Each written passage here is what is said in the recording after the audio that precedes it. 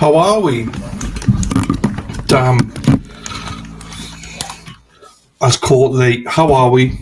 Hope you're all well out there. Whoa, hang on, people. Hang on. Something just happened. Something's gone wrong in the Matrix here. Hang on. Spacey Stacy's here. I mean, that is the first time ever there's something going wrong because Spacey Stacy's never here to start. So I don't know what's going on. But morning to you, Spacey Stacy. I don't understand why you're here. You were never here early. But that shocked my system. A little shocked the system. J-Mac's here as well. What's going on? How are you doing, J-Mac? Hope you're well. Nice to see you, my darling. Mama Aim's always reliable, always here on time. Loving it. You're early. If you're late, you're early.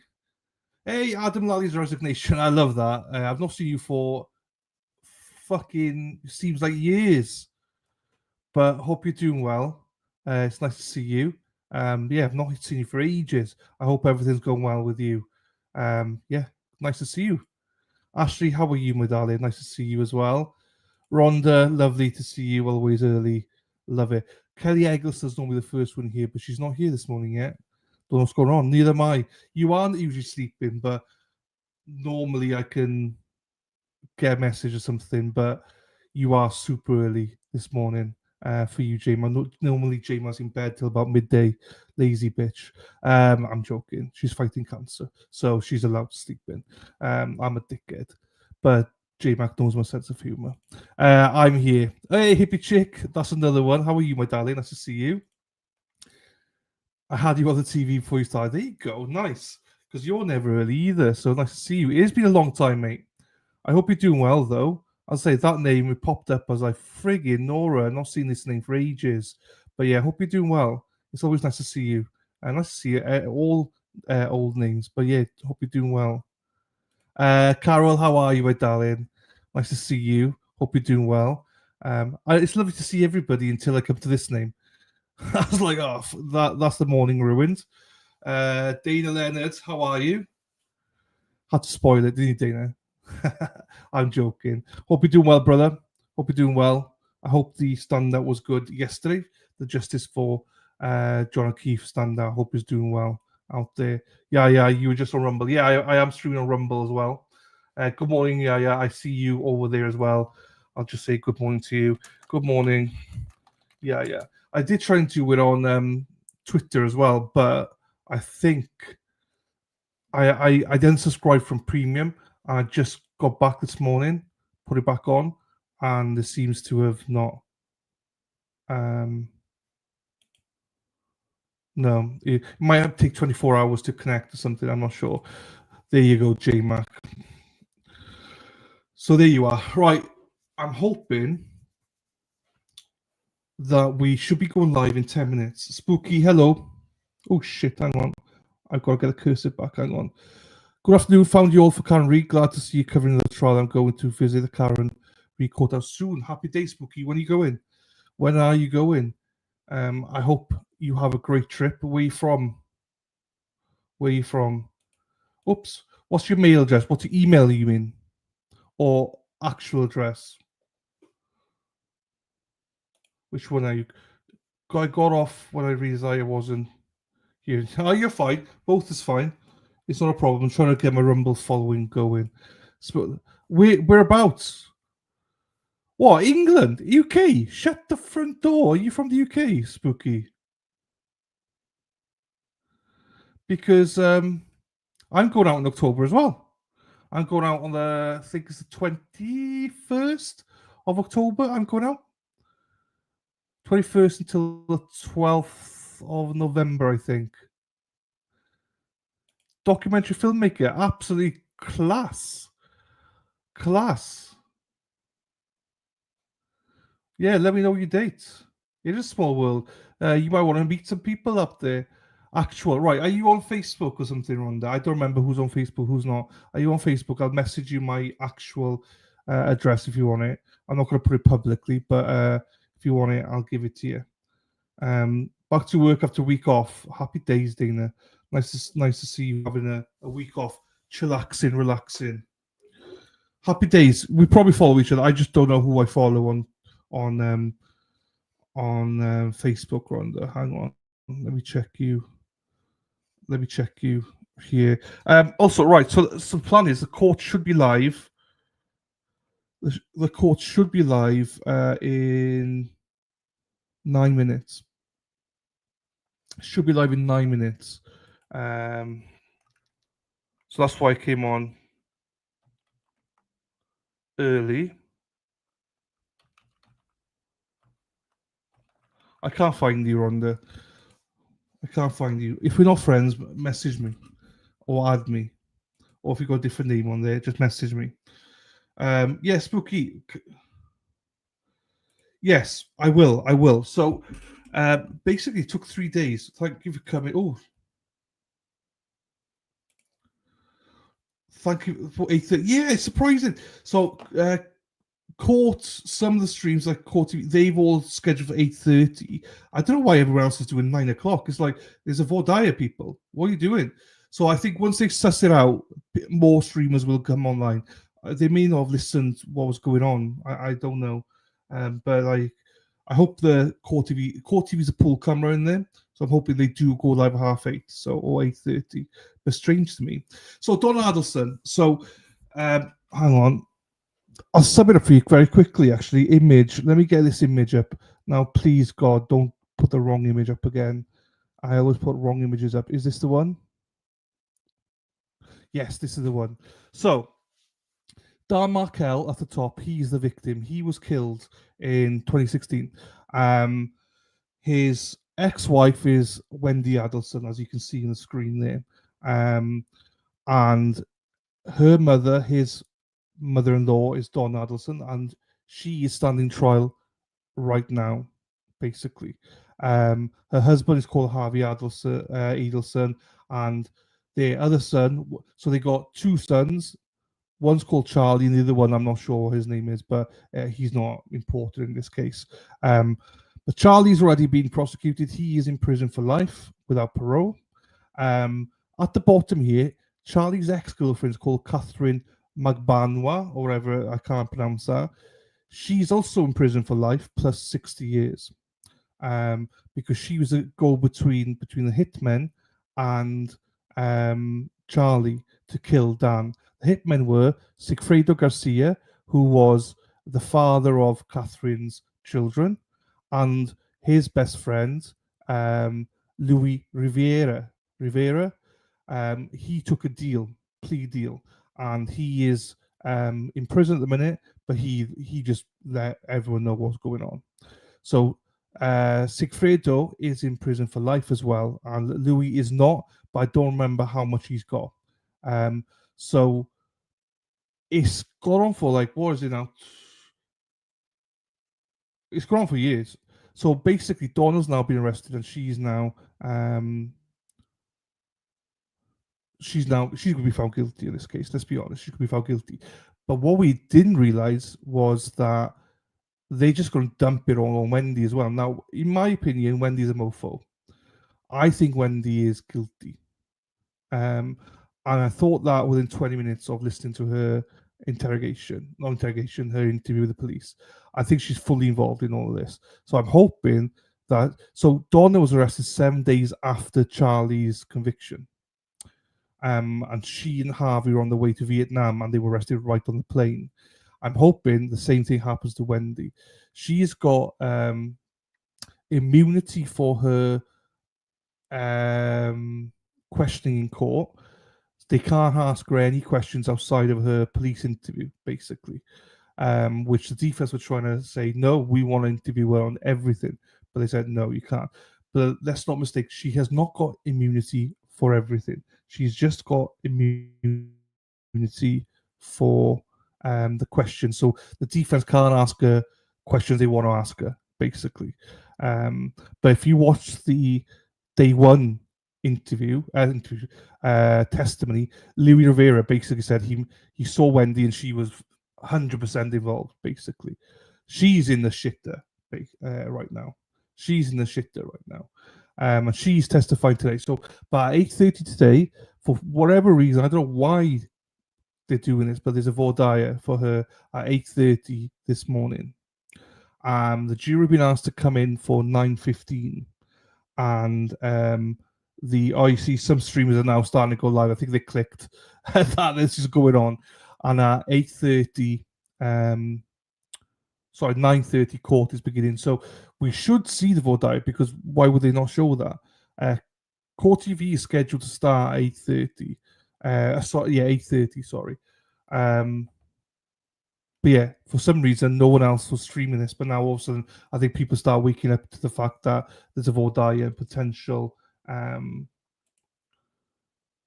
Here we go. Let me get this up. The court's already there, so let me get it up.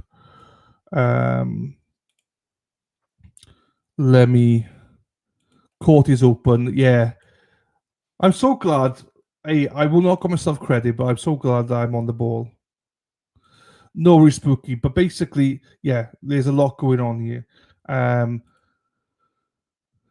So Adam, there you go. Donna, I feel your pain. I've just been out of work since you. Yes, you go back tomorrow. Shit. Sorry, J-Mac, I did not realise. Thank you, Spooky. Hey, Christine. Hey, Sally. Hey, Katie. You just now left my airport. No, he's not here. He's in Oregon, so he's a late starter. He's 70 years old, so he's a bit of a late starter. Sentenced 19 years in prison. Thank you, J-Mac. That's half for federal, half for state.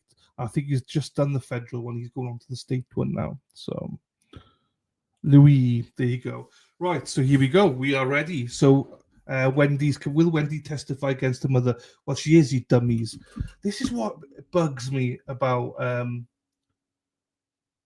Anyway, it doesn't matter. Doesn't matter. Just shut up. So anyway, we're here. We're waiting for this. They should start in 2 minutes, but you know what? Like, this court's actually quite good, in fairness. But you know what they're normally like. I don't actually know why they've all died. I don't understand why she, unless the defense want to ask specific questions and they need to check first. No worries, Katie. You enjoy the gym, my darling. I should be in the gym as well. Right, I got you, Rhonda. I see you there, Rhonda.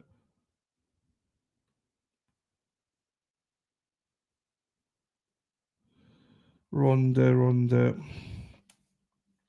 Hang on, Rhonda.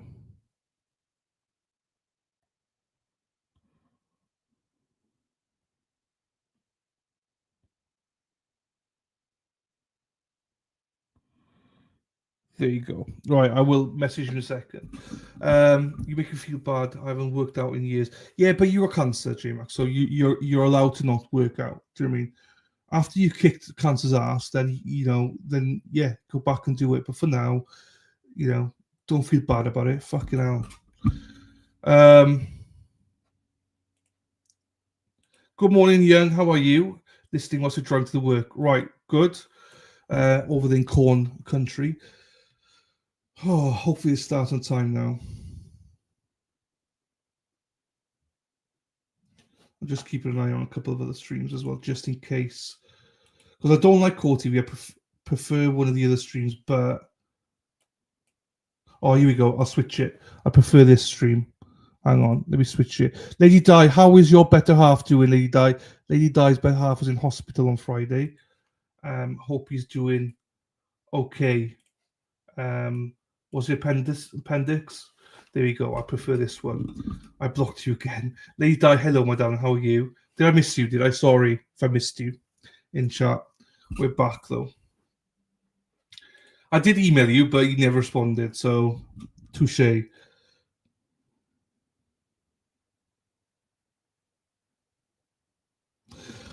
J-Mac, I will message you back now. Sorry, I just seen it. J-Mac, you're stronger than anyone who works out. Absolutely stronger than they are. Fuck cancer, everybody. So give some praise to J-Mac. Still in the hospital, been sleeping there all weekend. Oof, so serious. Shit. I hope he's okay, though. Praise to Lady Di's better half as well. No, don't worry, Checkley. I was just asking you how he was. That's all I was doing. I just courts opening. So yeah, praise to J-Mac, praise to Lady Di's better half. Praise. J-Mac, you got this. Young is saying, by saying I'm listening in while driving to work and passively aggressively asking you to read out all the funny comments. Well, we've just made a comment about cancer. We just made a comment about appendicitis. So I don't think we're reading positive ones, as in funny ones, at the minute, Young. But when I do, I will read them out for you, Young. Don't you worry. Good morning from Robin G. Praise from Rhonda. Praise from Spacey Stacey, who I still can't believe was here super early in the morning. Sending praise for your husband and your family. There you go, yeah. I'm excited for today. A shout out to Sean as well, potential criminal. Thank you to Sean wearing his merch. I do wonder what Wendy's gonna, but she's limiting what she can say. So I do wonder what this is going to be about. Holding his appendix, so it had been leaking since God knows when, and still has an NG tube and hasn't been able to eat or drink. Shit. That's serious then. Shit. Sorry. Praise to him. J-Mark, you're braver than you know you are. You know that, mofo. Quizzical girl, hello to you. Good day, Shayla. How are we? Hope you're doing well over there. Nice to see you. Not seen you for a while. Hope you're doing well, my darling. I hope the Aussie, oi, are doing well. Was your appendix? J-Mac, Lady Di. Crystal, good morning to you, my darling. Hope you're doing well as well. Spooky, whenever you go out there, let us know when you're going out to Dedham and whereabouts you will be and stuff. If you want to meet some people to talk about the case, I'm sure some good people out there won't mind meeting up with you. Did somebody just pass the screen or was that a ghost? Wonder if Wendy will have the same dress on. Crystal. Friday, she didn't. It's similar, but she didn't have the same dress, no. Today, we'll see.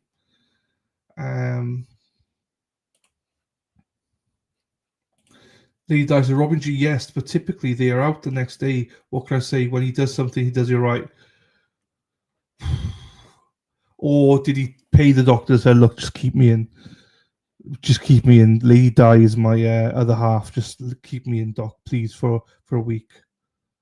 I'll leave to meet some folk. I will be based out of an in-house studio nearby. I'll reach out closer than many times. No worries at all. Anytime. If you're out there when I'm out there, it'd be great to meet you. As I say, I fly in on the 20th. So if you are out there on the 20th, let me know. I'd be from the 20th onwards. It'd be nice to meet you. Someone from Oxford. Last time I was out there, I met someone from Sheffield. So, or if you're out there before then, there's a guy called DJ. He's out there as well a few weeks before me. I'm sorry to hear that. Will they be doing surgery soon? Praying for him. Yeah, but today's a different day, Crystal. She might be wearing the same one today, maybe. My nephew's burst and he was in hospital for weeks. Oof. Did Auntie Deb? Yeah, I don't know. Yeah, Auntie Deb is there today. I don't know if he did or not. I'll be honest with you, I don't know. J-Mac, and apologies. They did emergency surgery Friday evening. Oh, okay. Hello, Amy. Talk time with Amy and Kelly. How are you, my darling? Nice to see you. Hope you're doing well. Getting on the treadmill. We'll be listening. No worries, Rhonda. I need to get on the treadmill as well. I'm starting my juicing diet today, so hopefully lose some weight. There you go. Spacey Stacey says, hello, Amy. Well, come on. You said 8:30. Oh, shit. Hang on. No wonder. I'm behind. No, I'm live. There was movement in court because I saw somebody go past, but I'm not sure if it was a ghost or not. But yeah, so just to recap, today we got Wendi Adelson, who is the ex-wife of Danny Markel, the victim in all this. Good morning, Keith. And she's testifying this morning. They're doing a sort of ordeal for her this morning. I am not sure why. It was a sidebar conversation between the judges and the attorneys late Friday. It was agreed that the jury would come in at 9. Matters are being Here we go. argued by either party. The attorney who is examining the witnesses to argue the point. Again, we're not going to have tag team motions from the state or the defense or any objection arguing as well. Everyone's clear on those. I love this judge. Just to clarify, there's no jury. There's no jury here, just to clarify.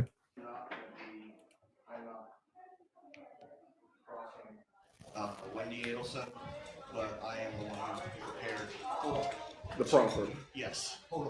When it's time to handle that part of it. They can come in. They can come in, Deputy. When you come in, please take a seat. Be quiet. As far as the proffer is concerned, that will be out of the presence of the jury. So with that, that's really not an issue. Who does what? Yes, sir. And we resolved all but one. There was a state provided us with materials. There was one that was objectionable. Ms. Kaplan agreed to withdraw that from the exhibit. But there is only one remaining pleading that is still subject to the foundation. Please find your seats this morning. This judge is fantastic. This judge is the best judge ever. So also, just to clarify as well, because people are asking about the mother and son behind the defense table on Friday. That was not the family. That was thank you to yes, it's live, Amy. It's live. We're live. We're live. We're going. The jury. I know you're streaming here. We're live. Being court starting super early today. Starting super early because of it's a Vore diet today, Amy, in the morning. The trial's not start till 9:30. 9:30 the trial is starting though. The Bronte Churchwell did clarify that the son. While we're either having the hearings out of the presence of he's talking to the audience. In the room, again, there's not to be any cell phones out. You need to silence your cell phones or go ahead and turn them Fucking love this judge. entirely. Also, as well, for the witnesses, no cell phones are pointing at the witnesses or the members of the jury. If you need to step out while the witness is testifying today, please remain outside until that witness has finished with their testimony. Do we have any questions at all concerning conduct at the gallery while the trial is going on? This is pretty simple and self-evident, but there are no bad questions. If you have a question, please let us know. All right. If there being no questions also as well, if you need to speak with each other, please step outside into the hallway, so that way there's no disruption or disturbances for the jury. Also, while the testimony is going on, do not to be in head nodding or in gesturing or in motion that would indicate you're either agreeing with or disagreeing with what the witnesses are saying. If you have an issue with controlling your ability to do this, please step outside as well.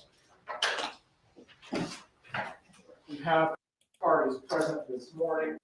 What other judge does that, to come down and speak to them face to face? Any questions from the audience? Nothing. So the mother and son behind, they were part of the paralegal team, their family. So morning, C-Star. Mr. Keppelman, the issue that we need to work through concerning the foundation, do you have the witness available to do this proffer? Yes, Your Honor. Okay, Proffer. So if you have a copy, that is actually the copy of State's Exhibit 60 on the bench. I provided a copy to the defense as well. This contains all of the divorce documents that the defense objected to last week with Detective Isom. It includes one additional pleading, the grandma motion, as it's been referenced previously. That's tab JJ in your book there. So each tab represents a divorce filing, and behind the divorce filing in each tab is the supporting documentation for that document to show that Donna Adelson was aware of that particular pleading. So the state is going to be seeking to introduce this exhibit. My understanding is the only issue in contention at this time is the JJ tab. So we will call Investigator Newlin at this time to address that issue. Investigator Newlin, if you can come up and take the stand.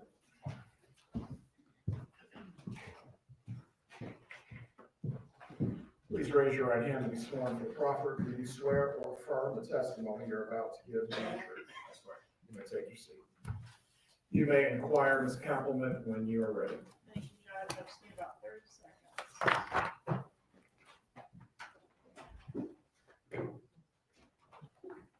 No, he's not. He's not allowed to record. But I missed that. Also, what the fuck are we doing? I thought this was Wendi. That's Wendy's dressed up. We've run out of seating room. Is there an overflow area?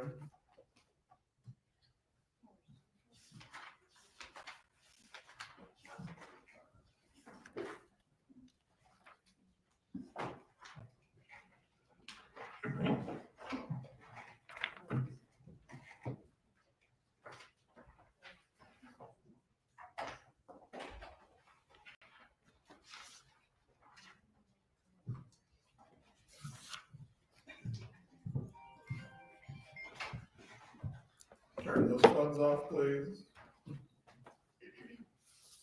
Sir, please introduce yourself and spell your name. My name is Jason Newlin, Jasonnewlin. How are you employed, sir? I'm an investigator with the state attorney's office here in Tallahassee. Were you asked to assist in assembling the notebook that's known as State's Exhibit 60? Yes, And does State's Exhibit 60 contain each of the divorce filings that we were able to directly link to Donna Adelson, meaning show that through some other means that she had knowledge of those pleadings? yes, And is the book organized such that each tab has the pleading, and then right behind that tab will be the supporting documentation associated with that tab? that's correct. All right, I want to draw your attention to tab JJ, which specifically contains page 441 through 456 of Dan Markel and Wendi Adelson's divorce pleadings. This is a pleading entitled what? Former husband's counter motion for enforcement of MSA on parenting issues and motion for contempt and sanctions. And is this the motion that we have referred to throughout preparation for this trial as the grandma motion? Yes, Is that because this is the motion in which Dan Markel is seeking to limit or restrict Donna Adelson's contact with his children? yes, it is. Okay, so the language, grandma says that the kids are reporting to him, grandma says, you're stupid, that sort of thing, that's what's in this motion. That's correct. Okay. And on what date was this motion filed by Dan Markel? March 26, 2014. Okay. And is there an email predating that filing in which Dan Markel sends Wendi Adelson the content of what ends up in this motion, the allegations that end up in this motion, and outlines them for her? Yes, And was that email forwarded to Donna Adelson? yes, it was. On what date was that email forwarded to Donna Adelson? December 17th, 2013. And is that email contained in State's Exhibit 60JJ.2? Yes, it is. Right. And was there a response to Wendi forwarding this stuff to Donna? Yes, there was. And what was the response? Wow. All right. And is there another email the next day in which Wendi forwards the parenting coordinator's response to Dan's allegations of grandparental alienation? Yes, there was. All right. And is that what the email that's marked as JJ.3? Yes, And this is the one that for some reason when we print it out comes out in a big weird formatting block? yes, Okay. But this email was sent from Wendi to her mother. dear mom and dad. Yes. Okay. And on what date? December 18th, 2013. Okay. And that's addressed Dear Mom and Dad. That's correct. And that contains the same allegations that are later contained in State's Exhibit JJ. Yes, Okay. And when the motion was actually filed on 3/26 of 14. Do you have any evidence as to where Donna Adelson was located at that time? Traveling to Orlando on her way to Tallahassee, Florida. All right, so she wasn't forwarded the actual motion. Not that we Right. can tell. Okay, and is that One consistent? moment, turn off the phones. Please continue. And is her presence in Tallahassee when the motion was actually filed, or actually she was on her way at the time it was filed, consistent with why she might not have been forwarded that exact pleading when she was forwarded other pleadings? Correct. All right, no further questions, Your Honor. Cross-examination. Yes, Your Honor, thank you.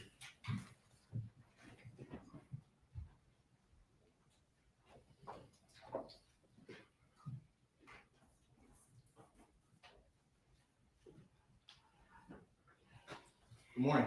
Morning. The email JJ2 that is dated December 18th of 2013, that was sent to an email address shared by Donna Adelson and Harvey Adelson, correct? Correct. You don't know who responded wow, do you? I do not.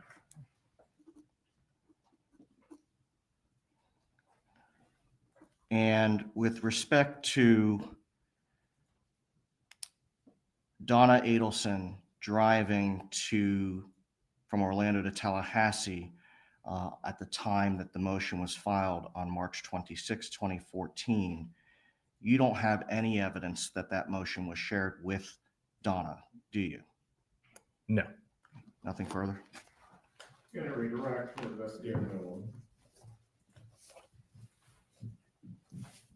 In the research you did on all the filings preceding JJ, were many of those sent to the shared email address, donnaharvey@gmail.com? Most of them, yes. Okay.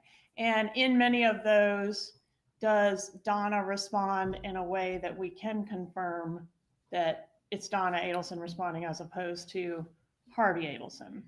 Wow was a common response from many emails signed Love Mom. Right. But my question is, in a lot of them, do we have a pattern of Donna responding to those emails? Yes. And we have a pattern of her doing so such that we can say this one is Donna, not potentially Harvey. That's correct. Objection calls for speculation.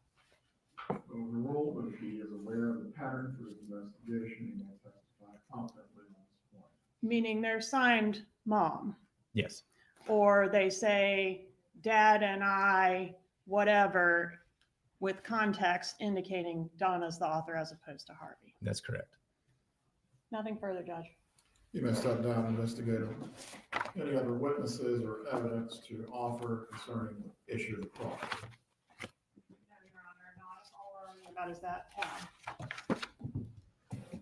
Mr. Zeldin, you may make any final argument concerning JJ of State 60. Thank you, Your Honor. Your Honor, it's the defense position that the state's argument is entirely speculative. In Investigator Newlin's testimony, he indicated that the pattern indicated that when Donna was responding to these emails with pleadings, she would sign it with her name, or she would indicate dad and I. This response, JJ2, just says wow, exclamation point. As a result, Your Honor, it's our position that the state cannot establish a foundation for admission of JJ1, which is the March 26, 2014 counter motion that the state has nicknamed the grandmother motion. Scott Holman, you may briefly respond. Judge, the email was sent to a joint email that we can prove was routinely checked and responded to by Donna Adelson. She routinely checked and responded to emails specifically in reference to this divorce, and the pattern and totality of the testimony will show that she was the one that was primarily engaged in receiving pleadings, giving feedback on pleadings, even drafting and editing pleadings on Wendy's behalf. So I think the fact that the email was shared, and if the defense wants to point that out and argue that maybe it was Harvey that responded to this particular email, then they're free to do that. I think that goes to weight, not admissibility. I think it's important that the second time the email was shared, it was directed to mom and dad, and it was specifically directed to Donna and Harvey, so not just to Harvey. The foundation for this item will need to be established. It sounds through multiple witnesses, both Investigator Newlin and also for the testimony of Wendi Adelson. However, once the pattern has been demonstrated, I will find based on this can be admitted if the pattern in fact does show that both either Donna Adelson or Harvey Adelson would both respond from this email concerning matters of the divorce, and the communications do in fact match other communications that were made specifically by the defendant. Concerning the limiting instruction that was discussed on Friday, if the defense is still seeking this, the court would provide the instruction. This evidence may be considered for demonstrating state of mind, motive, or intent, unless you're seeking some other form of limiting instruction, specifically as to 60 JJ. Just a moment.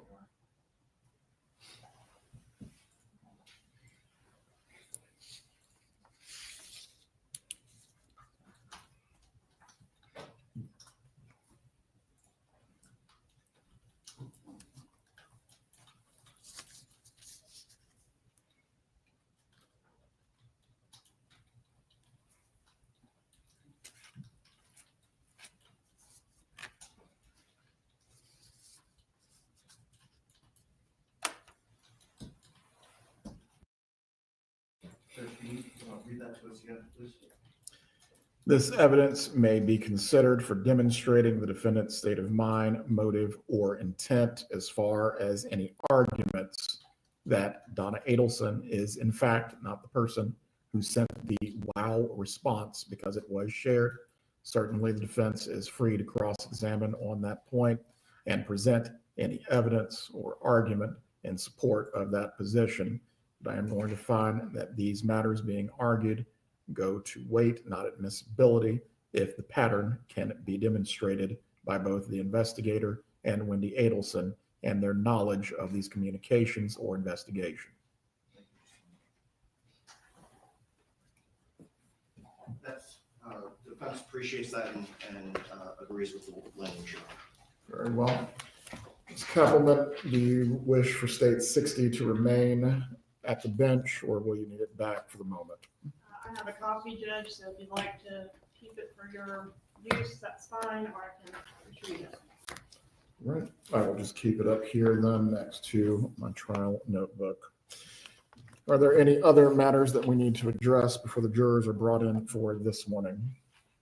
No, Your Honor. I believe, as previously discussed before last week on Friday, as it relates to Wendi Adelson, if the defense is still seeking to take a proffer as to matters that would be both relevant and would not, at least in their review of the evidence, go to Mrs. Adelson's Fifth Amendment privilege, I will allow you to take a proffer out of the presence of the jury concerning that matter. Is Mr. Loro present so he understands what will take place? I don't think he's present, Judge. I think I told them 10 o'clock. All right. When it's time for her to take the stand, she will be testifying pursuant to the state subpoena and any immunity that would attach under the state subpoena. After that examination has concluded, the jurors will be taken out of the room so the proffer can take place. I believe Mr. Loro's position on this matter has been clear throughout. As to anything but a state subpoena which confers immunity, he or his client intends to invoke her privilege against self-incrimination. As to that, he will be informed of the defense being able to take a proffer, since the proffer was not possible at the time the motion was argued. Again, depending on what the questions are and whether she will still intend to invoke the privilege at that time, the court will make a ruling. I did, though, want to make sure both parties are aware as it relates to the cases on the invocation of the privilege under federal law and both state law. The defense is going to have a high hurdle to clear with this. I believe cases go to the lines of the privilege not only protects the answers that would in themselves support a conviction under a federal or state criminal statute, but likewise embraces those which would furnish a link in the chain of evidence. And to that point, I believe that is where Mr. Loro's argument lies. But Mr. Zellman, again, you'll have your opportunity to make your proffer to determine whether in fact there is something that is relevant and does not go to the proper invocation of the privilege. Yes, Your Honor. All right. While we're awaiting the jurors, I believe we told them to report at 9:15. If there are any needs that the parties need to attend to, please do so now. If anyone needs to use the restroom, please do so now. Once the jurors arrive, we will bring them in and we'll get started with our first witness for the day. Does either party need to be heard about this any further? No, Your Honor, you'd like to start at 9:15? 9:15, I believe that's when the jurors were told to report. Thank you, Your Honor. Okay, that's a lot. So 9:15, the jurors going to report. They will not start at 9:15 because the jurors have to be processed. So it's going to be closer to 9:30 than 9:15. That was a lot.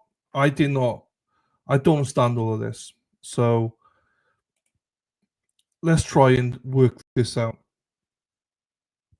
So that was a grandmother motion that Dan Markel put in to basically stop Donna Adelson or limit Donna Adelson's time with her grandchildren. So that was a proffer by Jason Newlin. He was a veteran investigator for the state attorney's office.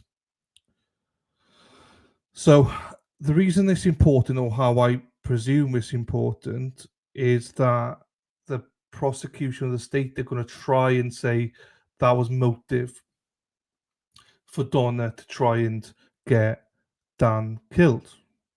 And please butt in, people, if you disagree. I didn't know anything about this until we just listened to that just now. But I presume so the state want to say that she was made aware that Dan put a motion in place during the divorce proceedings between Dan and Wendi. The motion was filed on, let's have a look, March 26, 2014, and apparently includes a comment that his sons repeated when they said that Grandma says she hates you about Dan, and that's why he wanted to limit her access, that he believed that she was trying to turn them on him. And I believe that's why the state are now trying to say this is motive of why she helped organize the hit on Danny. I mean, if you believe that, you know.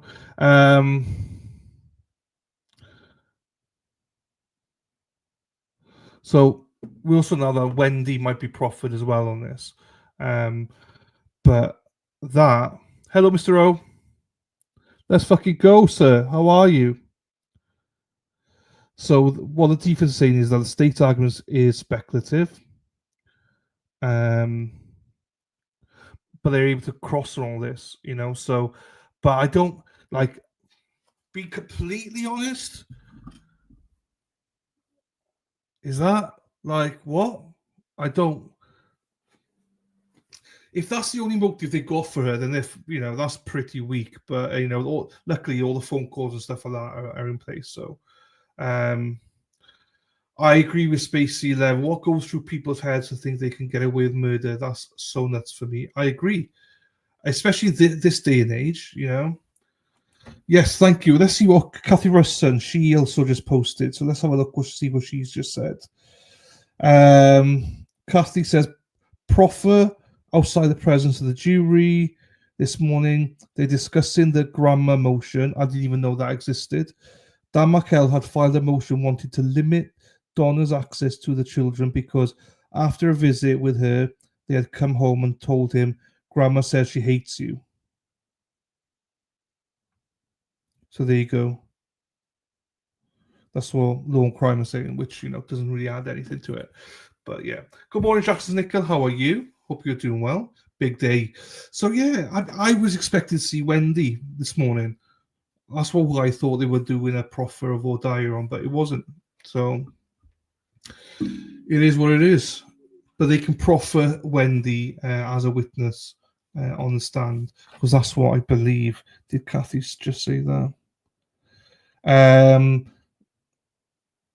So the defense would be allowed to make the proffer to determine whether any Wendi Adelson testimony that goes beyond the state subpoena but doesn't incriminate can be heard. So just a reminder, Wendi Adelson has immunity for her testimony.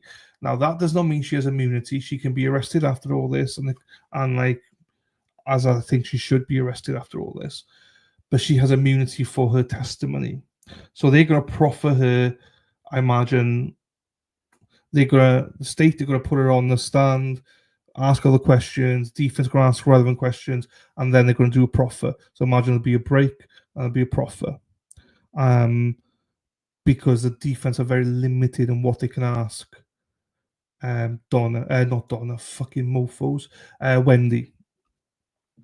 They can only ask certain questions. So you'd think that they'd be able to ask anything. Like that guy that was Louis that said that Wendi was involved. They can't ask him. They can't ask about that. Whether he, all the stuff that he said about her, because it's not part of the agreement with the state. So, and the defense lost their motion to be able to ask her anything they wanted. Like, you would think anybody could. And also, I would think this, and maybe I'm being harsh here, but if I'm Wendi, what have we got to hide, Wendi? What have we got to hide? Why won't you answer all the questions? I mean, I know what she's got to hide. Is she's guilty, But I think that there's no love lost now between Wendi and Donna and Harvey and everybody. And somebody said the other day to me, it might have been Cindy actually, said that, was it Charlie's trial? That somebody wasn't there. Was it Harvey and Donna who weren't there? Morning, Terry. How are you, my darling?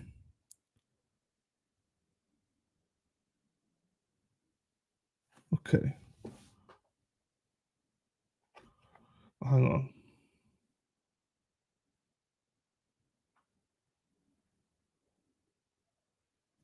Okay. So the proffer they will do for Wendi is a defense will proffer outside the presence of the jury just in order to see if they can get anything in. The judge will make decisions of what they can get in, what they think is relevant. But he's not going to let much in whatsoever, if anything at all, to be quite honest with you. So for now, what I'm hoping for, and this might be just me hoping for this and no one else, is that she's arrested after Donna gets thrown to prison. I think that there's no damage control with Donna and her team. I think they're going to throw her to the wolves. I don't think there's any love lost between the families. I don't think that Donna and Harvey see the children anymore and stuff like that. I think that from what I perceived, I think blood makes no difference for these people now. And when you're narcissists and all that, I mean, I can't understand it. You don't turn on family. But I don't think I think they are selfish people. So, Tuddy Pip, hello, my darling. Looking cute with the headphones in your head. Thank you, my darling. I appreciate that. Oh, well, yeah. Mickey Mouse, Erin Hackle, says. So here we go. We are where we are. We just got to wait now. Jury told report by 9:15, and so it won't be too long before we start, but there you go. Jen, you said on Friday, Jen, that you were Jersey Jen, that you were going to be here 8:55, but luckily I corrected you, so you didn't miss too much this morning. I was surprised that no one else really went live. A few streamers did go live literally I think when they noticed that there was a hearing this morning, but most people didn't do it, which is surprising, really. But hey, we try and go gavel to gavel here. We're trying to go gavel to gavel. We try and cover everything, even the boring bits. Even this bit is boring, but we try and cover it. I have got. Oh, actually, I could play this now. Hang on, let's play this. This is yeah, let's play this. Why not?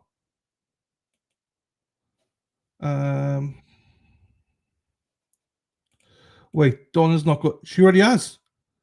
They don't get to see the children, and they don't speak to each other. They don't do anything with the children, David.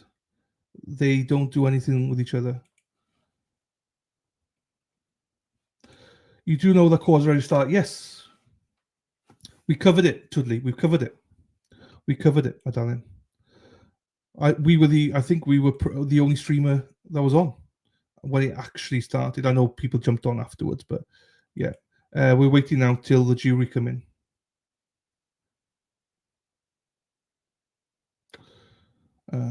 Let's have a look here. Where is it?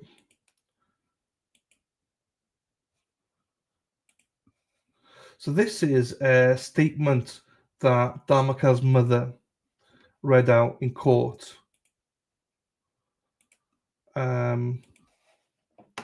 So one of the hitmen, when he got life, there was a sentence thing going on, and this was what she had to say. Cindy, hello, my darling. Nice to see you. How are you? My name is Ruth Markel. I am. So this is Ruth Markel reading out the statement on behalf of the family. This is a penalty phase of Segmento, whatever his name is. So just we can hear her voice and stuff. Hello, Colleen. How are you, my darling? I love this. I love the summer look that you got, summer vibe you got going on. Dan Markel's mother. I am reading the statement on behalf of my family. Parents are not supposed to outlive their children. A mother should never have to bury her own child.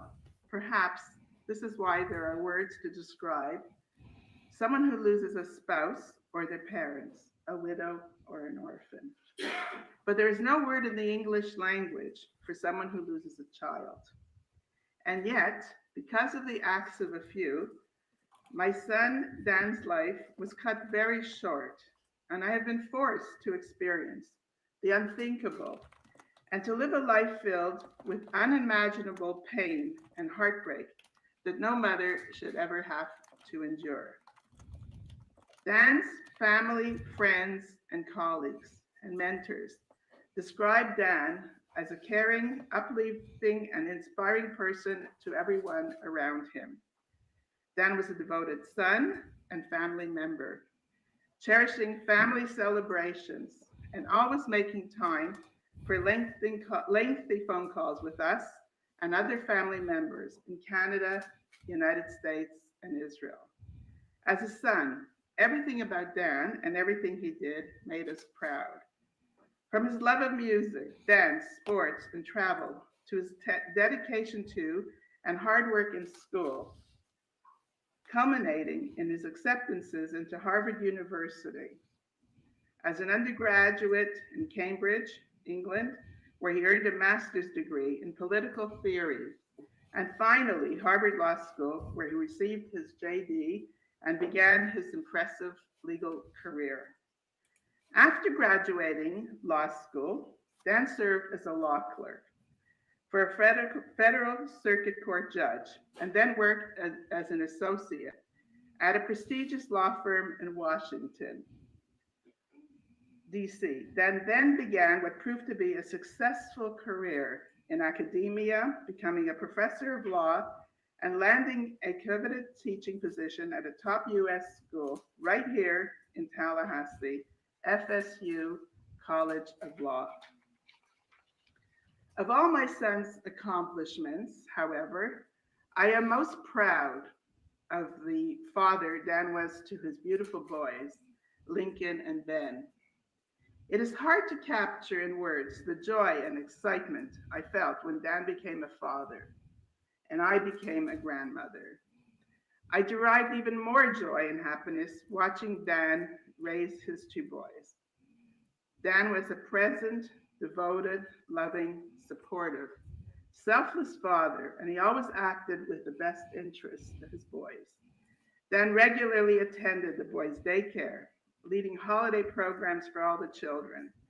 Dan's office and home were covered with the boys' drawings, and the family's living room was always full of the boys' toys.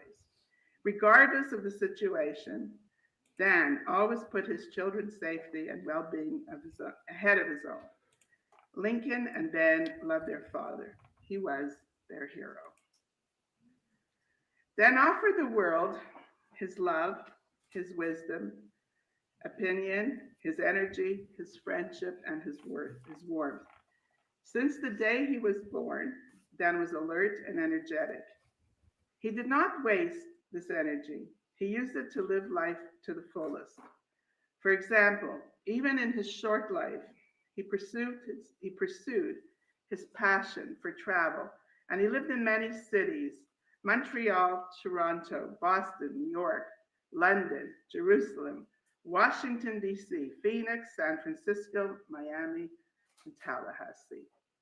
He made many friends all over the world and continued to stay in touch with everyone he befriended.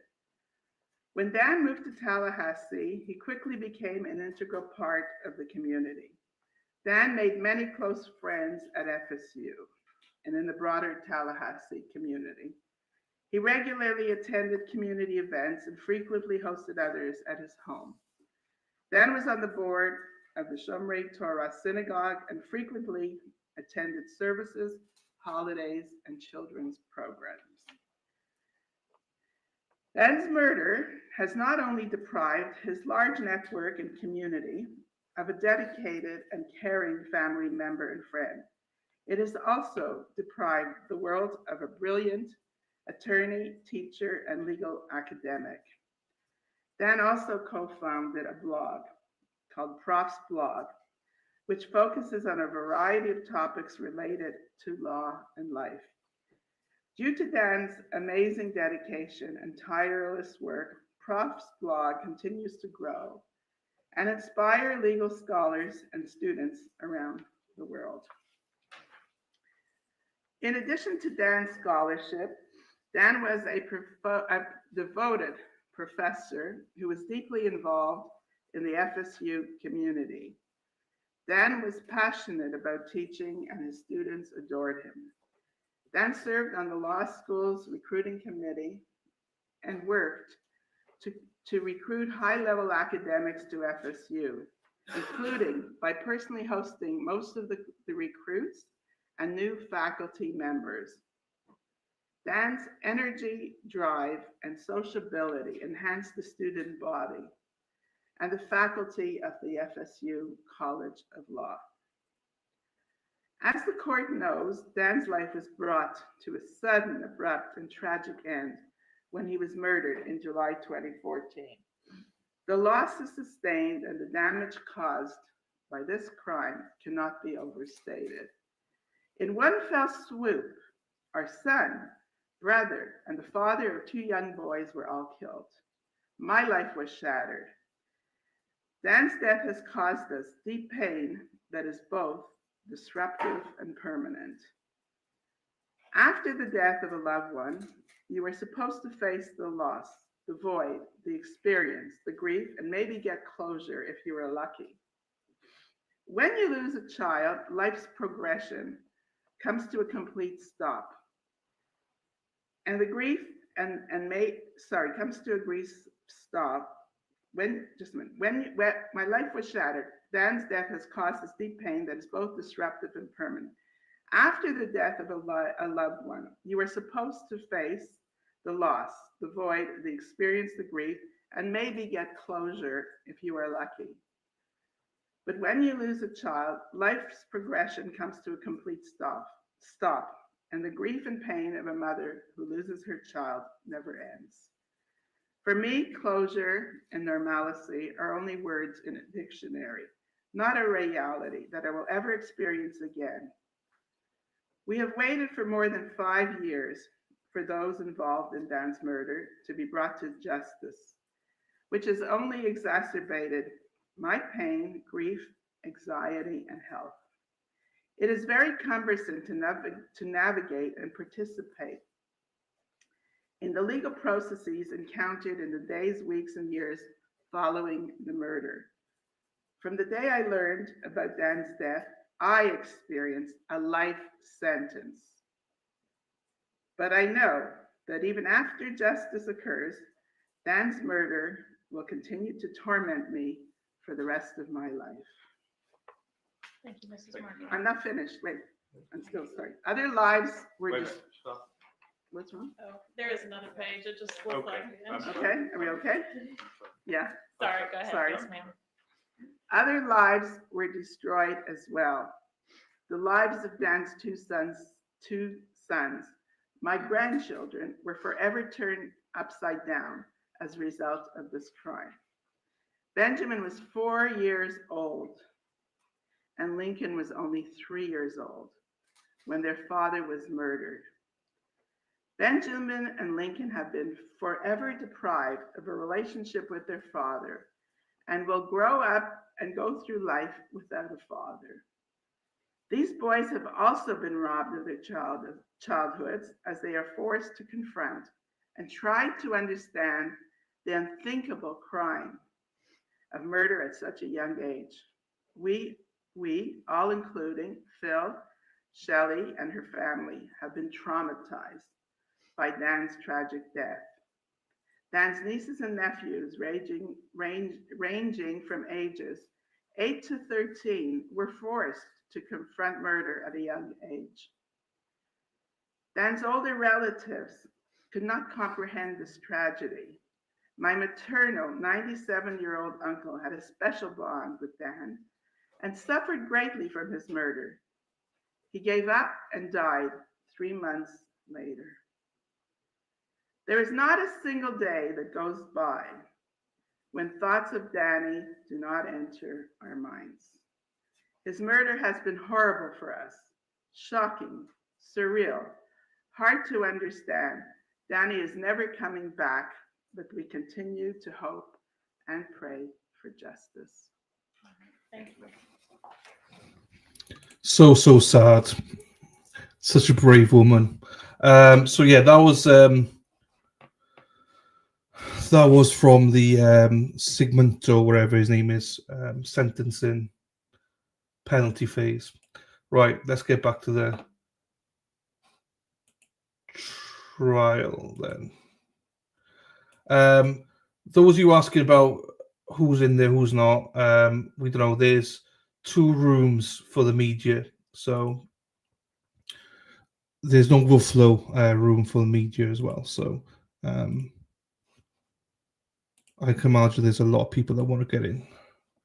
Right, here we go.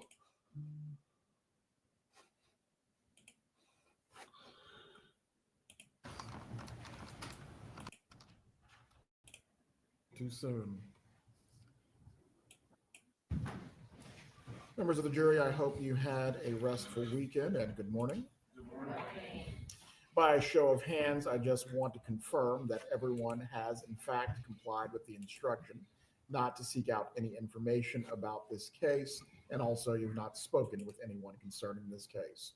If this is true, please raise your hands.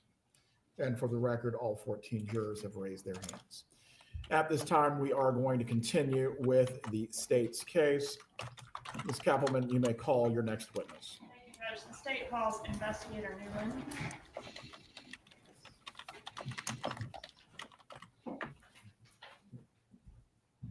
Investigator, please raise your right hand, sir. Do you swear or affirm the testimony you're about to give in this trial will be the truth? I swear. You may take your seat. You may inquire when you're ready.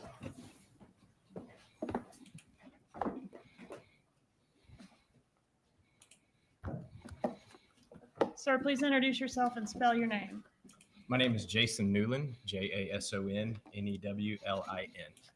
How are you employed? I'm an investigator with the state attorney's office here in Tallahassee. What are your duties at the state attorney's office? Primarily assist the prosecutors with preparation for trial. Okay, so that can include quite a long laundry list of tasks. It can. In this case, have you had an opportunity to review state's demonstrative A? Yes. What does state's demonstrative A contain? It's going to be the entire divorce filing of Dan Markel and Wendi Adelson. Okay, and what were you asked to do in reference to state's demonstrative A? Review it, find items of value for this case, but also review documentation that can corroborate this information was shared. All right, so were you asked to look for the foundation to support the fact that each of the filings in that document were known to or seen by Donna Adelson? Yes, I was. And what type of evidence did you find in regards to the divorce filings to indicate the defendant has seen these things? Emails primarily. There was a couple daily planner, documented daily planner agendas that we were able to use as well. And when you say emails, where were those emails collected from? A 2014 search warrant on multiple emails, but primarily Wendi Adelson's emails, and then a 2024 search warrant on Donna Harvey at Gmail. Okay. And based on the research that you conducted for these divorce filings, did you find foundation to support the fact that she had seen or was aware of quite a few of those documents? Yes, I did.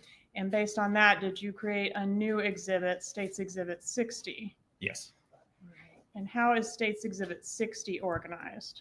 So each filing that we could validate would have been provided to Ms. Adelson is going to have a letter associated with it. And for example, A1, A2 would be a document validating the information passed along, whether that be an email or a planner. All right, so each filing in State 60 now has a letter, and then behind it, the jury can find the foundation to support that filing. Correct. Okay, I'm going to take demo A away from me, give you some space. You have a copy of State 60 in front of you? I do. Okay, let's go to first page. And Judge, may I make use of a PowerPoint? You may. Did you assist with creating a PowerPoint to assist the jurors in understanding your testimony here today? I did. How is the PowerPoint set up? So on the left is going to be the divorce filing pages and excerpts from specific pages. And on the right will be the documentation saying the information was passed along to the defendant. Okay, so if we click, will we see this divorce filing? What was the first divorce filing? The first divorce filing was a petition for dissolution of marriage. Who filed that? Wendi Adelson. When was that filed? It was filed September 10th, 2012. All right, any evidence that Mrs. Donna Adelson was aware of this filing? Yes, there was a preceding email and an email following. So an email sent on September 9th, 2012, indicating Ms. Adelson would be filing for a divorce, and an email on September 19th indicating Ms. Adelson had filed for divorce. Excuse me, Judge, can I ask the witness to speak to the microphone, please? You can just adjust the microphone, investigator. All right, so she knew her daughter was getting divorced. She did.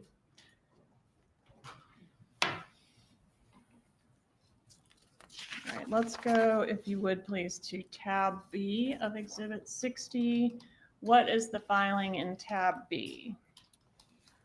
Joint stipulation for substitution of counsel.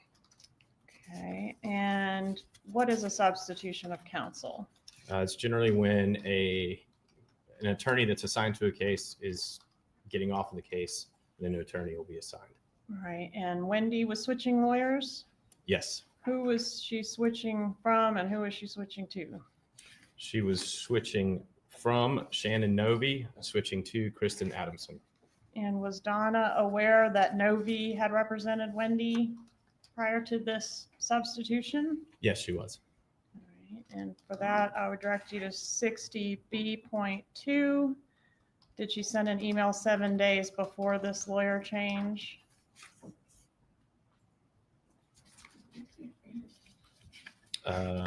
Yes, All right, Well- that's the defendant sent an email indicating that Wendy's lawyer was Shannon Novi. Is that right? correct. Currently, her attorney is Shannon Novy of the Novy Law Firm. Okay, and then was there a second email directing you to 60.B3 sent on July 10th of 2013? Yes, Okay, that's after the changeover of lawyers, right? that is correct. And what does she say in that email?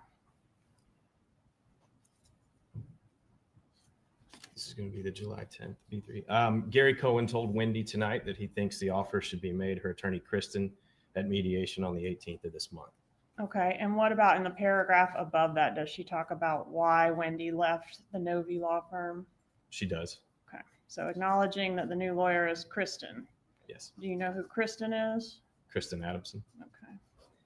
And 60B.4, did she actually draft an email? And by she, I mean the defendant, draft an email including a portion in Wendy's voice for her to send to Kristen Adamson?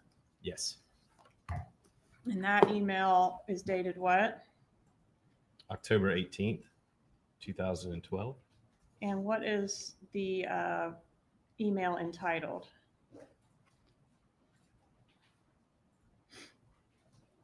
Review of post relocation info for your attorney.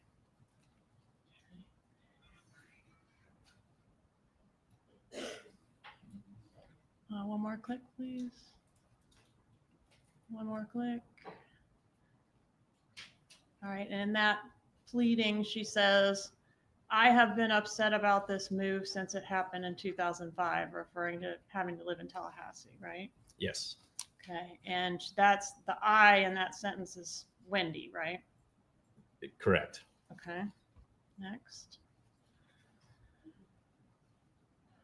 There are, however, 16 Christian, Catholic, and Baptist schools in Tallahassee with over 3,600 students attending them. If I remain in Tallahassee, the children will not be attending a Hebrew day school, nor be brought up kosher or religious in any way. That's not a threat, just a reality. Is that contained in that email? It is. All right, next slide. All right, so the boys stay with me, the mom, during the week and spend every other weekend, Friday evening through school, Monday morning with their dad. Okay, so this is arguments for relocation that are being outlined by Donna for Wendi to send to her lawyer, correct? Yes, that's Next correct. slide, please.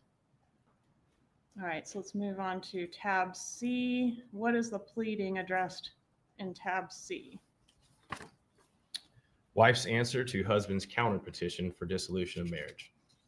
Okay, and so now on what date? That was filed on December 5th, 2012. Okay, so we have Wendi filing another response, yes? Yes. And what is she asking for? Next slide, please. She's asking for, I'm sorry, bad question. Strike that. Was there any proof that the defendant saw this filing, Yes. the wife's answer? Okay. Yes. So we've got an email in here dated July 19th of 2013. It's marked as state 60.C2. What is that email? The subject is please forward 5 items, and there are 5 attachments to this email. It was on July 17th, Donna Adelson replied to an email, and then Wendi replied back. All right, so sometimes Wendi would just file a group of actual divorce filings and forward them to her mother. Correct. Okay, and in this case, she addresses the email, hi guys. Does that indicate she's sending it to both Harvey and Donna? Yes. Next. So that's where Donna is asking for the items and then Wendi responds and sends them, correct? Correct. Okay. Next slide. All right, let's go to tab D. What is tab D? Amended petition for dissolution of marriage and request to be allowed to relocate with the minor children. All right, what does this indicate, this petition? Does it indicate where she plans to go? It does. This is Wendi Adelson attempting to move the children to another part of the state. To Coral Springs, right? That is correct. To live with her parents. Correct. Okay. And States Exhibit 60D.2, can you tell us about that email?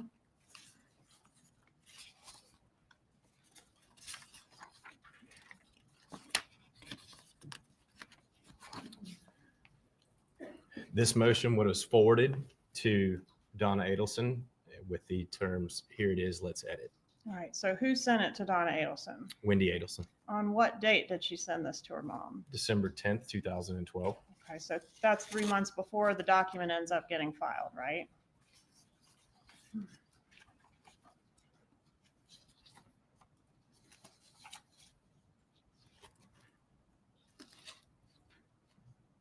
A month. Okay.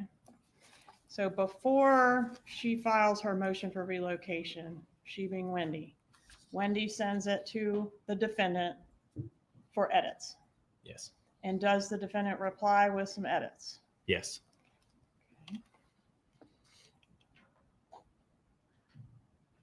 All right, and that's this email that starts, honey, on page 3, number 13, sorry, says that you and Danny have assets that are deemed non-marital assets, which are either titled in both or in each individual name, which will be kept separate.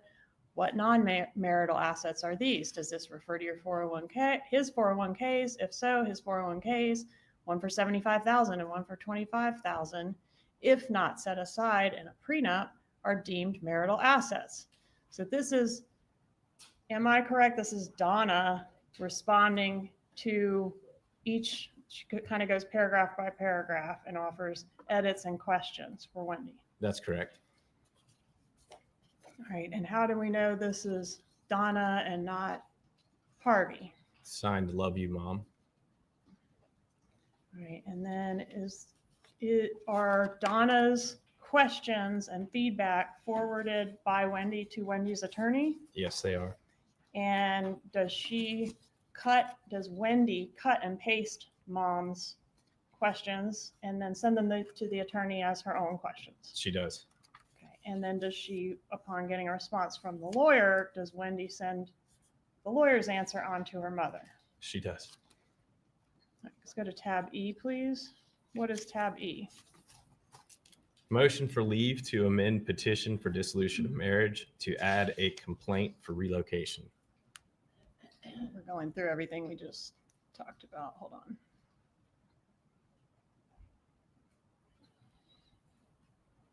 All right, so E, motion to amend petition for dissolution of marriage to add a complaint for relocation. All right, so this is Wendi seeking to add the relocation issue to her initial petition. Correct. Okay, and was there any discussion from the defendant regarding the arguments for relocation in the context of the divorce? Yes, there was.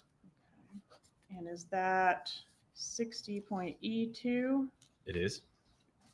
What's the date on that email? It's going to be 5 days prior to the filing, so January 9th. Okay. And that is for your meeting tomorrow with Kristen. Correct. And Kristen Adamson, Wendi's lawyer. Yes. Okay, and how is this one signed? Well, let me back up for just a moment. Some of the contents include, obviously, at some point, whenever Kristen thinks it's a good idea, since this is a major bargaining chip for you. What was the major bargaining chip?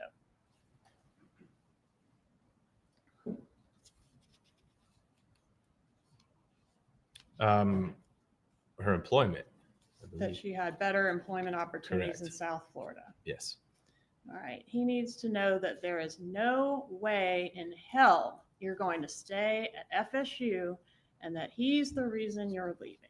Is that what she said? Yes. And that's Donna's the author of that. Correct. Okay. Let's go to tab G, please.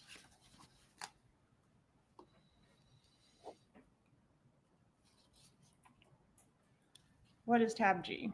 The husband's answer to wife's amended petition for dissolution of marriage and request to be allowed to relocate with the minor children. And husband's objection to wife's request to relocate with minor children with prayer for relief. So he didn't want her to move to South Florida with his kids. He did not. And what did he say was the sole reason that she really wanted to move to South Florida with the kids? So she can be closer to her parents. Right. And did he say that she was misusing access to the children as pawns? Yes. Meaning Wendi was doing that. Correct. Okay. And did he make some other allegations against Wendi in this particular filing? For example, the wife alleges that the husband wants to move from FSU, but that is false. So he's saying that Wendi is misstating his intentions in the pleadings. Is that right? Yes. Okay. Does he also say something about, here's the pawns, we can skip that. Right. The wife has on various occasions failed to allow the children to Skype with the husband. So as part of his allegation here that the communication is lacking. Yes. And specifically that Wendi is failing to comport with the agreement that they've made about Skyping with the children. Yes. Unfortunately, the broken promises, communication withdrawal, and deceitful behavior indicate that the wife really cannot be trusted to consider the children's best interest. Did Dan Markel put this in his filing? He did.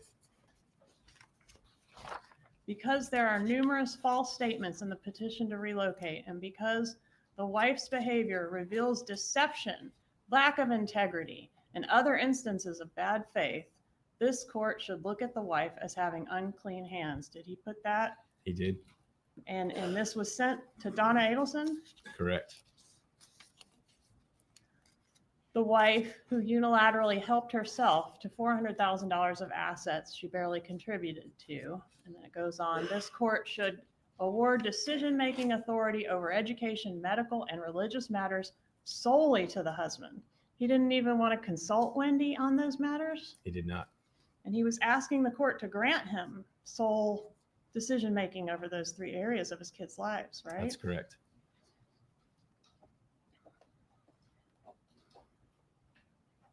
Okay, so do we have the defendant's response here? And I'm referencing 60G.2. Yes, we have an email from Donna Adelson to Wendi Adelson. And she replies the same day indicating she read everything that Markel wrote, right? She did. And how do we know it's her and not Harvey reading these documents? Or Signed, this I love particular you. one? Signed, I love you, Mom. And does she send any emails at this point indicating that she's working on Wendi's response to this filing that Markel, that we just went through in detail? Yes, she did. Tell us about that. On February 27th of 2013, she sent an email to a friend, Ronnie. Literally says, I'm sitting here at the kitchen table in Wendi's house working on her response to Danny's response to her relocation petition. All right, let's skip to tab M, please. What is tab M? Husband's memorandum of law in support of his answer to wife's amended petition for dissolution of marriage and objection to request to be allowed to relocate with the minor children, and husband's motion to dismiss wife's petition to relocate. All right, so we have a second filing, the gist of which is an objection of Dan Markel to these kids being relocated. Correct. You can speak up, investigator. That's correct. All right, let's go to M2. Was this filing that Dan Markel did forwarded from Wendi to her mother? Yes, it was. Okay. And it was forwarded on what date? May 2nd, 2013. The same day it was filed by Dan Markel, right? That's correct. Okay, and the next day, does the defendant offer a response to the email? She does. And what is that response entitled? Info regarding his memorandum of law email.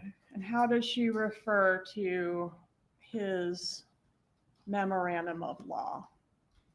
It was 23 pages His long, 23-page right? rant. Yeah, okay. Obviously, his 23-page rant was insufficient. So he's trying to push the court to deny hearing your petition.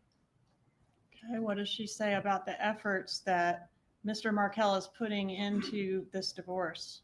Gibbers has made his divorce a full-time job to attempt to get what he's always gotten, his way. And what does she say is the most important part of Wendi's divorce? The most important part of your divorce is relocation. I sincerely hope your attorney understands that this is your non-negotiable. Lots of things are negotiable. That's one thing that you cannot let her think, okay, well, if it doesn't happen, it doesn't happen. She needs to hear from you how serious you are about this and how it will benefit the children and close-knit family support system, as well as your significantly better paying job with hours much more flexible than your current job. Okay, and does she say anything to disparage Dan Markel in this email? She says, Danny thinks he's a very important person, and as always, he and his needs come first. Does she call him a narcissist? She does. Okay, I might have gotten ahead of you, but if you'll read what's up there, please. Only an idiot like him would write that. He should be the only one consulted for making decisions regarding the health, education, and religion of his children. Okay, keep going. Mr. Markel has become a religious zealot over the last few years since the birth of our first son. Skip forward. This is also to show the congregation what an attentive father he is. And attentive is in quotes, right? Yes, it is. She doesn't think he's an attentive father, does she? No. Okay, what does she say about the schooling opportunities for the boys in South Florida? He's indoctrinating them, not teaching them. If he truly cared about religious school for them, then clearly one of the 37 Hebrew day schools in Dade, Broward, and Palm Beach County would be a better choice for our boys. All right, next, please. Okay. Does she say the word bribe? Donna Adelson. Yes. Okay, what does she say about a bribe in this email? Another bribe to get him to allow relocation should be the offer of plane tickets, since he does have family that would allow him to use their homes to stay in. Okay, next, please. What does she say about the legal fees? And isn't he also supposed to pay some of your regular legal fees? This bastard has not paid 1 cent toward your bridge gap alimony. Loving, caring Loving, father that he is. yes. She doesn't think he's loving. No. Your Honor. What is the objection? Counsel is testifying. Call a draw. Stay, please. Tab O, please.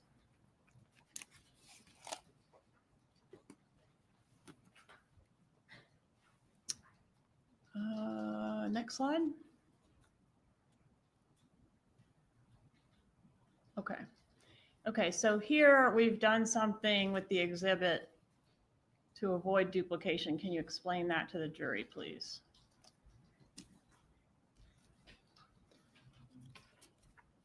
Okay, so several of the emails that were preceding this, they all correspond back to this. The filings, everything was kind of an ongoing process. So there were multiple emails that covered multiple filings throughout the court document. So some of these files will say refer back to the emails in C or refer back to the emails in B. And this is one of those that says refer back to the emails in C. And this was a motion, father's motion for enforcement of parental agreement and for electronic access to minor children pursuant to Florida statute.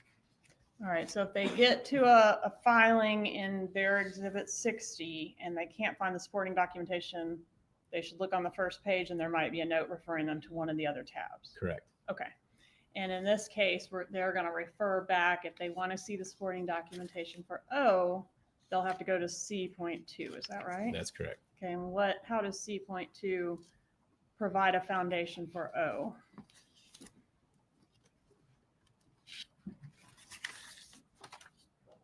It is one of the petitions, it is one of the attachments that was forwarded in that email. All right, and that's the C2. It's not up there right now, but that we've seen where there was a batch of documents forwarded from Wendi Adelson to Donna Adelson. Correct.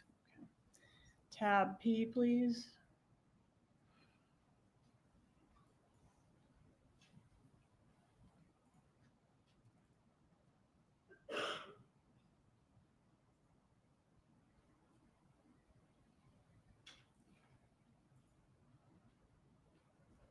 Okay, so this one is what? Notice of taking a deposition of Donna Sue Adelson. All right, so the defendant's deposition was being sought in Wendy's divorce. Correct. And was Donna aware of that?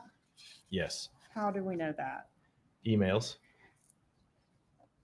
Okay. And the communication was back and forth between the two.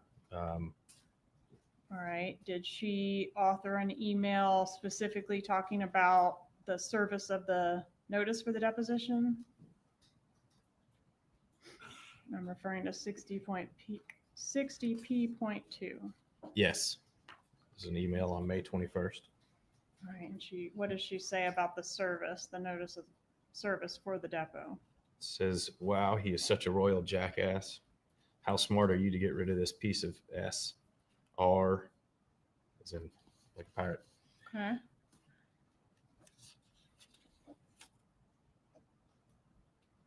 And does she indicate she's still working on some of the questions for Wendy's divorce?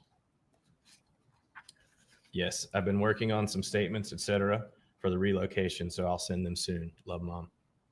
I love you, Mom. Okay. Tab T, please. What is this?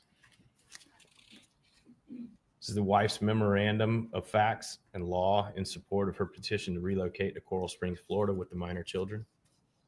Okay. And how do we know that the defendant was aware of this particular filing? This one we would refer back to Q2. Okay. And in Q2, one is indicating thanks so much, Mom. But in Q2, there's going to be an email on June 11th, 2013.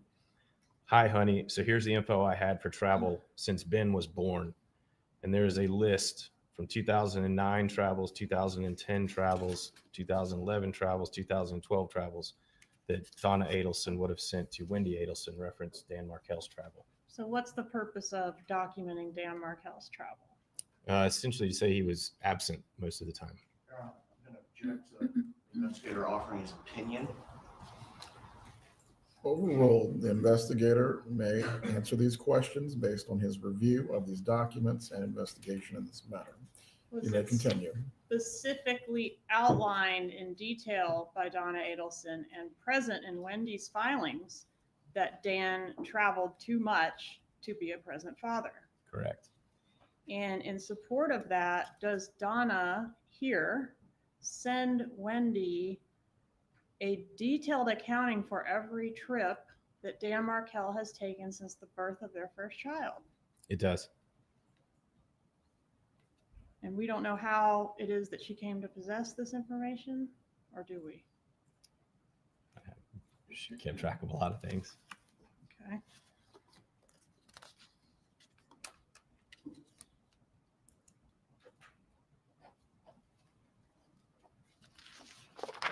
Can we go to tab W, please?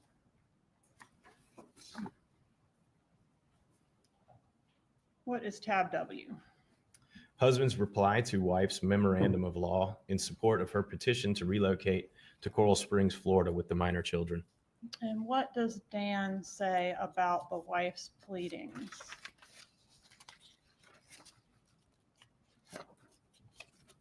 The wife's pleadings are vague, filled with rank and obvious falsehoods, and the legal analysis is fundamentally inept. Does he mention her parents as well related to this line of argument?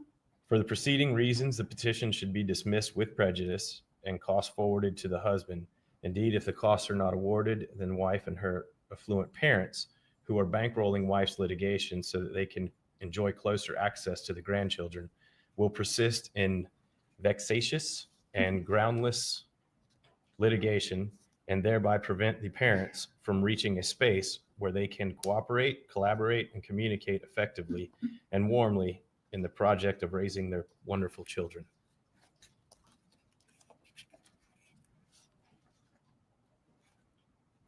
Okay, I think we can breeze through W3 and 4, please.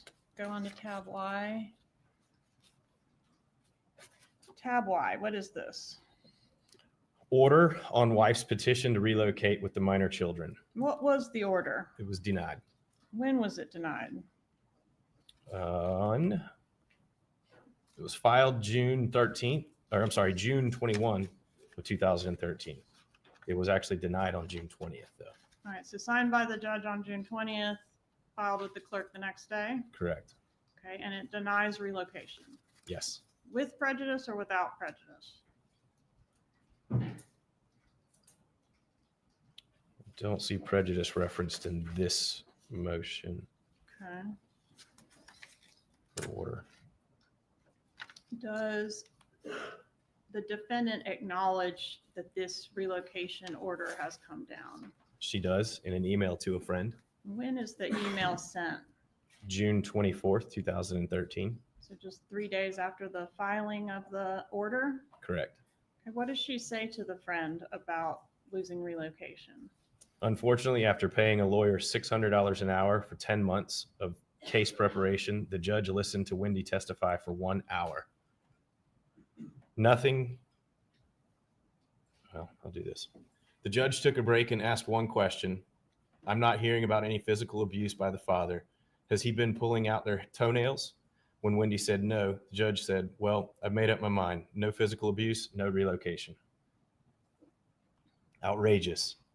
So at the moment, she will not be allowed to relocate. At the moment. At the moment. All right. How does she conclude that email? Anyway, if I sound angry, it's because I am. We're all very upset and cannot believe the outcome. Sorry, I didn't mean to respond this way, but I'm beyond angry. Okay.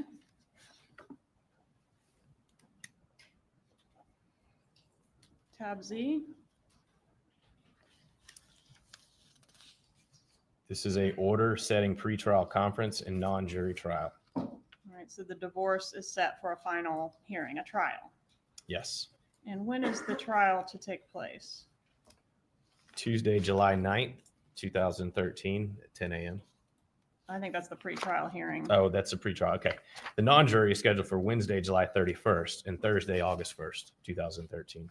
Okay, and does Donna send an email to her daughter Wendi regarding how we're going to take this news that relocation has been denied by the courts? Yes, she does. And does it say it's behind us, it's over, nothing else to fight about? No, this says never, never, never give up. It's time for action. Hold on just a moment. If you look at the bottom of that slide, you're going to get a trigger to hit play. Yep, go ahead, sir. It's time for action. It's time to take control of your life and not let Jibbers think he's just won anything by having you remain in Tallahassee, 8 hours away from the only family you have, and lose out on what will be a job that will afford you and your children advantages that they will never otherwise be able to enjoy. Let's show this F what will make him absolutely miserable. Fast forward. However, the rest of your life, and consequently Dad's, mine, and yes, even Charlie's, will be affected by how well you can perform or act before July 31st. You can be a good actress when you want to. I've seen you in action. You need to put on the performance of your life. Jibbers hasn't beaten the Adelson family yet. You have a very strong family behind you. Dad and I have done everything we can to try to help you for the last 10 months. Now it's time to help yourself.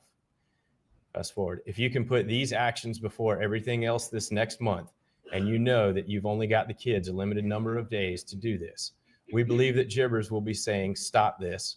And you'll be telling him, you wanted me in Tallahassee. My children are going to fit in this Bible Belt. They're going to church every time I have them. I'm having them privately tutored at home to get them caught up for Sunday school classes. Tell him that you've got a new outlook on life and a new hope, and you'd like to go to heaven. Perhaps he would like to join you and the boys at church. Plan of action. 1, take photos of the boys dressed nicely, standing at the front door or by the sign of a Tallahassee church. Then change your Facebook status photo to this one so everyone will see this. Perhaps a line under the photo with "New Beginnings in Tallahassee" might be nice. And then 2, make arrangements to get the boys caught up with a private tutor, a teenage Catholic church member who will come to the house to teach the young men about Jesus. If you don't have time to arrange for this to happen, I'll happily do it for you. 3, let Jibbers know that your children will be baptized in the Catholic Church. Let him know that the Catholic Church is a big part of your life now with the boys, and you'd like him to be part of it. As long as he wants you to remain in Tallahassee, the boys will be involved with you in church-related activities and ceremonies. Let him get used to it. I've already checked this out, and a baptism can be arranged within 2 weeks. 4, I'm looking into summer camp programs for the boys. We will pay for it. 5, register them for toddler classes at church. I've looked into this, and even if they don't go, we can show Jibbers that they are enrolled for the fall semester. And you cannot tell anyone this is an act. Take control from him. Get to him psychologically. He's going to want you to stop this. We plan to make a financial offer to him to allow this relocation. You need to work this plan, and we'll help you through it. We'll help you through it so that it may affect how much we will offer him. Maybe he'd be willing to let you relocate if he knew his children would attend a private Hebrew academy like Donna Klein in Boca, or perhaps he'd like them to invite him to a Christmas party at their other Sunday school, in quotes. And then she says, I know you would never want to think that you didn't do absolutely everything you could to try to come down to your family. We don't want Danny to continue his religious influence over these children any more than what he's already done. If he keeps this up, they won't want to eat in your non-kosher home. As they get older and more involved under Jibbers' religious influence, they will be able to request which parent they want to live with. Don't allow Jibbers to have this power and control over them. Then in reality, he's going to have the same control over you. Dad and I is referred for the person. It's time for you to show us that you can put on the performance of your life for the next few weeks.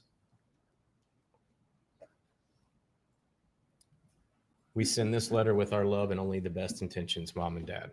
All right, and you mentioned this as we were going through there, but there's a reference to Dad and I in the text, right? Correct. Could we go to tab EE, please? What is this filing? Motion to enforce marital settlement agreement and to show cause why the former husband should not be held in contempt of court. And what does Wendi Adelson allege in this motion to enforce the marital settlement agreement? Require the former husband to immediately transfer to the former wife the remaining amount due to her. So she's saying he hasn't paid up. Correct.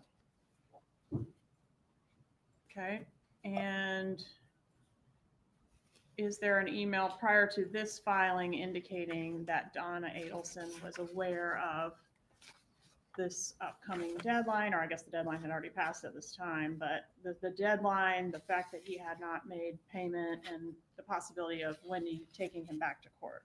Yes, the email was from October 15th. The filing was October 31st. Can we go to GG, please?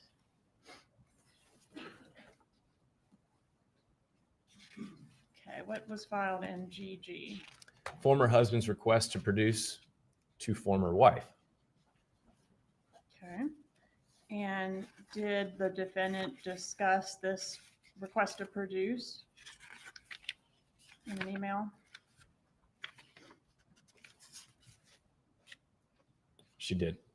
Okay. And did she formulate in this email a plan of attack or suggest a plan of attack to deal with Danny's request to produce? She did. What does she say in there? In the first paragraph, it's let's aggravate him the way he's trying to aggravate you and make him do the research and show statements from every month, from the date of your marriage to the date of the filing of the divorce. You need to see whatever he deposited into those accounts where the money came from. It's very possible some of it came from your joint Schwab account, and then he's up Schitt's Creek. Does she specifically reference the deposition? It just seems ridiculous for him to be able to depot you, but for you and Kristen to not give him the same crap he's pulling on you. It's time to give it to him. Also, what can your attorney do to be proactive to give him some grief? and can you meet with her and work out a plan of attack? Did she say that too? She does. And what else? Well, it's signed, love you, Mom, but something has to be done with this asshole. Love you, Mom and Dad. Or love Mom and Dad. All right, and let's go to tab HH, please. What is this filing? This is an amended notice of hearing, And on what date was this filed? February 11th, 2014. Okay, so how close are we getting to the murder of Dan Markel at this point? We're almost 5 months out. In the amended notice of hearing, does Mr. Markel offer to settle the divorce? He does. Okay, and what is he saying about the settlement? One of the suggestions is neither party will seek to relocate in the future with the children without the consent of the other party. If the offer above is not accepted by the deadline, then fast forward, Mr. Markel will file his motions and memoranda and supporting documents that detail how Ms. Adelson failed to disclose substantial assets in violation of the Florida rules and the master settlement agreement. How Ms. Adelson fraudulently induced the settlement, how she made numerous instances of demonstrably false testimony before the court and under oath in deposition, how she ignored court orders, discovery requests, and made false responses to the latter. And Wendi Adelson was a lawyer, member of the Florida Bar at the time, right? She was. May still be, I don't know. Okay, go ahead. If this offer is not accepted by the deadline, Mr. Markel will file his motion and memoranda of law and supporting documents, and these will allege and with other evidence demonstrate that Ms. Adelson engaged in misconduct, including but not limited to filing a frivolous petition to relocate that had already been deemed impossible to win by another board certified lawyer, standing by silently while her client divulged privileged attorney-client information, advising Ms. Adelson to interfere with Mr. Markel's parental rights. And I think there's one more. Yeah. And becoming a willing instrumentality of or participant in Ms. Adelson's financial misconduct related to the disclosures and discovery process related therein. So he's going after Wendi and he's going after her lawyer as well, right? That's correct. Okay. And does Wendi Adelson forward this email to the defendant? She does. All right, let's go to tab JJ, please. I object to this being shown. The exhibit hasn't been entered in evidence. I know that most of this will be. However, I'm objecting to this being shown to the jury and specifically the testimony concerning this based on the proffer that we had earlier. You may lay the foundation as to JJ miscalculation, but until it is in fact entered, there is to be no publication for the jury.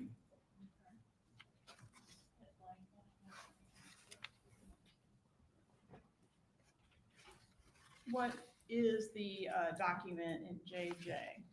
The former husband's counter motion for enforcement of MSA on parenting issues and motion for contempt and sanctions.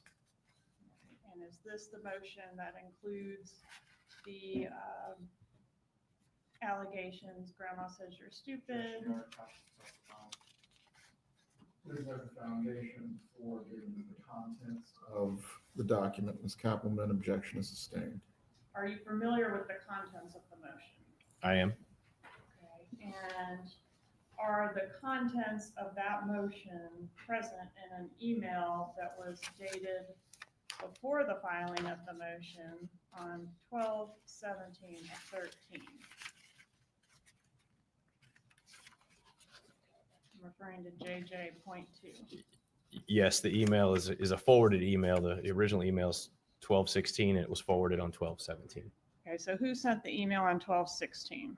Dan Markel sent the email to Wendi Adelson and their parenting coordinator. Right, and then you say it was forwarded. Who It was was it forwarded to? To donnaharvey@gmail.com. Okay, and that was on 12/17/13. That's correct. And did someone respond to the email? They did. And what did the person say? Wow, with an exclamation point. Okay, and the contents of JJ, that motion that was ultimately filed, were they also, you mentioned they were sent to the parenting coordinator. Did the parenting coordinator give a response to Dan Markel's allegations?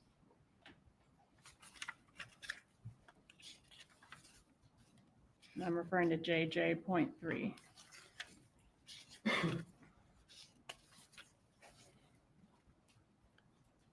Yes, this is another one of those convoluted emails, but yes. Okay, so the parenting coordinator, you mentioned that the original email was sent. So To- 12/16, Dan Markel sent the email. 12/17, it was forwarded to Donna Adelson. 12/18, the parenting coordinator replied.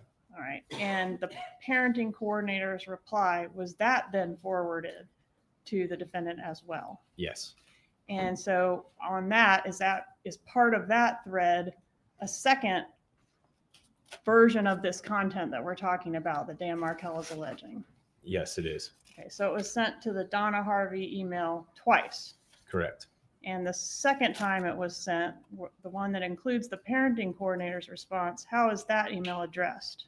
Dear mom and dad, here's the Skype phone plan for the holidays. Please help me do this. It means less stress for me if you just follow it. Love me. Judge, at this time, I'd ask to move into evidence state 60. Any objection to state 60? We would object to JJ coming in with the attachments. State 60 is admitted except for JJ. Any remaining portion of the foundation as to JJ may be laid through additional witnesses. All right, the hearing on this motion that Dan Markel filed, was it ever conducted? This JJ motion?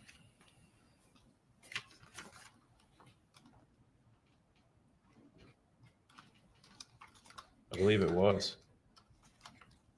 The grandma motion was heard? I'm trying to figure out the dates here.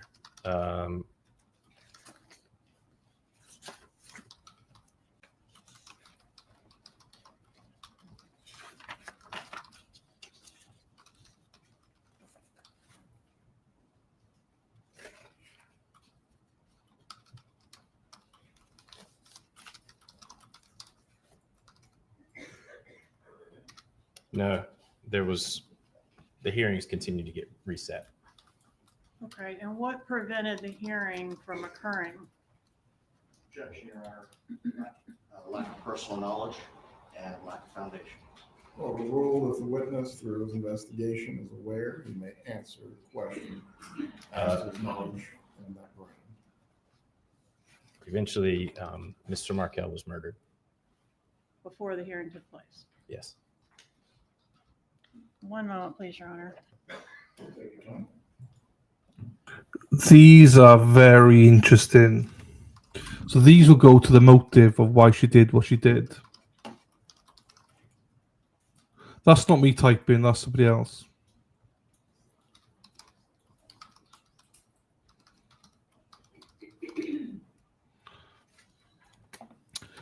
I think it's because of the various parts of it. So state 1 might have 10 parts. So it might be state 1.1, or like they like to say, state 1.A, state 1.B, and then it gets to a certain point where it has to go to like AA, BB.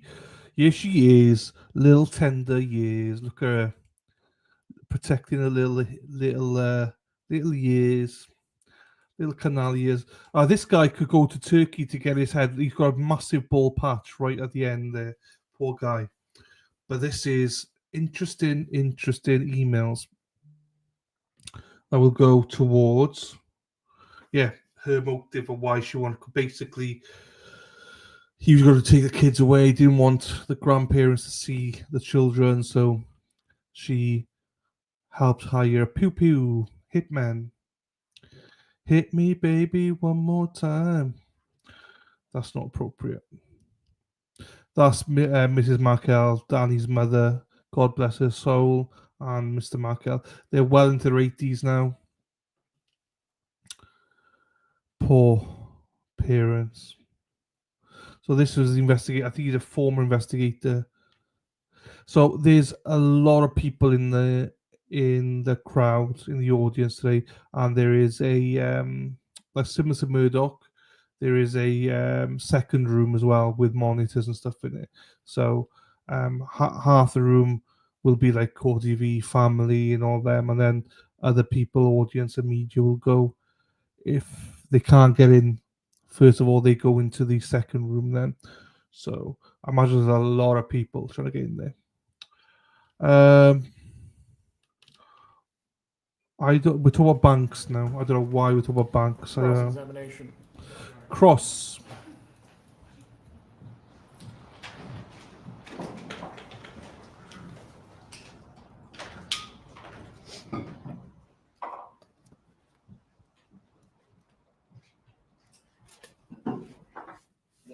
Morning. Okay, so I want you to turn to B. I think it's point 4.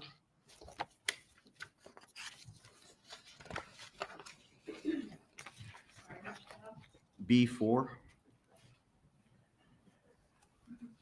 That does that email indicate that it's who the sender is? It says Donna Harvey Adelson. Not Donna? No. Okay, and then is there any, love mom or anything like that at the end of that email? There's not. So you don't know who sent that, do you? Let me go through it again.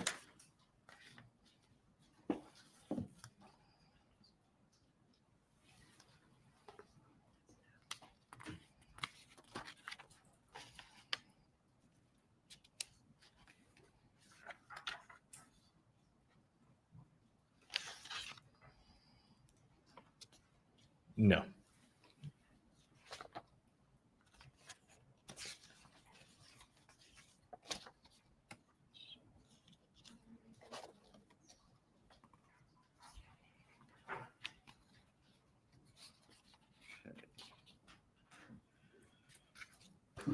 And I want you to turn to JJ2.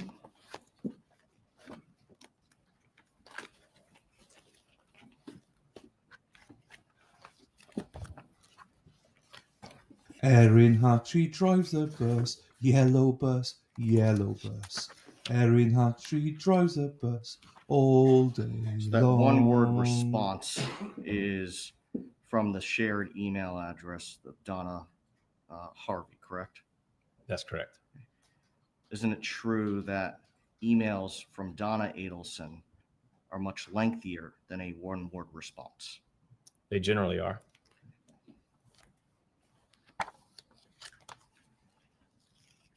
want you to turn to Y2.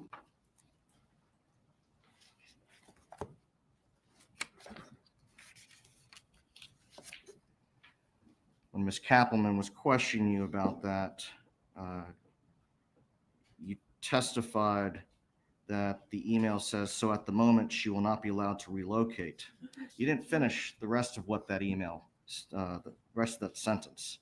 Isn't it true? It says, unless at some point in the future, Danny chooses to move. If he chooses to move, then Wendi can relocate.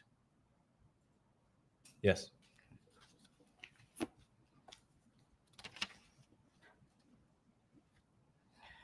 Now, the June, let's see.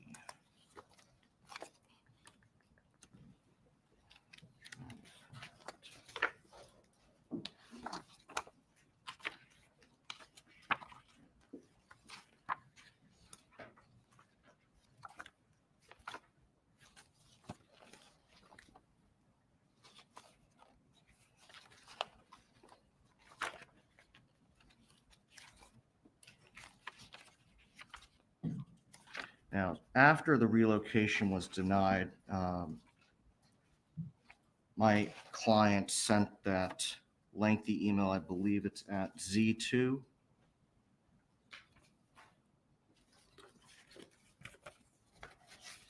Yes. Isn't it true that although my client made these suggestions, that Wendi Adelson later responded and said, I'm not doing this? I do recall an email from Wendi saying, Mom, I'm not doing this. Just a moment, Your Honor.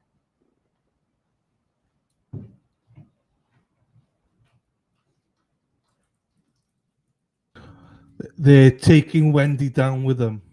Sinking ship. Nothing further for this witness, Your Honor. Redirect examination.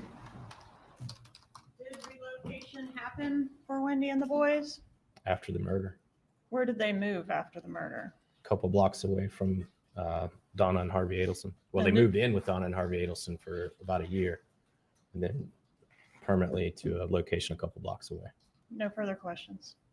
You may step down, Investigator Newlin. Will he be recalled again by the state or the defense? Potentially, Judge. You remain under subpoena. Members of the jury, does anyone need to?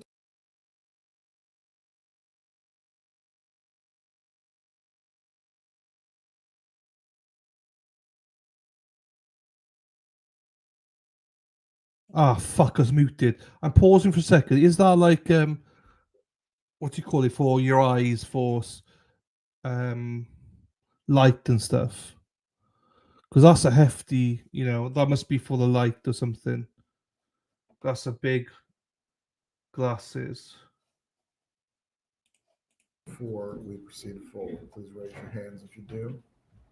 Very well, please call your next witness. State calls Wendi Adelson. Here we go. Strap it in. Strap it in. Or strap it on, whichever one you prefer. Here we go. Here we go. The party You may. is beginning. Let's get the party started.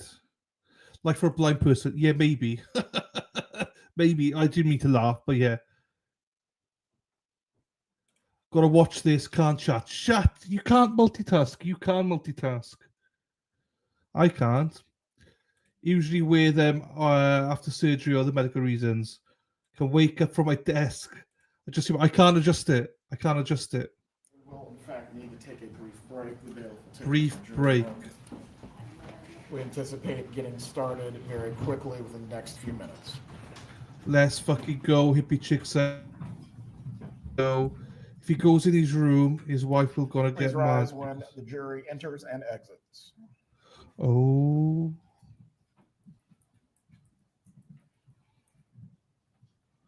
You are whack. Oh, actually, maybe I can. There's a new setting here now.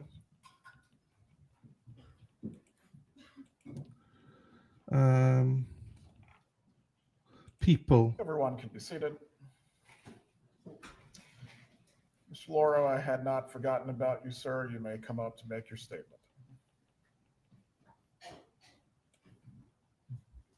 Right, how's that now, Lady Di? I've turned it right down. Or is that better? Good morning, Your Honor. Good morning. John Lauro on behalf of Wendi Adelson. Your Honor, we previously filed a motion to make a brief statement before Ms. Adelson testifies. We'd like to make clear for the record that she is appearing pursuant to a state subpoena that by law furnishes her with use and derivative use immunity. But for this subpoena, she would assert her Fifth Amendment rights with respect to every question that the state would ask relevant to this matter. We also believe that the use and derivative use immunity covers cross-examination to the extent that it involves responsive and relevant questions as well.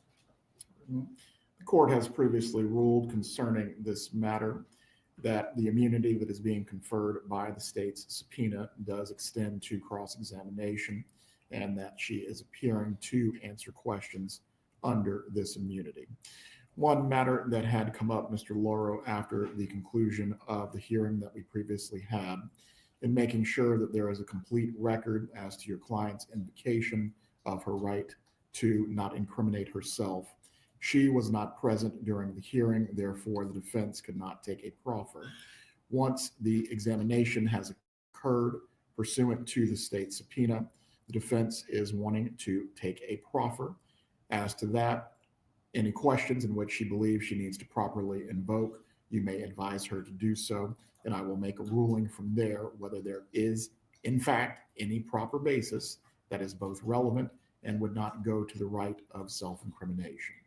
Ultimately, you may advise your client concerning these matters as it relates to the defendant's proffer out of the presence of the jury.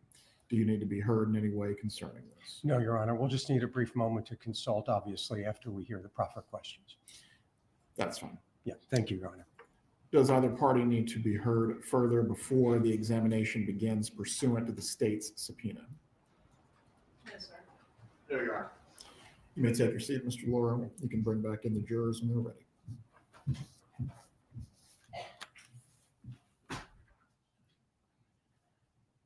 Okay, here we go. Here we go then.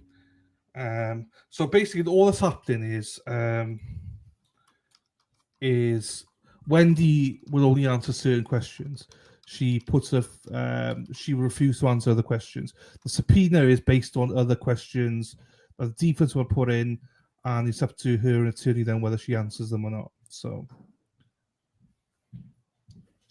Good morning. If you can just take your seat for right now, I will swear you in when the jurors are in the room.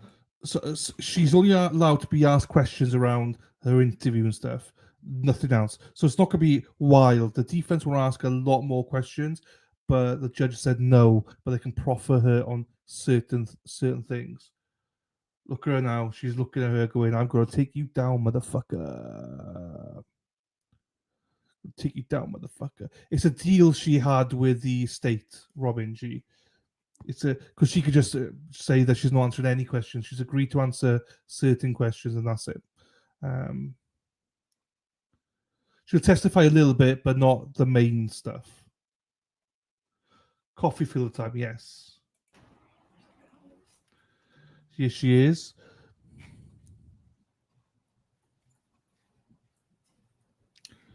Bah. You're going down, motherfucker, after this. She is guilty as guilty can be. It's fun. I believe that we have a few jurors that do need to use the restroom. If anyone needs to stretch their legs or use the bathroom themselves, please take your opportunity now. Once we start with the testimony, again, the door will remain closed if you exit. Go ahead.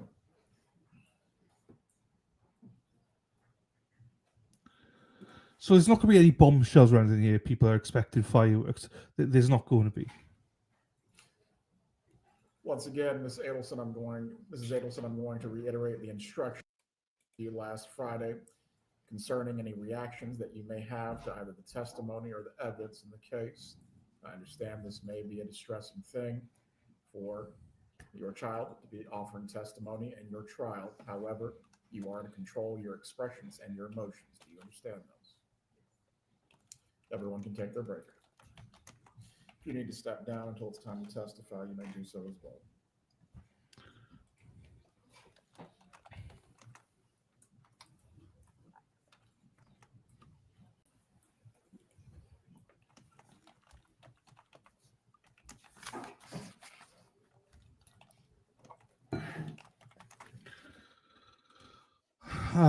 I am telling you now, people, she is guilty of sin. So basically, as I say, it's not going to be any fireworks. It's very limited what she's going to be asked. Very, very limited. It's all based on her interview. Is she wearing the same dress? Oh, she didn't Friday, but maybe she is now. You girls have got more eye for detail than I do. For me, a dress is a dress, so I don't really know. They look at her mum. She knows that her mother is trying to bury her.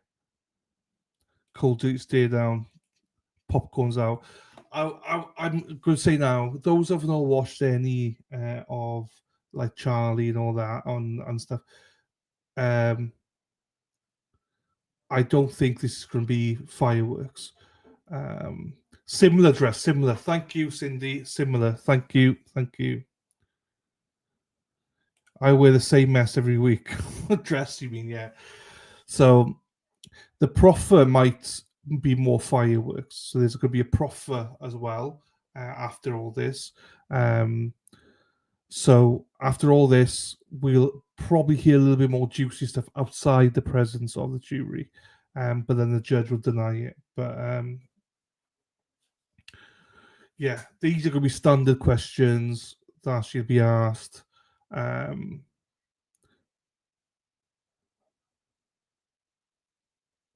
Looks like she's been crying or has had major works done to her. Probably works, I imagine. Probably works. It is navy, but the one that Chuck's was not a V-neck. No, it's similar. She looks hard now. I think she probably understands that she's. How would you think about Wendi, right? Walking the streets there with Spacey Stacey and Hippie Chick and Lady Di and stuff, like, and talking to them, speaking to them, and going, she's next. Do you know what I mean?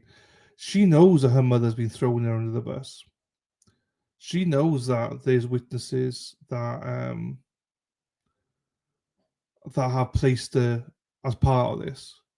So once Donna's in under lock and key, she might be heading to Vietnam. I can guarantee you that the state are tracking her every move. The state are tracking her for every move. I cannot believe that she hasn't got immunity, as in went for immunity. Oof.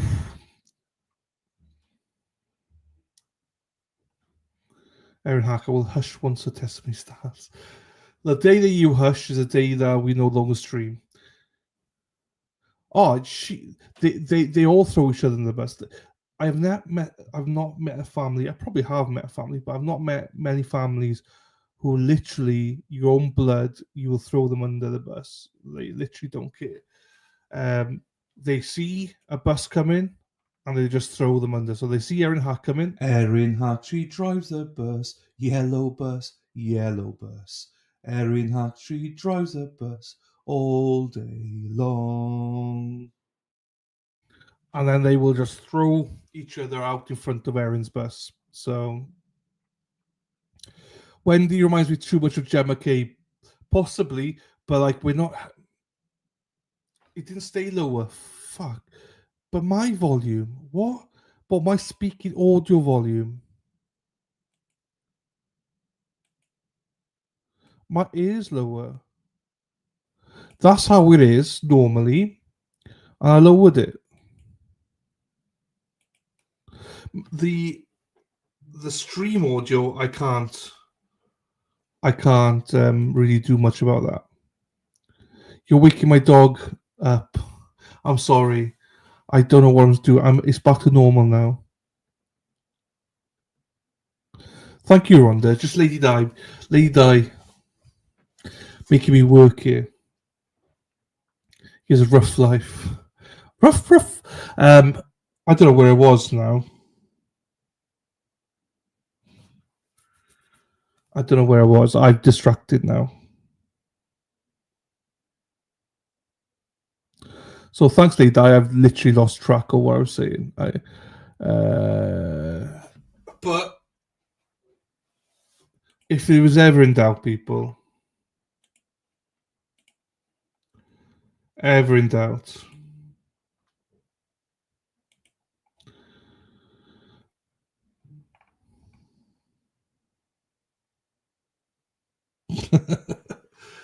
everyone's excited for Wendi. I hope it's not too much of a disappointment.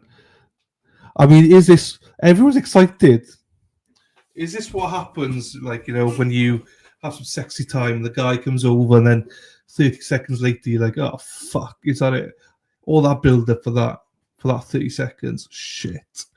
Now I know how you girls feel. Do you know what I mean? And on behalf of myself and Dana, I would like to apologise for that feeling, ladies. I think she's holding off for the immunity just to get her on the stand. Like with the defence, she declares Fifth Amendment. She's not allowed to be called. There you go. So it'll be interesting what they bring up on the proffer, though. Dana.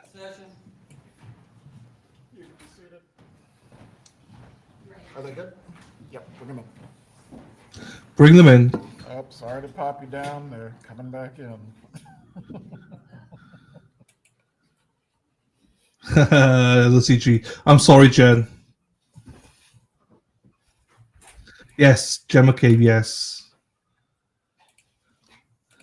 I have a feeling it will be like that. I know. And I apologize in advance, ladies. On behalf of myself and Dana, for all the men out there, we apologize. We do try. Though.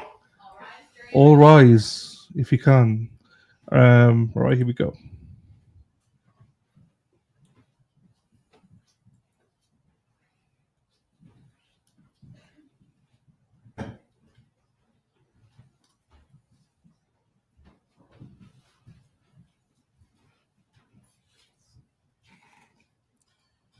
You can be seated. Please raise your right hand to be sworn. Do you swear or affirm the testimony you will give today in this trial will be the truth? You may be seated. Please adjust the microphone as you need to so you can be clearly heard. Ms. Kappelman, you may examine. Please state your name and spell your name. Wendi Adelson, Wendiadelson. Ms. Adelson, where are you from? I'm from Coral Springs, Florida. And you live in another state now currently, right? I do, yes, ma'am. All right. How are you employed? I'm an immigration attorney How long have you been an attorney? since 2006.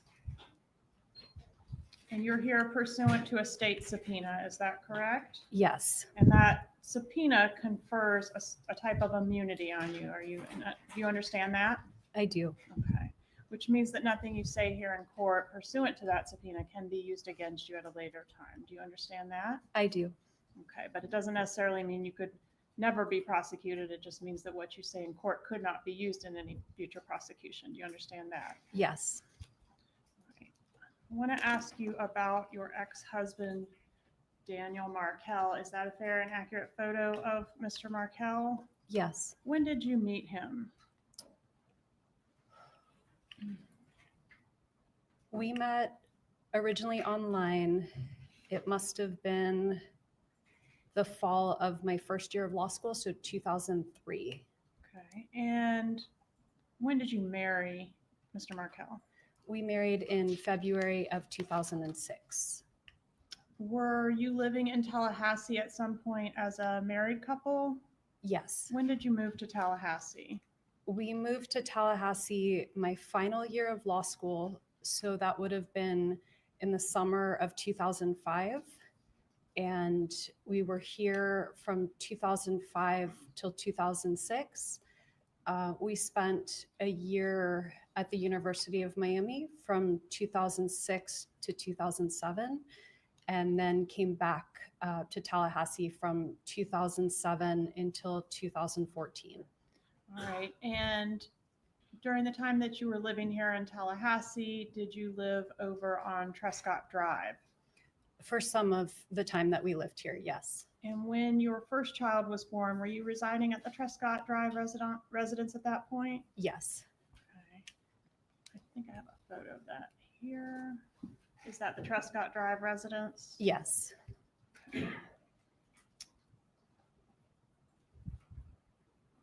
And how many children did you have with Mr. Markel? We have 2 children. What were their ages at the time of their father's death? It was 10 days before my older son's 5th birthday. So he was 4 turning 5. And our younger son was 3.5. The boys are 14 months apart. And did there come a time when you and Mr. Markel separated? Yes. When was the separation? It was in the fall of 2012. Whose decision was it to separate? It was mine. How did your ex take that news? Well, we talked about it many times before it actually happened, but when the separation became official, he was very upset. And even though there were problems and issues and discussions, it was a surprise to him when it actually happened, right? It was. Okay. And was part of the reason for the separation your differing views on how to raise the kids pursuant to the Jewish faith? I'd say it was a very small part, but it was a part. Did you consider your ex to be a religious zealot?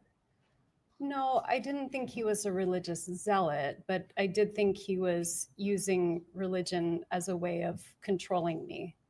Okay. Did you think he was more devout in his faith than you were?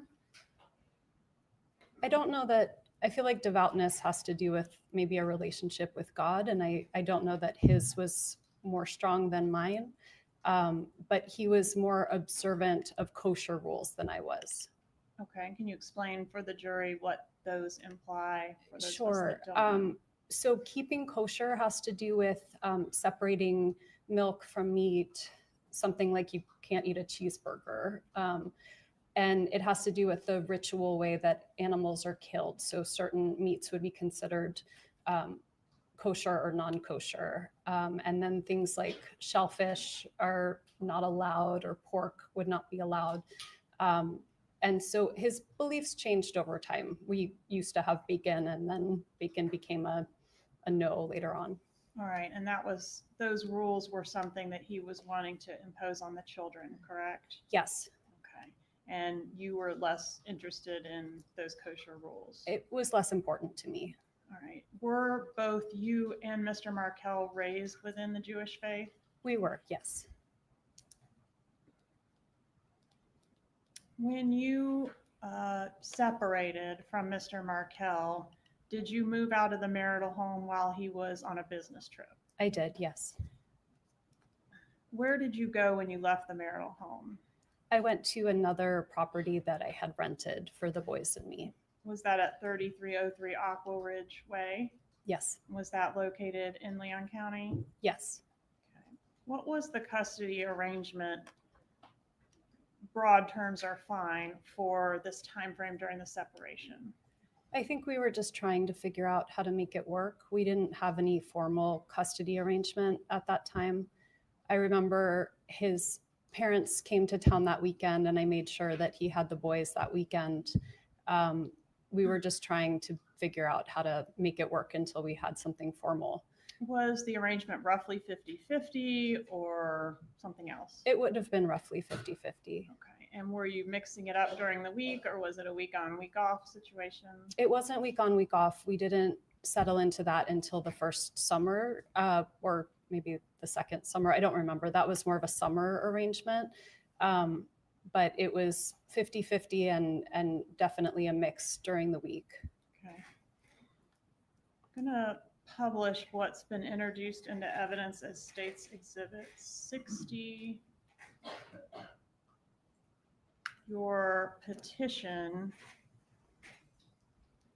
Was your mom, Donna Adelson, involved at all in drafting your divorce documents? No, Did she ever make any edits to any of the filings that you made pursuant to your divorce? I think she made suggestions, but I had an attorney, a very good attorney, helping me through the process. So she wasn't editing legal documents. Did you ever forward any of your mom's suggestions to your lawyer? I probably did. And when you did that, would you attribute them to your mom, or would you just forward them along without noting whether they were your questions or your mom's questions? I honestly don't remember. Was this a contentious divorce? It was.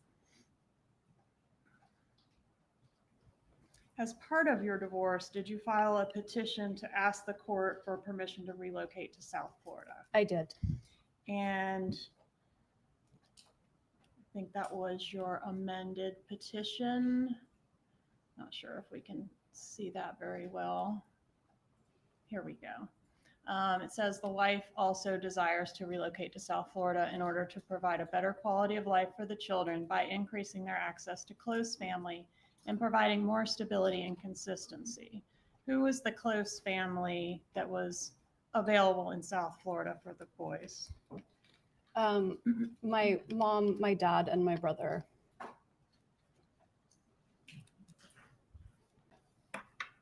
Why did you want to move to South Florida? I had very unstable employment in Tallahassee. I had a wonderful job, but it was on grant money. So year to year, I never knew if I would still have my job. I had a job offer that was very good in South Florida. And the assumption was that Danny was always going to be at a different school, a better school. He used to joke that he would take one bar exam for every 2 bar exams that I had to take while we moved around the country. And so it seemed like a way of having stability while he was climbing up the law professor ladder to be ultimately at Harvard or Yale. And was relocation important to you?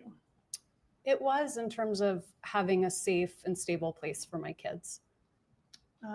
Did you consider having to live here in Tallahassee being stuck? Or had you referred to it previously as being stuck in Tallahassee? I mean, I may have. The idea of being stuck is if you don't have permission to live anywhere you want to live. But I had a nice quality of life here. Did you consider the worst case scenario to be that you would end up stuck here in Tallahassee if your petition was denied? I don't know. I mean, at the time, I may have felt that way. Okay. Might you have sent an email to a friend on March 24th of 2013 indicating, quote, "I do fear that the worst case scenario that could happen is that I will be stuck here in Tallahassee"? It's possible that I sent that. Would it refresh your recollection to review that item? I'm happy to. It's on tab 6 on one of those binders in front of you. Let me see which one it is. It's going to be This one.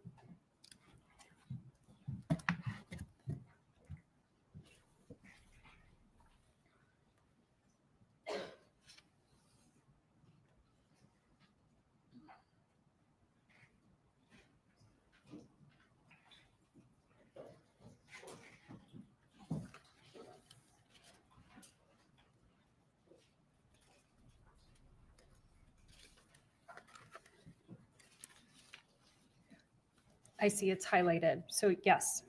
Okay, and did you also email a friend around the same time frame regarding life in Tallahassee couldn't compare to the life that you would be able to enjoy in South Florida with your brother Charlie and his boat and pool and hot tub and things like that? It's certainly possible. All right, that's on tab 7. Please refresh your recollection.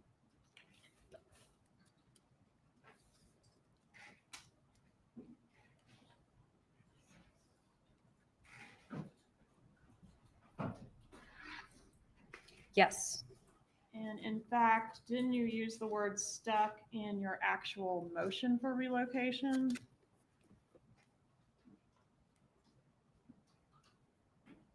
see if we can get there. Here, the wife is merely stuck in Tallahassee until the husband decides that the time is right for him to leave. So my attorney did write that, and that sounds right. Did Tallahassee feel claustrophobic to you?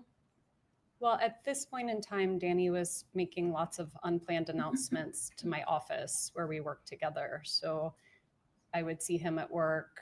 I never knew when he was showing up. So I'm sure, you know, this is 12 years ago that's how I felt at that time. Okay, but outside of the context of your relationship with Dan Markel, did you ever express that just the smallness and slowness of Tallahassee made you feel claustrophobic?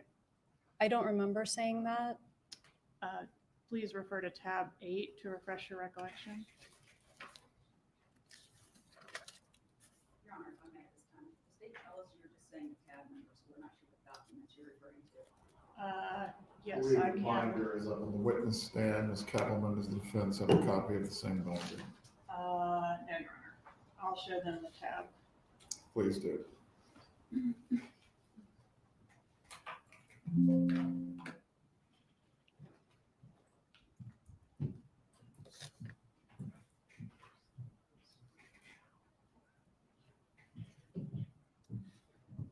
That's a dense one. Were you able to find it? I did. I found it's part of a sentence. Can I read the whole sentence? Sure. Tallahassee feels claustrophobic at times, given its smallness and slowness, and the fact that my friends cycle through here with transient regularity. So yes, at that moment in time, that's how I was feeling in 2013. And relocation was pending at the time that you were feeling that way in that moment, right? Yes, ma'am. Okay, and relocation was also very important to your mother, wasn't it? Yes, All right, and did you have some discussions with your mother about relocation? I did. And was that during that time frame when it was pending? Yes, Okay, and do you see your mother in the courtroom here today? yes. Could you please point her out and describe what she's wearing? My mom is right. I can't see her clothes from here, but she's directly across from me. All right, is she wearing a headset on her head? Yes, ma'am. All right, let the record reflect the witness has identified the defendant. The record will reflect. Your mom didn't want you to be stuck in Tallahassee either, did she? She did not. She wanted the best for you, right? She saw the best for me as not being in Tallahassee. Yes. That's right. She referred to being in Tallahassee that you were a hostage and a prisoner, right? Yes, she did.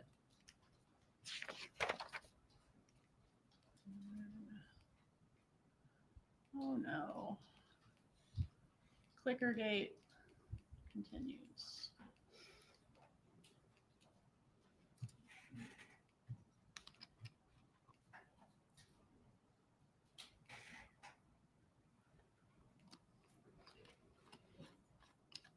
Prisoner.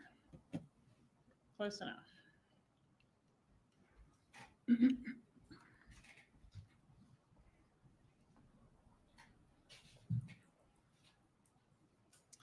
Did your mom express concerns that as a Tallahassee native, the judge presiding over your relocation motion would underestimate how much better it would be for you to live in South Florida? She did.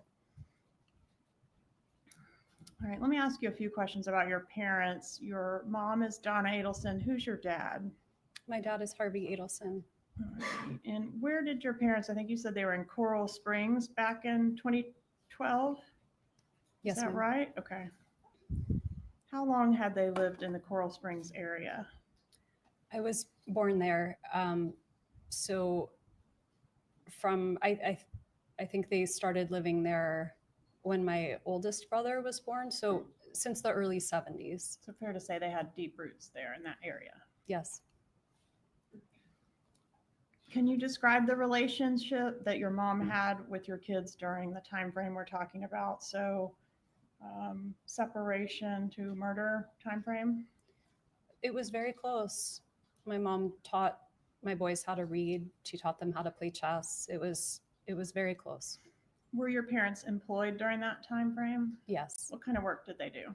My dad was a dentist and my mom was the office manager for the dental practice. All right. And what about your brother, Charlie? Did he have a role there as well? He was a periodontist, and so I believe at some point he purchased the practice. I don't remember what year that was, but he would sometimes work from my dad's office and sometimes work from other offices around South Florida. Was the dental practice, the family dental practice, a successful business? I believe it was. My family never discussed money or finances with me, but I believe it was doing well. Did you discuss your marital problems and resulting legal issues with your mom? I Talked did. about relocation, but in general, you did talk about your woes with your mom. I did. Okay.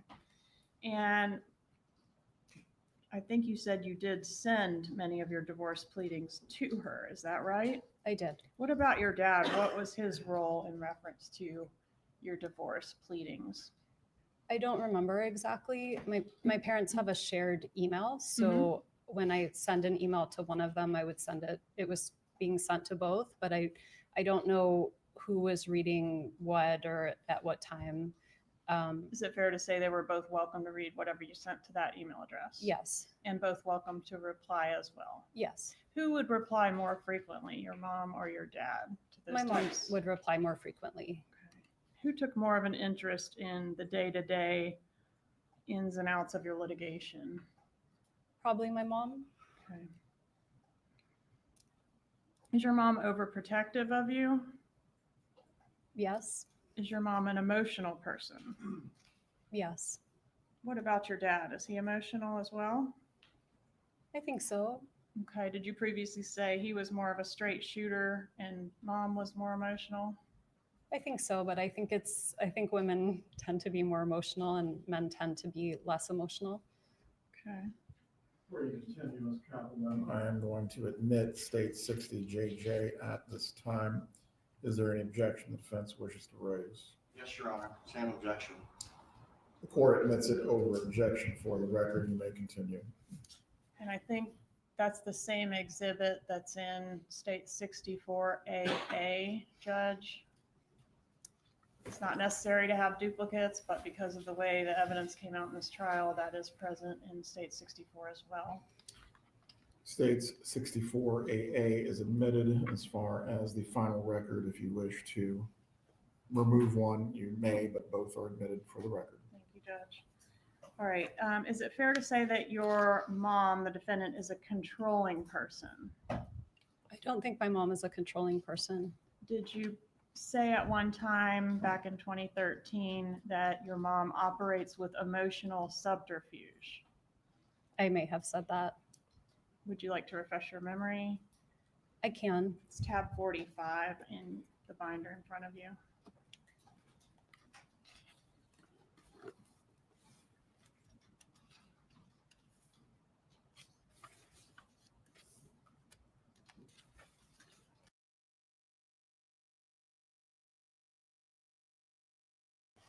I'm not seeing it. Is it highlighted or is it just in the, it's a long, oh, no. Copyright. In the first paragraph on page 3.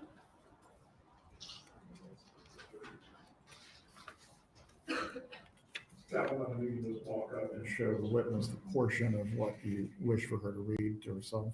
I will, Judge. Page 3. This is 3, I think. Yeah, somewhere in there.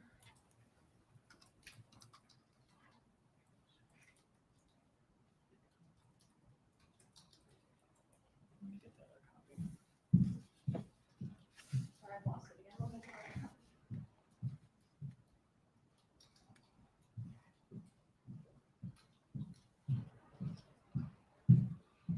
I'm sorry. Right in this copy. Okay.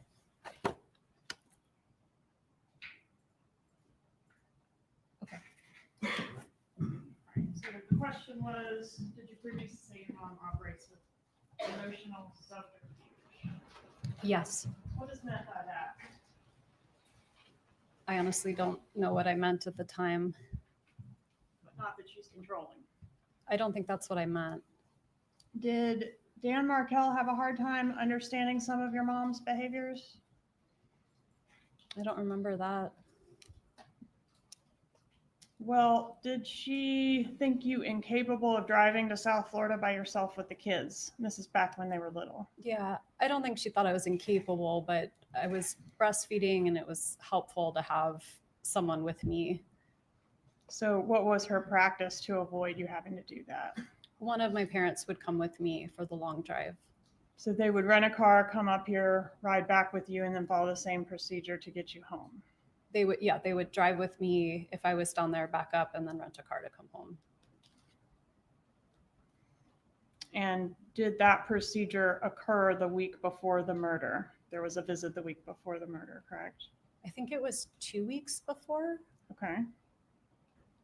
And on that trip, is that how it was handled, where they rented a car and came up to get you? Yes.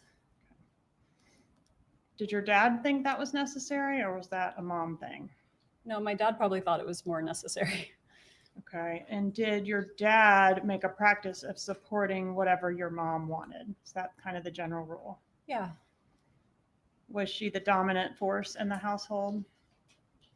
I mean, I think my dad had more of a quiet strength, so it's hard to say who was a dominant force. I think they were both equally strong in their parenting. Okay. Did you previously describe this back in 2013 that your mom was the dominant force in the household? If you need to refresh, it's tab 97. Okay.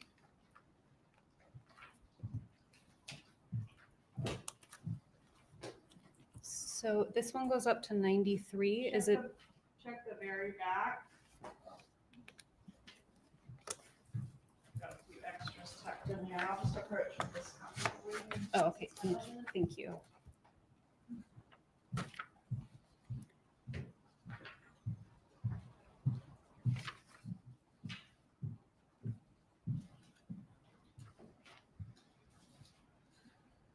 Yes. You did say mom was the dominant force in the household. Yes. Did your mom ever try to micromanage your life, Yes. your career? I don't know about my career. I chose to be a lawyer. It wasn't a very popular choice in my household. Yes, and there were different types of areas of law that she would have preferred you practice. Do you agree with that? I actually think they were really proud of what I was doing. Not to suggest she wasn't proud of you, but she was encouraging you to pursue a different type of law that would be more lucrative. Do you remember that? I do. Yeah. And what about your dating life? Did she meddle there? Yes. Did she create a dating profile for you on Match.com? I don't know if it was Match.com, but I do remember a dating profile at some point. That she created for you? I didn't use it, but yes. And conducted searches for men in the Miami area and sent them to you? I think Remember this that? was when I was living in DC, maybe. Okay, let's go forward a little bit here.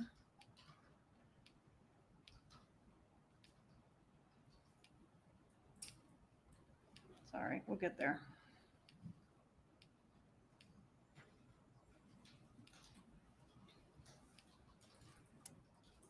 Okay, so here we have an email dated January 17th, 2013. For the record, this is 64I.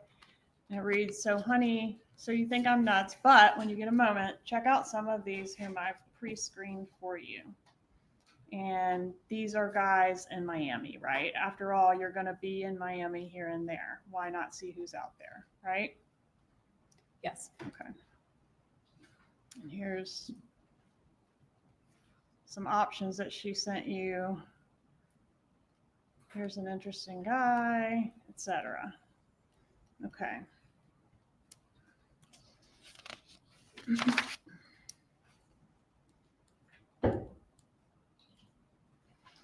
Did you ever feel like your mom was walking all over you? I don't remember feeling that way. Okay. What about specifically regarding this divorce?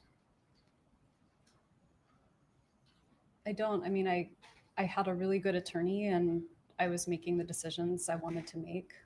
Okay. And did you, back in April of 2013, tell a friend that you were trying to find a way to coexist with your mom that didn't feel like she was trampling your autonomy? I'm sure I said that in 2013. How did your mom feel about Dan Markel in this time frame, 2012 to 2016? And I think I think a lot changed between 2012 and 2016. So I think her feelings about him changed over time. Okay, and what about in 2016? Did she hate Dan Markel?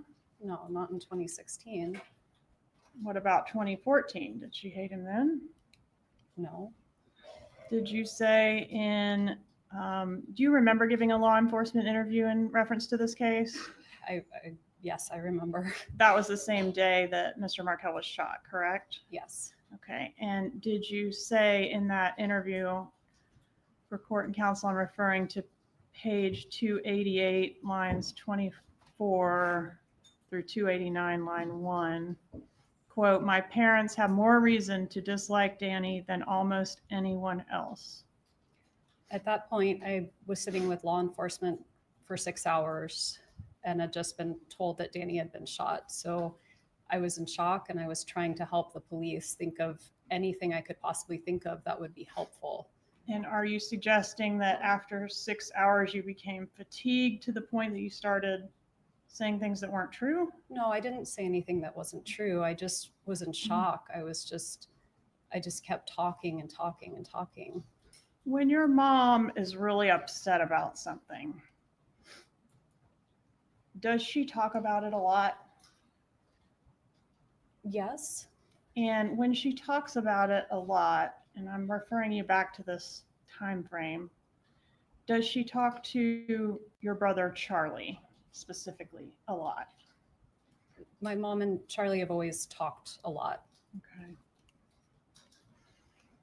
And was Charlie kind of like your mom's problem solver? I don't know about that. I kind of feel like it was where she would help him more throughout childhood and adulthood. She would help him solve problems, not really. She definitely did a lot for him, didn't she? She did. She helped him with his business. She helped him with his personal life, his finances, his bills, remember to pay the whatever. She was like still mothering him into adulthood, right? Yes. Okay.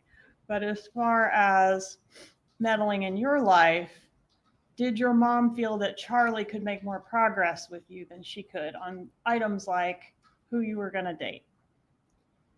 I would just be guessing about that. Okay. At the time of Dan Markel's murder, was the defendant, your mother, very angry at Dan Markel? Before he died? Yes, ma'am. Yes. And you hated him too, right? At certain points, I was very frustrated with him. Did you refer to him as an STD? I don't remember saying that. Tab 5.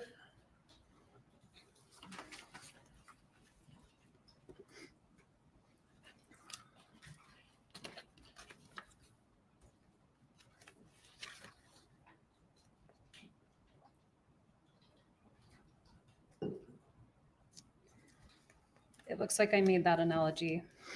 Danny is an STD. One wrong mistake, marrying him, and this will never go away. Is that what you said? I did. Did you share that kind of sentiment with your mother? I don't remember ever saying that, so I don't think it's something I said very often. And this was said in an email on February 26th of 2013, correct? It was. Approximately 17 months before the murder? Yes, I don't think it was an email, though. It looks like it was sort of an iMessage. Okay. Did you ever refer to your ex-husband as the Dark Lord? I don't remember saying that, but I certainly might have. Did you refer to your ex-husband as Gibbers? I did. What is the meaning of Gibbers? Gibbers was just a silly name that a friend helped me come up with to basically make him feel less scary. It was nonsense. Did it reference Jew in boots? That I don't remember. It wasn't a friendly name, right? It was a silly name. Did you ever say that you hated Dan Markel? I don't remember saying it, but I certainly could have. Tab 31, please, to refresh your memory.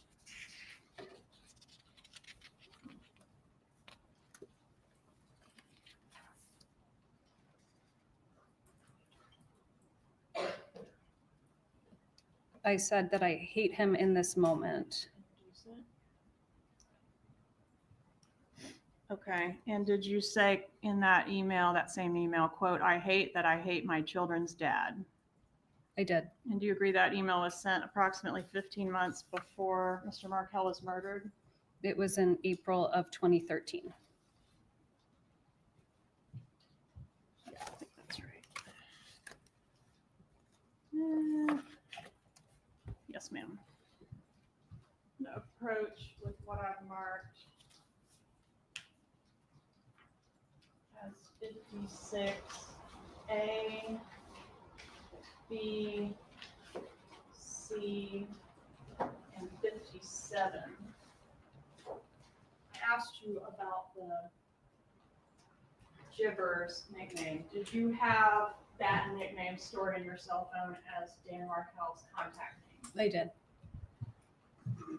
Approach and show you these exhibits and ask if they're fair and accurate. Contacts 56A.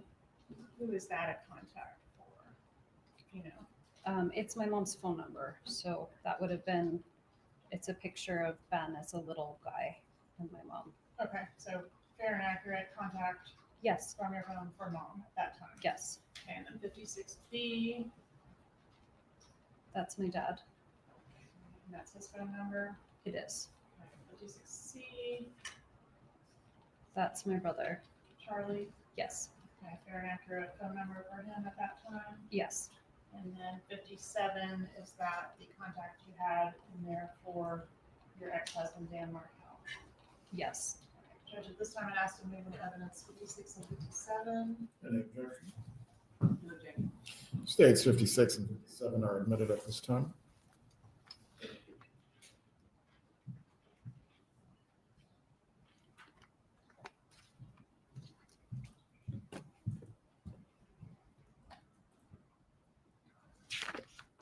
Did you ever refer to your ex-husband, Dan Markel, as an emotional terrorist?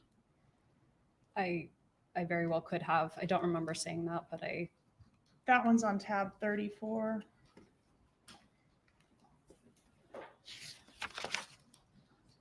I'm so sorry. Is that? Yes, I believe it is 34. it is. I see it. I said it in December of 2013. Approximately 7 months before his murder.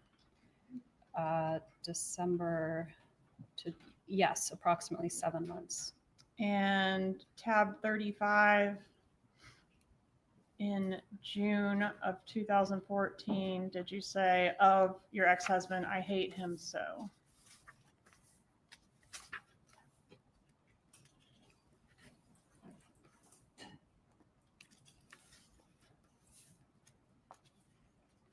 I don't see it. Are you on tab 35? No, I was on tab 34. It's tab 35. Sorry, yes.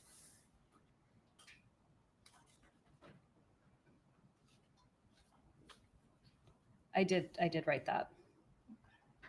And that was approximately 3 weeks before Mr. Markel was murdered, correct?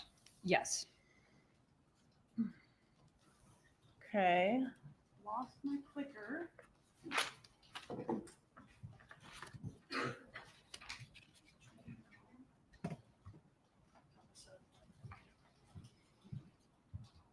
Clickers are a real problem for me.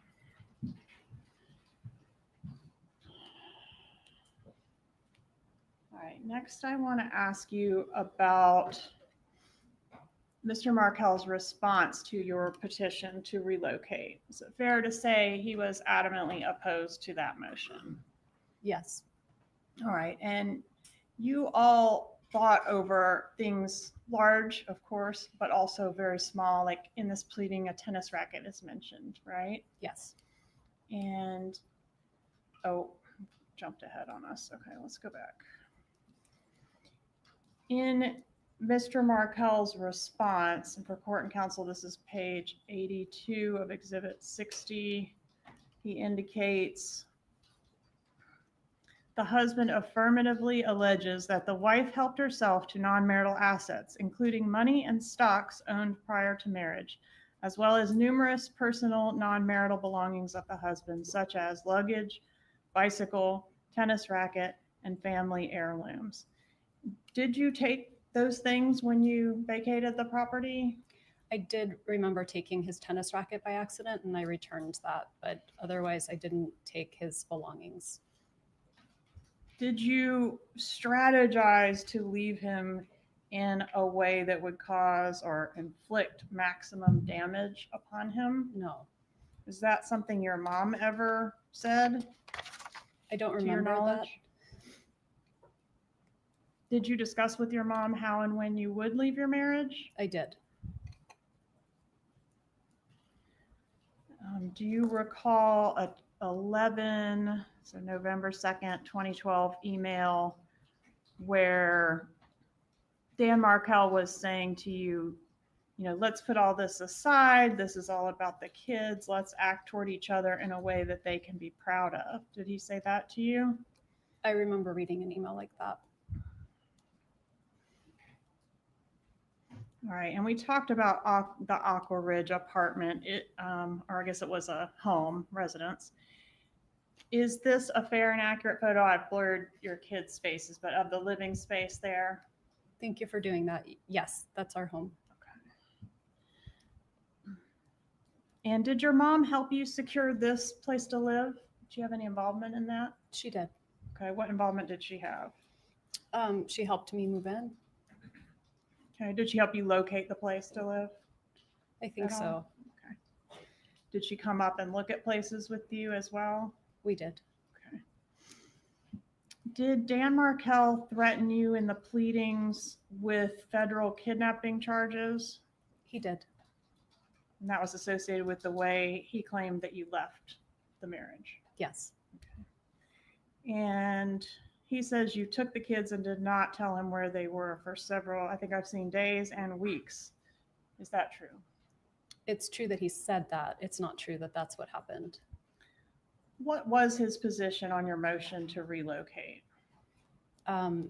We did talk about it before I filed it, and he was amenable to figuring it out. But once I filed it, he was against it. Okay. Did he allege in his response that the sole stated reason that you wanted to relocate was to be closer to your parents? He did say that in his response. And is that the response that your mom referred to as his 23-page rant? Probably. She had a lot of thoughts about that particular filing, didn't she? Yes. Okay. And she laid those out in an email to you. I know you remember. That's the whole, your non-negotiable is relocation. Yes. Do you recall having 2 long mediations to try to resolve your divorce without a trial? Yes. And were those mediations successful? They were not. Was Mr. Markel seeking to depose your mother as part of the divorce proceedings? I don't remember that. What about your brother, Charlie? Did he care about whether you moved to South Florida or not? I think so. I mean, I think he would have liked for me to be closer to him and have the kids closer to him. Would it have been okay with him if you had made a decision to stay in Tallahassee? I would have imagined so, yes. And after the relocation motion was denied, you were kind of like, well, maybe I have to stay in Tallahassee. Wasn't there at least a moment of that for you? I mean, it wasn't maybe, that was the court's decision, and I respect the court's decision, and I would make the best of it. What about Charlie? Was he outraged by the court's decision? I honestly don't remember him being outraged. But to your mom, it was a big deal. My mom was really upset. It was described by your mom in several places as like a life and death proposition. Do you agree with that? I think my mom thought my life in Tallahassee wasn't good.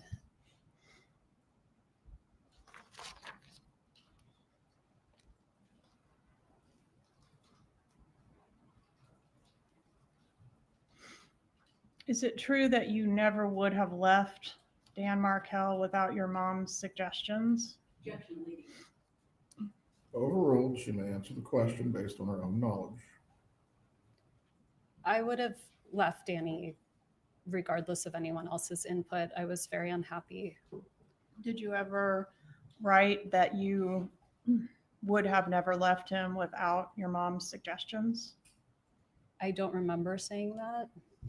Please refer to tab 41 and see if it refreshes your memory.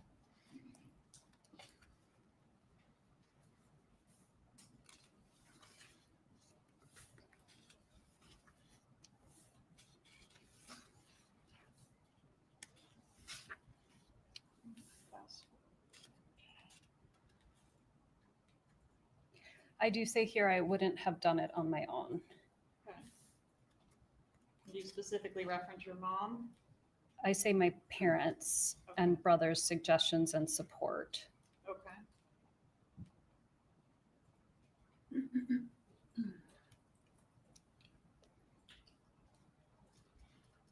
I think because I wasn't happy, but part of me thought maybe I would just stay until the kids grew up.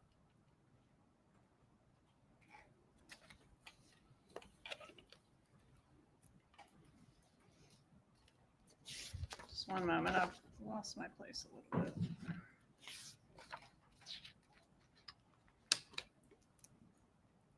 All right, I think you already testified you did not offer your mom your divorce petition to edit. Is that your testimony? Sorry, Did you what's the send your question? divorce petition to your mother to assist you in editing it? I don't remember doing it. Okay, and did your mom also pretend to be you to Mercer University to help you complete your divorce affidavit? I have no memory of that. Got a little pop out here of this email from your mom. Obviously, I pretended to be you contacting these financial institutions. Is that something that she would normally do on your behalf?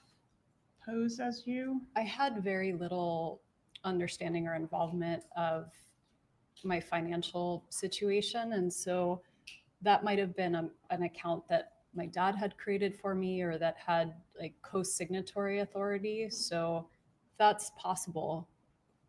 Okay.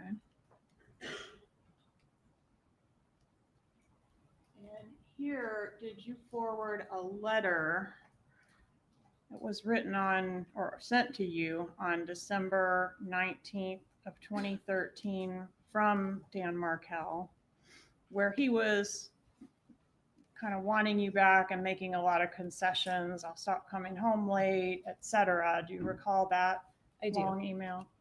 Did you forward that to your mother? I very well may have. And do you recall she replied with sort of a paragraph by paragraph breakdown of that, Dan Markel email? So I see that here. I mean, I certainly didn't remember, but I see that there's a response here. Okay. I think I've got her responses. Did you respond to her? Very nicely done, Mom. This is great. It looks like I did, yes.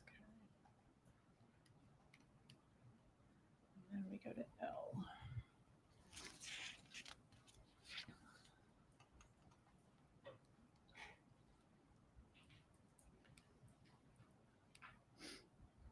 In her responses, I guess they've got a joint email, so how do we know it's mom and not dad? Do we? I don't. Does dad send responses like these? This is all the response. Would Harvey detail like that in a response? No, but it could be that my dad and mom were talking and that she was the scribe, right? That they were, that it reflects both of their thoughts and that my mom's the one writing it. And many of the emails are signed mom and dad, or they reference dad and I feel this way. Was it common for your mom to express for the two of them a certain position? Yes.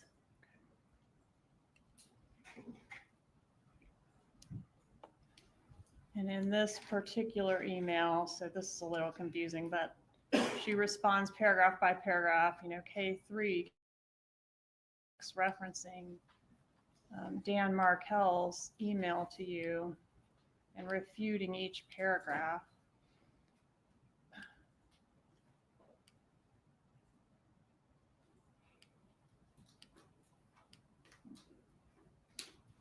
And she felt that his position was outrageous, right?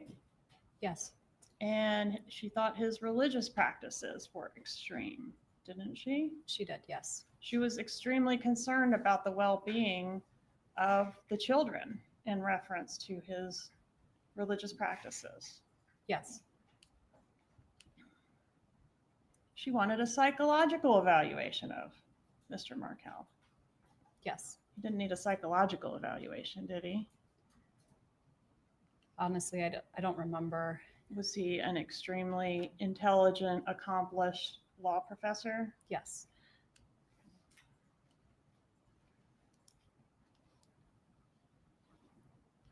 Did your mom ever call Dan Markel any disparaging names around this time frame? She did. Okay, including piece of shit? Yes.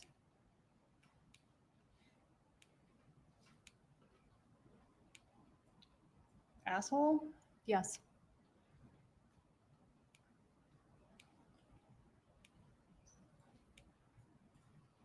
A narcissist? Yes. A bully? Yes.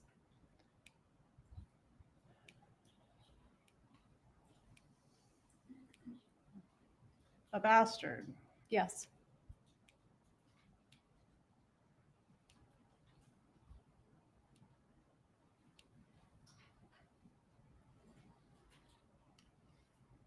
Did your mom help you prepare for your meetings with your divorce lawyer? My mom offered help, but I don't think I needed help preparing for meetings with my divorce lawyer. Who was your divorce lawyer? Kristen Adelson. Your mom, in an email dated January 9th, 2013, indicates that she thinks the job opportunities that you had in South Florida was a major bargaining chip in your divorce. Did you agree with that? Did I agree with it at the time? Yes. I don't remember. And she did a lot of work sort of making arguments to that point, didn't she? I believe so. And did you forward your correspondence with your lawyer to your mother? I did. Publishing 64. I'm going to skip to J. She wanted to be kept informed, right? Yes.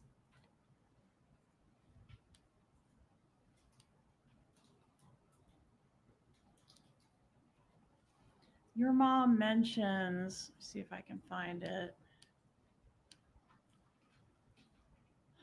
This is 64G, your South Florida legal team. She will try to remember to discuss things with your South Florida legal team. Who was that? I think she was jokingly referring to herself. Oh, she's the South Florida legal team. I don't know who else it would have been. I think that's why there's a smiley face. I think it was a joke. Okay.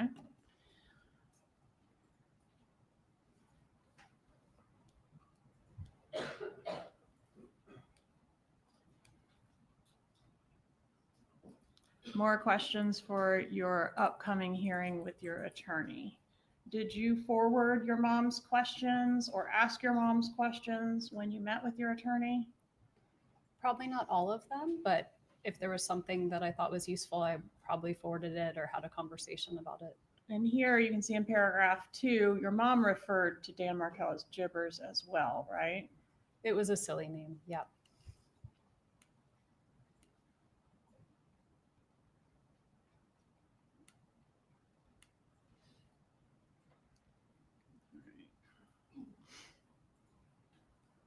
Let's go to the order denying your petition to relocate. Was your mom aware that the order was filed? Yes. Okay.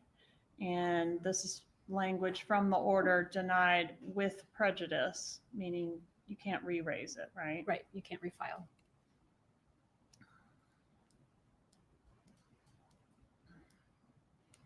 And your mom wanted to fight the decision, didn't she? She did.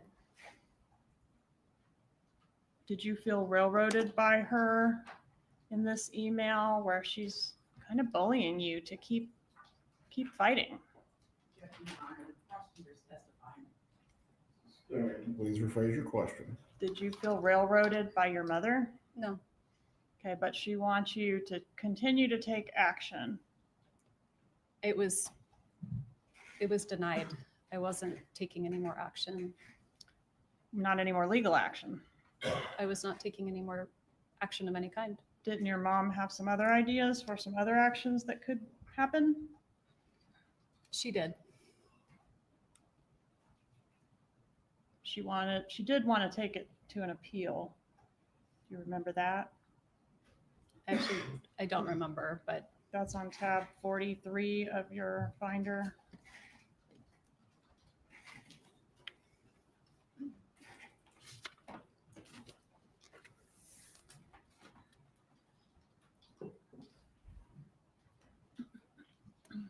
yes, I see. Okay, but she also wanted to develop this plan of action that could be implemented between the time you learned of the relocation denial and your final hearing in court to maybe strong arm Mr. Markel into agreeing to the relocation. Do you remember that email? Yes, Okay, and she had some ideas for how to do that, right? yes, And she said Jibbers hasn't beaten the Adelson family yet. Yeah, yes. okay. So what was her plan of action? What did she suggest you could do to get Dan Markel to relent and let you take his kids to South Florida? She suggested that I pretend that the boys had become Christian. Is that something you would ever consider doing? No,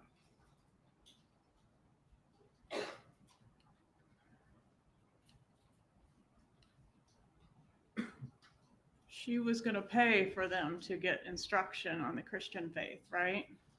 that was what she said. And she said she looked into it and she could get them baptized in a couple weeks. Do you remember that?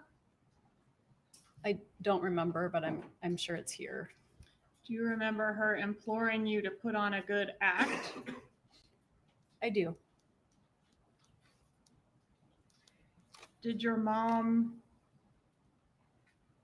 I don't know, do you have any acting training? No. Do you know why your mom would Google how to teach an actress emotion? I don't know. Did she ever share with you or forward you any tips on how to bring emotion or fake emotion? Not that I remember of any kind. All right. What about a financial offer? Was that part of it as well? Yes, What was the financial offer to be? I think it was $1 million. Who was going to pay the $1 million? My mom, my dad, and my brother. And they were going to pay $1 million. You didn't have to pay any of it? I don't remember having to pay any of it. Okay. And they were going to give Dan Markel $1 million for what? So that I could relocate. Okay. Did you ever make that offer to Dan Markel? No, To your knowledge, did anyone make it to him? I don't think so. Would it have worked? I don't think so.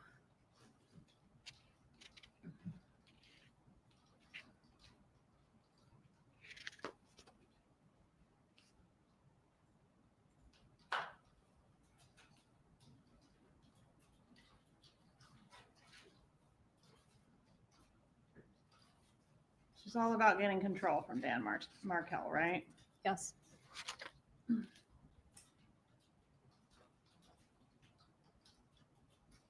And you told her these ideas were crazy, didn't you? I did.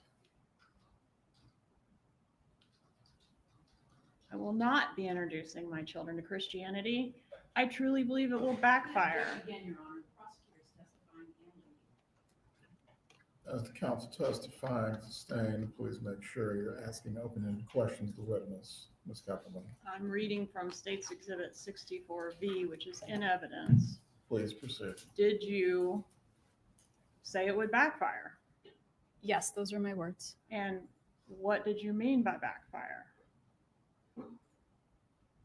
I don't remember, but I can read there below what I was saying. Did it have to do with this will give him ammunition to pursue things in court? I might have meant that at the time. Did your mom respect your decision not to use her suggestions? I mean, she had to have, right? I'm a grown up.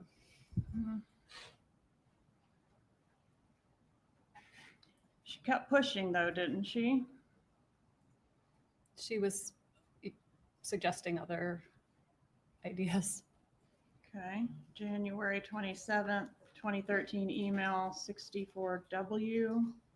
Charlie brought up a good point when he said that Americans were dropped behind enemy lines during World War II wearing Nazi uniforms to get what they wanted. They had a job to get done, and they did what they needed to do to accomplish it. You have a job to get done and a very short time frame to accomplish it. If you dressed your kids up in Hitler Youth uniforms and brought them down here, I could care less if it was an act of defiance and would show gibbers that he's not in control. Did she suggest that to you? Yes.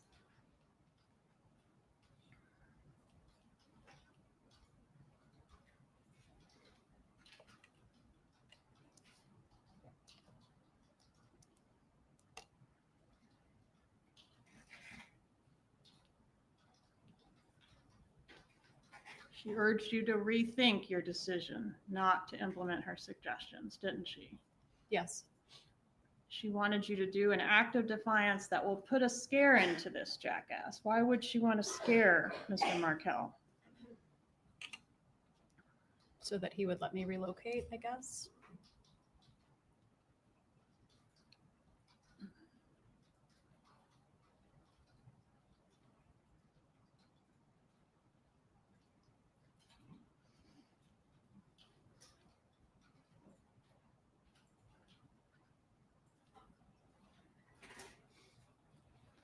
She says here, and I'm still on 64W, I don't know how much of the big picture you're seeing, honey. I don't know if you can realize that not only what you can provide for your boy's life, but for your own life, all depends on this change. This is a once in a lifetime opportunity. So she did view this as a very serious matter, right? Yes. And she's sending all of this after the relocation is denied, right? Yes. Everyone has a price. Fight for yourself.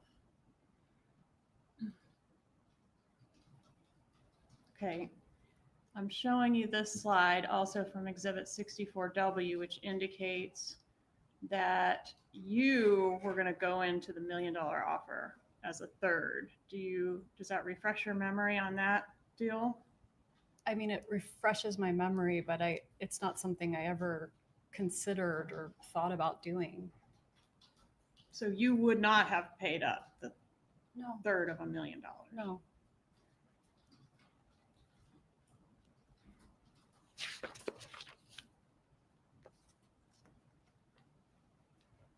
Moving on to 64X. This is an email in which your mom expresses opinions on several items, including the marital home, the parenting schedule, alimony, child support, health insurance. Did you want her opinion on all these things? I mean, I don't remember, but I think we always want our parents' opinion on things, even if we don't take it. Sorry, Your Honor, I can't hear it. Please restate your answer. Counselor asked me if I wanted my mom's opinion on those things, and it's hard for me to remember at the time if I wanted other opinions, but I said, I guess, people always want their parents' opinions on things. And your mother's opinion was that she wanted you to aggravate your ex-husband, right? Yes. To screw him financially. Yes. to get a win. Yes, She thought your divorce was something to be won, right? it seems that way. When was the divorce final?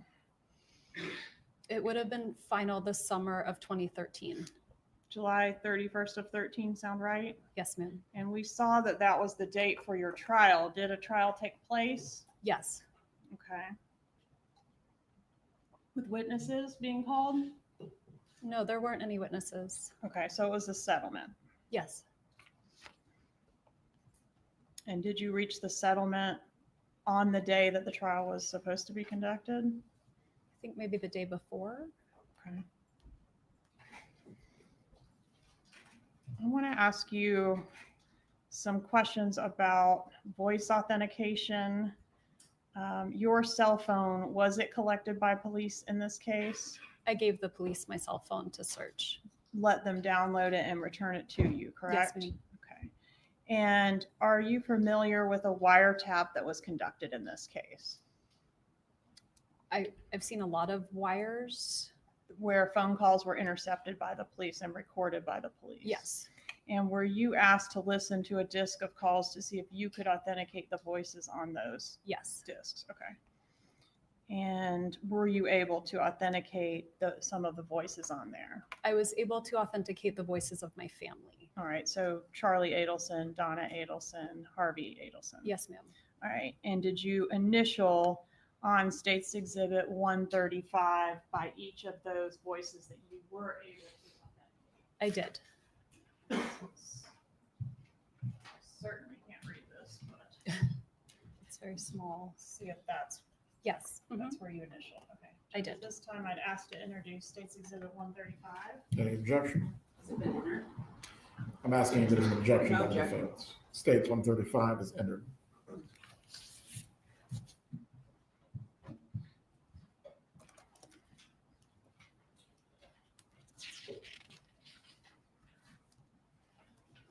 After the divorce was final, was there any more litigation between you and Dan Markel? There was. All right. And who was the first one to file something after the divorce was final? I don't remember who was first to file. Because you both filed some things afterwards, right? Well, Danny was supposed to pay me for the deal with our settlement was I was supposed to take my name off the title to the house and he was supposed to pay me half the value of the house. So I went that first week and took my name off the title and then just waited. And when I reached out, when it was time for him to pay what he owed, he said, I'm not going to pay it. And I asked why, and he said, I have my reasons. And so my attorney had to file to enforce the settlement agreement because otherwise he was going to be held in contempt of court. The court had given him a deadline to make the payment and he didn't make it. He didn't make it. So you filed a motion to enforce The settlement agreement. and he filed a counter motion saying, well, I'm not paying because she's in violation for all these different things. Remember that? I do. And then he accused my attorney of committing fraud. Right. One of his big complaints was failure to facilitate the communication agreement, where I guess you all had some type of agreement to provide Skype calls with the kids to each other when you didn't have the children. Do you remember him complaining about that? I do. I remember if I was 1 minute late, he would contact the parenting coordinator and complain that I was in violation. That was a pretty regular complaint of his in this era of these filings, wasn't it? Yes. And when he sent an email, for example, 64N, let's see if we have that.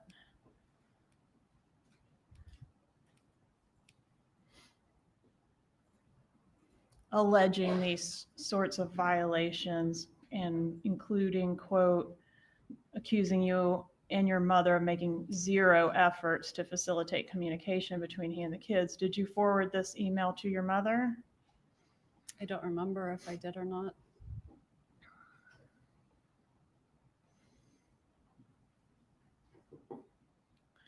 And during this time period, did Dan Markel send you quite a few emails pleading with you to play nice? For example, March 7th of 2013. Wendi, I really regret that things have gotten to the place where they are. Do you think we could try to resolve more issues directly with each other to prevent so much of the unnecessary tension and cost? Things like that. Yes. Okay. But then you didn't seem to be able to actually play nice with each other, even though it seems like maybe that's both what you wanted, at least at certain points. I was always trying to play nice. Well, you were threatening to hold him in contempt of court. I wasn't threatening to hold him in contempt. That's what my lawyer filed. That's what happens Well, when your you... lawyer represents you, doesn't she, Mrs. Adelson? She does, but I wasn't threatening him. Did you cease all Skype communication between Dan Markel and the boys on March 12th of 2013? I don't remember that, no. Tab 54, please.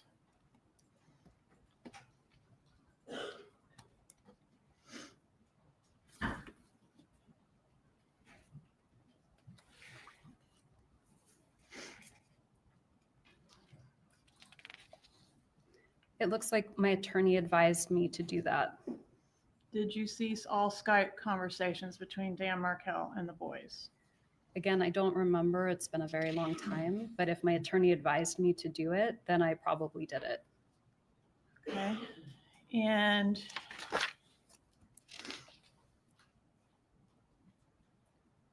the day that you filed that motion to enforce the marital settlement agreement and hold Dan Markel in contempt, see if I can find that. What was the date of that filing? It looks like it was October 31st, 2013. Was that the same date that you backed out of the contract to buy a house here in Tallahassee? I don't remember if it was the same date, but at that point I didn't have the money I needed to buy the house because Danny didn't pay what he was supposed to. Okay, but you don't remember which day you backed out of buying the house? I don't. Could it have been the same day that this was filed? Halloween of 13? It may have been. Okay, and was it Charlie, your brother, who talked you out of buying the house? No, I didn't have the money to buy the house. So you don't remember him discussing that with you? No. Okay. And did your mom have a position one way or the other on whether you would buy the house? I don't remember.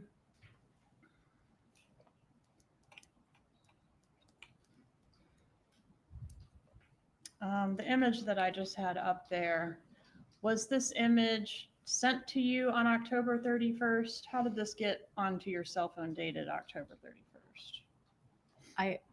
It looks like something my brother would have sent me at some point. I don't remember if it was what day it was, but I remember seeing that picture. Okay, do you have any reason to dispute the metadata associated with it on your phone? No, ma'am. Okay, and you recognize your brother in this photo? I do. And who's the woman he's pictured with here? Katie. Is that Catherine McBanoa? Yes.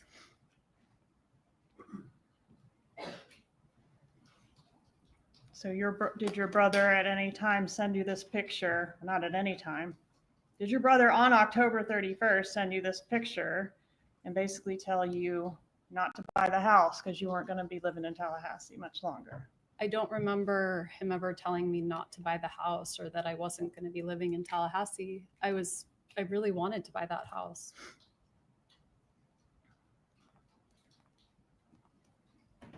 Do you remember, after all the drama with the Skype, asking your mom, let's see if I can find it here, to help you work on the Skype thing because it was becoming a real problem between you and Mr. Markel?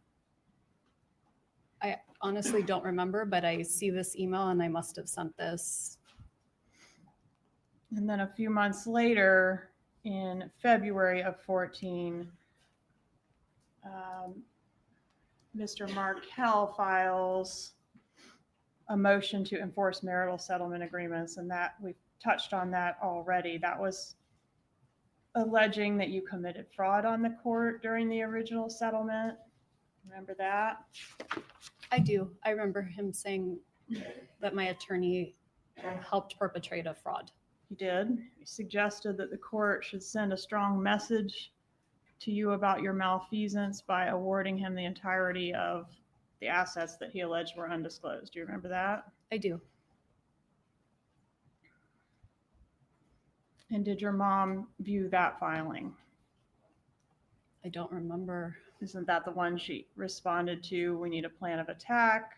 We need to aggravate him the way he's trying to aggravate you. I remember we just looked at that. I just didn't remember what it was in response to. Okay. And did you respond to his allegations I would in have, court, in a in- court filing?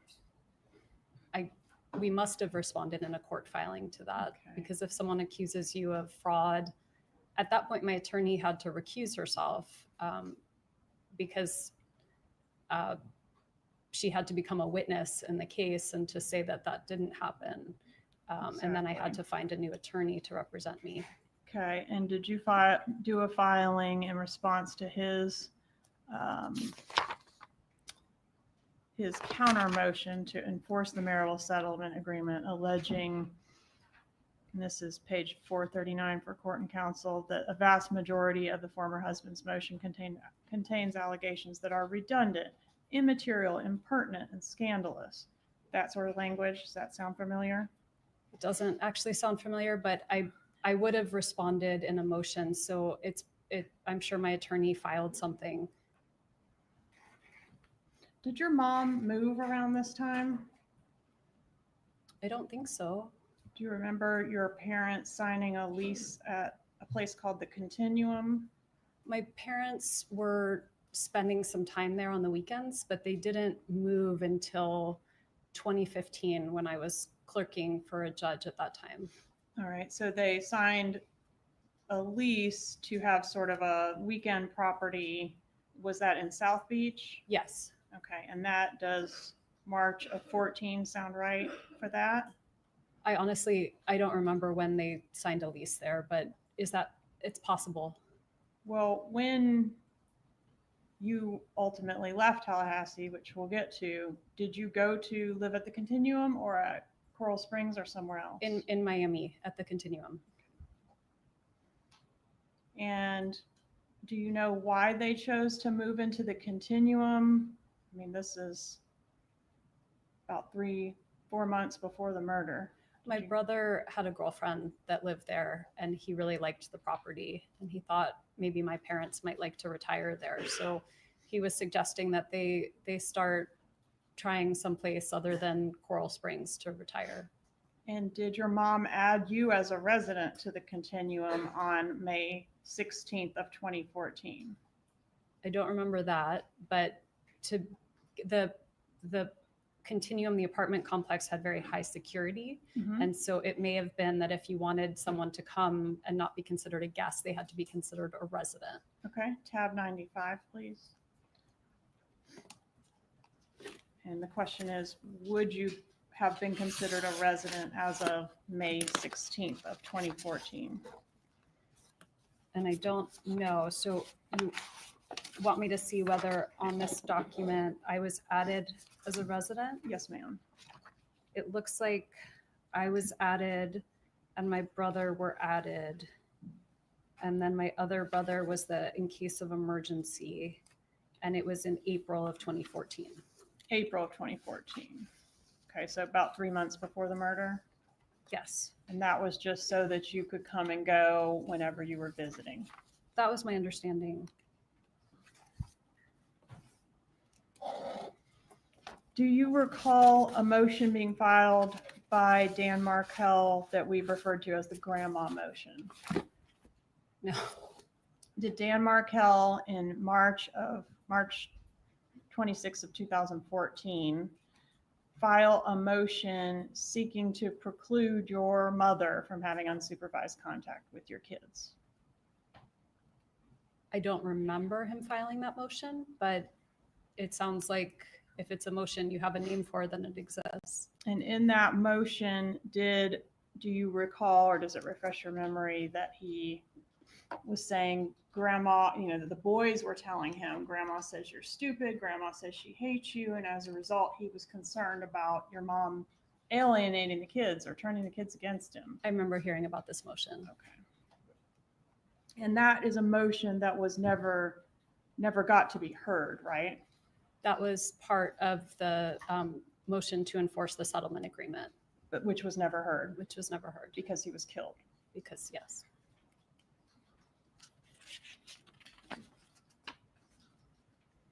And do you remember why you didn't forward your mom the actual motion that was filed in reference to that? I don't. Okay, if you will check tab, see if you can find tab 98 in the back there, please.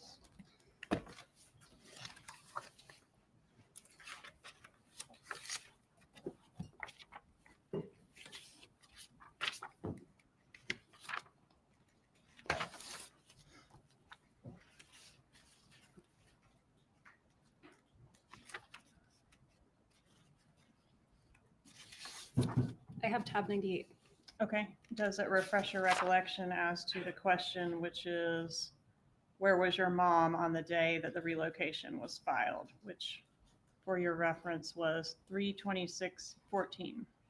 So this email is from 3/25/14, Mm-hmm. and it looks like my parents were coming up. It says coming on Thursday, and this was written Tuesday the 25th. So my guess is that they were coming on Thursday the 27th. And was it their practice to typically stop in Orlando and spend the night on the trip up to Tallahassee? I don't remember. Okay.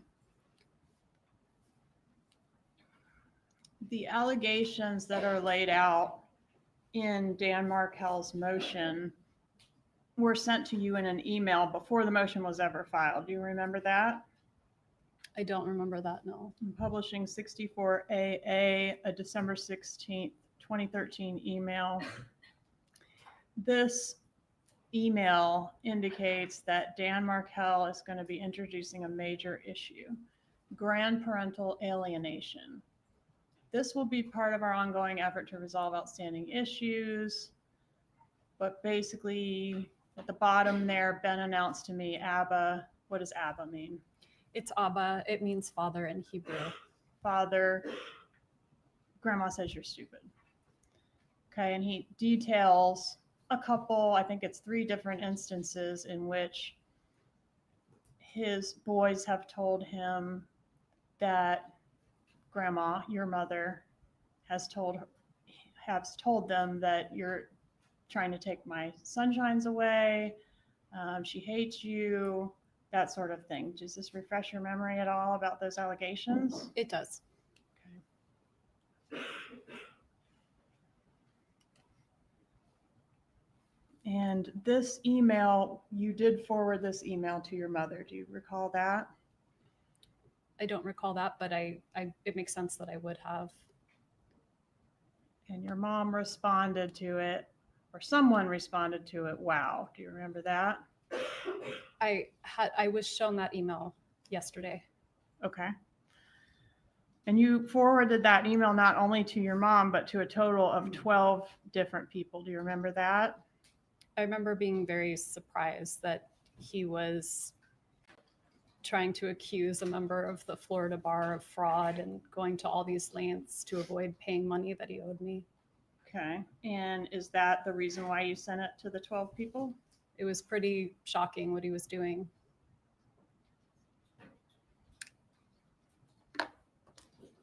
Did your mom respond at all to that allegation regarding her alienating the kids? I don't remember a response other than the one I was shown that said, wow, but I don't know if that was my dad responding or my mom responding. But the allegation was in reference to your mom, right? The allegation was in reference to my mom. Okay. And in fact, the next day, because the parenting coordinator was in on the original thread, you forwarded the email a second time to your mom, didn't you, with the parenting coordinator's response? Do you remember that? I don't remember that, but it makes sense that I would have forwarded it. Do you remember just, let's see, a couple months before the death of Dan Markel, saying to a friend of yours, I think her name is Jane. Does that sound familiar? I had a friend named Jane. Telling Jane, quote, Danny is a monster.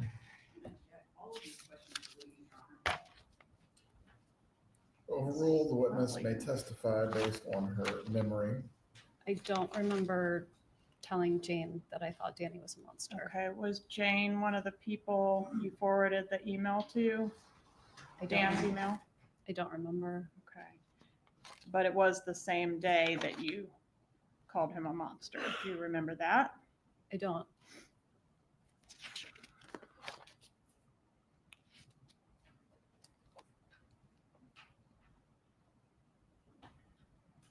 I want to talk a little bit about your brother, Charlie. Judge, I don't know if you're wanting a recess, this is a good time. It's getting a little tedious, I'm sure.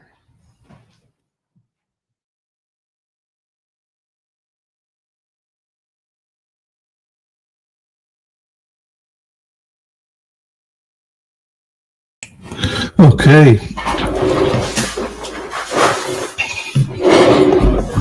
Break time.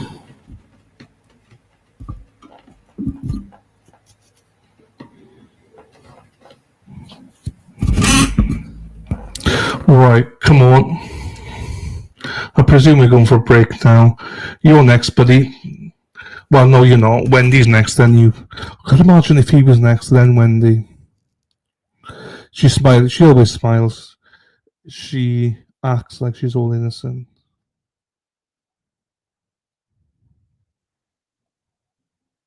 Members of the jury, before we continue with the examination of this witness, we are going to have our lunch break at this point. Oh. I am going to remind you once again not to discuss this case with each other or anyone else. Also, you are prohibited from looking at any information or reports concerning this case as well. For the lunch hour, there is a cafe here in the courthouse and also some other businesses within close walking distance. If you choose to eat together, you may do so. Again, the only prohibitions are what I've previously outlined. Please return at 1:15 and we will continue with the examination of Wendi Adelson by both the state and the defense at that point. Hey, Bud does it. The gallery is to remain in the room for right now until the jurors have exited. I reckon Bud does it. You could probably fix it.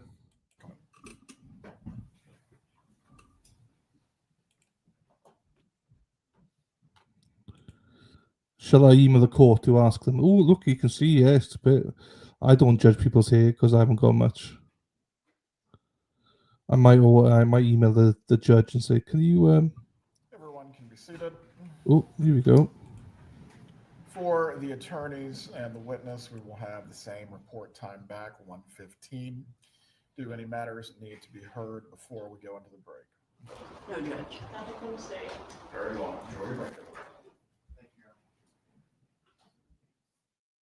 Okay, let me put a timestamp on that. 3:43, 45, 43. So, how do we think she's doing?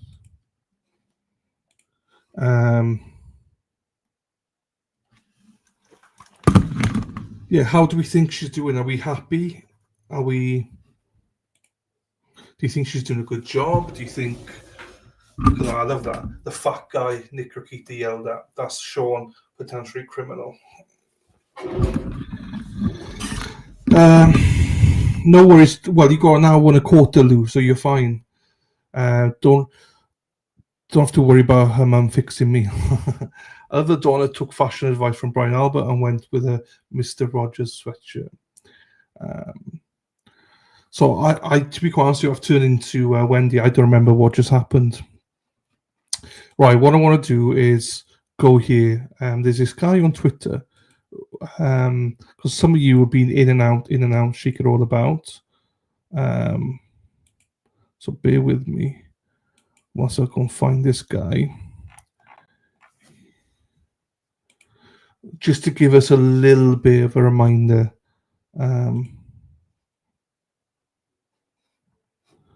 So this guy's in the court. So I'll read this out because it'll give us a little bit of a reminder about what we just witnessed right now. And for those of you who couldn't be here for the whole time, this will show us, or show you, what just happened in court. So it's a bit of a catch up. So this guy's called Jeffrey Burlew. Let me make it bigger. That's what she said. Right. That's him. That's the guy. So I'm going to read this out because this is what we've been witnessing. So there's a proffer this morning. The prosecution was asking about the work he put into this is the guy who was on the proffer, to the state's Exhibit 60, which shows Donna Adelson had knowledge of pleadings in divorce of Dan Markel and Wendi Adelson. Newlin testifying about a Dan Markel motion known as the grandmother motion. Spaghetti on Mondays. I like that. I like that. Spaghettis? I like spaghetti. I like spaghetti.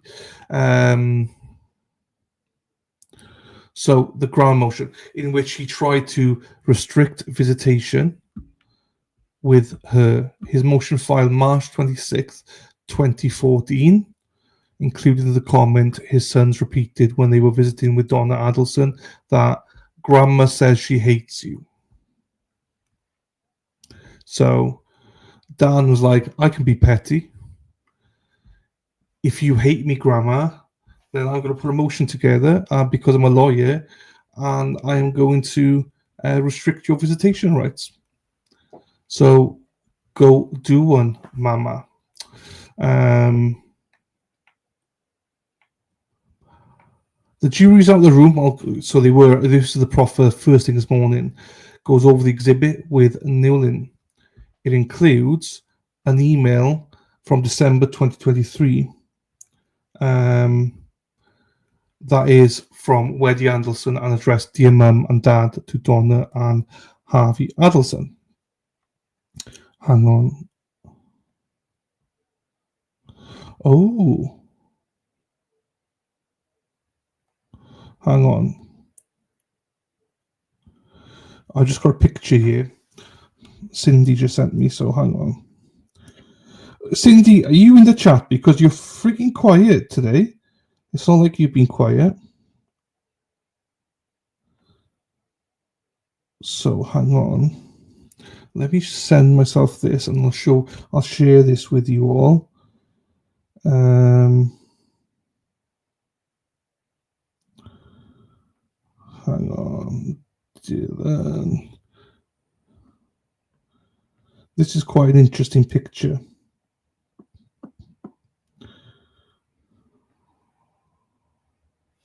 Right. Oh, here we are. Cindy, I'm going to show you this. I'm going to show you this. This is a picture that you just sent me. So I'm going to share this with the class, with everybody. Facebook.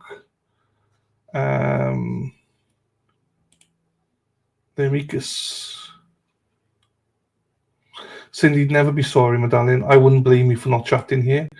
We're a bunch of weirdos here. So let me just get this. Let me see if I can do this image. So this is the bottom is Wendi in 2020, middle is 2023, and the top is 2025 today, basically. So that's how she's aged throughout the years. So 2020, 2023, 2025.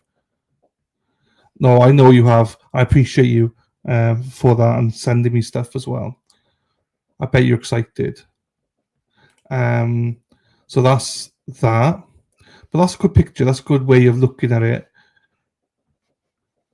Her hair colour, has it changed a little bit? She's got older. I think she's got older in 5 years. And her hair progressively has got Worse. Hello, Dennis. How are you? Busy morning. Don't worry, sir. It's all good. How are you doing, sir? Hope you're well. And as everyone always says, much love to Brenda. Dennis hates that, but I love doing that. So yeah, thank you for that, Cindy.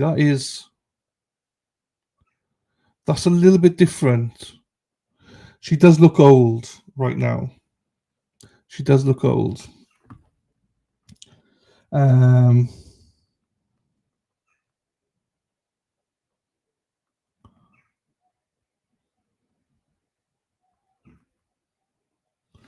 So, well, I didn't want to say. I was waiting for J Mac or somebody. I was waiting for one of you to be a bitch and to say she's put on a little weight.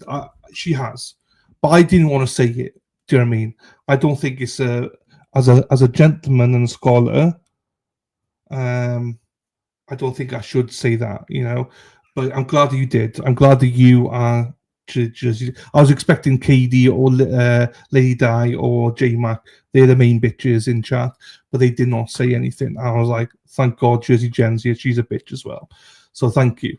Not that we're fat shaming. I'm a fat bastard. Do you know what I mean? It's not fat shaming, but she has put weight on. I agree.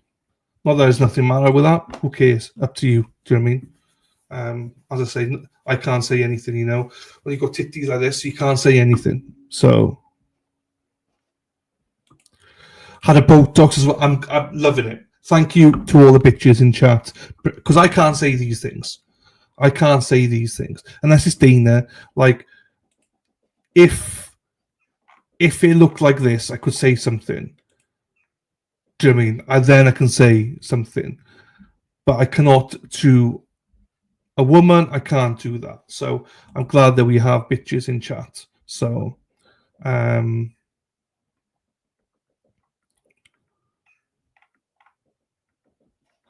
this is why the channel's not PG.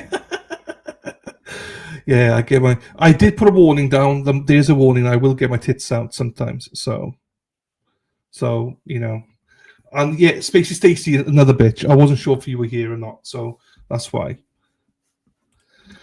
Right. It's almost that season again, then, Dina, you're right.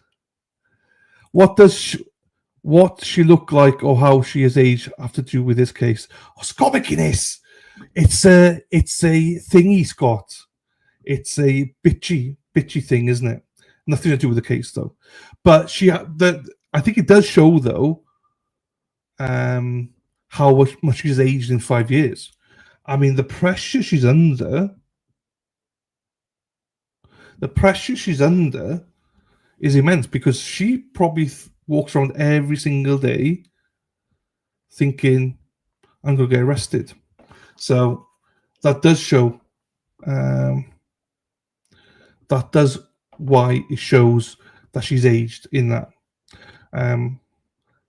Why I hate Kramer. Scotty! Right, back to this now. This is the...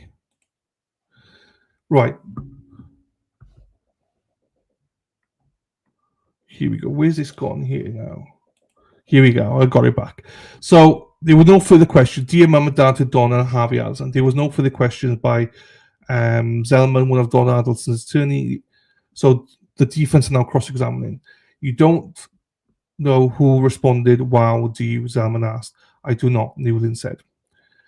ASA Koppelman says a lot of the emails went to the Gmail address that went to both Donna and Harvey, and Wendi confirmed that they shared an account, and he was also confirmed. I think that she threw them both under the I was going to say rim, but not the rim, under the bus here by saying basically both can read them, both can respond to them.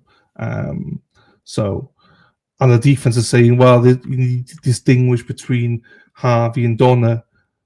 But she's saying, well, actually, they both read them, so it doesn't really matter. And also, Donna does most of it. So that sends the argument the defense have about, look, you know, Donna doesn't see all the messages. That dampens that a little bit.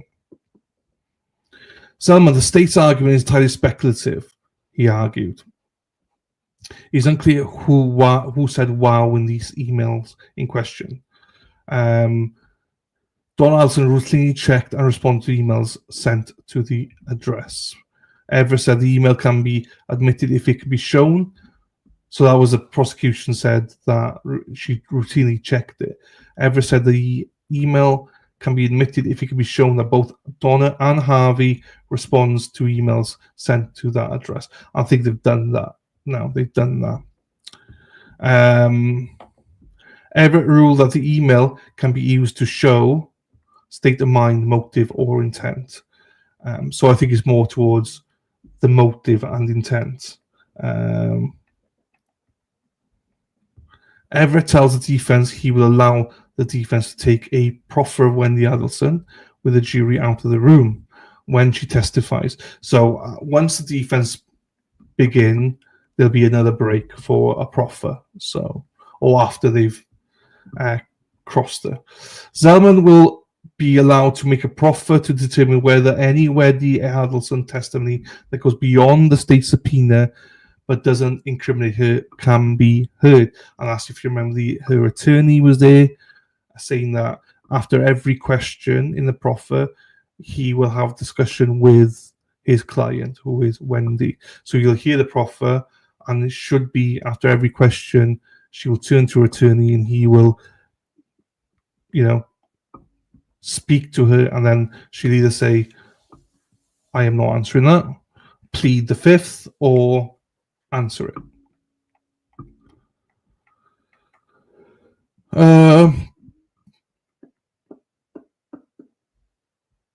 As a deputy just announced that courtroom 3G is full and that they are looking for a second courtroom to open it. So there you go. It is packed in there and they are looking for a second courtroom. So that's another reason why they're doing that. So there's a lot of people, I imagine, hundreds of people trying to get into court. Coupler calls Jason Newlin, investigator with the state attorney's office. So this is now the start of the testimony. So the first witness. Newlin said he found emails showing that Donna Adelson had seen pleadings in her daughter Wendi Adelson's divorce.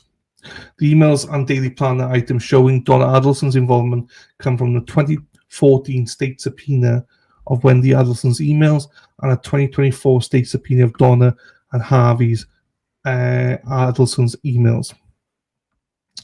Newlin testifies that Donna Adelson's email her daughter about changing her divorce counsel 7 days before a motion was hang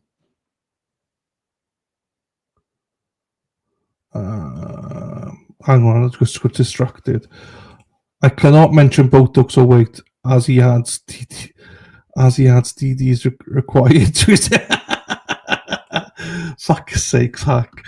So there's then we're showing emails and stuff like that about what happened. Couple of Donna's questions and feedback forwarded by Wendi to her attorney. Yes, they are.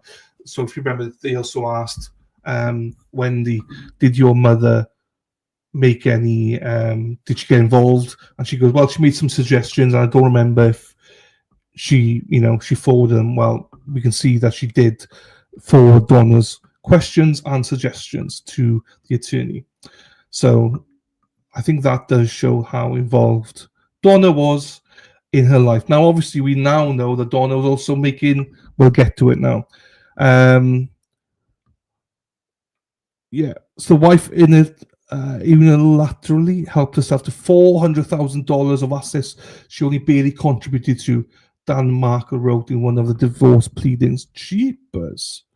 Wendi Adelson forwarded that filing on May 2nd to her mum, who responds the next day in email. Donna Adelson called him jippers. I think it's not a nice term. In the email said, the most important part of a divorce is relocation. Donna Adelson told her daughter that it was her non-negotiable. That's Donna's non-negotiable. Only an idiot like him would write that. Only he could make decisions for the kids, Donna wrote in that email about Dan Markel. Couple continues to go over divorce pleadings with Newlin as the documents and corresponding emails between Donna and Wendi are shown for the jury on a overhead projector, old school overhead projector. Scott McGinnis, you'll appreciate that. That's your age, old school. Wow, he's a royal jackass, Donna says. How smart are you to get rid of this piece of shit? Fuck. Donna sent Wendi an email that listed all of his travel plan. Dan and Wendy's first child was born. Since Dan and Wendy's first child was born, Newlin said Donna Adelson was trying to say he was a bad father because of the travel. Wendi Adelson's motion for relocation was denied on June 20th, 2023. Donna's emailed a friend calling the decision outrageous. Wow. Donna said it meant she couldn't relocate at the moment and that she was beyond angry. Donna then wrote Wendi suggesting she post a photo of the boys in front of a Catholic church in Tallahassee, let Jibbers know the kids would be baptized in a Catholic church, antagonizing bitch because they are Jewish. Take control from him, get to him psychologically. He's going to want you to stop this. So this is the mind of a narcissist, basically. It's time for you to show us that you can put up on the performance of your life for the next few weeks, Donna told her daughter in the email. In another email, Donna tells Wendi, let's aggravate him the way he's trying to aggravate you. She suggested she make Dan do the research and show bank statements from every month of their marriage. Copeland asked Newlin whether grandma motion to limit Donna her visits to the grandchildren was ever heard. No. What prevented it? Mr. Markel was murdered. Wow. So it was never heard. So the motion, remember, the grandma motion was to restrict Donna and Harvey from seeing the children. Was the motion ever heard? No. Why not? Because Mr. Markel was murdered. Boom, boom, boom. So there's your motive. No further questions.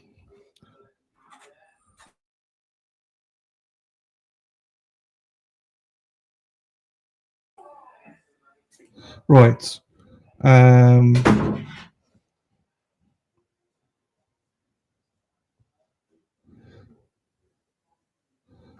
So the cross-examination, asking about the email from Donna and Harvey's shared Gmail account. Was there a signature at the end? You don't know who's. So this is what the people debated in the chat about this, saying that when you send cards, you put your husband's name in there as well, or mum and dad and stuff like that. Most men don't sign off on stuff. I tend to say Dylan sometimes if I'm messaging somebody back, but normally I don't. Selman asked about the one-word wow email. Isn't it true that emails from Donna are much lengthier than her husband's? Well, they're out in his how big his length is. That's not nice for him. They generally are, Newlin said. Wendi Adelson was called to the stand. But before that, Wendy's John Lauro came up and said that Wendi would assert the Fifth Amendment right were it not for the state subpoena that confers her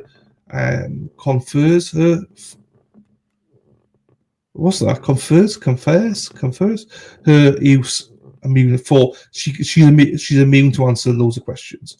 Ever explains that they will do a proffer with Wendi Adelson with jury out the room after her testimony. So once she's done with the testimony, then that's where the proffer comes and see if more stuff can come in. Wendi takes a stand. Hang on, I'm not going to guess which one I am. Dylan, please tell me which one you are. So which one am I for what? I missed that, Katie. I'm sorry. I don't know why. I don't know what that's in relation to. I'm sorry, Katie. Remind me. So Wendi testified that she and Dan met online in 2003 and got married in 2006. Wendi testified it was her idea to get a divorce and they were separated.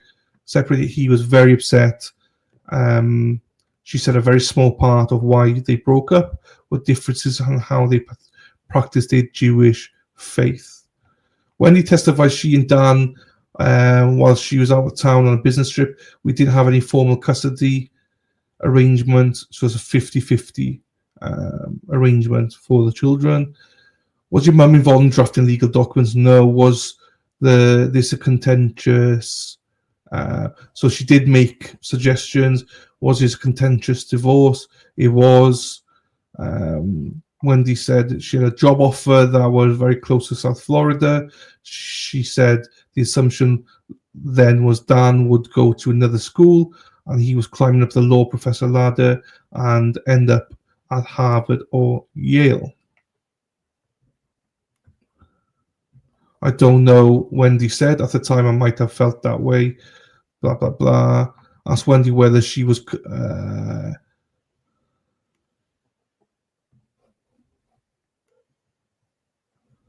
So,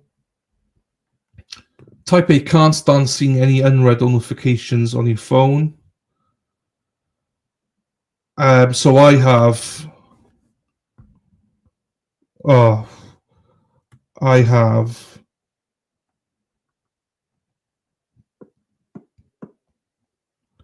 2,055 unread emails, and that's after I deleted a shit ton of them.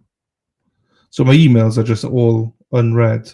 I do not have any. I currently have 2 messages and one WhatsApp message that I have not got to yet because I'm reading this, but I will get to in a second. But no, I will normally answer those back emails and forget about it. I just normally just go select all, delete.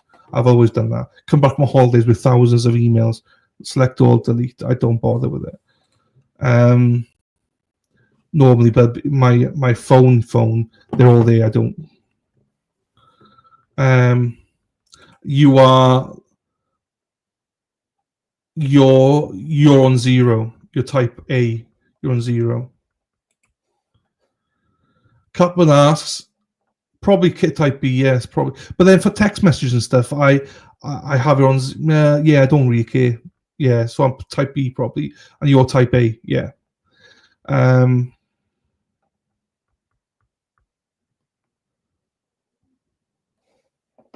Whether she, hi Christine, whether blah blah blah blah blah. Do you want to be stuck in Tallahassee? Where did he come to? 100% type A. Captain asked whether Wendy's considered mum the dominant force. No. Right, here we go. Reading emails when Donna pre-screened men for. So this is Erin Hack. This is for because. So did you?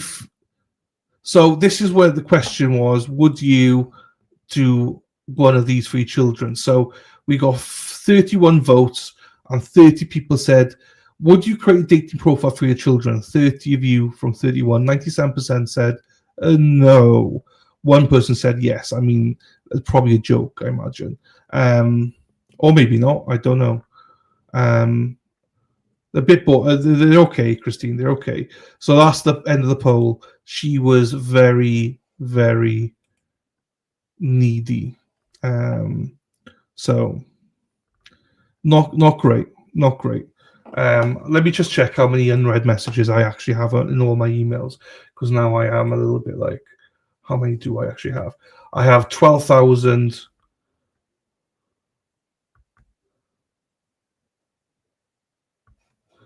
Hang on, can I show this without showing it?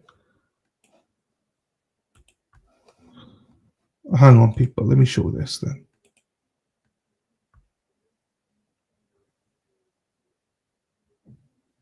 This is just my.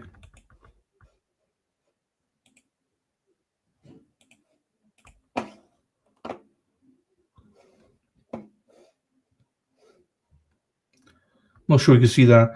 12,400. Hang on, let me make it. 12,000.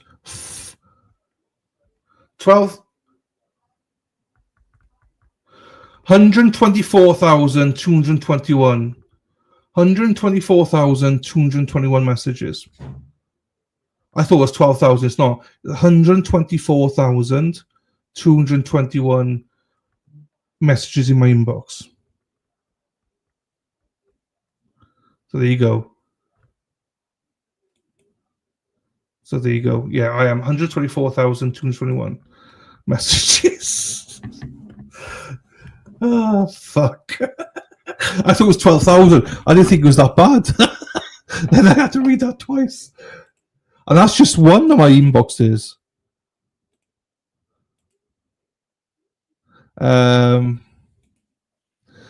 So yeah, I found that quite interesting that hang on.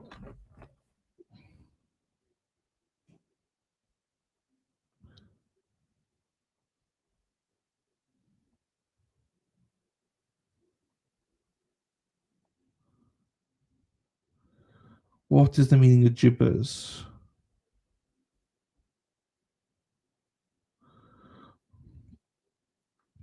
Okay, so here's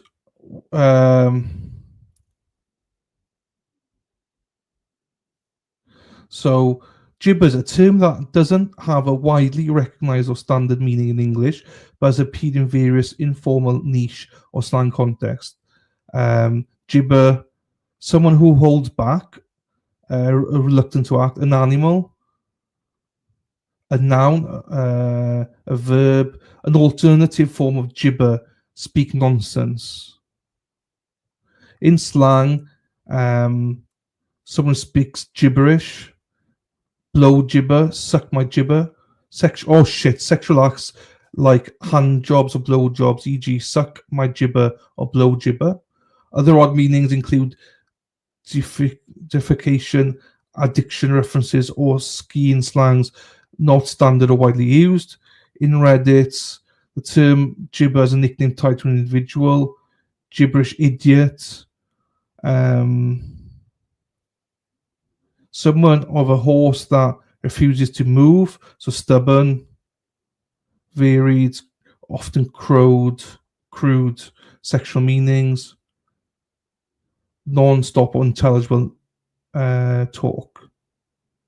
There's a lot. Gibberish. There's a lot. So yeah, there you go. That's that. Thank you, Cindy.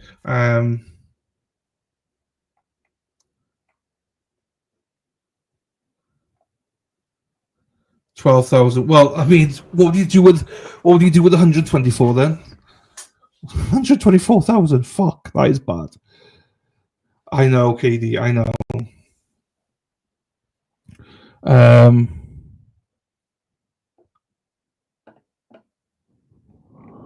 Okay. I would, Dennis. I just never go on to it. I know, Dave. I followed you back. If Donna has a sister, I think she could take care of them. Yes. Right. So this is the part, obviously, that Donna was very much like controlling. I'm not sure what I would do if my mother was starting to a dating site for me and stuff like that. I don't know. I mean, Erin Hack has full permission because she's in America. But other than that, I don't think I would. You know, it's very, very weird. But anyway, so there you go. So Cotman asked her about statements she made in a police interview on July 18th, 2014, the day Dan Markel was finally shot. My parents have more reason to dislike Danny than almost anyone else, she said then. I was in shock and I was trying to help the police, Wendi Adelson said. You were incognito. Follow him. Yeah, I've never heard of a mother get involved in anyone's dating life either, to be quite honest with you. Did you ever say you hated Dan Markel? I hate my children's dad, she wrote in an email. Wendi Adelson acknowledged she and Dan Markel listed as gibbers in his phone. It was a nickname she had. A friend came up with it. She told gibbers. No, it's not a nice nickname. Wendi said under question from the state that she sent an email in December 2013, 7 months before the murder, calling him an emotional terrorist. Wendi Adelson's motion. All right, Cotman asking about Dan Markel's response to Wendy's motion to relocate, which a judge denied. Did you strategize to leave him in a way to inflict maximum damage upon him? She also asked if she discussed with her mum how and when you would leave. I did, Wendi says.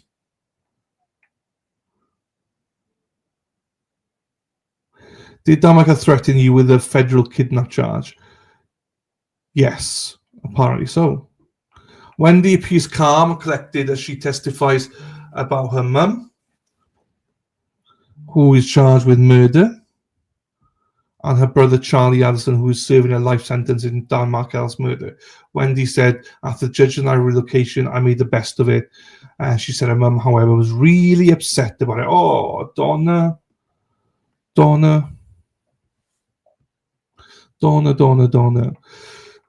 Is it true that you would never have left Dan Markel without your mum's suggestion? Wendi said she would have left him anyway. Whether her mother wanted to or not, she would have left him anyway. So there's a few other things, like she said that her mother wasn't happy with her becoming a, what do you call it? A lawyer, an attorney, all that stuff. But, you know, it is what it is. Do you know what I mean? Right. Let me see what else there is. Because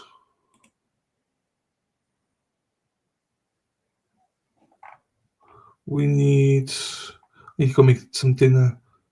Oh, let's watch this clip then. We'll watch this clip for a second. We didn't see much of Donna on this one.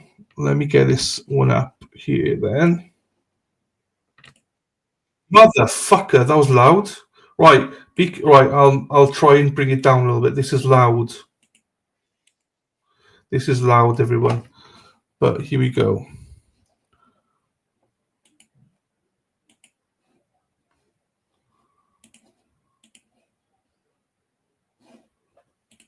Did you refer to him as an STD? I don't remember saying that. Tab 5.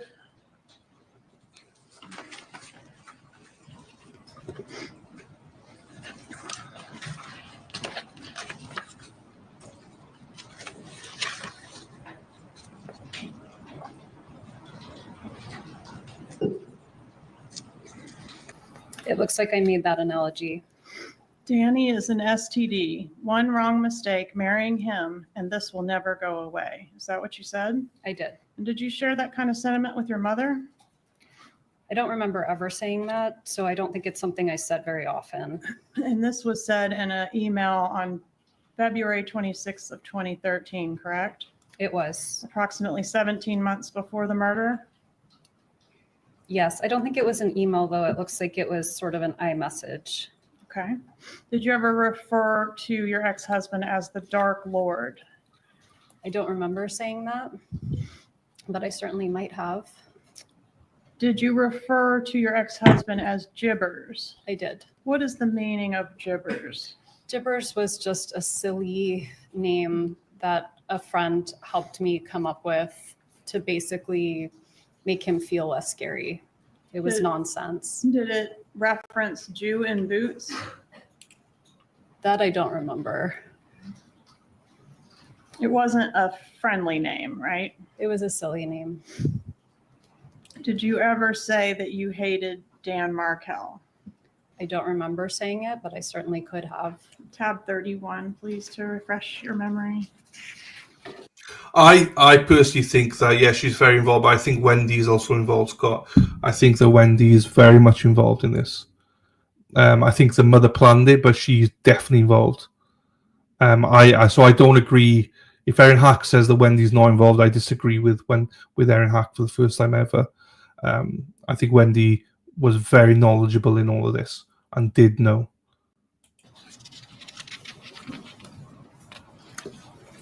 Possibly, yes.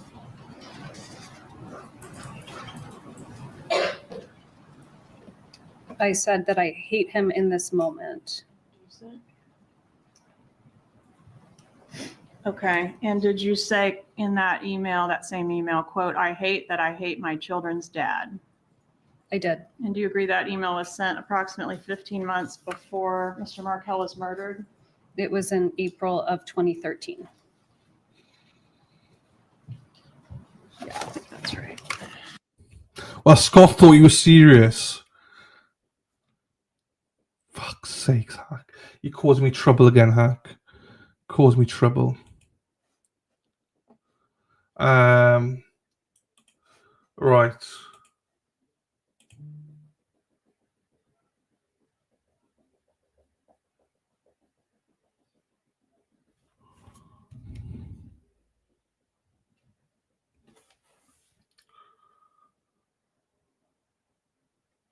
Okay.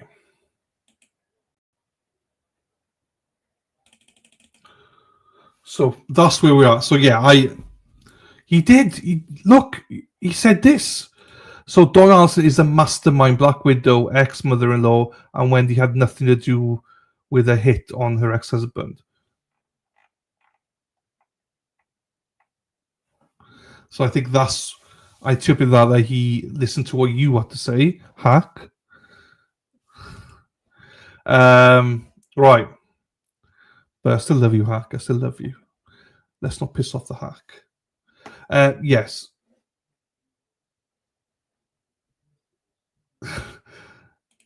Well, I just want to clarify. Because boomer. Sooner. Right. Let's get this done then.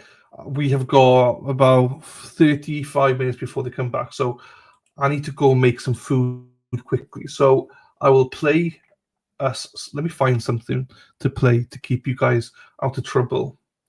Because you need something to keep you out of trouble. I opened it up as a toilet here, so that's great. I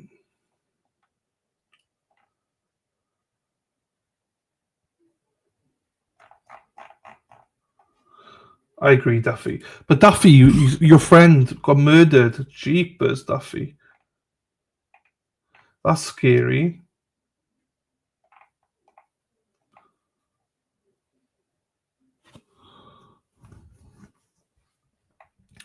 All right, let me Google Donna Adelson.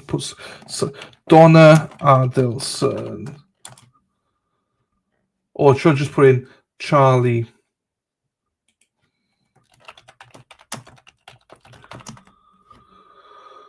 I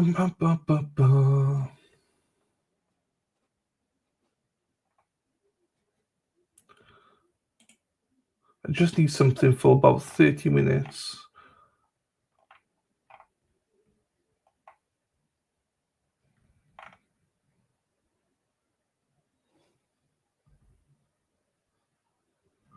No.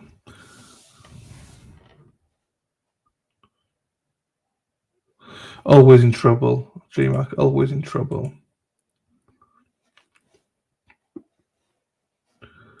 Ba, ba.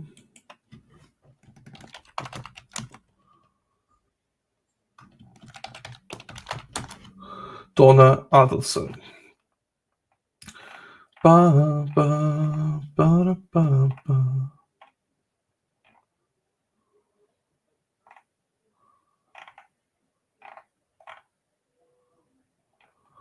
So I just need something.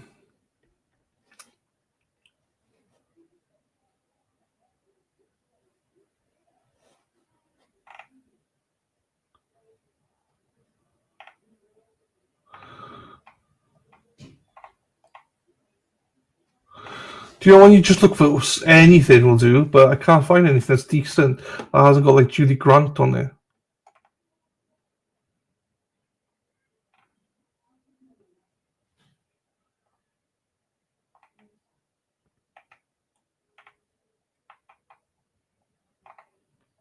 Or Joel, I don't want Joel.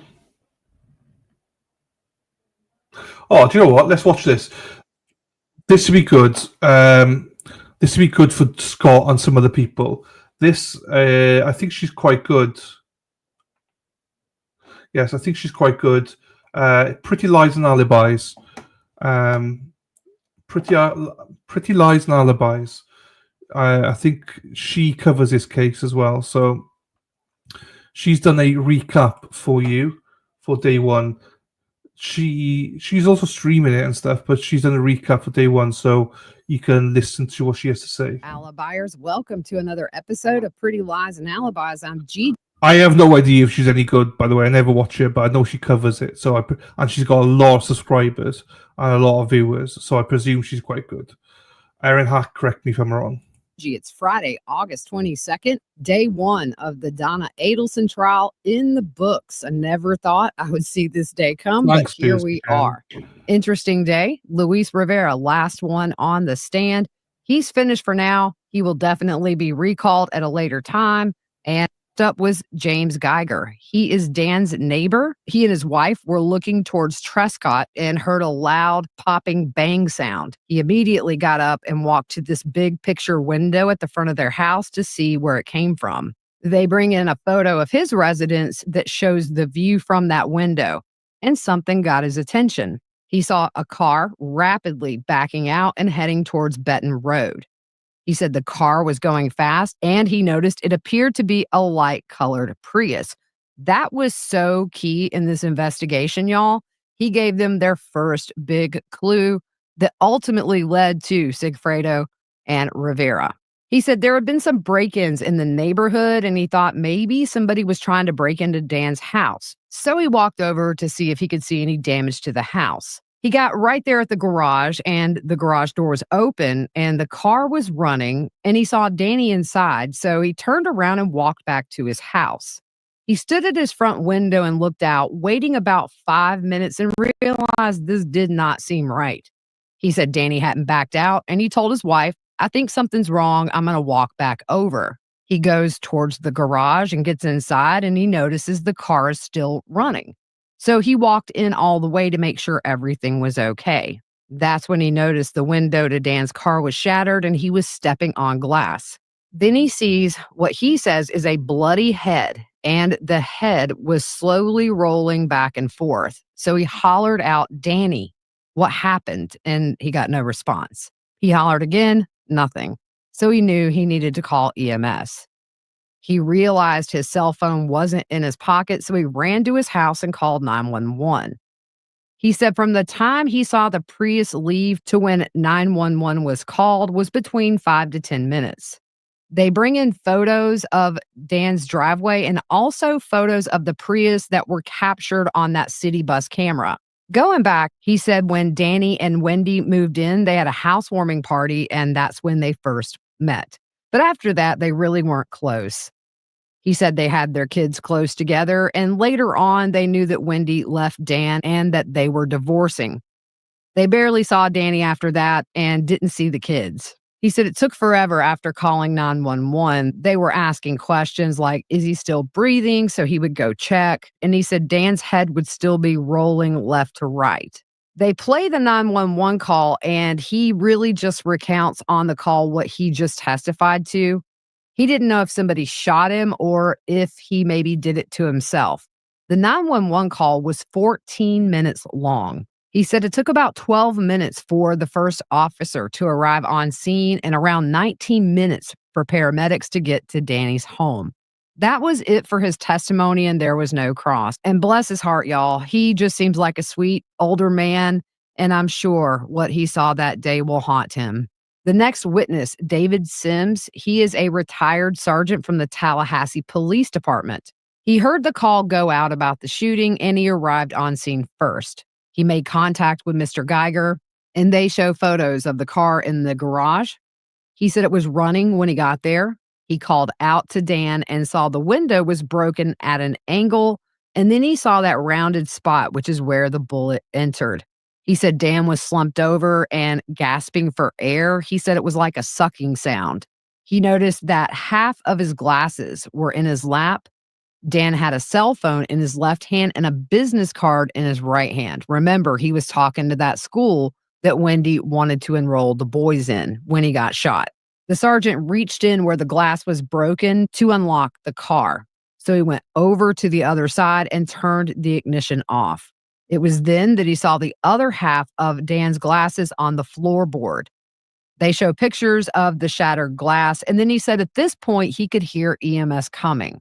After he heard the sirens, he pulled out a gym bag so that EMS could make better entry and get to Dan quicker. They show photos of half of the glasses laying on the floor of the garage, and what happened is when they were treating him or moving him, that and his cell phone fell out onto the garage floor. He said there was no indication this was a robbery and no sign of a struggle. There was no cross by the defense. The next witness, Joanne Maltese, she is retired from the Tallahassee Police Department, where she worked as a forensic specialist. She took photos of the crime scene. Now, during her testimony, Donna was emotional. I didn't see any tears, but also I wasn't there. But from where I sat here in my studio, I didn't see any tears. They go through all of those pictures. They bring in Dan's glasses and lens into the courtroom. She tried to get prints from the scene. She dusted the entire exterior of the car, but there was nothing of value. She did some swabbing inside the car. She also swabbed the doorknob on the door that leads into the house. Nothing of value found. They bring in Dan's wallet. And then she also took photos of Wendy's minivan inside and out. And they bring in the photo of the bullet bourbon that Wendi bought that day along with the receipt. The purchase was made July 18th, 2014, the day of the murder, at 12:49 p.m. from an ABC liquor store. She also went to the hospital to document Dan's injuries and collect any evidence. They show photos of Dan in the hospital, and Joel from Surviving the Survivor is in the courtroom and said that Dan's mom, Ruth, had to leave. His sister looked down, but his daddy looked at those photos. As they're showing all of these photos of him in the hospital, Donna is doing her emotional thing. The next witness is Dr. Clark. He was the medical examiner who did the autopsy on Dan the next day, July 19th, 2014. They show a photo of an x-ray, and he points out the 2 bullets as well as the fragments. They show an identification photo that they take after they clean somebody up. He said there was a lot of damage to the left side of Dan's face, and he had those 2 bullet wounds. One of the gunshots was irregular. He said the way it hit the bone, it caused damage. He had swelling in his face as well as those raccoon eyes. He also had superficial abrasions, and they were different sizes. He explains when a bullet goes through a window or something like that, it causes splintering, and then that hits the skin and leaves those marks. He had that on the left side of his face, his neck, and his ear. On the left side of Dan's neck and ear, there was extensive pseudo-stippling. He had bleeding into the left side of his face with distorting of the face, and that drained into his neck. The other gunshot wound was pretty much between his eyebrows. It wasn't round because of the bone shelf, and the finer stippling on the forehead was from gunpowder. That would put the muzzle close to Dan by inches. On his left forearm, he had a ring of soot and stippling, and that would be consistent with Dan having his arm up. He said the arm was likely put up to the center of the head in a defensive type stance. He also had stippling from his glasses being hit by the bullet. He explains that stippling from gunfire is smaller and regular. He also had some other gunpowder stippling on his arm, and that would put the distance between Dan and the gun at an average of 18 to 24 inches away. The first shot, he believes, was to the left cheek area through that windshield, and it fractured his jaw and his left cheekbone. That was not immediately fatal. The second shot to the forehead, that would be your fatal gunshot wound. They show photos of the projectiles they recovered after Dan passed away. He said that Dan lived around 11 hours after being shot. There was no cross by defense. Next up was Craig Isom from the Tallahassee Police Department. He was the one that interviewed Wendi, but first, after the shooting, he approached her at a restaurant on Market Street around 2:15 p.m. She was with others, and he said he needed to speak to her privately, so he got her about 15 feet away and said he needed to talk about something that happened with Dan. He told her her kids were at daycare and they were fine. So I stand corrected.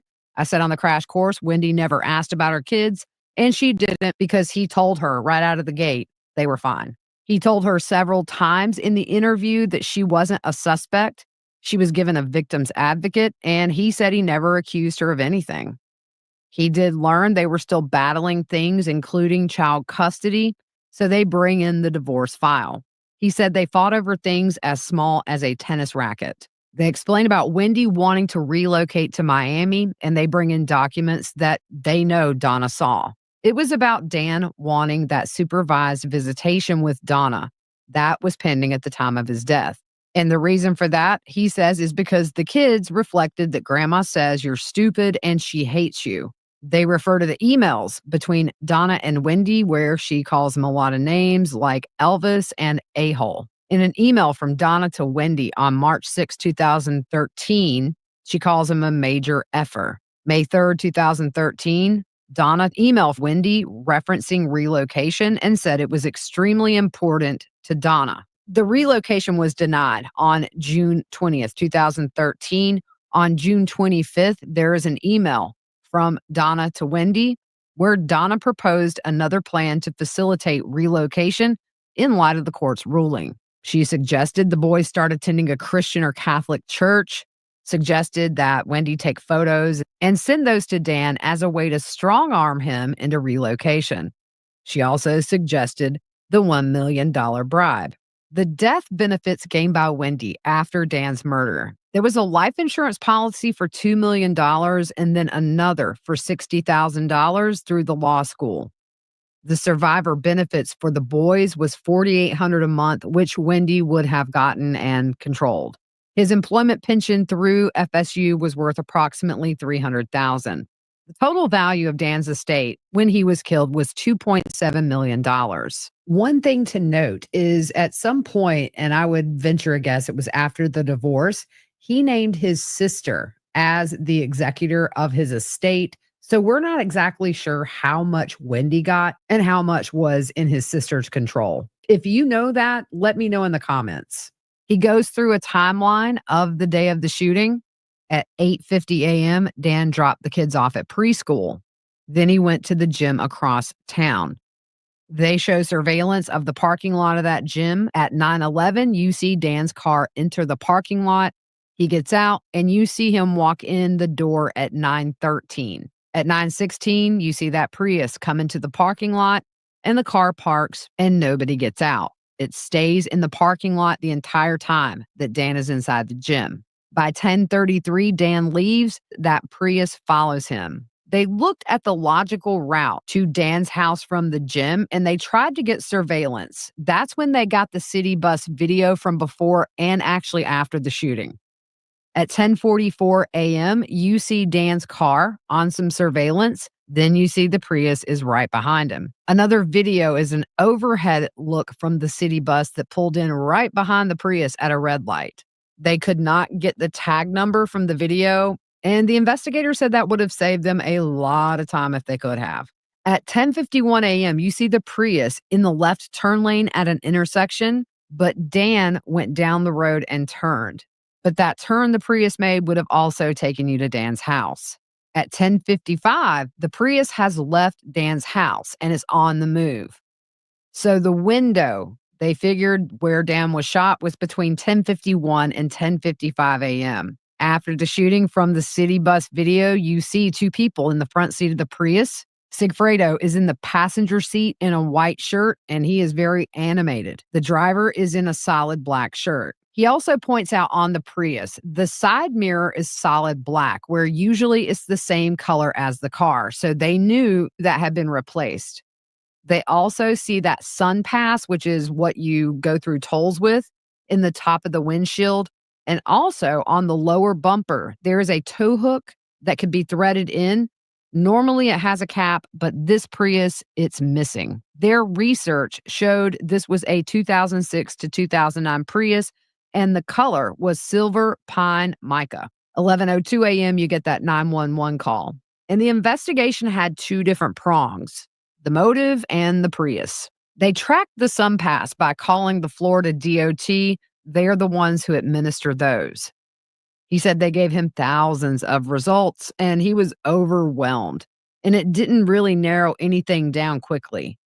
At that time, though, SunPass was mainly for Orlando and to the south. And while Mr. Isom was following up on the SunPass leads, Sergeant Corbett was looking for phones of interest at Premier Gym and then traveling the route the suspects took to go to Dan's. Initially, because of the large number of cars, they started looking to South Florida for cars going through the interchange where you get on a turnpike from I-75, but that was a bust. But once the phone analysis was done, they had a better idea that there was one particular phone number, and tracking that phone to Naples and crossing over Alligator Alley on 75 west to east towards Broward County. It was a different route than what they would expect from somebody coming from Tallahassee down to Miami.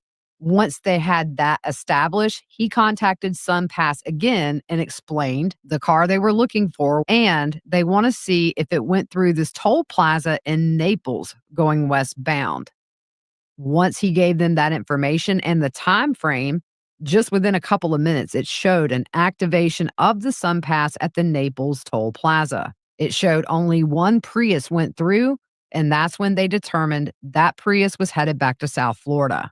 They backtracked and found that on July 16th, that same SunPass activated through Broward County to the other end of the toll plaza and then cut across Alligator Alley up 75. And that was confirmed through phone records as well. They did get a photo of the license plate from the toll plaza. Then they were able to identify the SunPass and the customer who bought it. That led them to a rental place in Miami called Save Gas. When law enforcement went there, the owners found documentation related to that rental. It was Rivera that rented it, and he put his real phone number and his real address on there, as well as Sigfredo's phone number, and had him listed as brother. The car was rented July 15th, 2014. It was due back on the 17th, but wasn't turned in until the 21st. They show a chart with photos of the key players and their cell phone numbers, and it confirmed that both Rivera and Sigfredo's numbers were the ones he used on that contract to rent the car. They still couldn't establish any connection to the Adelson family. Eventually, they learned that Katie was the mother of Sigfredo's children and considered each other's spouses. And at the same time they find this out, they also find out she's been dating Charlie Adelson. That was the only connection they could find to Dan Markel. Also, that was later confirmed by the investigation and testimony. They investigated Katie, her employment included. Her employment at the time of the murder was at another dental office. Post-murder, she started getting checks from the Adelson Institute. The Adelson Institute was operated by Charlie and Harvey Adelson. Charlie is a periodontist and Harvey a dentist. Donna was in the clerical department. She kept books for the business. They go into the Adelson Institute. He and Special Agent Sanford from the FBI went there and served a subpoena for her employment records. And initially, they got nothing. He said later on, the best he could get from an attorney who represented the dental office was a list of checks paid to Katie from the Adelson Institute. There were no W-2s, no responsibility form, and nothing showing she was employed there. The employees they talked to that day initially had no idea who Katie was. But another person came up to the front. Her name is Erica Johnson. She knew Katie's name, but did not know what her responsibilities were there. There was nothing at all regarding any proof of employment other than the checks, which started 2 months after the murders, and that actually was September 18th, 2014, and they ended in March of 2016. He thinks it could have went into May of 2016, but those checks stopped shortly after the bump. The documentation provided by the Adelson Institute showed the checks were in consecutive order, and Donna signed every single one. Katie was arrested October 1st, 2016 during the day, and Isom was present for that. She contacted her attorney from that scene, and the witness talked to her attorney and said he was interested in getting information from Katie about the other parties, maybe providing testimony about the other players, and if she wanted to cooperate with the investigation to call him back, and he would go meet with her at the jail. Less than 20 minutes later, he got a call from a man named David Marcus who said he was representing Charlie and said if Charlie was going to be arrested to contact him. Now, there was an objection by the defense that was sustained. So on cross-exam, they point out he was the lead investigator on this case until his retirement. The defense asked if he learned that Donna and Harvey lived in Miami, and the witness said actually they were in Coral Springs. The defense asked if Donna and Harvey had a condo on Miami Beach, and the witness said they ended up there, but he doesn't know at the time of the homicide if they lived on Miami Beach. As they made that connection between Sigfredo and Rivera to Katie, then that connection to Charlie, you see Katie's unemployment status, and she's still paying her bills in South Florida. The defense asks, did Donna and Harvey share emails? And Wendi told you that in her interview. The witness doesn't remember if Wendi mentioned they shared emails or not. The defense says, you identified emails, and these are emails between Donna and Wendi? Yes. Defense. And some of these my client called Danny bad names, but she never said she hated him, and the witness said that came through the grandchildren. The defense points out they were around 3 and 4. The witness said they were young. You testified about a bribe. You're not a family law attorney, and you have no idea if it's okay to offer a financial incentive when it comes to relocation. The witness is like, this is not in my realm. You testified about the life insurance, the pension, and some of those funds went to his kids, with Wendi as the custodian. The witness says some, but some of that money also went to Dan's sister. The defense asked, did Donna receive benefit from Dan's pension or anything? No. When my client suggested dressing the kids up or putting them in a Catholic church, Wendi didn't do that, did she? And the witness says no. The Adelson Institute had a couple of employees there at the time, and the defense asked, did they have a written job description or job review? And he doesn't know. But he says you would think with them working on people's mouths, there'd be some scrutiny. Defense, you said you got a call from Charlie's attorney after Katie's arrest, not Donna's? No. Is it unusual for an attorney to inquire if there's a warrant for their client's arrest? And the witness said it was shocking to be within that short time frame for that call, and the only way that person had knowledge would be through Katie's attorney. And the man identifying himself as Charlie's attorney, that's where it had to come from, because at that point, the media was not on scene and nothing was made public about her arrest at that point. They ask about the grandmother motion and say, you're educated. Absent some legal knowledge, can you interpret what's being requested in the motion? And the witness said, I think it's pretty plain. So back to the emails between Wendi and Donna. There is an Evite from June 3rd, 2014 for Harvey's big birthday. It's to Wendi, Ben, and Lincoln.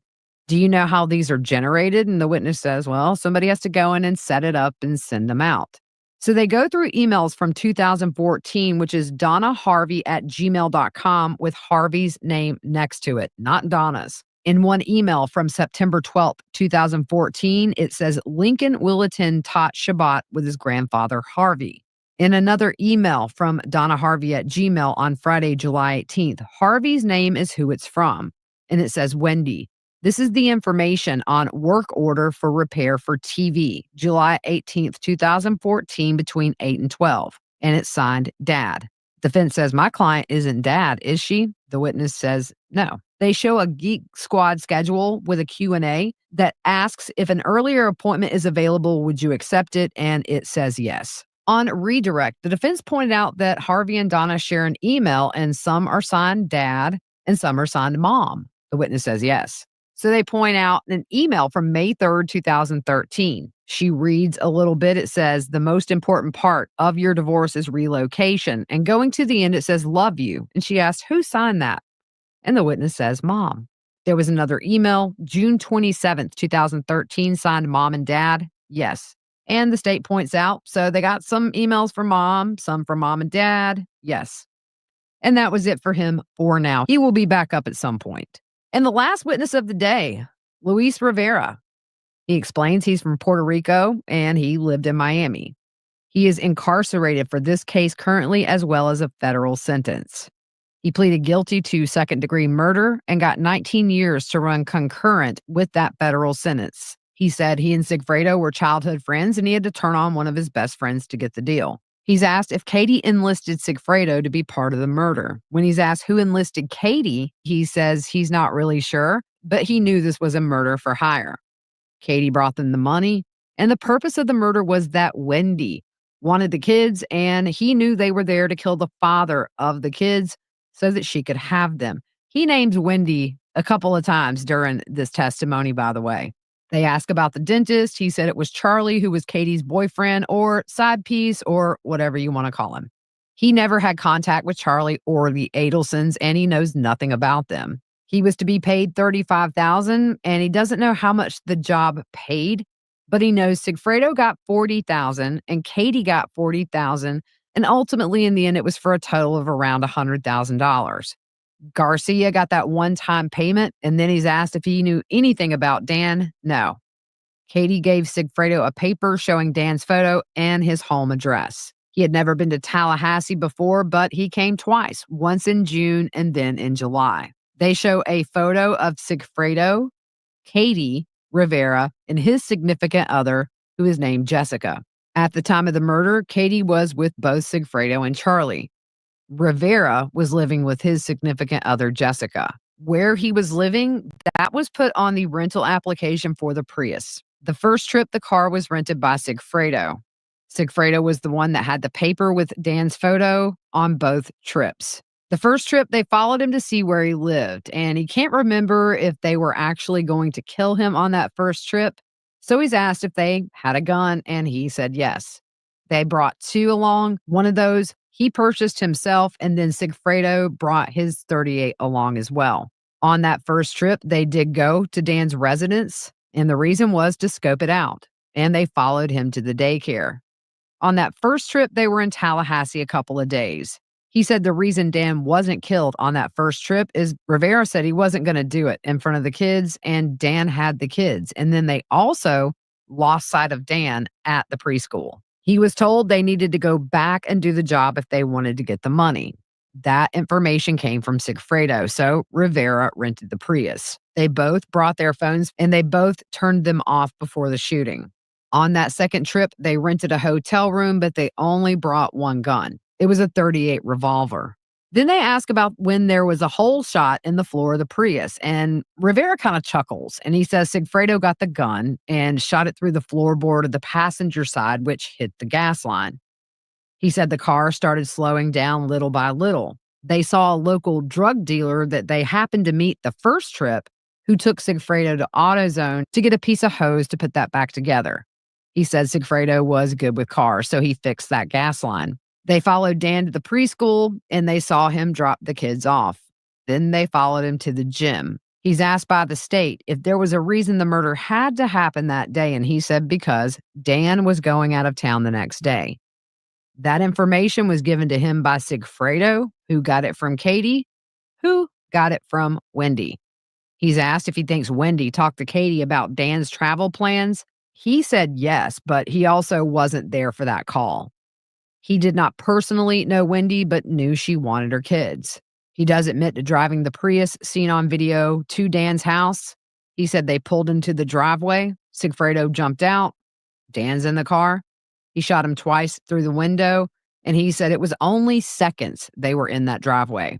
Rivera said he was not going to be the shooter because he didn't want to do it. On the bus video they show, you see Sigfredo kind of jumping around in the passenger seat. Rivera said he was trying to hide the gun. Eventually, Sigfredo tossed that gun into the ocean somewhere on the way back to Miami from an overpass. He said at one point they stopped to eat, and then they went to the ATM in Miami, and they show him the photos from that. The first phone call after the shooting was to Katie by Sigfredo. He could hear Katie on the other end, and Sigfredo let her know it was done and to get the money. He said he got the money the next day. He got a call from Katie, who was looking for him to give him his money. He said she never calls him, but she couldn't get Sigfredo on the phone. At that point, Sigfredo was living with another woman whose nickname is Shrimp. He was not living with Katie, and again, they were just on again, off again. He was in the barber shop, and Katie and Sigfredo went to his house, and his significant other called him. He got $35,000, and he said it was weird because the money was stapled into bundles of $1,000 in each bundle, and he had never seen that before. Sigfredo bought a motorcycle and a car, and Rivera bought a motorcycle. He said he thinks they bought those about a month after the murder. Rivera said he did not know Charlie had a safe full of money, and he didn't know Charlie was the one paying for it. And he kind of grins as he says this, and he said, if I did, I would have just robbed Charlie himself. And he said, in fact, he suggested on the way to Tallahassee just that. But Sigfredo said it wouldn't work.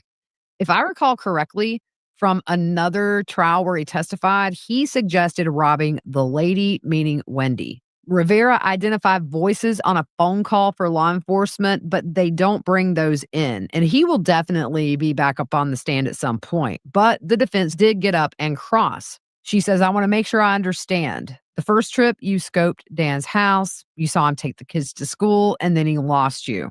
On the second trip, you knew he would take them to school, and you followed him again, and you knew he would go to the gym.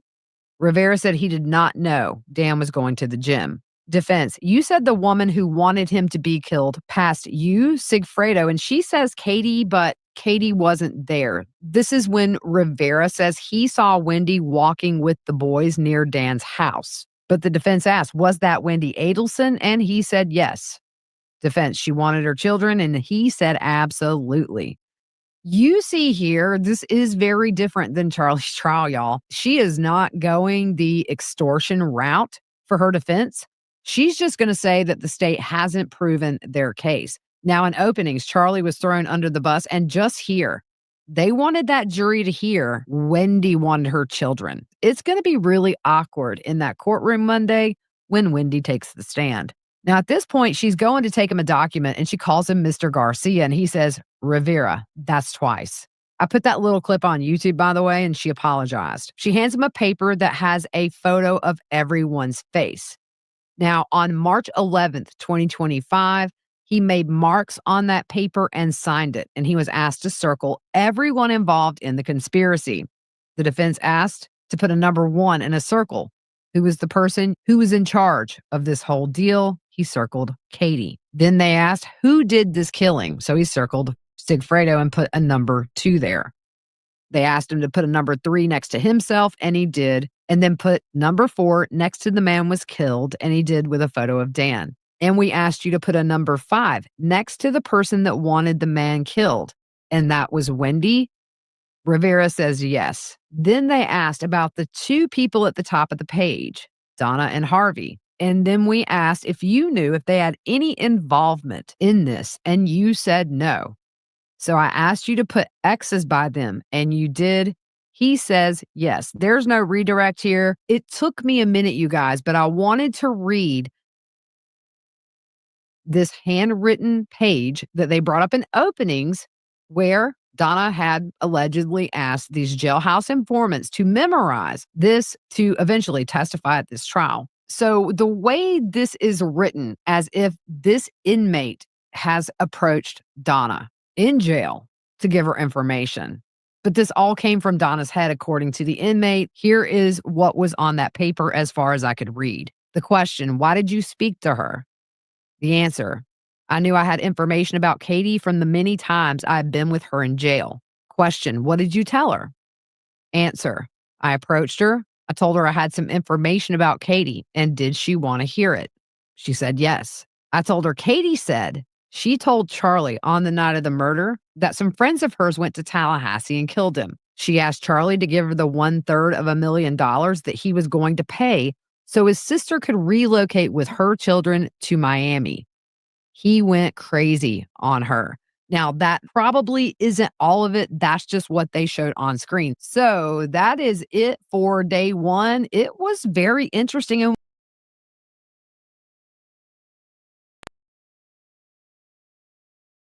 Okay, I'm going to put the trial on just because I'm going to then eat food, so at least you could be ready then for when the trial does commence. So at 1:15. So bear with me. I am going to go for food and stuff. So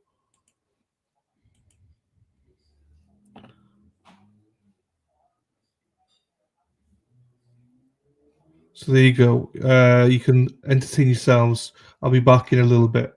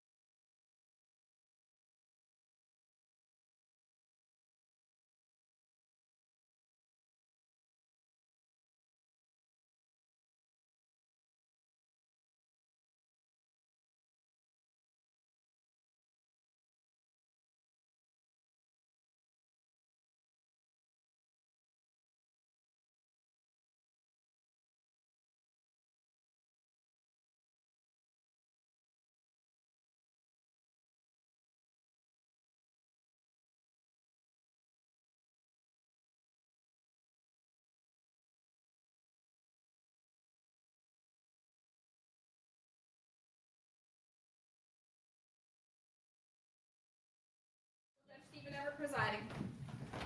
Everyone can be seated. The jurors good to go? Yes, sir. Okay. Is there anything that we need to address before the jurors re-enter the room? All right, Ms. Adelson, if you please can come back and take the witness stand. You can bring in the jurors. Yes, sir. Right here.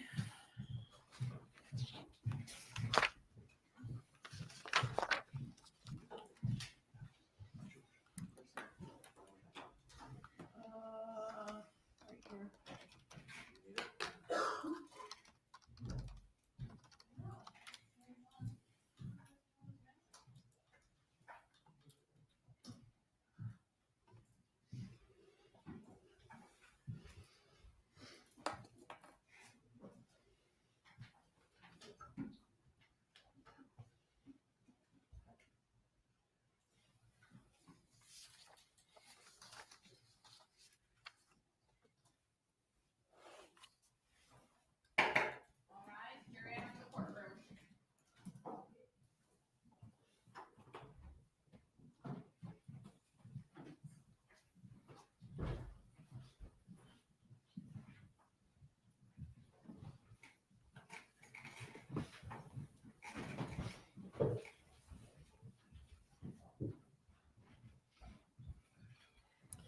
Everyone can be seated.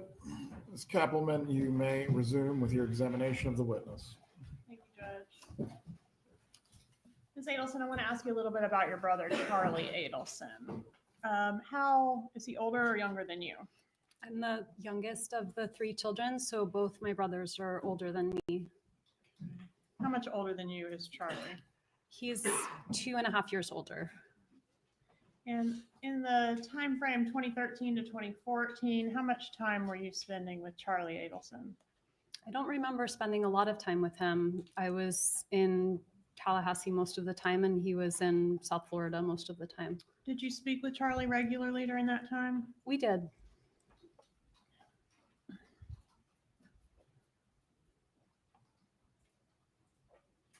What type of lifestyle did your brother have around the time frame 2014 to 2016?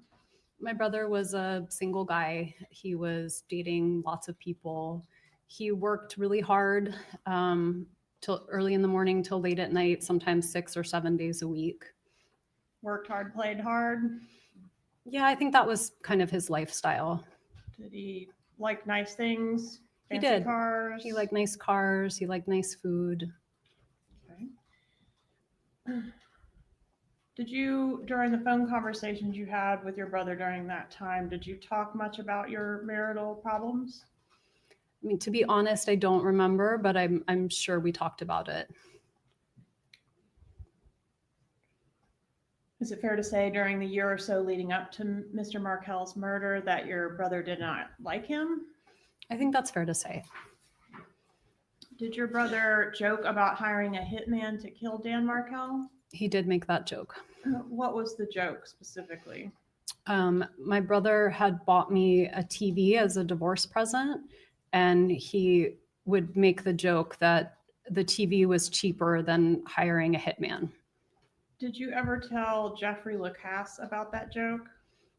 I may have mentioned that joke to Jeff Lacasse. Who is that? Jeff Lacasse was someone that I dated after Danny and I got divorced. Had he met your parents?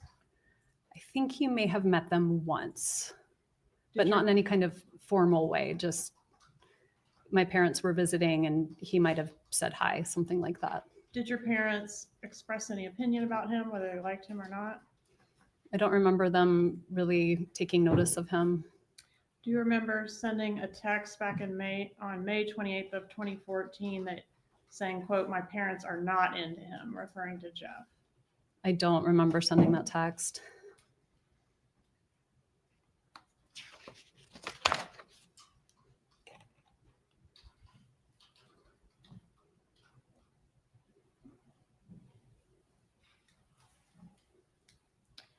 On the morning of the murder, did you have an appointment at your residence on Aqua Ridge? I did. What was the nature of that appointment? I had an appointment with the Geek Squad there were some vertical lines on the TV. I didn't know if maybe one of my kids had tapped it or touched it, but it wasn't working. And so I had an appointment and they were scheduled to come sometime between 8 and 12.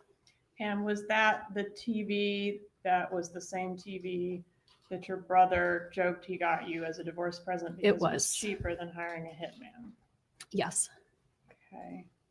And on the morning of the murder, did your mom text you about the TV repair guy being on the way or coming to your house? She did. I didn't buy the TV, and the TV had an insurance policy that came with the Geek Squad help. So I think they reached out to her first, and then she let me know that they were coming. The TV was under warranty, right? I believe so. But the damage that you had was not covered by the warranty, was it? I don't think so. Okay. And do you recall how long the TV repairman was at your house? I don't. It was a reasonable amount of time, so maybe an hour or so. And why did it take an hour to determine that the TV couldn't be repaired or was not under warranty? I don't know. I don't know a lot about AV equipment. And the TV repair guy, well, I guess I should ask, were you upset, crying and upset during the time that the TV repairman was there? I don't think so. Were you particularly upset about the TV, the fact that the TV couldn't be repaired? I don't think so. Okay, so the TV guy, to your recollection, didn't actually do anything. He didn't fix the TV, didn't take it away, didn't bring you a new one. No. He was trying to fix it. I mean, I think he was trying to assess what the problem was and if it could be fixed, but it wasn't taken away. The problem was like an impact to the screen, right? It seemed to be that, yeah. Did you go to a dinner after the murder of Dan Markel in which you vomited at the table? It was several weeks until I felt ready to leave my apartment. I was very, very scared. So that happened? It did happen. Okay, and that was in a restaurant, right? Mm-hmm. It was at a restaurant. Who was present at that dinner? It was my brother and me. And where was the dinner? It was Florida or here? It was South Florida. Okay, and you said it was several weeks after the murder? I believe so. Had you ever heard Charlie, your brother, refer to that dinner as a celebratory dinner? Only in previous trials, but never to me personally. Did you hear him say it the night that you had the dinner or after that? No. That you threw up at the celebration? No. Do you know Catherine Magbanua? I met her on 2 occasions. Okay. Do you have an independent friendship with her, or did you just meet her through your brother? I just met her through my brother. Who was she to Charlie? She was a person that he had dated. Was she a serious girlfriend? I didn't think so. Did he have a lot of girlfriends that kind of came and went? He had a lot of girlfriends, and they all looked somewhat similar. I'm going to show you what's... One moment, Your Honors.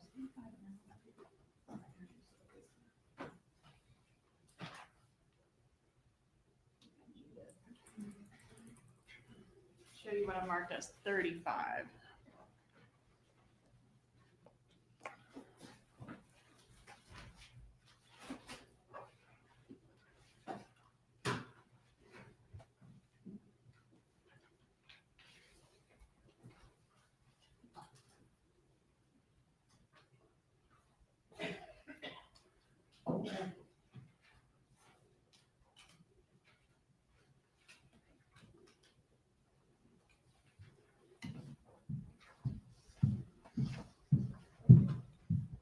Do you recognize Stakes 35? I do. How do you recognize it? This was a visit. I went to the beach with Catherine and a friend of hers for about an hour. Catherine Magbanua? Yes. All right. And when was this photograph taken? It was Father's Day weekend of June 2014. So just about a month before the murder? Yes. And was this the first time you'd ever met Catherine Magbanua? It was the second time.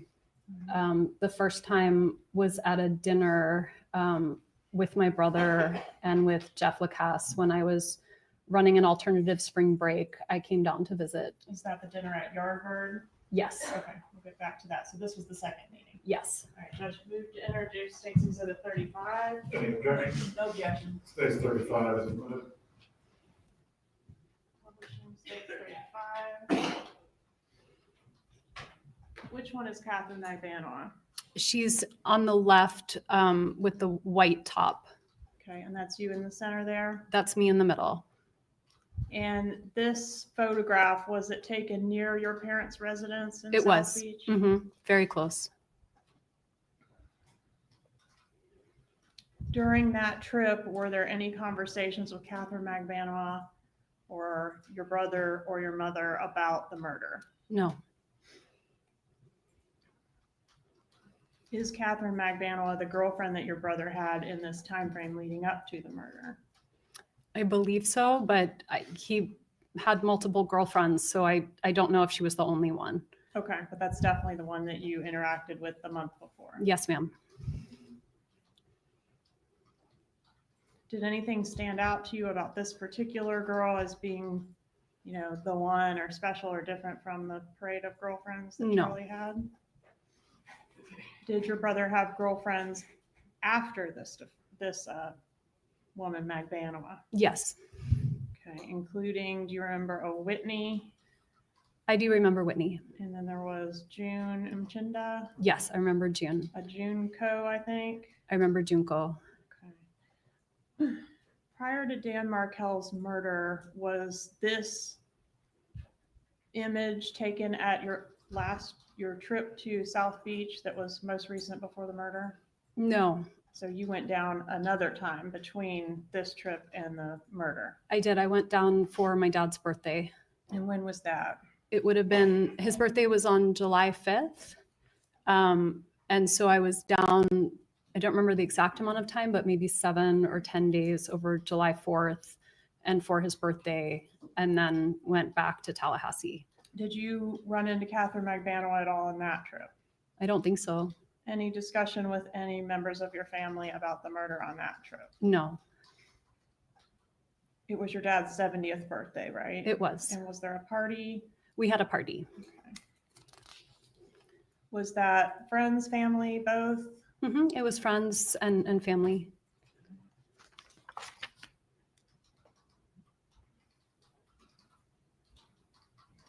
And I think, is this the trip that we were talking about earlier where your parents had come to Tallahassee to fetch you and take you down south? Yes.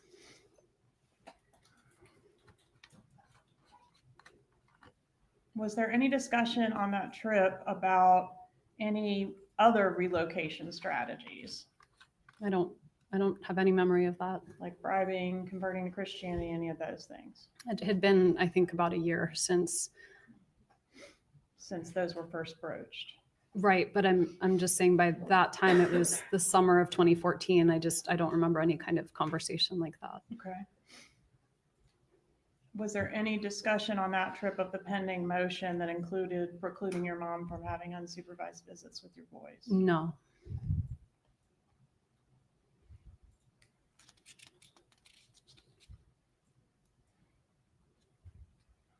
Do you remember the time frame that the repairman was at your house on the morning of the murder?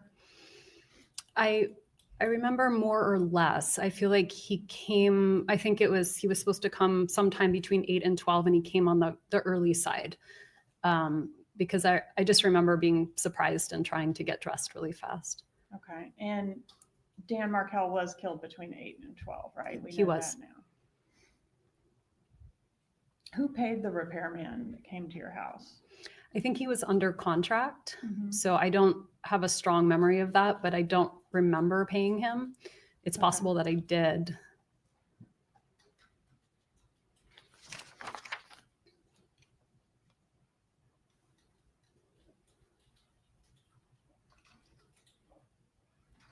I'm going to ask you a few more questions about Mr. Lacasse. You said you might have mentioned the joke to him about TV's cheaper than a hitman. Did you ever use the term TV as code for the murder in any context? No. Did you ever hear your mom do that other than the recordings in this case? No, So she didn't talk to you about the TV? no. Did you see Mr. Lacasse? And you said that was somebody that you had been dating around the time of the murder, is that right? We had broken up just before that week that Danny was killed. All right. Did you have an occasion to see him on July 13th of 2014? So just about a week before the murder at your residence. I don't remember him being that? at my residence, but I do remember seeing him around that time. Okay. And on July 13th, 2014, do you remember asking to share something in confidence with Mr. Lacasse? I don't remember doing that. Did you tell Mr. Lacasse in the context of if something were to happen to Danny, I could move back to Miami? Did you tell Lacasse that regarding the relocation battle in the summer of 2013, Charlie had, seriously, not as a joke, explored all options to resolve the problem, including hiring a hitman? I did not have that conversation with Jeff Lacasse.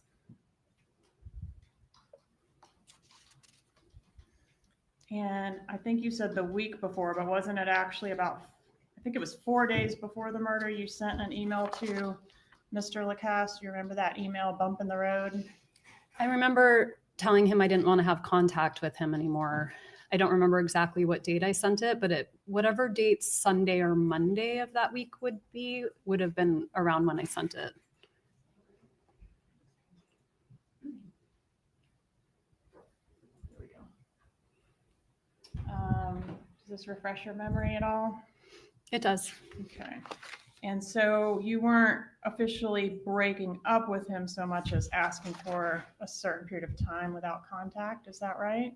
That sounds right. Okay. And then your plan was to reach back out to him and figure things out one way or the other? I mean, I think I was breaking up with him, but I have a strong aversion to conflict. So this was probably my way of not breaking up with him without breaking up with him. Okay. And I want to go back to the day of the murder. We know about the TV repairman left about, did you say about 9? The truth is I don't really remember, but something like 9 or 10. Definitely before 10 or by 10? Yes, that's my best memory.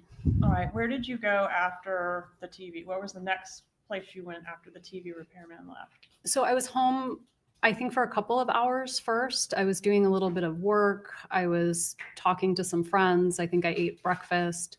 And then I left probably close to noon or a little bit after noon. I was meeting 2 friends who I would frequently meet on a Friday to have lunch with. And so I went to run a few quick errands and then meet them for lunch. And on your way to meet the friends, did you have an occasion to go down Trescott? I was trying to turn down Trescott. That's where I used to turn and take just the road I was used to.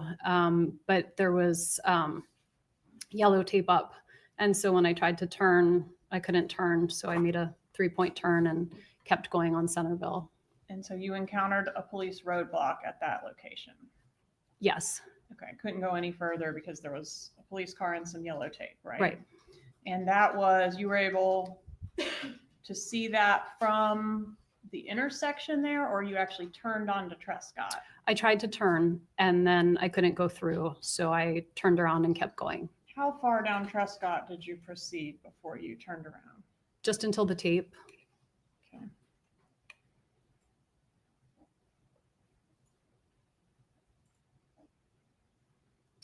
Which one of you or your ex-husband had the kids the night before he was killed?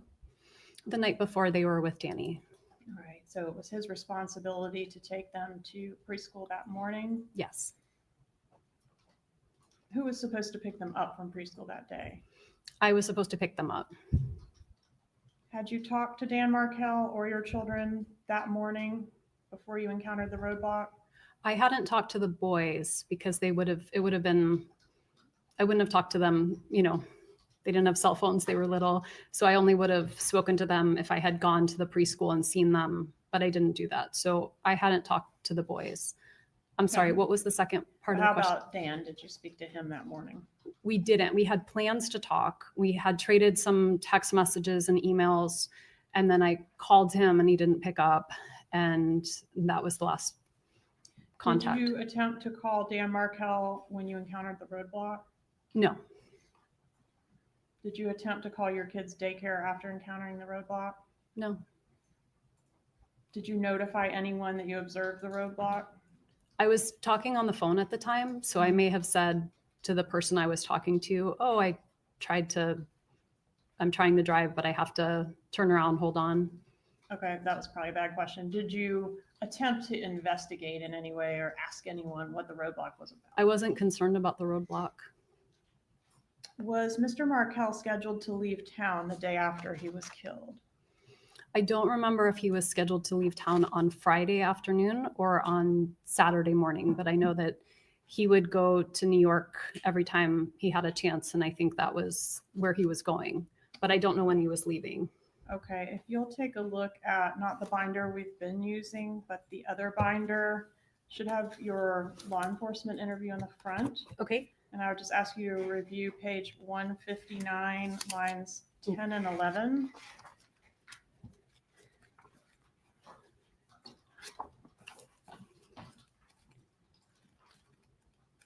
I think it's the very, are you able to find it? Sorry, when he had plans to be out of town, he was leaving on Saturday. Okay. So it looks like I knew that he was leaving Saturday. All right. And you knew he was planning to go to New York. Yes. Okay. Do you know how, if the killers knew that he was leaving town the next day, do you know how that information got to them? I don't. Did your brother Charlie know that information? I don't your know if knowledge? I don't know if he knew that information. Did your mother know that information? My mom usually knew our schedule, so she probably would have known that I was going to have the boys. I don't know if that means she knew he was going to be out of town, but she would have known that I had the boys. And didn't your mom keep meticulous track of every time that Dan went out of town? Maybe just in the sense that if Danny was out of town, she thought maybe I needed extra help or something. So yes, probably. And when that became an issue in the divorce, she was able to send you a record going all the way back to 2010, a couple of years of every single date he was out of town. Do you remember that email? My mom never switched over to like a Google calendar. So she would keep very meticulous, like a calendar of all the things she had to do. And so that was just her way of keeping track of everything. Not just this, but every part of life.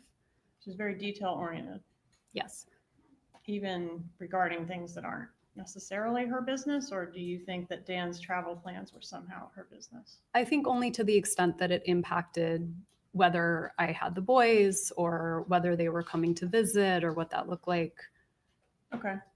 Did Mr. Markel leave you a message on the morning of his murder? He did. Okay. And did he indicate on that message that he was going to the gym that morning? He did. And specifically, did it tell you he'd be at the gym between 9:15 and 10:30?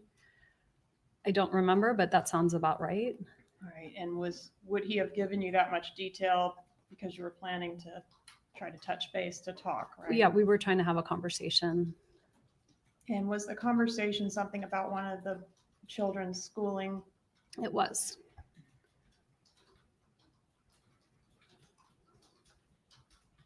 Did you talk to your brother Charlie on the morning of the murder? I did. And does an 18-minute conversation at 9:30 a.m. that day sound correct? It does. Do you remember the nature of that conversation? I do. I didn't purchase the TV, so I didn't know how much the TV cost. And so I called him to find out if it made more sense to get the TV repaired or buy a new TV, because I didn't know what the delta was there. Okay. Can you tell the jury one way or the other for sure whether you mentioned Dan Markel's travel plans to Charlie during that 18-minute phone call? I can't say for sure, but I don't see why I would have brought it up. Did you have WhatsApp on your phone at that time? I did. What is WhatsApp? WhatsApp is it's a phone service. It's an app that I use when I talk to people who live in other countries. So it's become very popular. I think I had it at the time. I know I certainly have it now, but it's a device to send messages. During the time frame that we're talking about, which is around the time of the murder, did you communicate with any of your family members through WhatsApp? I don't remember using WhatsApp unless they were traveling internationally, because it's a way of making free calls or free texts when at that time making long distance calls on a regular phone would have been very expensive. Did you ever communicate with Catherine Magbanua through WhatsApp? I don't remember ever texting her on any platform. Did you have any other encrypted platforms on your phone at that time? At that time, I don't think so. I don't know what existed at that time. So after you turned around and did not proceed down Trescott, you went, I think, to the liquor store. Can you tell us about that? Sure. I was invited to a Stock the Bar party for that night for a friend's daughter. And so they asked for a specific type of bourbon. I'm not a bourbon drinker, so I went to the liquor store and I showed them the invitation, which was shaped like the kind of bourbon they wanted us to buy, and asked if they had that, and they did, and I bought it. All right, and that type of bourbon was Bullet bourbon? That's right. And do you recall the time of that purchase? I don't, but I see a receipt here at 12:49. Okay, and does that fit with your memory? You left the house around, I think you said afternoon, proceeded to the scene, encountered the tape, and then went to the liquor store, right? I proceeded to drive to the liquor store. I saw tape and turned around. Mm-hmm. And then I bought the bourbon that they asked for at 12:49. And then I may have gotten gas after that. And then I drove to lunch. And lunch was where law enforcement came in and encountered you? That's right. Okay, and that was where you were having lunch with a couple friends? That's right.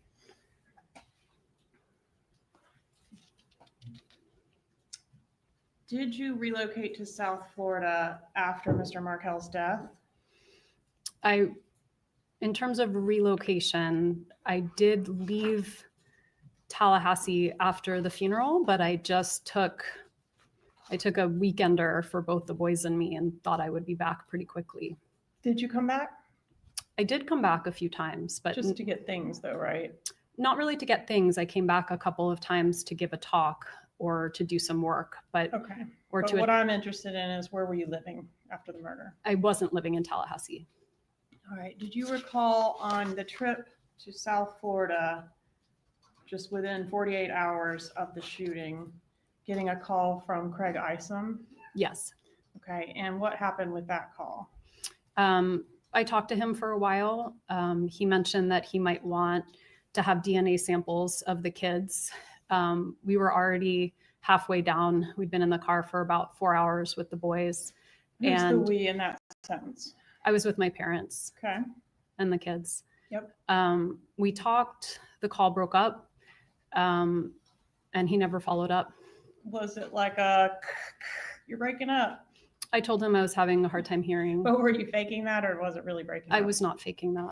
And did you send your lawyer to him after that, shortly after that? I told him he could talk to my lawyer. He never followed up. Were you happy to be out of Tallahassee when you were able to return to South Florida? No, I was not happy. Did you send a text message on January 1st of 2016 that's contrary to that? At that point, it would have been a year and a half after I'd been living somewhere else. So I don't know what text message you're referring to, but at that point, you were happy to be out of Tallahassee? It's not a question of happy to be out of Tallahassee. I was trying to build a new life for myself, and I didn't feel safe here anymore. All right, let's take a look at tab 96, please. 96 in the old one or the new one? The old one, please. Okay.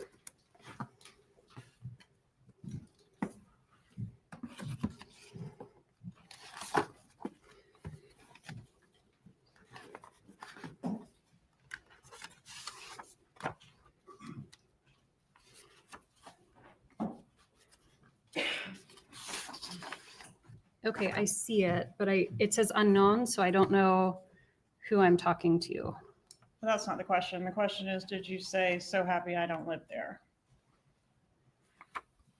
And the person says, I bet it's a shithole. Remember that?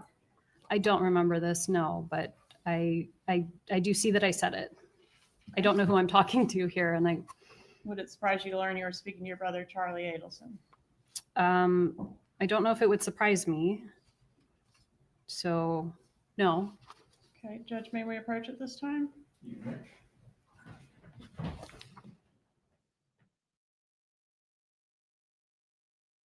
Oh, sidebar. I wonder, do you think, like, the sensible side of me is thinking this attorney is thinking, like 10 steps ahead. She's thinking about when she's going to prosecute Wendi. So she wants to prosecute Donna, yes, but she wants to make sure that she gets in everything she needs to look at her. She's reading like fuck now. She's reading like fuck. Going shit. What did I say? Let's look at all these messages right now. Look at them all. How's your years? I don't understand that because I'm whispering. Ladies, I'm sorry, Lady Di. I've also boosted the thing for you. It's always Dana's fault, yes. Like Lady Di sounds like freaking Donna Adelson now. Right, somebody get Lady Di a pair of headphones so she can listen in instead. Okay, now Lady Di. She's squirming. So I imagine what the prosecutor's doing is setting Wendi up for when her trial is.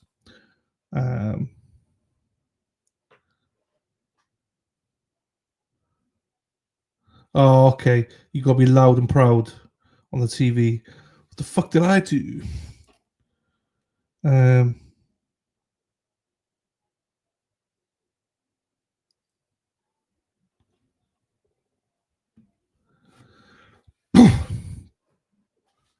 Dana.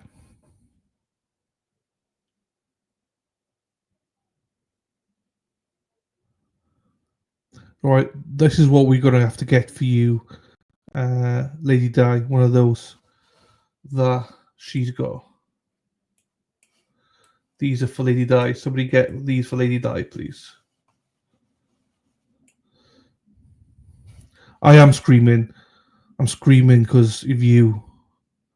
J Mark, you motherfucker. I would have told prosecution I am pleading the fifth for everything if I thought I was going to be prosecuted later down. No, I would as well. It makes no sense. May continue with your examination.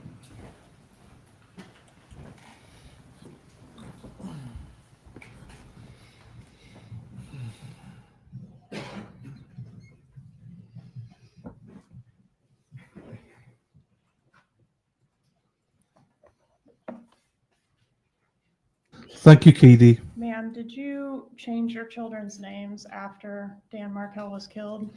About a year after I did. In what way did you change their names?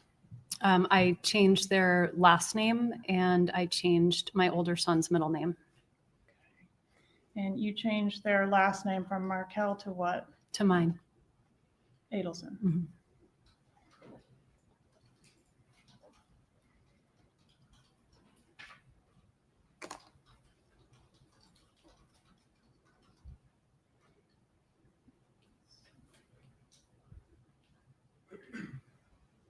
I'm going to start by asking you about this email dated July 3rd, 2014.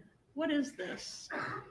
This is the, it looks like an electronic invitation for my dad's 70th birthday. An Evite, right? Yes. And who sent the invitation to you? Well, it looks like it's through the postmark. I mean, who sent the party invitations out? I don't remember if I helped with the Evite or if my mom did it. So I don't know if I sent it to myself or if it's from my mom. Would you have sent it to yourself? I am a little better with tech stuff than my parents, so I might have helped them put together an Evite. Okay. I don't remember. Who does it say is the host of the party? Oh, my mom's the host. You asked who sent the email and I didn't remember. But my mom is the host of the party for my Okay. dad. And to whom is the party invitation sent? It's sent to me and my two children. Okay. And this was sent on July 3rd, 2014, before the murder, correct? Yes. Okay. And then back up just a little bit here. Make sure that she This gets in everything. email, do you recognize Okay, this? she's Are you reading able to like- read it okay on your screen? I can read it okay. All right, who sent this email? This is from, it says my mom, but it says Harvey Adelson. So again, I don't know which parent it's from. Okay, if it was from Harvey Adelson, would he say Lincoln is going to be attending Shabbat with his grandpa, Harvey Adelson? I mean, it seems more likely somebody else would have written with his grandpa, but I don't know. I kind of write those things sometimes, like Lincoln will attend something with his mom and say my name. I know it's awkward to say it in the third person, but I don't think it's impossible. Okay. But this reference to Lincoln Adelson did happen prior to the legal name change, correct? Yes, no, I from the beginning, I was scared when I put them in school. And so I didn't legally change their name until a year after, but I was socially using my name for them. And did that start as soon as their dad was killed? No, it started when I had to register them for school. And your mom helped with the registrations as well, didn't she? I think I did the registrations myself. What about here for flag football? Did your mom assist with that? It looks like she did. There were some after school activities. Okay, and she registered your child under the last name Adelson, right? Yes.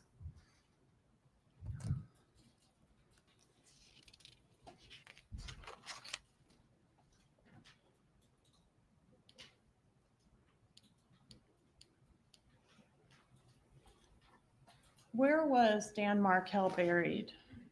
In Toronto. Were you or your children in attendance at his funeral? No.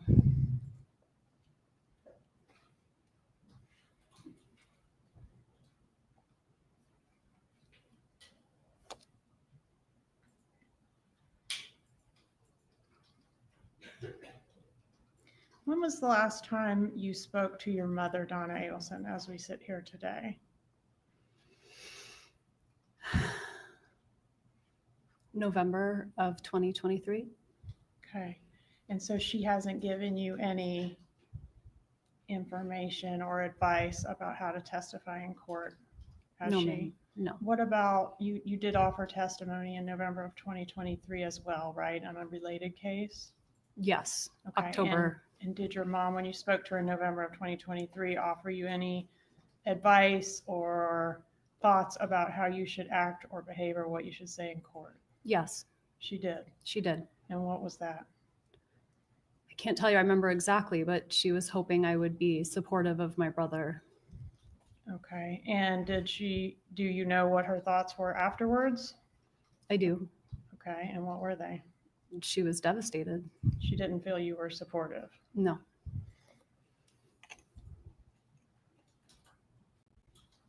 Were you in any way involved in the plot to kill your ex-husband? No. Did you maybe know it was going to happen, but not know the details? I did not know it was going to happen, and I did not know any details. Did you provide any information, even unknowingly in hindsight, that you think could have been used to assist the murderers? I don't think so. I didn't provide any information. What information do you have regarding your mother's involvement in the plot to kill your ex-husband? I don't have information. But you do admit that your brother said he looked into hiring a hitman to kill Dan Markel. I don't. I admit that my brother made a tasteless joke repeatedly about buying me a TV because it was cheaper than hiring a hitman. But then someone did hire a hitman who did kill Dan Markel, right? Yes, that happened.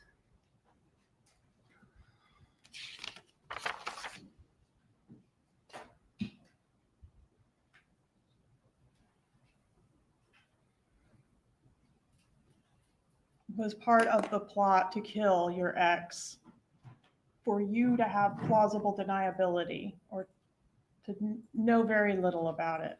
I was not involved in any plot to kill Danny. Were you shielded from the plot because, I don't know, you couldn't be trusted to keep a secret? I was not involved in any plot to kill Danny.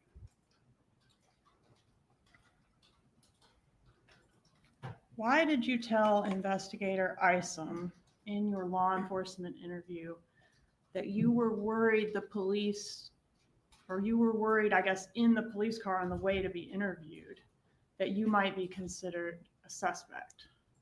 Because I couldn't think of anything bad going on in his life other than the divorce. And frequently the ex-wife is a suspect. Were you treated as a suspect? I was not. But you mentioned 9 times in your law enforcement interview being a suspect, didn't you? I did, yes. When you were approached at the restaurant, you weren't yet told that this was a shooting, were you? I was not. You were only told something happened with your ex-husband. I don't even know if I was told that. I was very scared something happened to my kids, and that's why law enforcement was there, and they wouldn't tell me what was going on. But they did reassure you that the kids were fine. They told me that law enforcement officers were with the children, which terrified me because I didn't know why my children would need law enforcement officers. So you didn't know what this was about at all when you were in the police car? In the car, they told me. Okay, in the car, they told you what? They said, your ex-husband has been shot. Okay. So that you learned that information prior to getting into the interview room? Yes. Okay.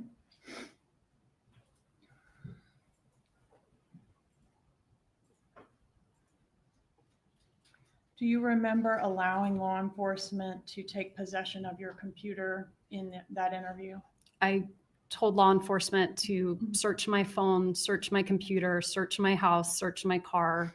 I was trying to be helpful. Do you remember saying that it was okay for them to take the computer and keep it even though you had work things on there because you didn't think you would be going back to work? I remember thinking it wasn't important. I couldn't imagine my life fell apart. So But you didn't go back to work, did you, at FSU? I did actually go back, not physically present, but I was still on the FSU payroll until December of that year. Okay. In that interview with law enforcement, did you suggest that your parents are people who may have been angry enough to kill Dan Markel? I suggested a lot of people who could have been angry enough to kill Danny. And were some of the people my parents? Yes.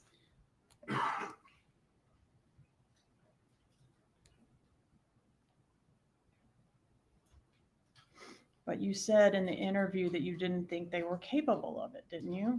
I did. If your mom wasn't capable of it, did she have anyone that she could enlist to assist her? I don't know.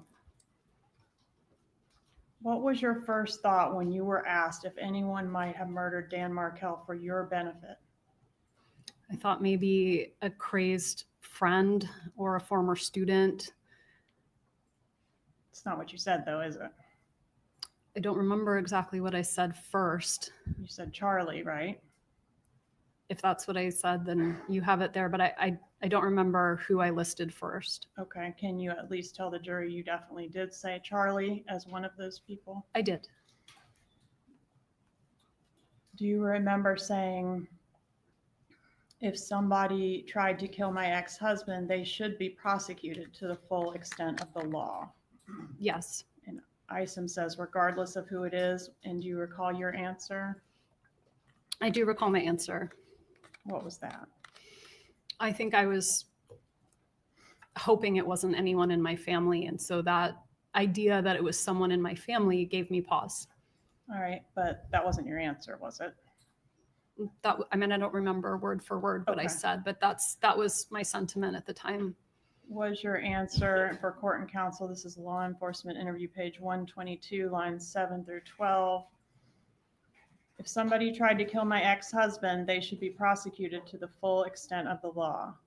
Question, regardless of who it is. Answer, I mean, it would be different if I thought it were my brother. Did you call your mom from the interview room at Tallahassee Police Department? I did. And did she answer the phone? She did.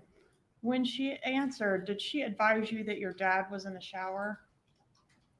I don't remember whether my dad was in the shower. You asked her to sit down. Do you remember that? I do. And by asking her to sit down, would that signify to her that this was going to be something serious you were going to reveal or say? I was concerned about her age and if she were standing that she could, hurt herself if she fell down. Okay. And do you recall that she at that point asked if she could put you on speakerphone? I don't remember, but that sounds plausible. What was the purpose of putting the phone on speaker, if you know? I would be guessing, but so my dad could hear too. But wasn't dad in the shower, or you don't remember that part? I don't remember if my dad was in the shower. Was anyone else there to your knowledge? I don't think so. Was Charlie there to your knowledge? I don't think so. Did you ask your mom in that telephone conversation to tell Charlie what was going on? I think I did. I didn't want to make any more phone calls. And your mom took the news pretty well, didn't she, this phone call? I wouldn't say she took the news well. I think she was upset. Did you say something different in your law enforcement interview after you got off the phone with her? I don't think I did. I don't think I said something like that. Didn't you say, page 265, line 5 through 6, quote, "My mom handled that pretty well"? I may have said that. I can check it. Can you tell me the line again? Yes, ma'am. Page 265, line 5 and 6.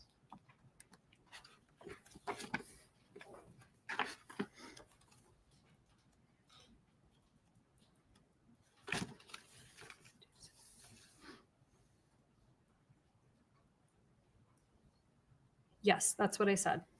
And then page 280, line 22 and 23. Did you also say, "Well, my parents sounded really surprised, so that's at least a relief"? Yes, I see that here. No further questions. Just one moment, Your Honor.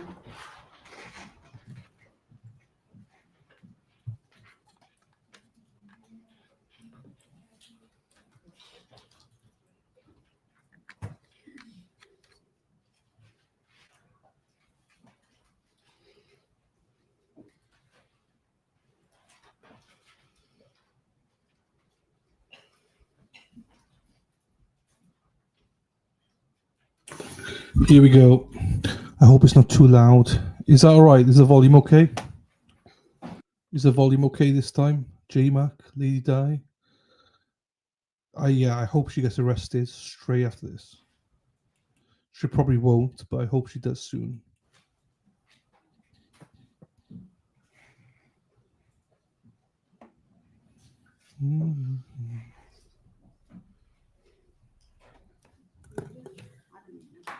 Thank you, Robin. Thank you, Mary. J-Mac. Fuck's sakes.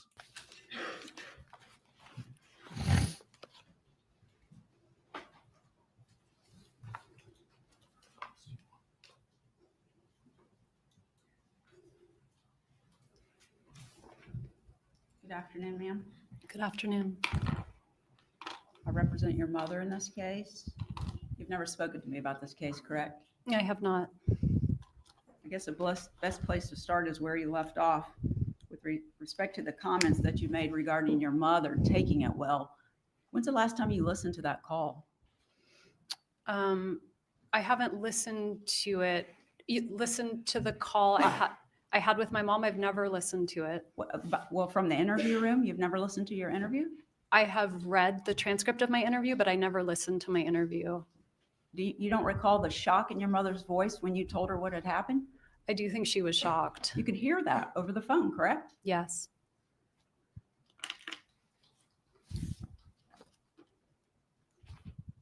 So many topics were covered. I'm going to have to kind of skip around, okay? Katie Magbanawa, Catherine Magbanawa, I guess people call her Katie. There was a picture of you with her at the beach, and there was another young lady there. You recall that? I recall the picture, yes. And that was Father's Day weekend, I guess, of 2014? Yes, ma'am. And I think your testimony was that really you only knew her with Charlie. Is that right? That's right. Was Charlie at the beach? No. Your mother wasn't there either, was she? No. And then I think you mentioned that you had had a dinner with Katie? And my brother. Okay. Was that before you went to the beach? It was a different time. Do you recall if it was before then? It was before, Okay. but several months before. Several months before. Mhm. Okay. So if this was Father's Day, when do you think you actually met her for the first time? I think I met her when I was doing the alternative spring break. So that's usually March or April. Same year? Same year. And the dinner that was mentioned, is that the first place you ever met her? That's the first place I remember meeting her. And who all was there? It was my brother and Katie and Jeff and I. Jeff Mr. Lacasse. I'm sorry, how you pronounce it? Lacasse. Lacasse. Okay, so the four of you were there. Your mother was not there. No.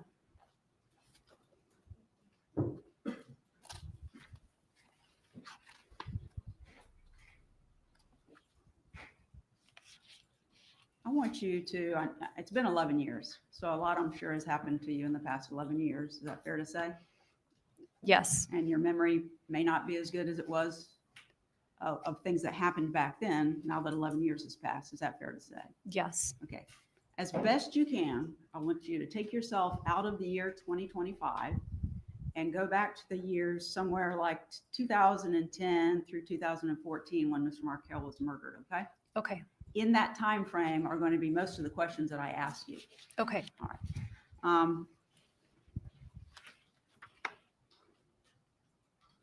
I think you testified you had a brother, Charlie, Yes. and you have a brother, Rob. Yes. So that was a 5-member family. Yes. Okay. And Rob's the oldest. Yes. Charlie's the middle, Yes. and you're the baby. Yes. And you grew up in a household where, was your mother working when you were younger? No. Okay. She stayed home with the kids. She did. And at some point she went back into teaching, which is what she had done before she had her first child, correct? Yes. Okay. And she did that after you were in school. Is that right? Yes. And then you all went to school, grade school, high school. You grew up, right? Yes. Each one of you went off to college. Yes. Each one of you got a postgraduate degree. Yes. So you're an attorney. Yes. Charlie became a periodontist. Yes. Which is someone who does surgery related to dentistry, correct? Yes. And then Rob's a doctor as well. Yes. And throughout the time that you all were going to college, your parents helped support you, Yes. every one of you. Yes. And you had a good childhood. I did. And your mom took good care of you all. Yes. She treated you well. Yes. Very kind, Yes. very loving, Yes. very caring towards her family and others. Yes. I think you once described her as being kind, empathetic, and very loving and sensitive person. You recall that? I don't recall that, but that sounds right. That she radiates positivity. Yes. She has a very loving and respectful and fun relationship with my dad. They are very much in love. Now it's been 54 years. It has. You said your mom was completely selfless. Yes. That's the opposite of selfish. It is. Means she's caring more about others than she does about herself. Yes, ma'am. And what she did was for others. Yes. Never doing anything for herself. Correct. She was invested in your lives. Yes. You, and both of your brothers. Yes. Okay. You were a close family. Yes. And would you say she was a good mother to you? Yes. Very good mother. And a very good grandmother as well. Yes. When you had your first child, and you needed someone to help out, your mother came. She did. And she spent time there. Yes. And when the baby was crying in the middle of the night so that you could get some rest, she took care of the baby. She did. And she did that for both of your children. Yes. Fair to say that your mom has always been there for you when you needed her? Yes. For little things and big things. Yes. Now, you said that you testified that you left Danny in September of 2012. You recall that?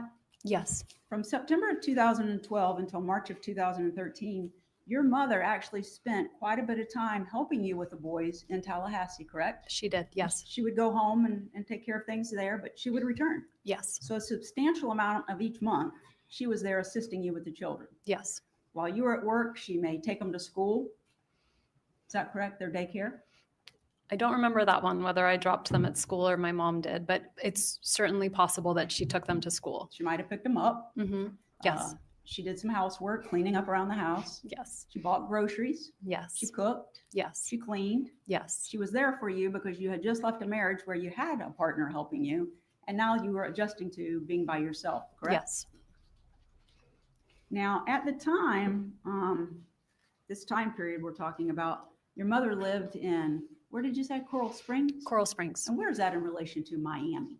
It's Broward County, so it's the county north of Dade County, which is where Miami is. And in Broward County, that's like where Fort Lauderdale is? Yes, ma'am. Okay, and their dentist practice that they had that's been referred to, Adelson Institute, Yes, that was located in Broward County, correct? it was. Yes. Not far from where your parents lived. Yes, in Tamarack, so close to Coral Springs. Okay.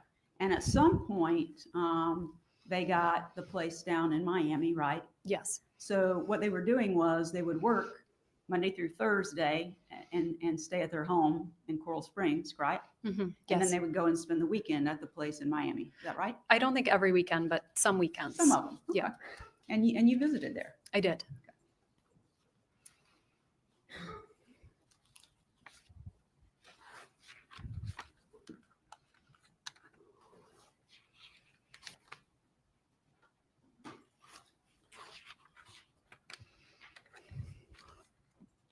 Now, when your mother would come up to assist you or just to visit with you and the children and Danny, did she drive typically or fly?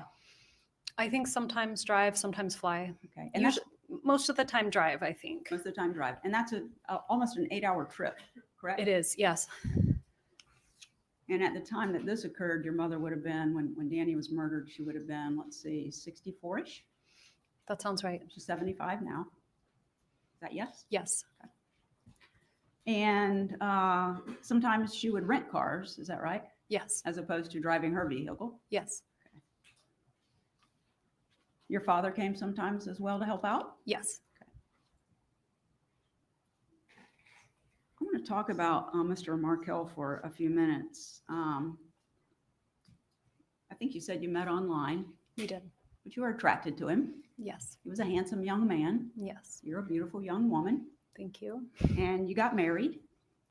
We did. Yes. And there were times, I mean, we've heard about the divorce, but before the divorce, there were times where you had a happy marriage Yes. and you all enjoyed spending time together, Yes. the two of you together and with your children, Yes. and even your parents who would come up and spend time with you. Yes. And your parents actually took you and Danny on vacations, right? Yes. There was one trip where they took you out of the country and you went ziplining. Do you remember that? Yes. We went to Costa Rica. And after the ziplining is when you told them that you were pregnant, correct? I went ziplining pregnant. Yes. Okay. You would agree with me that Danny, I'm saying Danny because that's what people call him. I'm not trying to be disrespectful of him. He's No, I called him Danny. okay. You would agree that he was very intelligent. Yes. Very. He had 2 degrees from Harvard, correct? Yes. Undergraduate and law school. Yes, ma'am. He did a lot of writing. Yes. And at the time that he was murdered, he was a tenured professor at the College of Law here at FSU, correct? Yes. And becoming tenured is not like an automatic thing. You have to work towards that, right? Yes. It takes a lot of time, It does. a lot of effort. Mhm. He put in a lot of work to gain that status. Yes. And he traveled to go and speak at different places, right? Yes. And he was well respected by his colleagues. Yes. Very. And after he had children, those became the love of his life, didn't they? Yes.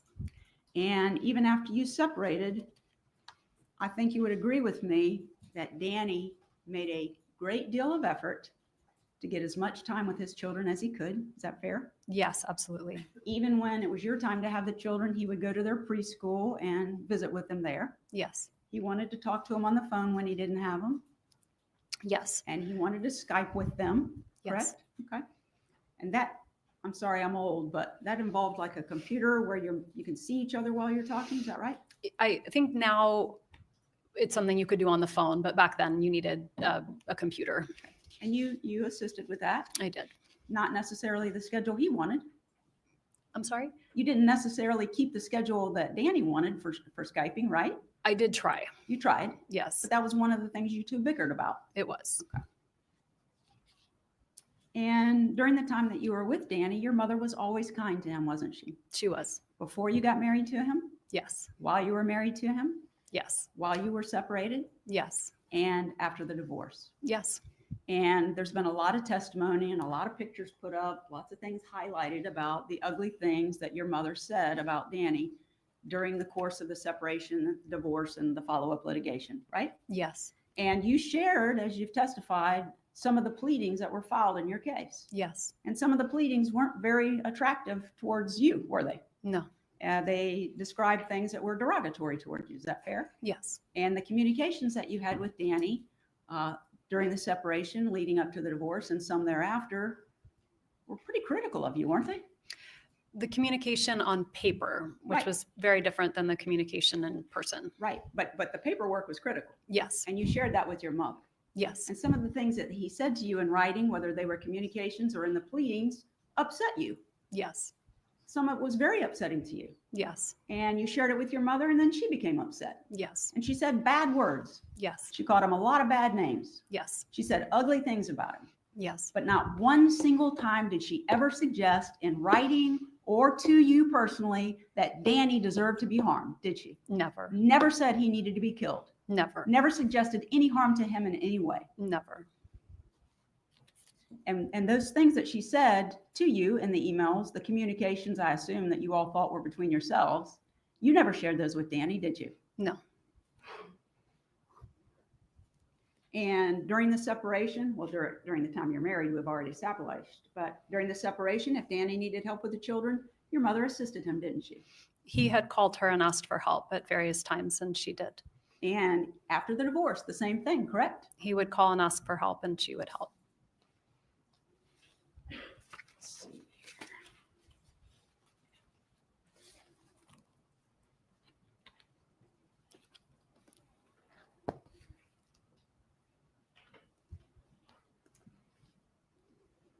Do you have State's Exhibit 60 up there?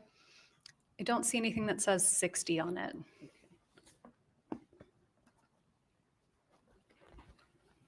I can't use this book. Is this JJ?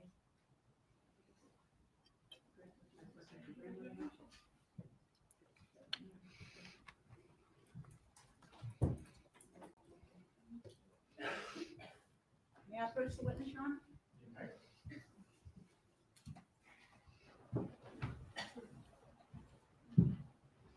I'm going to show you what has been entered into evidence as State's Exhibit 60, and I think they refer to it as JJ. Okay. Okay. And this would be your, it's going to fall if you don't hold that Okay, side. I'm no sorry. problem. I can't get this over for some reason. I can try. But this has been referred to as the pleadings that are within your dissolution file. Okay. Okay. I'm going to leave that with you. Okay. Okay. Could you look at that document, the JJ, please? Yes. You want me to just keep reading through it? Yes, please. Okay. I want you to familiarize yourself with it.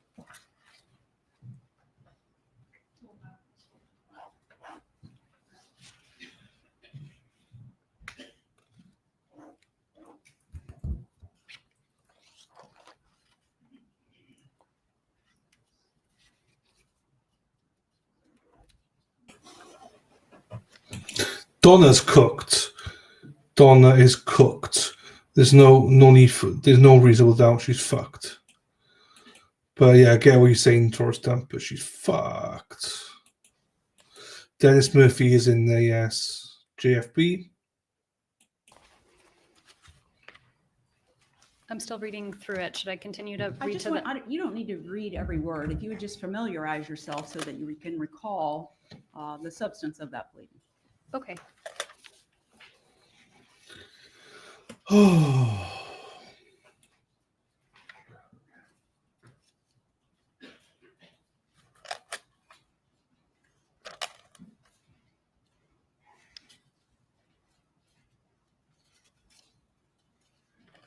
Okay. Okay. Prior to you filing your petition for dissolution, do you want me to come and get that? No, it's okay. Okay. Prior to filing your petition for dissolution, what kind of experience did you have regarding divorce proceedings? I'm trying to understand the question. Yeah, So sure. Prior to filing the dissolution of marriage, Yes. there weren't any divorce proceedings prior to filing. What, I guess what I'm saying is because you're an attorney, were you familiar with family law? No, Had you participated in any, helping anybody with their dissolution of marriage? I had not. Completely unfamiliar with the process? I was unfamiliar with the process. And that pleading that's before you, are you back on the front page of that? I can get back to the front page. Thank you. I'm on the front page. Okay. And could you read for the jury what the title of that pleading is? Yes, ma'am. Former husband's counter motion for enforcement of MSA on parenting issues and motion for contempt and sanctions.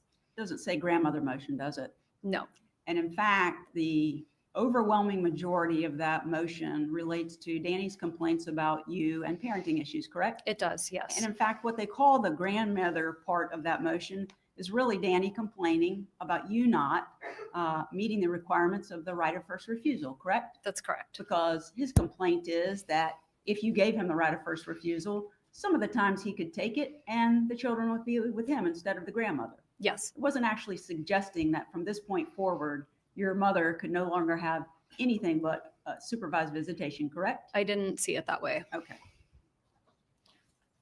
And in any event, your mother never saw that motion, did she? No, she did not. May I approach? I'm going to take the book. I don't know if I'm going to give it back to you or not. That way it's not going to fall on you. Okay.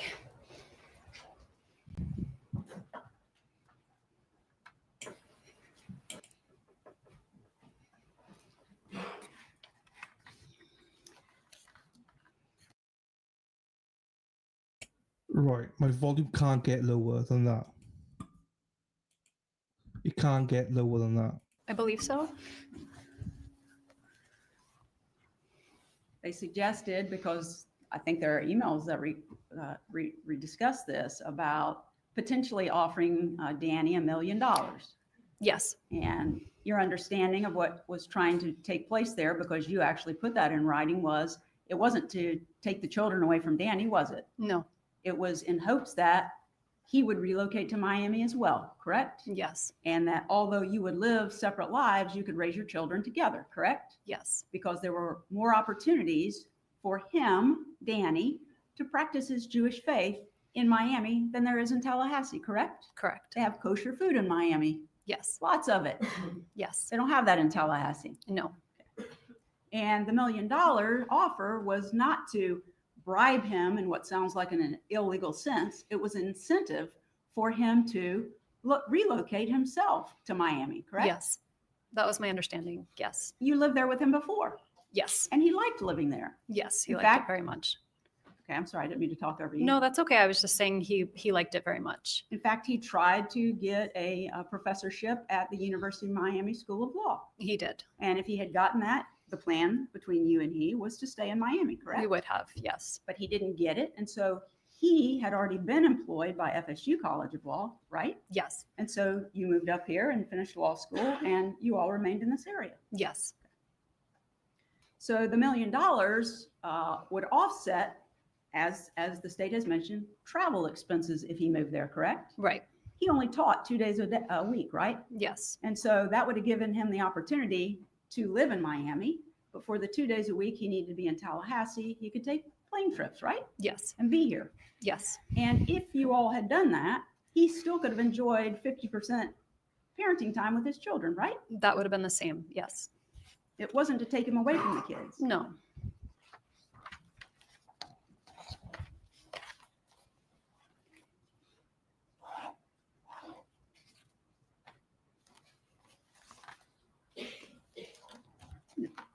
We're going to talk about relocation more than once, but I just want to make sure I understand how that all came about. Okay. So it was, you left the marital home in August or September of 2012. I think it was September. Okay. So you separated officially in 2012. Yes, By the time he was murdered, almost 2 years had passed. yes, Okay. Do I understand it correctly that somewhere around October or November of 2012, that you interviewed for a job at a law firm in Miami? I did. And that was the Grossman firm? I think it's Grossman and Roth. Okay. Wasn't it was just more secure. More secure. Okay. Not more money? No, it was more money, but it just more than anything, it was secure money as opposed to grant money that could be taken away. Okay, so you were a professor also at the law school here in Tallahassee, I was. FSU. Yes. You were not tenured. No, I was a clinical professor. Okay, so being tenured means you have more stability in your job. Yes, you have more job security. Job security, okay. And so you got that offer in December, and sometime in January, you told Danny that you had a good job offer, correct? Yes, I asked to meet with him and we went to get coffee and talk about it. Okay, and in part of that discussion, you asked him if he would consider all of you, not together, but all of you Yes. relocating to Miami, correct? I did. And he was going to consider that, correct? He said he was considering it. He wasn't opposed to it. Okay. You thought it would be good for all of you, correct? I thought it could be. Including the boys. Yes. He decided he didn't want to do it, right? He changed his mind. But you didn't change your mind, right? No, I kept going with it. So you filed a motion for temporary relocation, and you also amended your petition for dissolution to add relocation, correct? I did. Okay. At the time that you filed it, did you think you had a good shot at it? I thought I had a shot. I didn't really know. It would depend on the judge. Okay. And we'll go back to it later, but I guess on June the 18th of 2013, which would be right before your divorce was finalized, right? You had a hearing on your motion for relocation. Yes. And the state has already presented in its exhibits a copy of the order, and relocation was denied, correct? It was. And after relocation was denied, you and Danny were able to work out some kind of temporary schedule for the summer. We were. Okay. And then you proceeded forward, and there's been discussion. There was a mediation that did not resolve your divorce, but within a few days thereafter, you did come to an agreement with Danny, correct? We did. You agreed to all of the issues in the dissolution of marriage, right? Yes. Including how you were going to share time with him. Yes. Was it ever your intention in the dissolution proceedings from the time that you moved out of your marital home that you would actually take the children's custody completely away from Danny so that he couldn't see them? No. Did you always want them to be a big part of his life? Of course. He loved them and they loved him. Yes.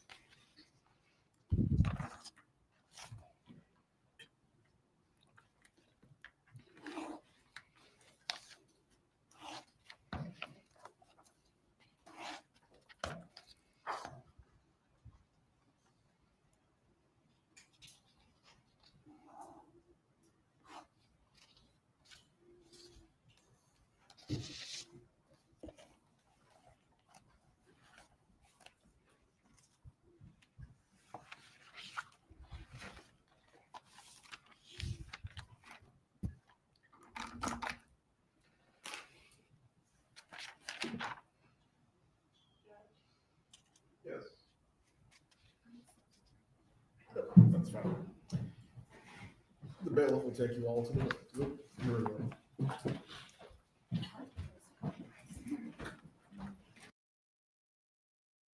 Some sort of sidebar. I don't know why. 6/18/30. I'll tell you later, Lady Di. We got them all. We've got them all here in my. Here, I got them all here, Lady Di.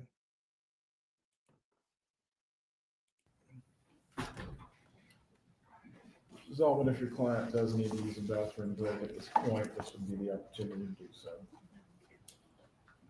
We'll be in, we'll take a 5-minute break. Hopefully the jurors will be ready at that point. You can step down if you need to. I'll wait. Thank you.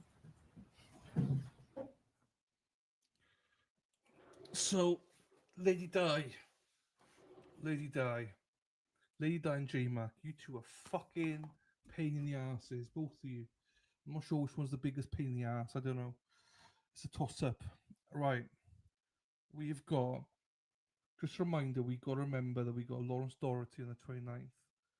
Yeah, they just want to go to the toilet. Jury just want to go to the toilet, that's all.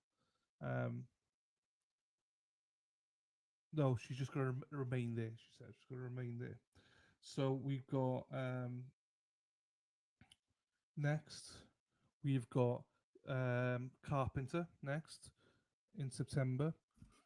Kirby Carpenter, is it? I don't remember. Ask. Oh no, Jeffrey and Karen Spence. That's the next trial we're covering, September 23rd. Then Brian Walsh. Then Courtney Clenny. Then then Sarah Patrick, the TikTok girl. Then Lindsay Clancy. For fuck's sake, no, don't. Low volume. Shut the fuck up. Are you winding me up or what? Are you winding me up? For fuck's sakes. Right. Back to normal. I fucking knew it.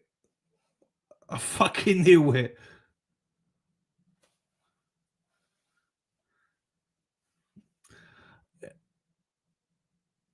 Motherfuckers. I mean, everyone's fuck. I turned it all the way down for everybody. Well, for Lady Di and J-Mac.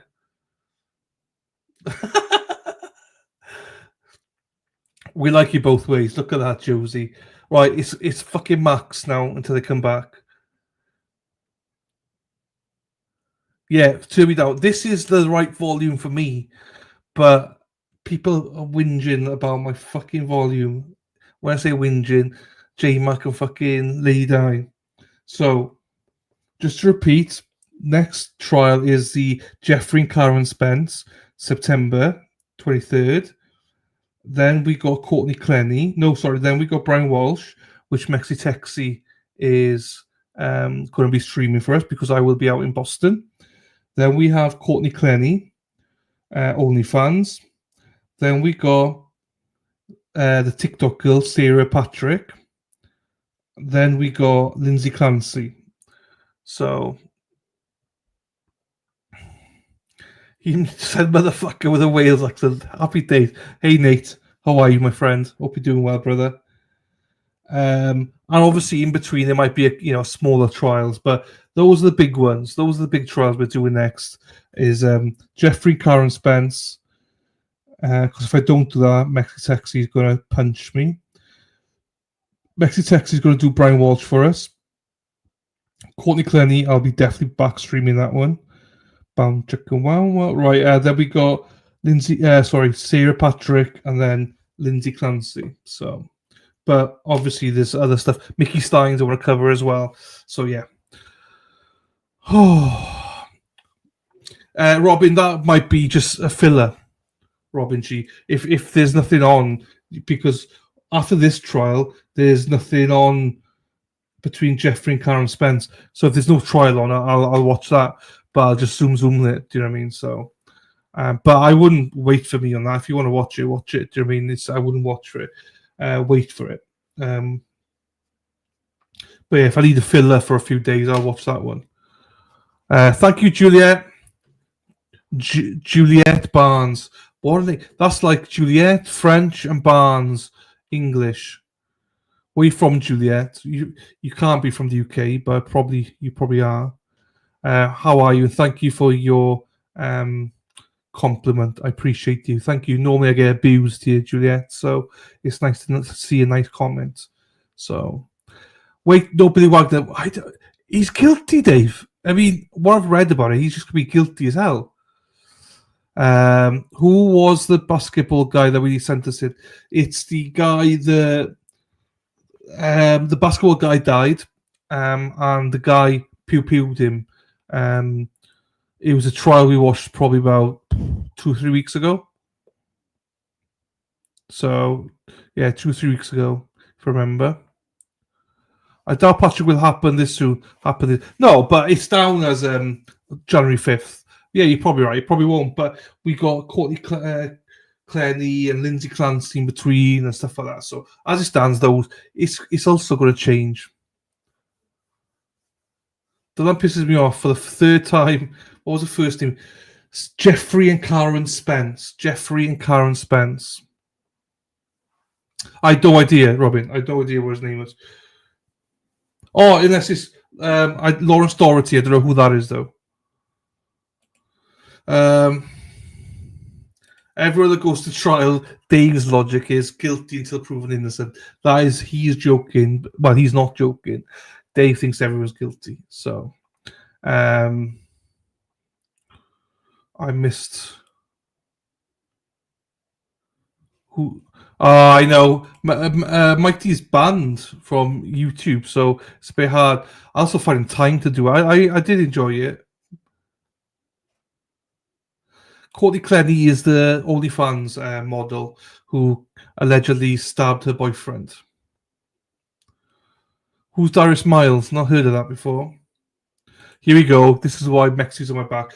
Jeffrey Karen Spence, Kirby Carpenter trial. Girlfriend of Kirby took a plea to testify against her parents in his murder trial. So yeah, that'll be interesting. That's our next big trial. Because Mexi told me if I don't do it. So I was like, okay. I said, I'm not sure, Mexi, if we do that. She goes, if you don't. I said, okay, I'll do it. And then obviously after that, Brian Walsh will be doing, Mexi will be doing that one. So sorry, Lawrence Doherty sent in.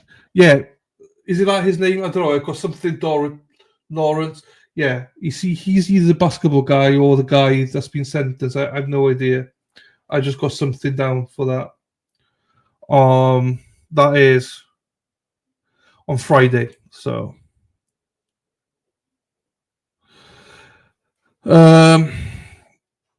it's finding, yeah, it is okay. It's just finding time it is to do everything. I haven't got much time anymore. That's a pain in the ass. And he's busy as well, so it's a difficult one. Yes, that's the basketball player one. There you go. KD, there you go. I swear that we said that, so what I might do is play it during a lunch break or something. Ugh. But yeah.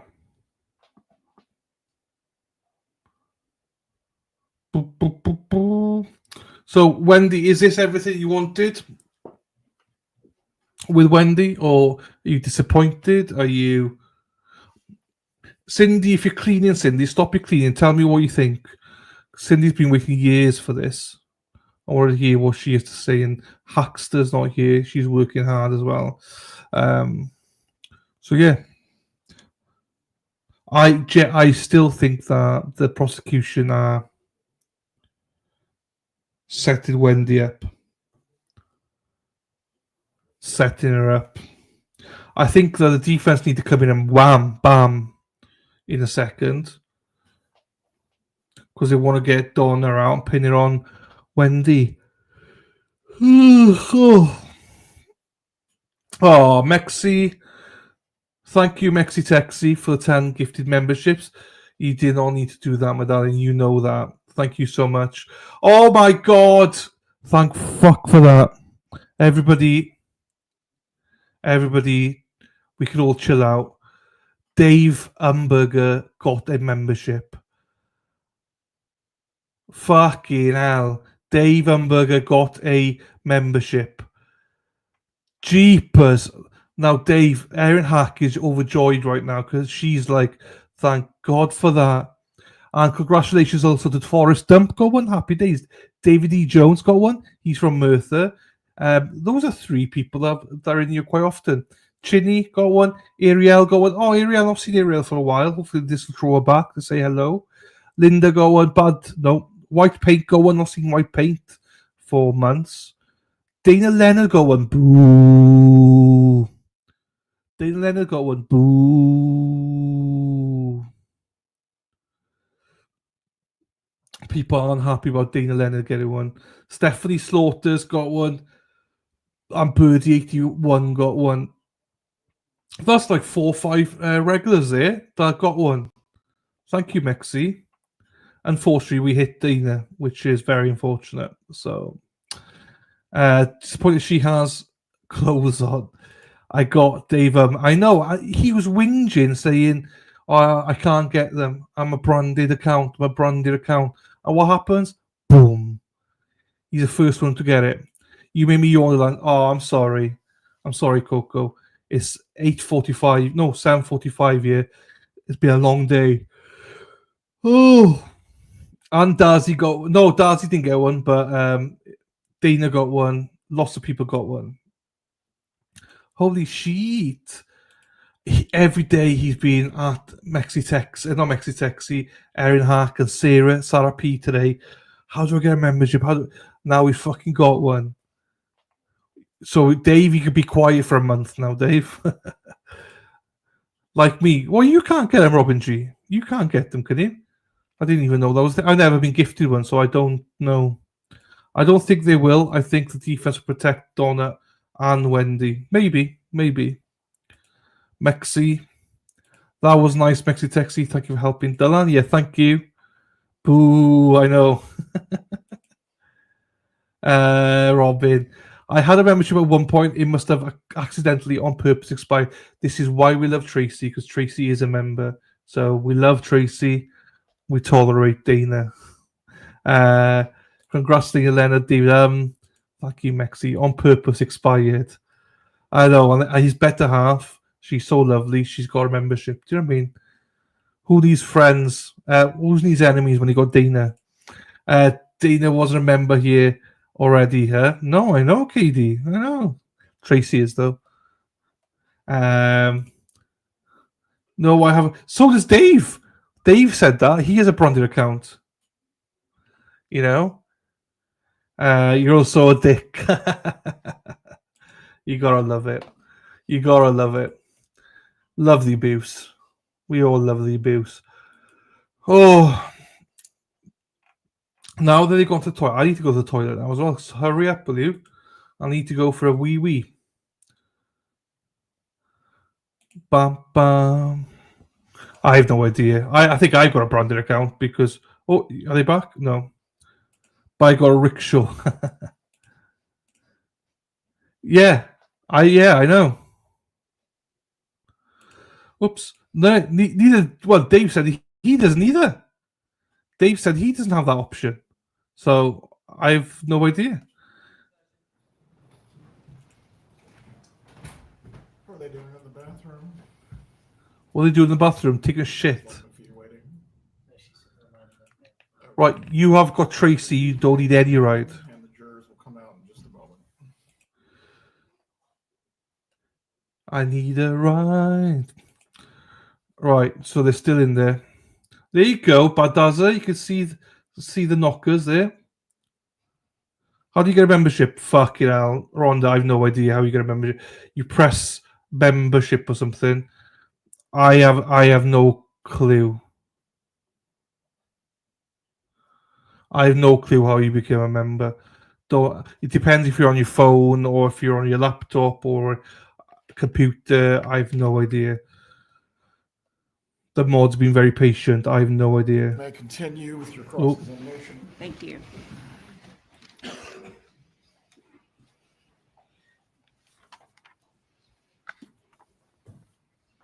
have just a bunch of oddball questions at this point. You recall getting emails from your mother Yes. and your father? Well, yes, from both, And, from the same email. And I think you had a necklace at some point during that time period that said, never, never, never give up. I did. And your parents would sometimes put that in the emails back to you, correct? Yes.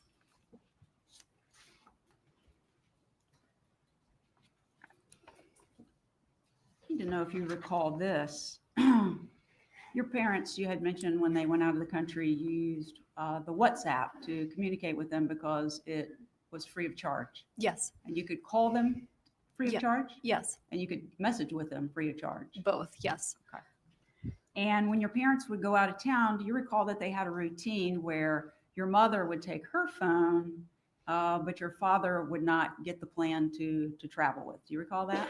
That sounds right. Okay. And wasn't that because if you called the Adelson Institute and you got the answering machine, it was an old-fashioned answering machine, right? Yes. And what it gave out if you reached the answering machine was your father's cell phone number. Yes. So he didn't want to Yes. be contacted when he was out of town, and that's what people would get, right? Yes. The birthday party that's been mentioned for your dad, it was his 70th birthday. It was. And although I don't think it ended up being a surprise, your mom was trying to plan a party for him where he knew his children and grandchildren would be there, but she was trying to surprise him with the friends. That's right. Okay. And you might have helped her with some of those preparations. I think so. And she planned it for several months, right? Yes. And I think one of the things that you got involved with was a caterer that was going to be used to cook paella. I'm not sure if that's how you pronounce it at the party. It's pronounced paella. I think I remember on the night of, I speak Spanish, so I spoke with him in Spanish because I don't think he spoke much English. And mommy, your mother didn't speak Spanish, right? No. Okay. You weren't actually making the order and buying it, correct? No, I didn't pay for anything.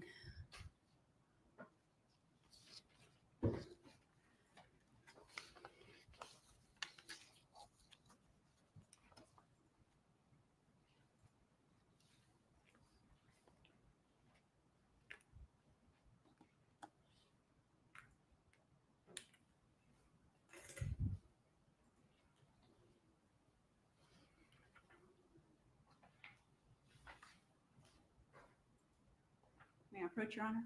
You may. I'm sorry. It's still Adelson, correct? Yes. Okay. Ms. Adelson, I'm going to approach and show you what's been marked just for identification purposes as defense 49J, and ask you to look at that and tell me if you've ever seen that before. I have seen this before. Okay, and that's an email that your father sent to you regarding the appointment that he had made for the TV to be repaired, correct? Correct. Okay. And on the front page, you can see where he's forwarding it to you, and it says, "Love, Dad," right? Yes. And then he tells you when the appointment's going to be, Friday the 18th between 8 and 12, right? Yes. And then when you flip, well, now stay on the first page. Do you see down almost 2/3 of the way down where it has the order information and the order creation date? Yes. And that date was what?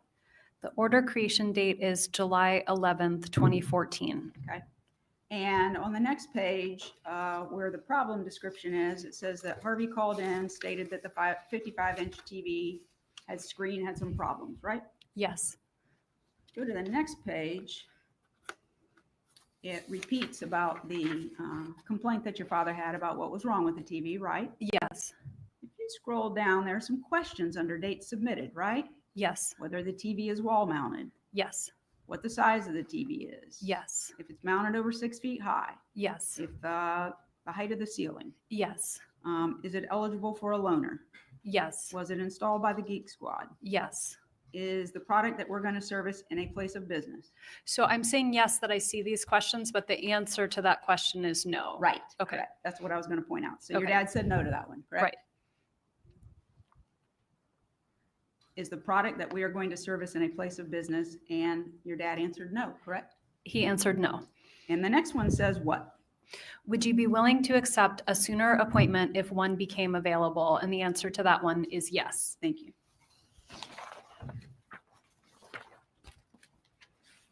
May I approach?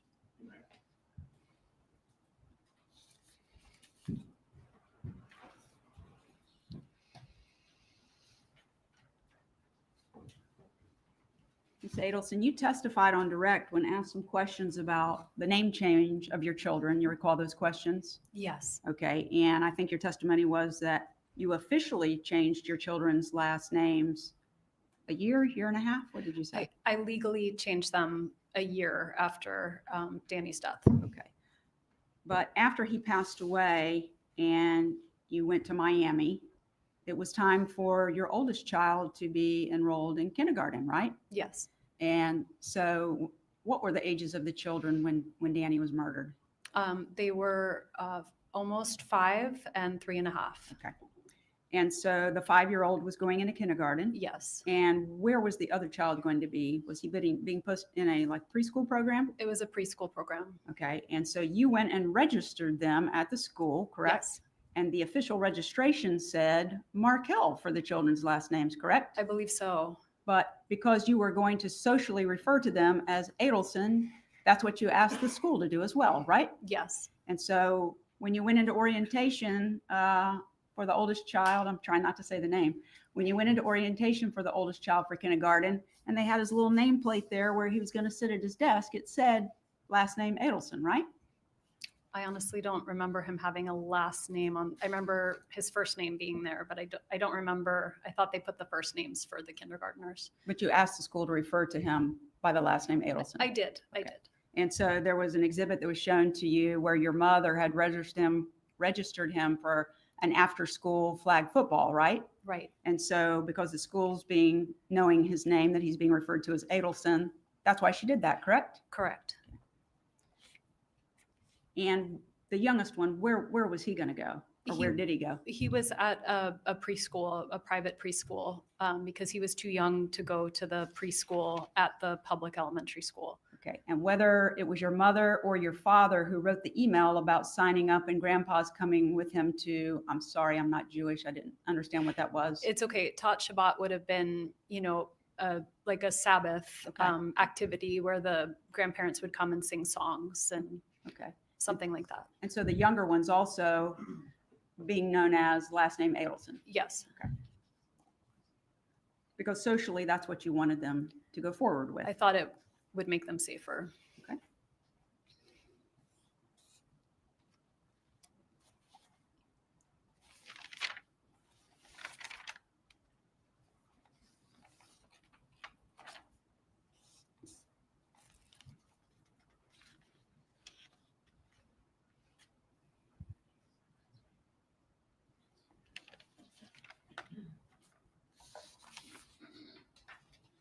There was some questions of you on direct about potentially purchasing a home after the divorce was final in 2013. You recall those questions? I do. And it was suggested that Charlie convinced you not to do that, right? That was what was suggested. But in fact, the reason I think you stated was because you hadn't gotten your settlement yet from Mr. Markel. Right. I didn't have the money to purchase a home. And so even though you had been interested in it, you had to notify your realtor that it wasn't possible at that time. Okay.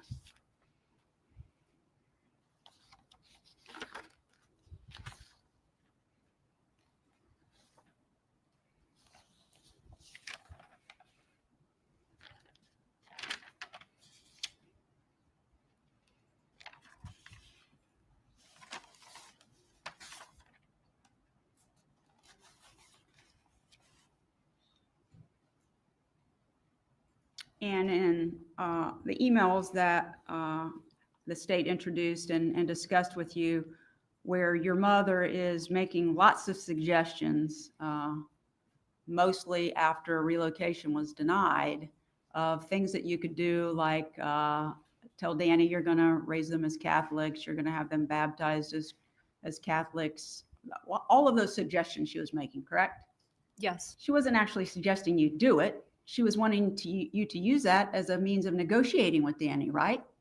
That's my understanding. That if he thought maybe you were going to do these things, he would reconsider the issue of relocation, correct? Correct.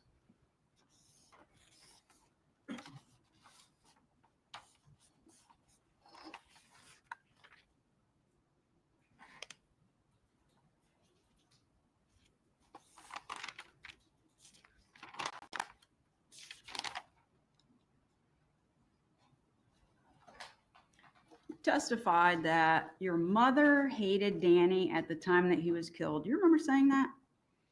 I believe I said that. But the week before he died, your mother was babysitting for Danny, wasn't she? Yes. And nothing but pleasantries between the two of them. That's right. And in fact, she actually made him banana bread specifically the way he liked it, right? It was his favorite. Without nuts, but with chocolate chips. That's right. But you think she hated him? I think she was mad at him. Mad at him. There's a difference between being mad at someone and hating them, isn't there? There is.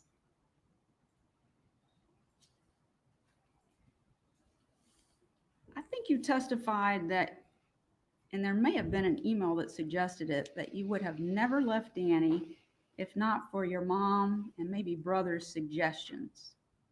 Did you say that? I don't think that was exactly right. I think it was, I probably wouldn't have left, kind of suggesting that maybe I would have wanted to, but wouldn't have had the strength or wherewithal to leave on my own.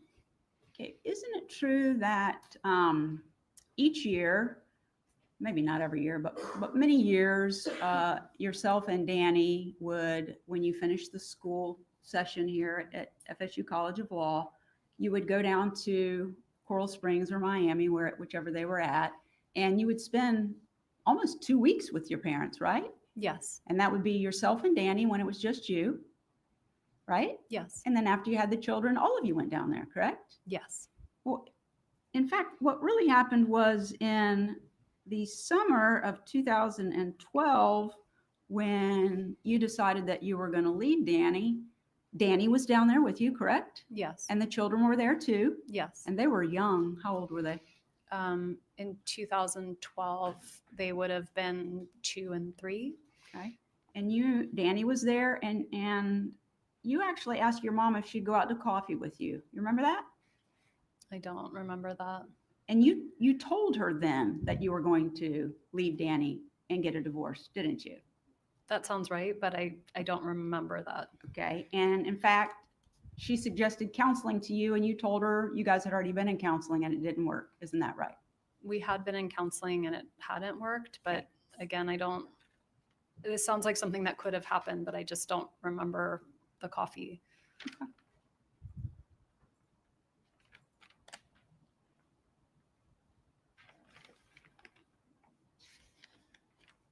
There was also questions of you, several questions about your interview with law enforcement the day that Danny was shot. You recall those questions from the state? I do recall the questions. And they were pointing out things that you had said about your family, your parents, Charlie. You remember those questions? I do. Isn't it true that when you were interviewed by law enforcement, what you said initially was that Danny's parents were going to think that you're the one who did it, right? I did say that.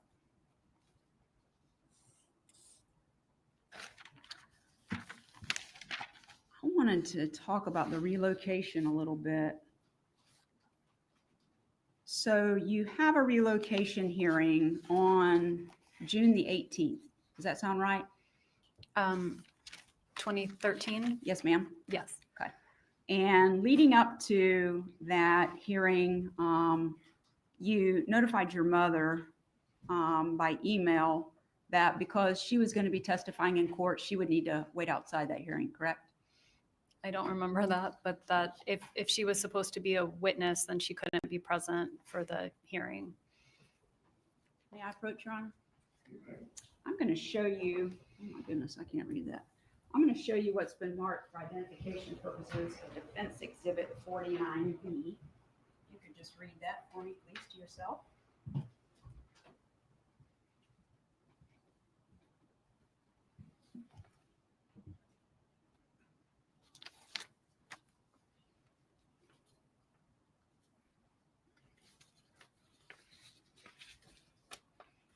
Do you want me to read to the end? No, ma'am, I'm just Oh. looking for where you told your mother, get you to agree that you said to her, because you are testifying in court, Mom, you won't be able to sit in on the hearing with me. Is that what you Yes. said? Yes, Okay. but I can have Dad there. Okay. Yeah. Come and get it from you. Okay.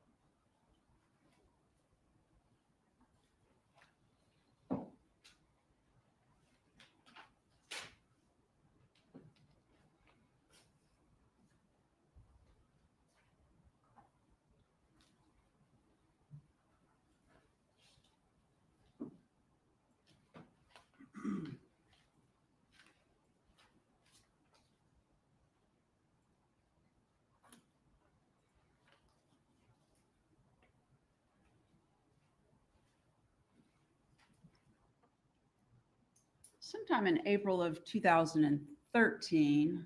So that would be not long before your divorce was final. You took a trip. I don't know if you were speaking there or someone else was, but you took a trip out of town with a gentleman named Miguel. You recall that? I don't recall the trip, but I was seeing Miguel at the time.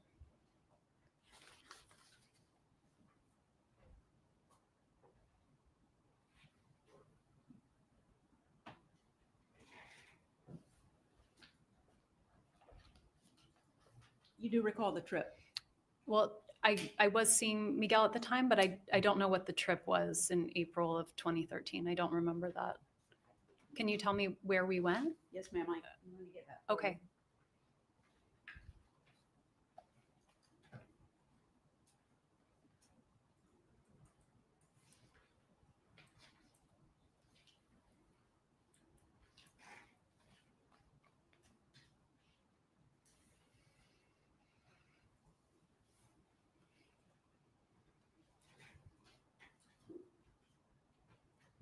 Puerto Rico, does that sound familiar?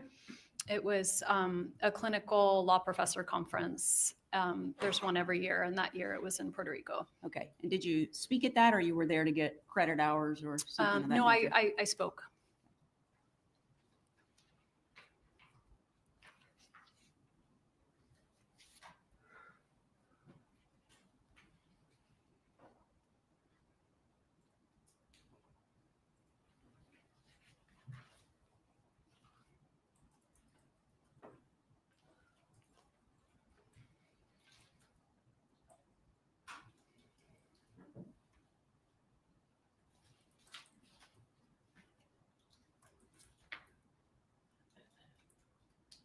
May I approach, Your Honor? I'm going to now show you what's been marked for identification purposes as Defendant's Exhibit 1E. And it's dated April the 28th of 2013 and addressed Dear Renee.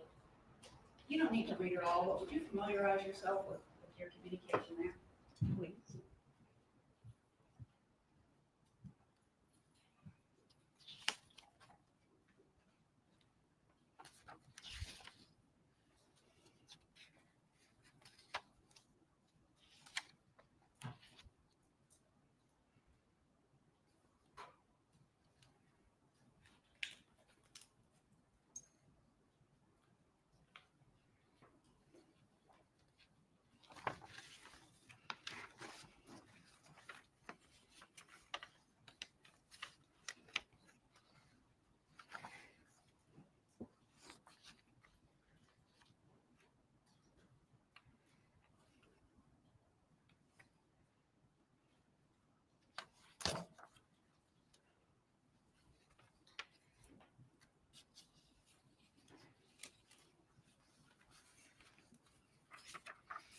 Okay, I've read a little bit. Do you want me to? That's okay. Okay. I'll point out any sections that I wanted to discuss with you. Would you agree that you wrote this on April the 28th of 2013? Yes, it looks like I dated it. Okay, and that's to Renee. Yes. And you're coming back from your trip to Puerto Rico. Yes. And while you were on this trip, your parents were taking care of the boys, correct? Yes. Okay. And on the first page down towards the bottom, you have some bullet points about what you would like to do to resolve your divorce, correct? Well, I think it was not just about my divorce. It was kind of about how I wanted to be living my life overall. Yeah, I was trying not to get into the personal information, but that's right. This entire email is really about changes you want to make in your life, correct? Yes. Okay. And the last bullet point down at the bottom, it says, I've been coming to a place in the last few months where I have realized that I want to keep my job. It allows me the maximum amount of flexibility to spend with my kids while allowing the freedom for intellectual exploration, one-on-one mentoring with students, and meaningful work in the community. I don't care that Gibbers told my colleagues that I stole from him and that I am mentally ill. Nasty things are said in divorce, and people know that, right? Yes. Tallahassee isn't ever where I wanted to live, but it's where the job is. And it's where my boy's father is, which means they don't have to constantly be flying on planes or driving in cars to accomplish our custody situation, right? Yes. So you have the pending petition and motion for relocation, but as of April the 28th, you're starting to think maybe staying in Tallahassee is the right thing to do, correct? Yes. And then this goes on. Third page is, now you're writing on May the 2nd of 2013, correct? Yes. Little different subject, but if you go to the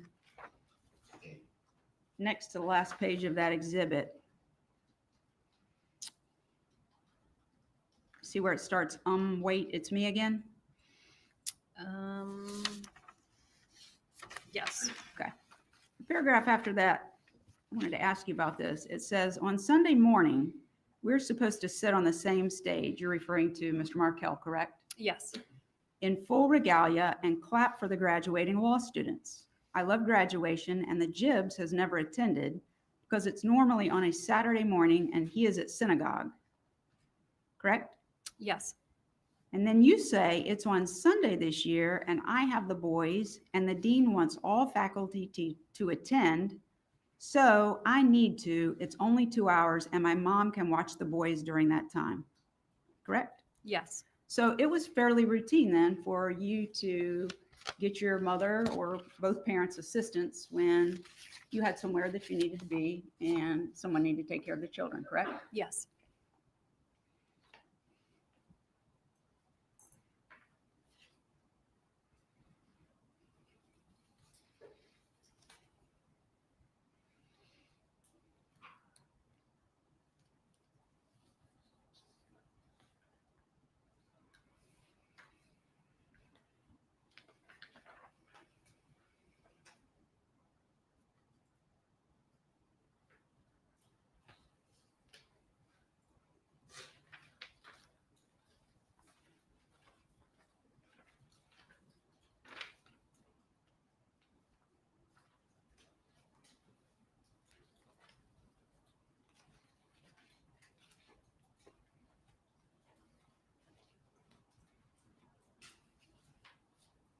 Sorry, Judge, I have so many papers up here.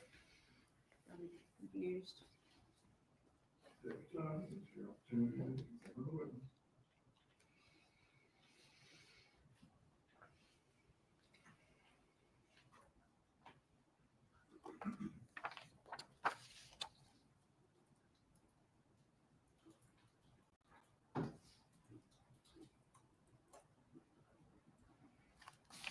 May I approach? I'm gonna exchange with you, Ms. Adelson. I'll take that one back and then show you what's been marked as Defense Exhibit 1G for identification purposes. Could you review that to yourself, please?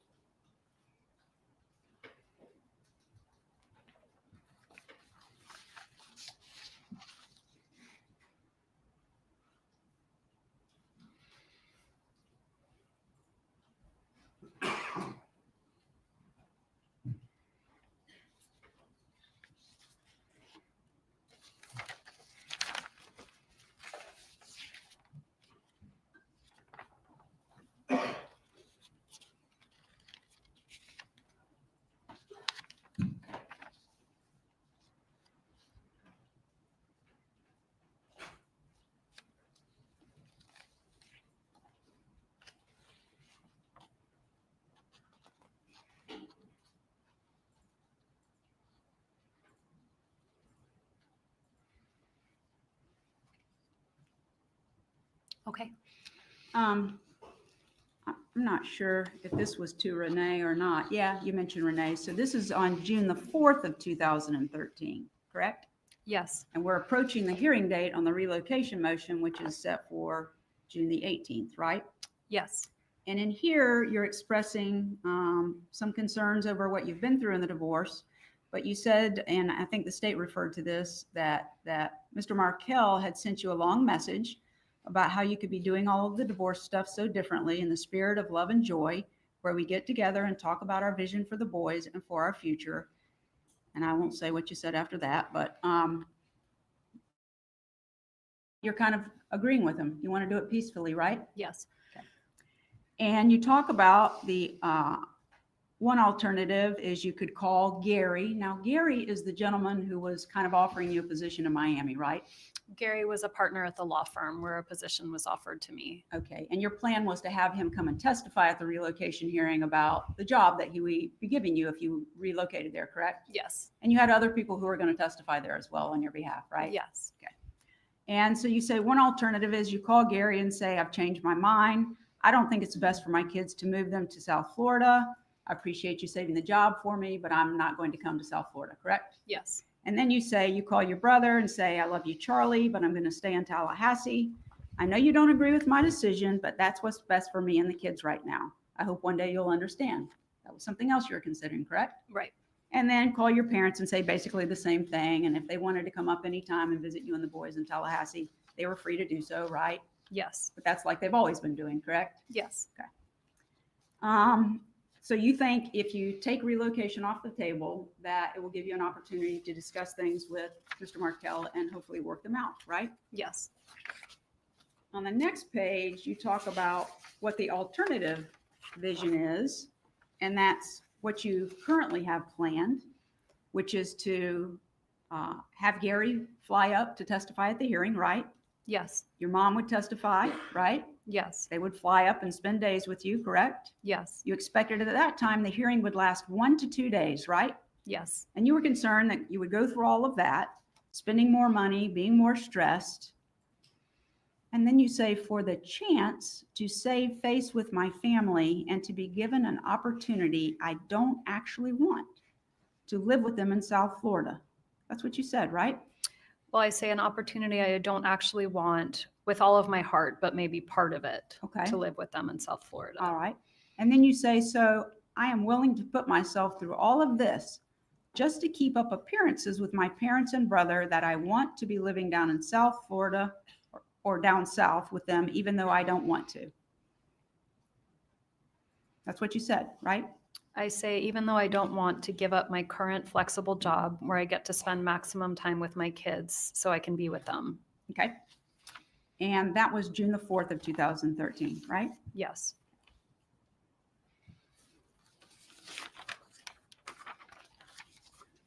And what you end up choosing was the second alternative, correct? I went through with the hearing. Okay. And I think, let me find it.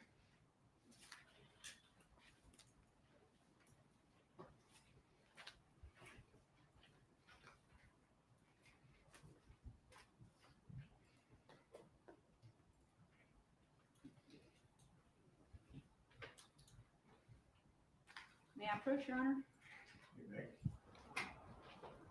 I'm going to show you what's already been introduced into evidence as State's Exhibit 60. Let's see if I can figure out their lettering system. That would be Y. I'm going to take this and let you take this book. Okay. And if you would review that pleading or this order that the court entered, please.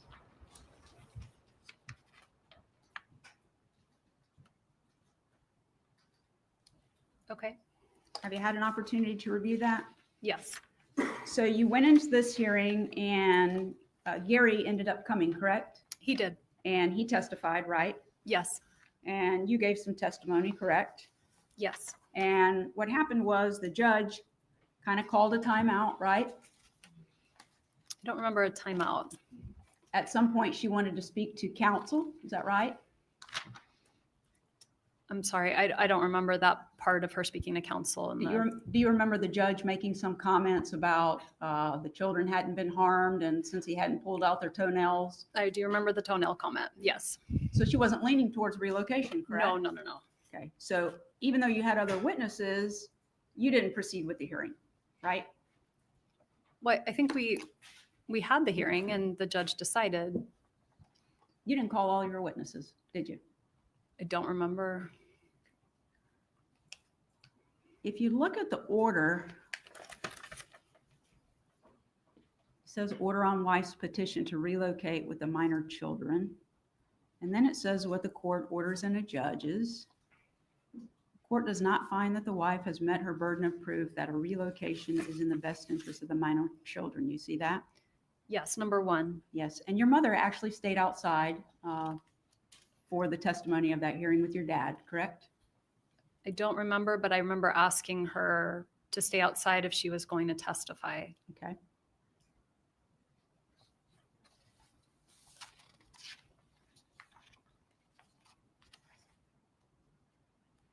And you came outside at some point and told your parents that relocation was denied, correct? Correct.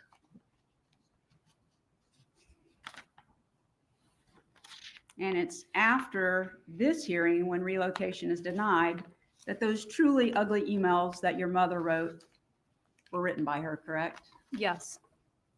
May I approach? Actually, if you'd keep that for a second. Okay.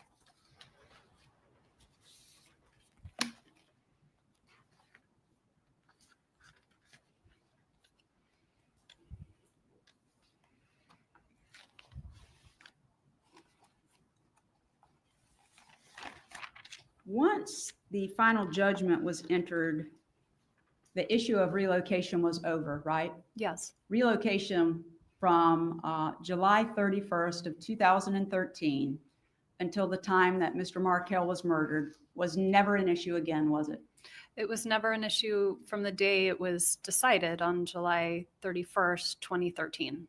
That's when it ended. Certainly after the final judgment, correct? Yes. And that's the end of the discussion about relocation, right? Yes. No more plans about how to get relocation, the issue's decided, correct? It was decided.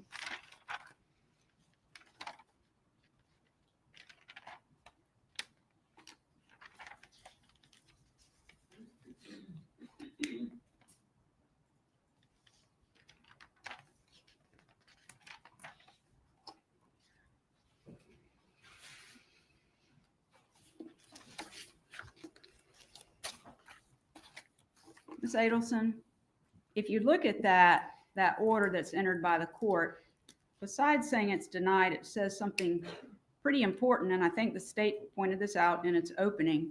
It says that this denial is with prejudice. Yes, ma'am. Of the wife's petition for request to relocate with the minor children.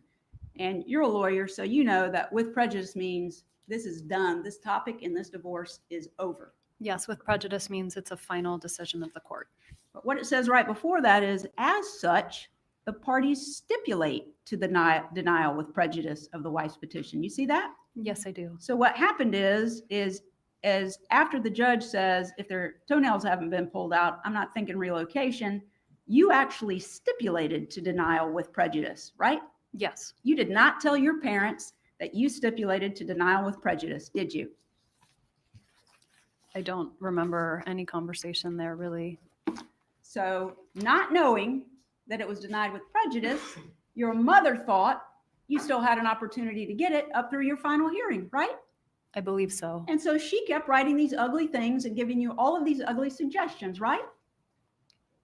She did write those emails. If you had told her you stipulated with prejudice, that's probably not what you wanted, Mom, but that would have been the end of it, right? I don't know. I would just be guessing. May I approach?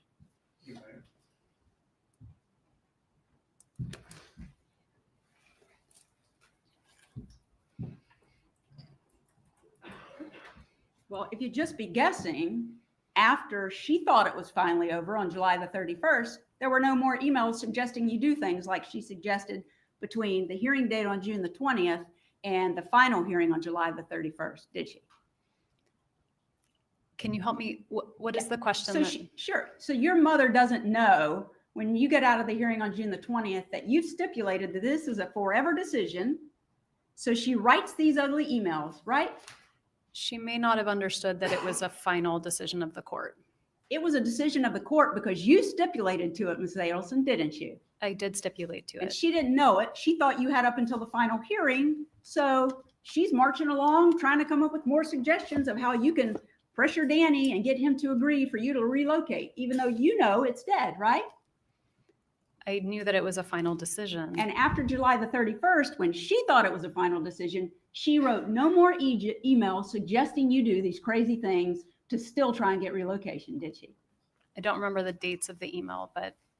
And you testified when you got up, when the state was asking you questions, after you said your mother hated Danny at the time that he was killed, which you've clarified now that she was mad at him, not that she hated him. You testified you hated him at the time he was killed, right?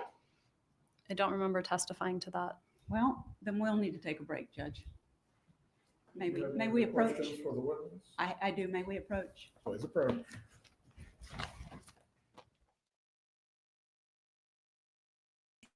Please approach. Anyway, thank you so much to you, Yaya Trucker and Rhonda, and obviously thank you to Mexi. Thank you to everybody.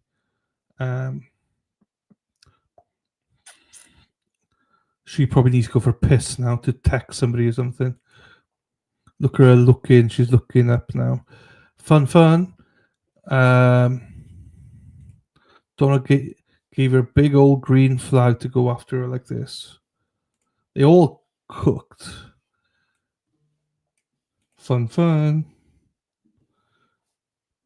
Oh. Cardi B. Assault trial. Open. Jury's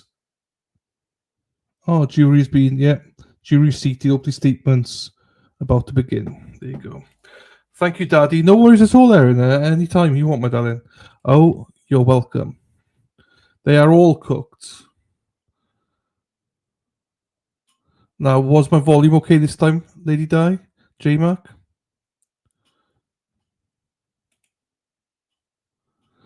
Mexi did great helping us. I know, she's the best. She's simply the best. Oh, she's going to speak to her attorney. Oh, she's asked to speak to her attorney. That's what that is.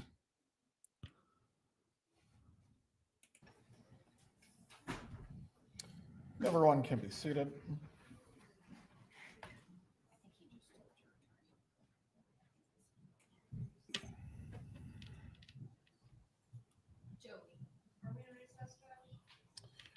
I believe the defense is talking to their client, but then we'll go into recess in just a moment. Oh, wow. Okay, something's happening. Yeah.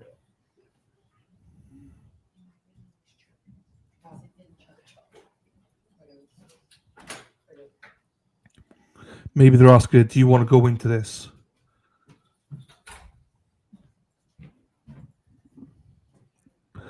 Yes, Spacey. Where's Spacey Stacy when we need her? We need all the nosy bitches that we can get in here right now. Hippie chick, Spacey Stacy. I love the judge. The judge is me. Like we all decided last week, the judge is me.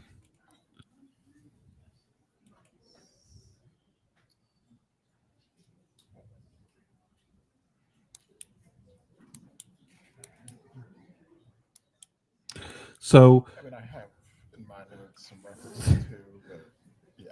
Oh, you're both here. I was looking for all the nosy bitches. I was like, where's Hippie Chick? Where's Spacey Stacy? We need all the nosy bitches we can get.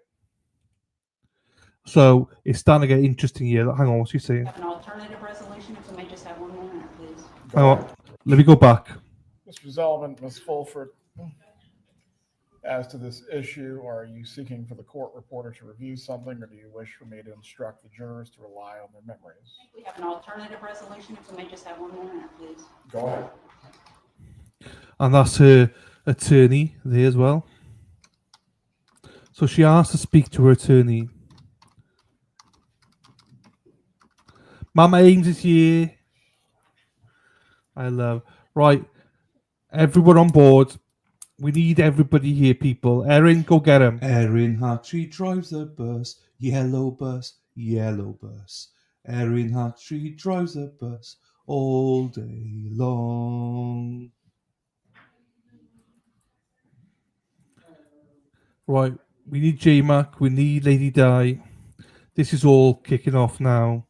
She requested to speak to the judge, to the lawyer. KD. Lou, hello. It's nearly there, isn't it? It's good.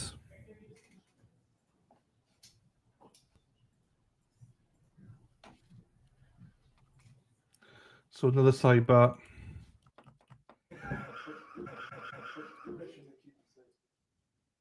Right, let me put a timestamp on this. 7:14 break. 7:14 break. 7:14 break. 7:14 break. Then yeah, they will come back. So just a reminder.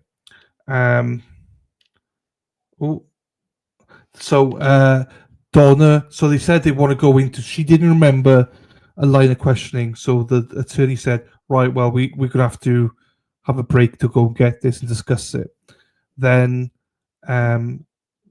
Wendi requested to go speak to her attorney.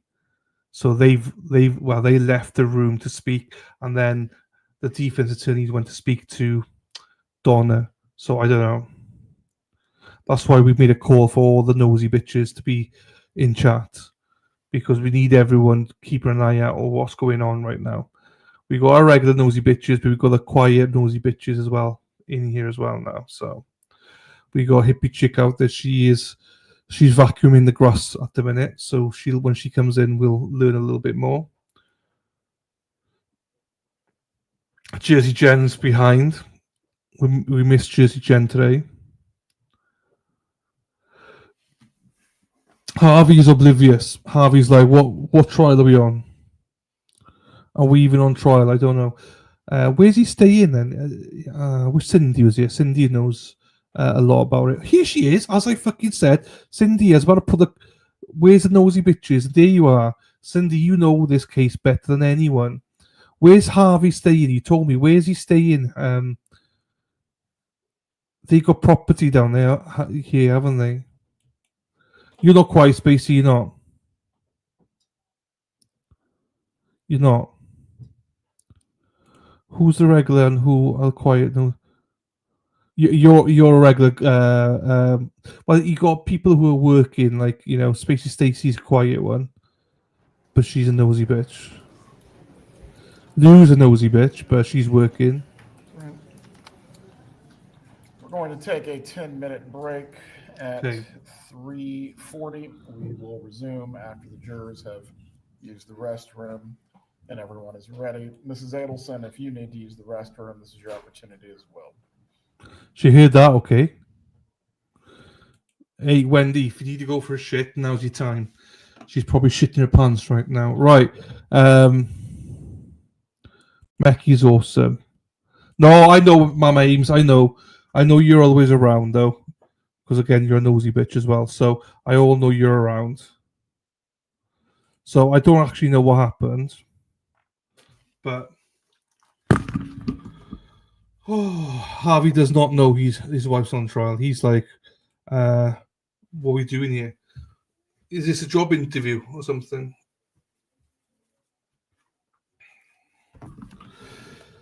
Right, so here we go. There's a theory here. My theory is he has rented an Airbnb there in Tallahassee. They keep them close to Donna and the trial. I honestly believe he's been there since she was arrested. There you go. That makes sense. That makes sense because he can then just dip in. Dip, duck, dive. What's the rest of it? I don't remember.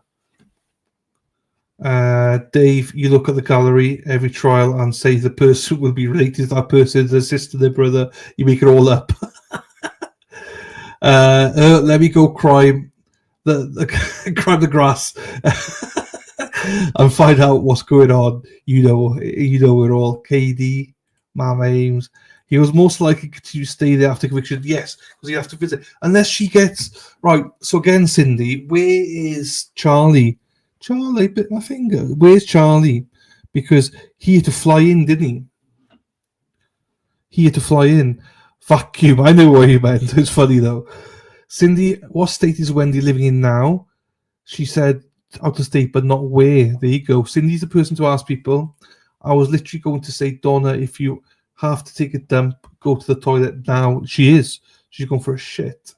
It's about to get spicy. So the Mexicans, Spice. I'm going to get taco. I got tacos one night this week, I think, Josie. Obviously, zero spice though. As most of you know, I have tacos. I have fajitas. Interesting fact. I never tried tacos until about a year ago on stream. Never had it before. So yeah. Every single trial Dave does that. Full bus today is a full bus today. Aaron Hack's busy today. Aaron Hack is grouchy today. You literally don't, Dave. I'm your contact. How are people gifting memberships? Mexi? That's a good question for Mexi Texi. I have no idea.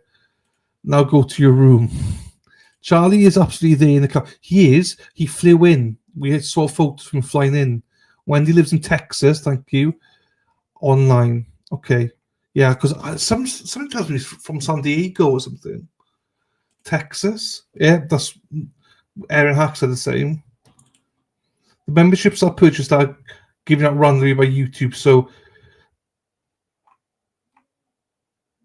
yeah, I think. But does Yaya mean how do you gift them?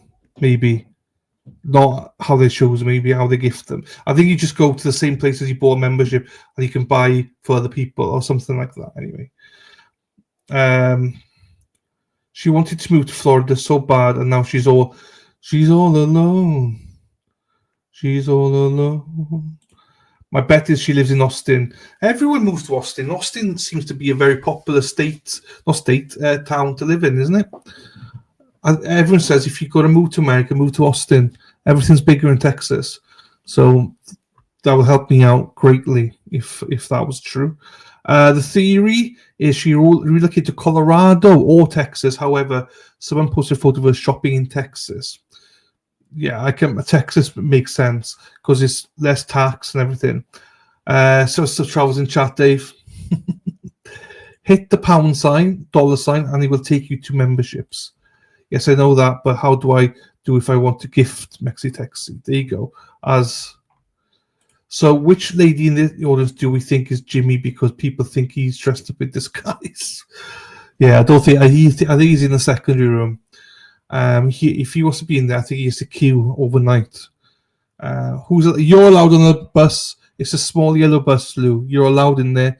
I think there's a space next to Sarah P somewhere. Sarah P's gone missing, so I think she's missed the bus. So Sarah P is normally in the second row, licking windows. So just take her space, Lou. You'll be fine because I think she's busy with work today. I did hear right. Well, thank you, Cindy. If you want to purchase memberships, hit the money tab where you also purchase super chats. Oh my God, Katie is also there in the county jail. Her transfer records are online too. See? Cindy knows everything. Dave, turns out I was right. It's the next to your chat bubble. Hippie chick. Mexi, can you put Erin in her timeout? Some say he's the one with the sunglasses and some say that's lady in black. All aboard the bus, everybody.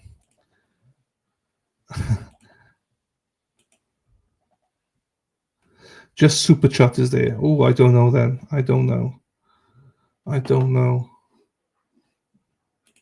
You're on the bus. Lou is licking windows on the bus as well. Happy days. Dana's allowed on the bus. You will break. You can take that any way you want, Dana.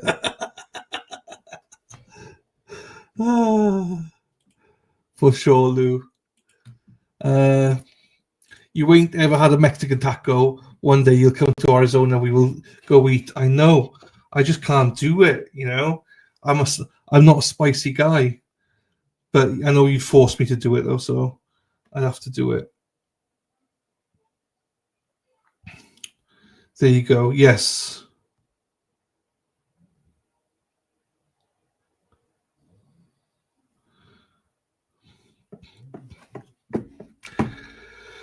Who will fix the bus if it breaks down? Not Dana. Not Dana. That's all I'll say to you. Robin G is our fixer-upper. She's the monitor on the bus, and she normally fixes everything as well. She calls the mechanics in, and then normally Sarah P goes out and starts to fix it as well. Here she is, row 1. Come join me, Lou. I'm mostly listening today. I'm busy at work. There you go. I knew you were here. Anyway, Mexi's going to post a link for you about memberships to check that you've got the right one, Sarah P as well. Because I think Erin Hack had the wrong link. So, or Dave tells me she had the wrong link. Yeah, it's like, so you don't see the membership gifting. Do you have a debit credit card? Right, okay. I'm in the back, licking the windows, Rhonda, as always, loving it. Hi, Daffy. I want a Mexican taco, Josie. So, for those who don't know, I want you to meet Erin's Taco. This is very spicy, multi-use. This is Erin's Taco. So this taco's very, very happy, always happy. You can eat it. Right. I know, Dana. We'll all go wearing hack. Hi, KD. I'm just not communicating much. Thanks, Daffy. I've had them in Phoenix and I almost died. I hate spice, but I did it. Good girl. I'm pretty handsy. Tracy says that. Pretty handsy. She's like, Dina, stop it, Dina. Hello, Sarah P's back. Shit, my. Sarah P, Sarah P, Sarah P, P, P, P, P, Sarah P, Sarah P, Sarah P is lovely.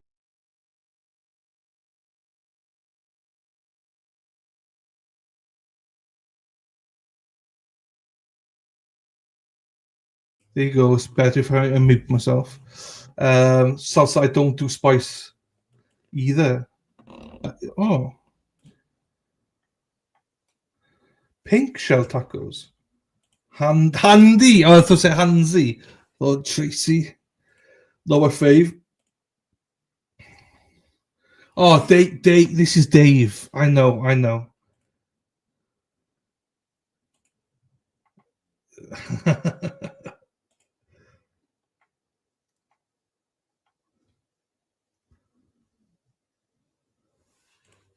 Visit Austin, don't move there.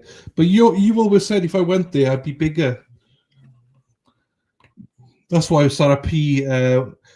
She never used to live in Texas. She moved to Texas because she was told everything was bigger. So she wanted to meet a man in Texas because she thought, everything was bigger. She was like, "Oh, I'm moving to Texas, y'all." Multi-use, he said. Aha, I can't. Hey, Bad Daz, I want a pink taco. All right, Dave, we won't go down that line. DR is not meant to be green. Who's DR? Go see the DR. Doctor, it's not meant to be green. That's surprising, Stacey. I don't know about you. Stacey likes tacos. Must be because I didn't have any issues getting memberships, Mexi. I know, I joked this last minute. I was like, fuck. Yes, I know. That's why I went there straight. Oops. You can't get a membership on your phone, only on the YouTube browser. You see the boss is here now, everybody. Now we've got to behave now, everybody. The boss is here. Josie's here now. So soft tacos are yummy. Data you can ride, but under the bus in the storage spaces. Daffy will join you. Daffy will be there with you. Daza, wait, what? I'm slow. Doctor. Pig tacos, fish tacos. That's basically Stacey. We'll back to the bus over me. I will. Sarah P. Once I was gifted one, I was given the option to add my bank account. There you go. No salsa, no spice. I don't do spice either. You can still get a good non-spicy taco. There you go. Dina, you're probably right. Aaron Hack, the last showed you a taco and it's green in the middle. Now you see your chat. You will show it again. Damn it. No, I won't. It is green. Look at it. It's green. Go see the doctors, Erin. Shit, which side there?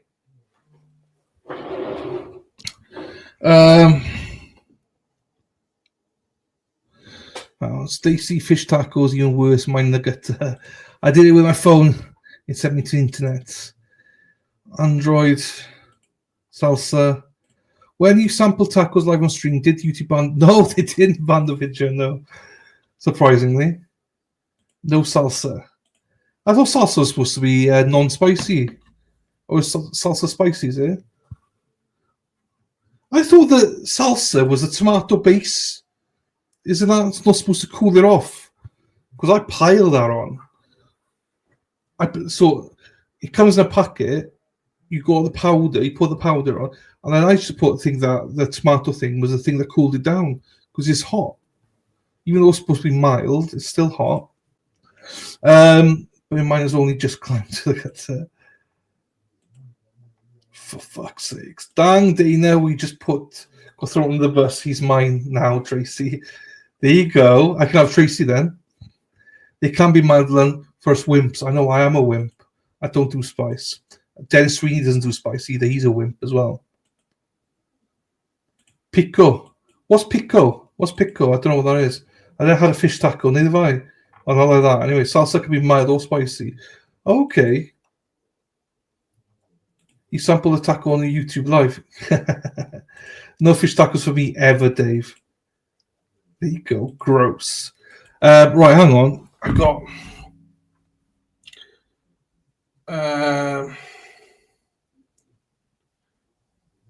So yeah, thanks to Cindy, we got the Charlie Adelson. He got back into Leon County detention facility at booking date was August 16th. Be seated. You come back to the witness stand. Thank you, Cindy. Is ready at this point.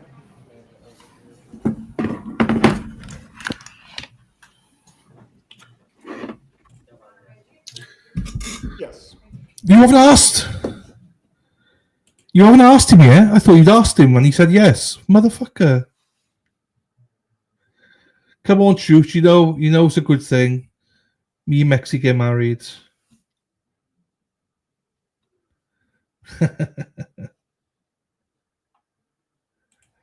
Yeah, what's pico? Pico de gallo. What's that? Guacamole. I've heard of that. Cheese, sour cream.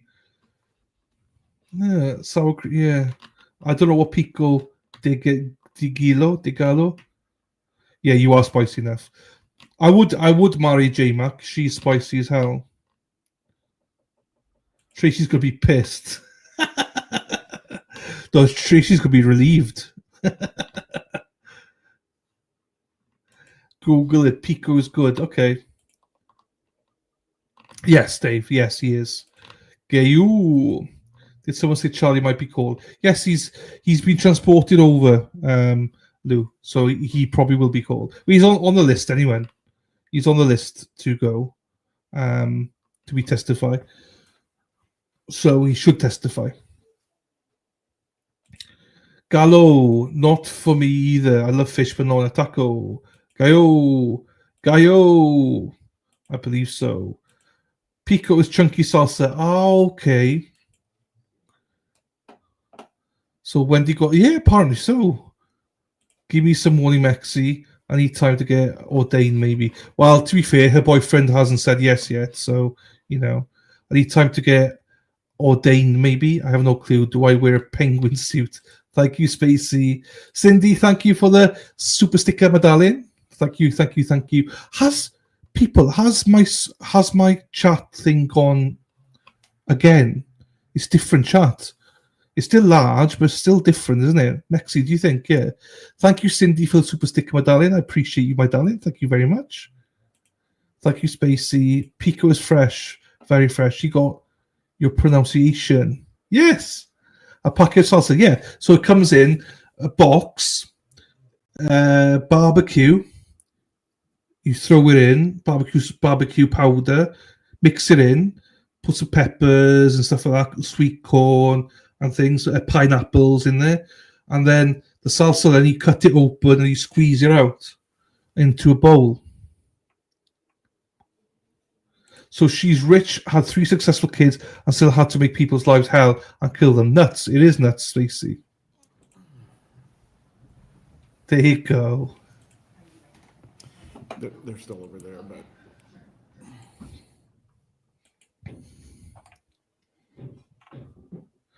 Pictures are square, not right. Yeah, that's it, Robin G. You're right.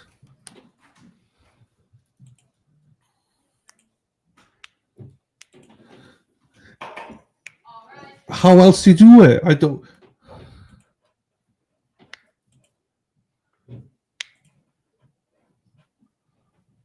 What the? No, it's not salsa. It's the to go with the chicken, barbecue flavor to go with the chicken. Bump it in. Yes, and then salsa afterwards. Separate. It is. Seated. You may continue with your cross-examination, Ms. Fulford. Oh shit! Wrong mute.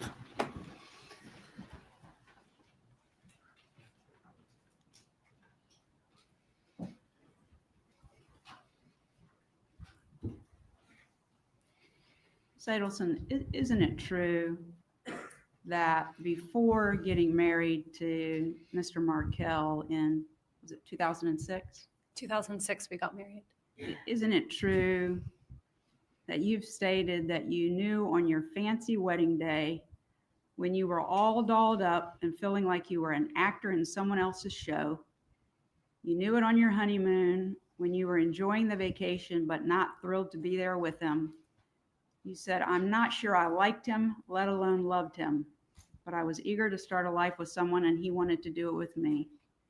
You recall saying that? I don't recall saying that, no. I have placed in front of you what's been previously marked as Defendant's Exhibit 1B for identification purposes. It's towards the bottom of page 3.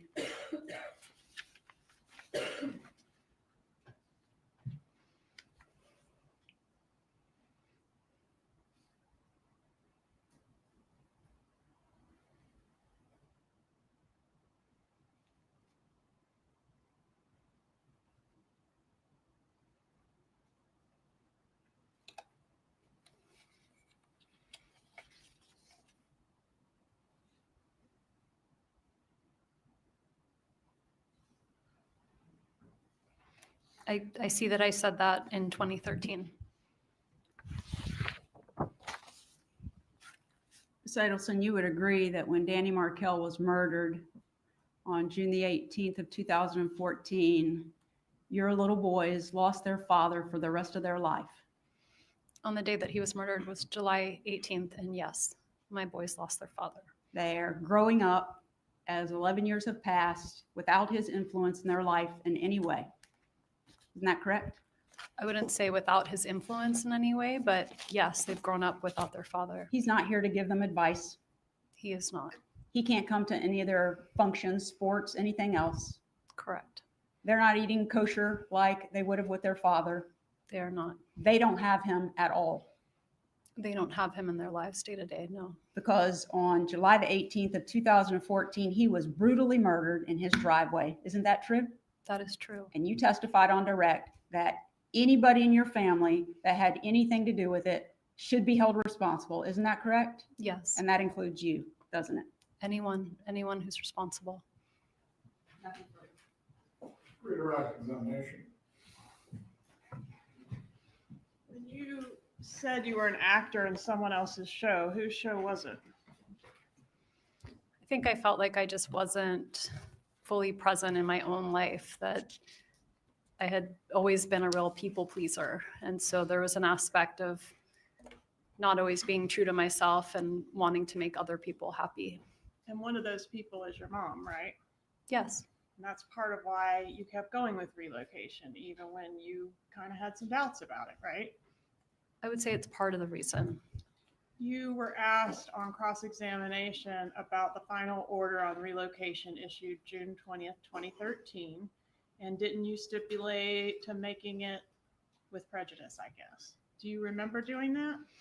I don't actually remember stipulating. I mean, I see it in the order, but I don't remember actively saying anything or participating in a stipulation. In fact, when you testified about this previously, didn't you indicate you didn't know what with prejudice meant? I think it's not something that comes up in my daily practice. And so at the time I had forgotten that it meant that it was a final order. All right. And it was suggested or said on cross that you didn't tell your mom it was final and she was misled and she thought there was still room for it, right?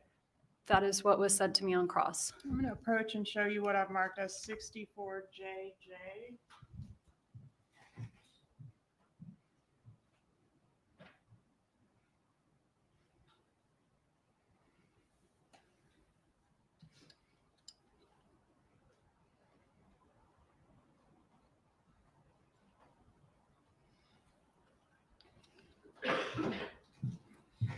Let's take a moment to review this exhibit and let me know when you're done.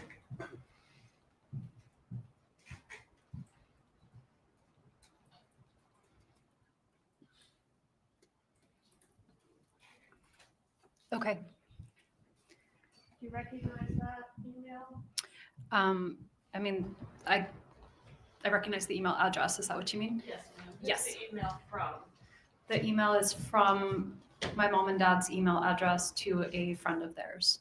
Who's the friend? The Kliegermans. I think it's Vicky, the woman in the relationship. Okay, and it's signed Love Donna, right? Yes, sorry. So it's from my mom. And in this email, does she indicate to the Klingermans that there is no chance at the appellate level for appeal of your relocation? Yes, that's what the email says. All right, and is that email dated 6/25/13? Yes. So 5 days after the order was issued, your mom did know that that order was final, based on this. Based on that email, yes. Okay, it was, you were asked questions about, your mom never suggested any harm to Dan Markel to you, but she did want to bribe him, yes? Yes. Take control from him, weren't those her words? Yes. Aggravate him, Yes. scare him. I don't remember scare him, but I believe that was part of it. Give him some grief, Yes. take something from him. Yes. Show that fucker what would make him absolutely miserable, Yes. but definitely not kill him, right? I don't know what the question is. Donna was caring and devoted to your boys. You were asked about that. That's true, right? Yes. In fact, she maybe cared a little too much about your life and you and what was going on with you sometimes, right? I don't know that you can care too much. Even the Nazi uniform craziness came from her version of some kind of place of love. Would you agree with that? Yes. Because although her lawyers tried to downplay this, she was suggesting a baptism for these kids, right? Yes. She said she looked into it and could get it done in 2 weeks, right? I believe that's what it said. And didn't she justify the means or claim that this would be harmless to your children because it was just like playing dress up to them, right? Yes. Just like Jake the Pirates. Yes. She thought the ends, relocation, would justify the means, didn't she? Yes. And she thought a move to South Florida was what was best for you Yes. and what was best for your children, Yes. who she cared about more than anyone in the world. I mean, I don't know who she cared about most in the world, but she loves there- me. Is there anyone that she cares about more than those two boys? My dad. Okay. She thought relocation was best for those boys. They were Yes. going to have better opportunities, right? Yes. Better family support, Yes. a happier mother Yes. with a more lucrative profession. Yes. And your lives all depended on it. Isn't that what she said? Yes. And Dan Markel could have agreed, couldn't he? He was amenable, but then he didn't want to ultimately. Well, he could have moved to South Florida, right? Isn't that what you were asked on cross? Yes, he could have. Could have moved to South Florida and enjoyed all that delicious kosher food down there, right? Yes. And if he had relented, You and he could have had separate lives in Miami and happily co-parented the boys, right? In That theory, could have happened. yes, it could have. Except he wouldn't relent, would he? I mean, he said no, and so we had a hearing, and the judge said no. Right. He wouldn't relent. He wouldn't give your mom what she wanted, would he? I mean, we only had one conversation about it, so it wasn't like a ongoing thing. It wasn't an ongoing thing. What wasn't? I mean, between Danny and I, we talked about relocation. He said he would think about it, and then he said he didn't want to. And then we had the hearing, and then that was the end of it for me. Yes, but you were asked on cross, wouldn't things have been potentially great for Danny down there too? Yes, I think they would have. Couldn't we all have lived happily ever after if he would have agreed to move down there too? Possibly, right? Possibly. But he wouldn't agree. He didn't agree, no. Nothing further. Jury, before we continue this afternoon, we will take a brief break. The bailiff will take you back to the jury room.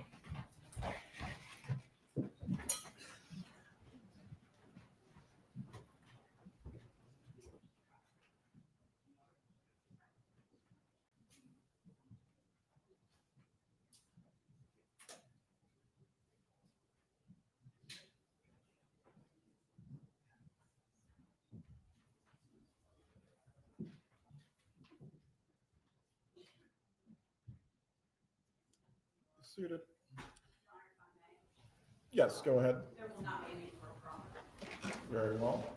With there being no need for a proffer from this witness, you may step down. Ms. Kappelman, will you be recalling her at any point under your subpoena? I don't intend to, Judge, but I would ask that she remain unmovable at this time. Very She's free to well. go about her business. You are not to discuss your testimony with any other person when you testify in this trial. Mr. Lauro, will you need to be heard any further, sir? Have a good day.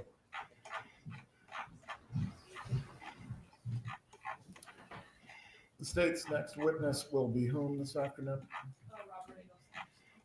All right, you can bring the jurors back in. Did you want to instruct him? Oh, yes. Okay, so could I go ahead and call him in? One moment, don't bring the jurors in just yet. You can bring in Mr. Adelson. Everyone can be seated.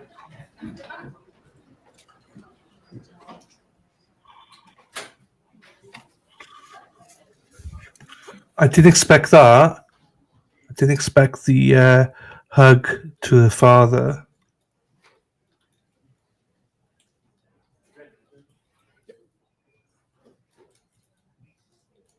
Yes, KD, yes. Mr. Adelson, before you testify this afternoon, I just wanted to make sure the court's prior ruling on this matter you understood and you were clear on. When you're testifying, you are not to testify about any opinions that you have concerning whether your family members or your mother may have committed a crime. Do you understand this? Yes. Does the defense or state wish for there to be any further instruction from the court that does not otherwise cover the substance of the ruling? No, sir. No, sir. Please bring the jurors. Yep.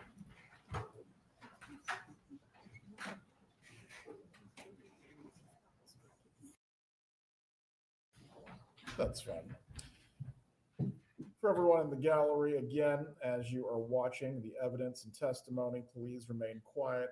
If you need to speak with each other, please do so silently or step out in the hallway.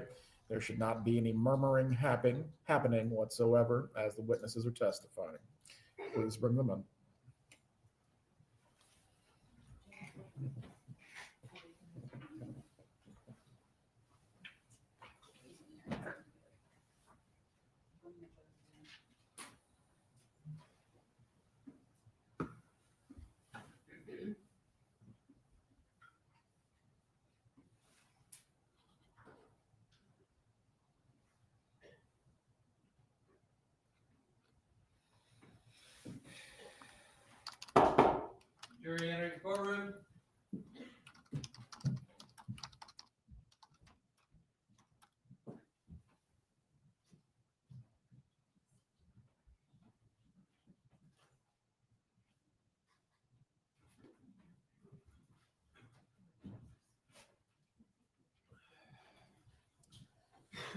Mr. Adelson remains standing. Everyone else can be seated. Please raise your right hand to be sworn. Do you swear or affirm the testimony you're about to give in this matter will be the truth? I swear. You may take your seat. Please speak loudly and clearly. You can adjust the microphone as need be. Ms. Dugan, you may examine. Thank you. Could you tell us your name and spell your name for our court reporter, please? Sure. Robert Todd Adelson, Adelson. Thank you. And what state do you currently live in? New York. And how long have you lived in New York? 13 years. Okay, so since maybe 2012? Yes. All right. What do you do for a living in New York? I'm an ENT. Okay, so ear, nose, and throat doctor? Yes. And how long have you worked as an ENT? For 20 years. How do you know the defendant in this case, Donna Adelson? She's my mother. And Harvey Adelson's your dad? Yes. Wendi and Charlie Adelson are your siblings? Yes. Okay. And where did you grow up? In Coral Springs, Florida. Is that a bit north of Miami? Yep. About how long of a drive? About an hour north of Miami. Okay. When y'all were growing up, did you all, the five of you, live in the same house as a family? Yes. And who's the oldest child? I am. Okay. Who's the middle child? Charlie. How many years between you and Charlie? 3 years between Charlie and I. And then who's the youngest then is Wendi? Yes. And how many years between Charlie and Wendi? 3 years. Okay. When you were 18, did you move out of the Coral Springs house? Yes, when I went to college. Okay. And did you go to college at University of Florida? I went to Tulane. Oh, thank you. Okay. Did you live in Gainesville at some point? I did, yes. Okay, thank you. So after you went to college at Tulane and then went on to med school, went on to residency, throughout those years, did you continue to talk to your parents and your siblings on a regular basis? Yes. And would you see them a couple of times a year? Yes. When you were in school, would you go home for the summer? Yes. Based on your personal observations throughout your life, of your parents and of your siblings, who is the leader in the family? Who tends to run the show? I think my mom. Okay, so Donna Adelson? Yes. Would you describe Donna Adelson's personality as being more controlling or more laid back? I think more on the controlling side. What about, is she kind of a more assertive person or a more passive person? More assertive. What about your dad, Harvey Adelson? What's his personality like? I think he's more passive, more go with the flow. Okay. So they're kind of opposites in that way a bit? Yeah. When you and your siblings were growing up, was Donna Adelson a very involved parent? Yes. And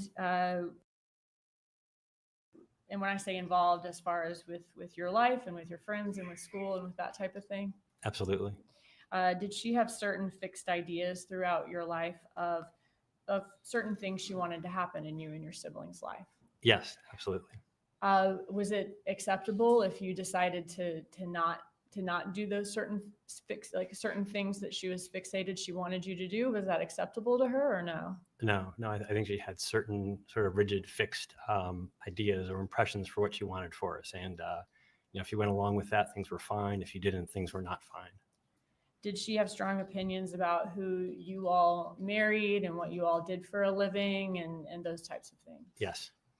And you're obviously a doctor. Was that an acceptable profession to her? Yeah, that was okay. Okay. And was that one of the reasons you became a doctor? Yes. Okay. How involved was Donna in yours, Charlie, and Wendi Adelson's life after you grew up, became adults, and had kids of your own? I think still involved. Was she more involved with your life, Charlie's life, or Wendy's life, would you say? You're probably more involved with Wendi and probably to a lesser degree with Charlie. Okay. And then would you be she's the least involved with your life out of the three? Yeah, probably because I was older, but sure, I agree. Okay, so you're the oldest child. You're out of the house before the other two? Yep. Okay, and then you also lived other places after you went to college throughout the rest of your life? Yes. Now, was this like a healthy level of involvement that she had with the three of your lives, or was it more of like a micromanaging as you saw it? I think it was certainly between over involved and controlling. It probably lended itself more toward controlling, but there's in various realms, more or less. But I think certainly that was the tension. Okay, so a little more on the controlling side. Yes. And does that include your personal lives as far as your relationships and in your professions, your jobs? Yes.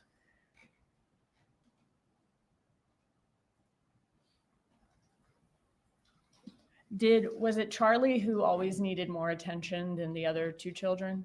I think so, yes. When did Wendy's life start becoming one that she needed to pay or give more attention to? I think when she had some troubles in her marriage, I wasn't aware there were any troubles in her marriage until Wendi left. But I think around that time when she had two young children, I think that was when she became more involved. And I was, at that point living, pretty good distance away. Okay. Were you living in Philadelphia at the time? Yeah, but first in Philly and then in New York where we live now. Okay.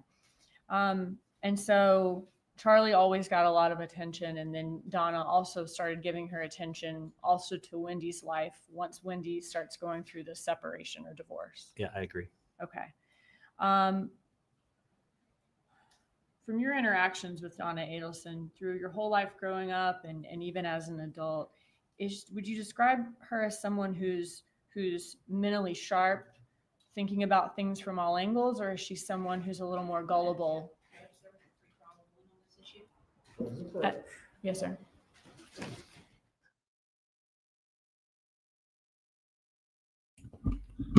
Hello, can you hear me? I don't want Lady Di and J-Mac to shout at me. Hello? Joel is there, motherfucker. He is there. But a piece of shit. I don't like Joel. So we will do Charlie Adelson. It's about 7 days, people. So I might start there. We'll see. Might do a couple of days during Labor Day, but then I suppose it's your holidays, so most of you will probably be busy. We hear you. It's just because I get shouted at by Lady Di and J-Mac. So I try and whisper and then come in.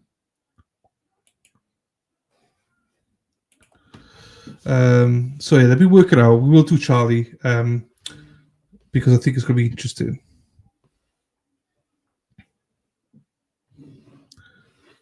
I don't think he does any. He is a black sheep of the family. Oh, Josie. Love it.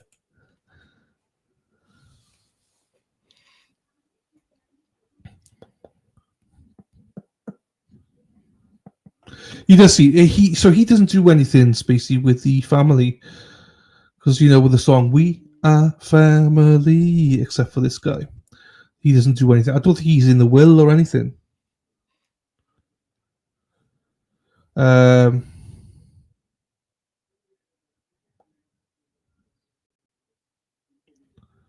Dennis Murphy. Perfect. So the only complaints I get, and I always get complaints from women, but the only complaints I go with my audio is you and Lady Di. But having known both of you, you two are very hard to please. Very hard to please. Your husbands, I am so sorry to them. So, yeah. So, yeah. Let me put a poll up and we could dance. Put a poll up and dance. Right.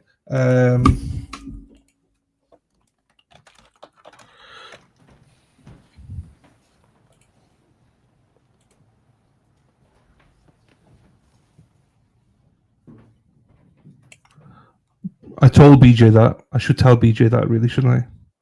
Hippie Chick is here, Coco. She's here. She's just been a nosy bitch. She's got about 5 of the streams going at the same time.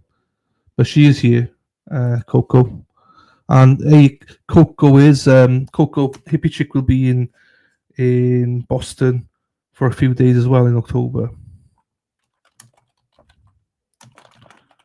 Watch the Charlie.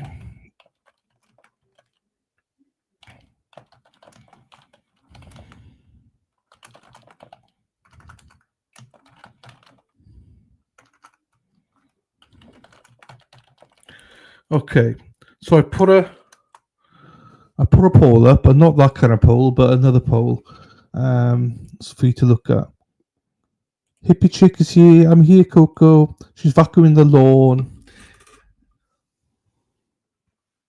How the gel are you, girlfriend? Or how the hell are you, hippie chick? I'm the baby of 4.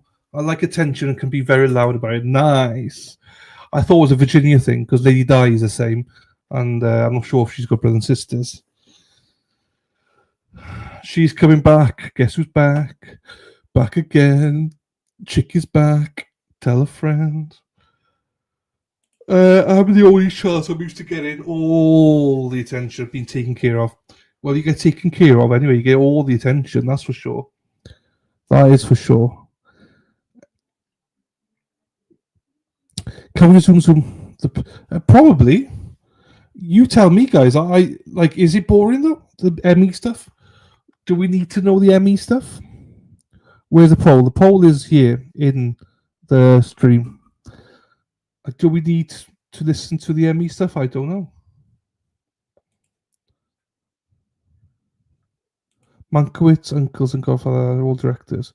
Yay, be happy days. Yeah, that makes sense, Katie.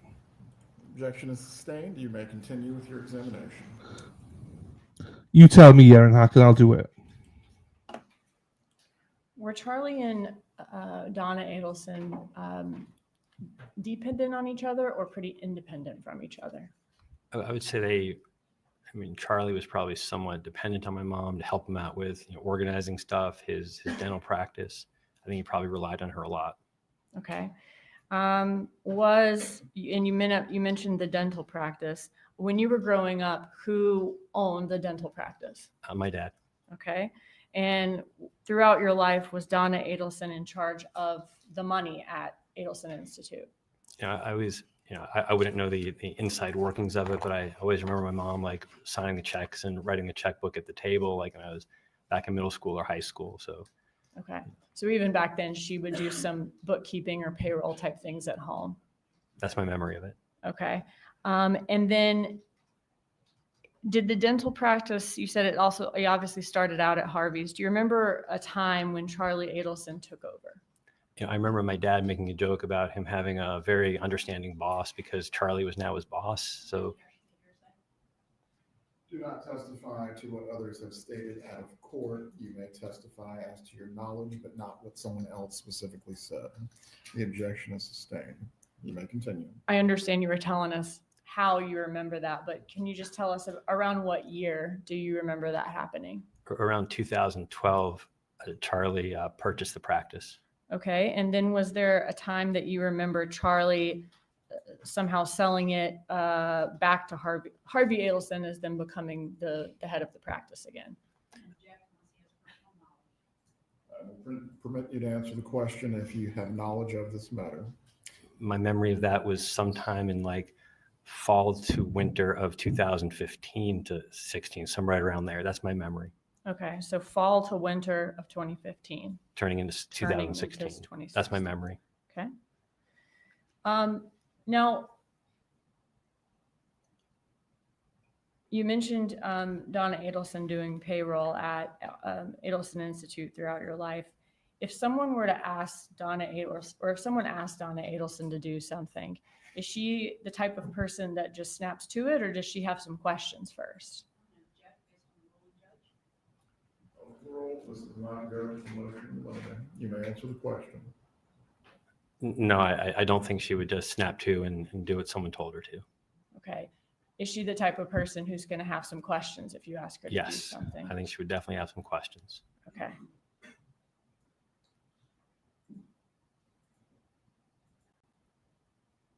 How did Donna Adelson feel about Dan Markel when he and Wendi first got together and were headed towards marriage? He was very positive about him. Okay. So he was somebody she approved of. Yes. All right. And how did that change as Wendi and Danny's relationship soured? They ended up moving towards divorce. So I really only heard anything bad about Danny after Wendi moved out. I didn't hear anything bad about him prior to that date. Okay, so just kind of went from everything's fine to then hearing bad things about him. Yes. And when you say hearing bad things about him, like from her? From Donna Adelson, I'm yes. sorry? Okay. And how did Donna Adelson feel about Dan Markel in 2014? I mean, she hated him. Would this come from your knowledge of that, come from things that she would say to you? Yes. I mean, yeah. Did you observe that Wendi played a bit of a damsel in distress, in your opinion, in the divorce? Yes, I think that's a good way to describe it. Did Donna Adelson ever talk to you about Wendi Adelson and Dan Markel's divorce? I apologize. Did Donna Adelson? I apologize. Can I hear the question again? Did Donna Adelson ever talk to you about Wendi and Dan Markel's divorce? Some. I mean, the phrase that sticks in my head is that Danny was depoing Wendi to death. I wasn't involved with all the various motions. I remember that phrase. I remember there being a lot of court motions back and forth. But I remember that phrase. I remember some complaints about like very long either mediation or depositions that Wendi had to endure. Okay, so this is Donna saying Wendy's having to go through these things. Yes. Okay, and just telling you about it. Yes. How did Donna tell you that, or did she tell you that how Wendi was planning to leave Dan Markel and give him the news that she was leaving the marriage? I think you're going to need to rephrase this in such a way the witness can answer, Ms. Dugan. How did Donna Adelson describe to you how Wendi Adelson left the marriage? Object to hearsay. Ms. Dugan, please approach. Okay.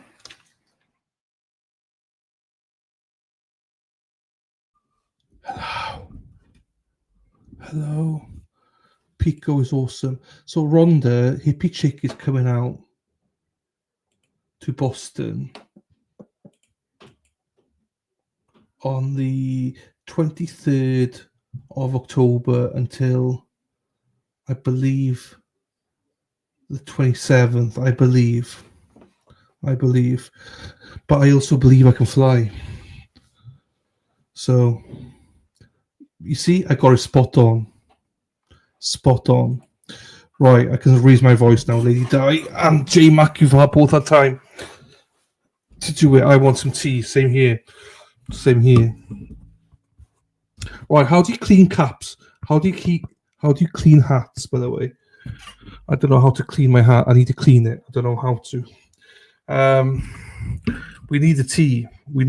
He's an ENT doctor as well. So he's highly intelligent, but didn't want to cut his hair before he got there. That's a huge wig. It's not a wig, but is it a wig?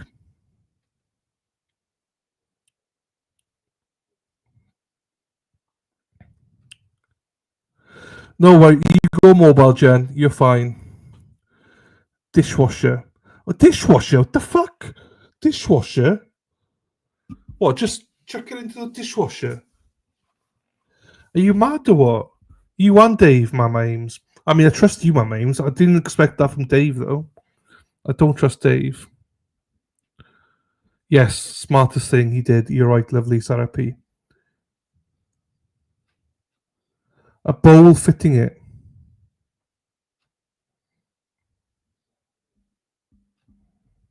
Katie. Why does everyone say dishwasher? Literally. Mighty mate. So dishwasher, literally. What, just like this? Do I need to put it into something? Do I just chuck the hat in with everything else? Hat brackets for the dishwasher. Jeepers Christ, what are we doing here? No, you might be right. Amazon. What are we doing here?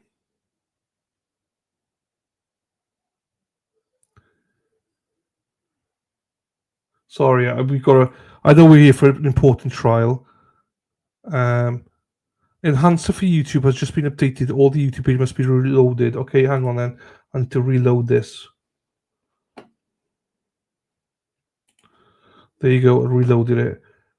Oh, I need to boost the sound for Deb.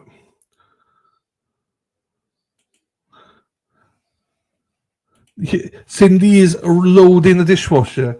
I know this is mad, isn't it? I would be heartbroken. Same here. Oh shit, they're back. Sorry.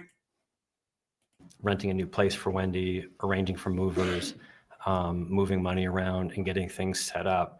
I only knew this after Wendi had moved out, but she was relating to me what had occurred over the summer. And so I heard this all at once, but probably 5-6 days after Wendi had moved out, and then told me that the somewhat gleefully or pleased that they timed the phone call to Danny right before he was supposed to give a speech at the meeting he was at. Okay. So a couple questions about that. You said Donna said that she had been up here in Tallahassee moving the money around and getting things ready for Wendi. Do you mean for when Wendi moved out and needed a place of her own? Yes. Okay. And what did Donna tell you that she did to try to, I guess, hide the fact that they were renting a place for Wendi? I remember her saying she had used her maiden name so there wouldn't be an Adelson up here renting, or hiring movers or such. Just so like word of mouth wouldn't get around that Wendi Adelson was renting an apartment, something like that. Sure. Okay. So they used Donna's maiden name. Yes. Donna did. And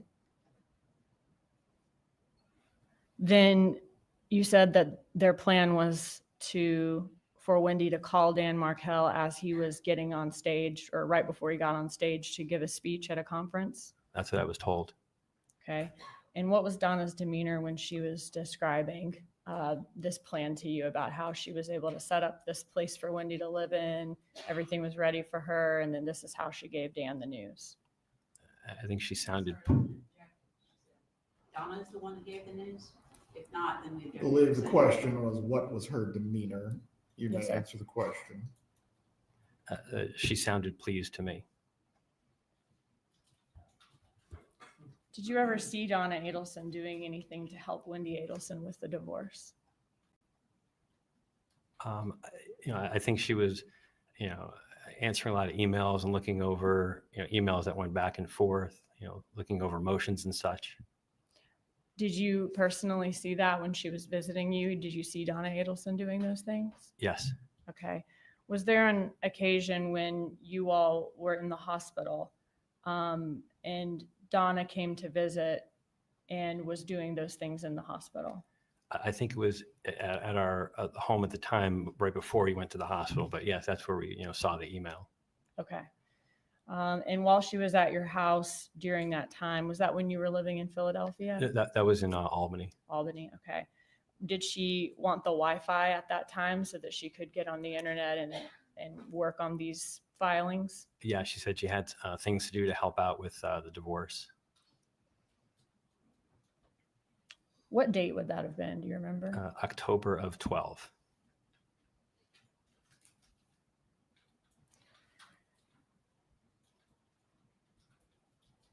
Did Donna Adelson tell you that Wendi Adelson was trying to get permission to relocate to Miami? Yes. And did Donna Adelson tell you about the $1 million bribe she wanted to offer Dan Markel? Yes.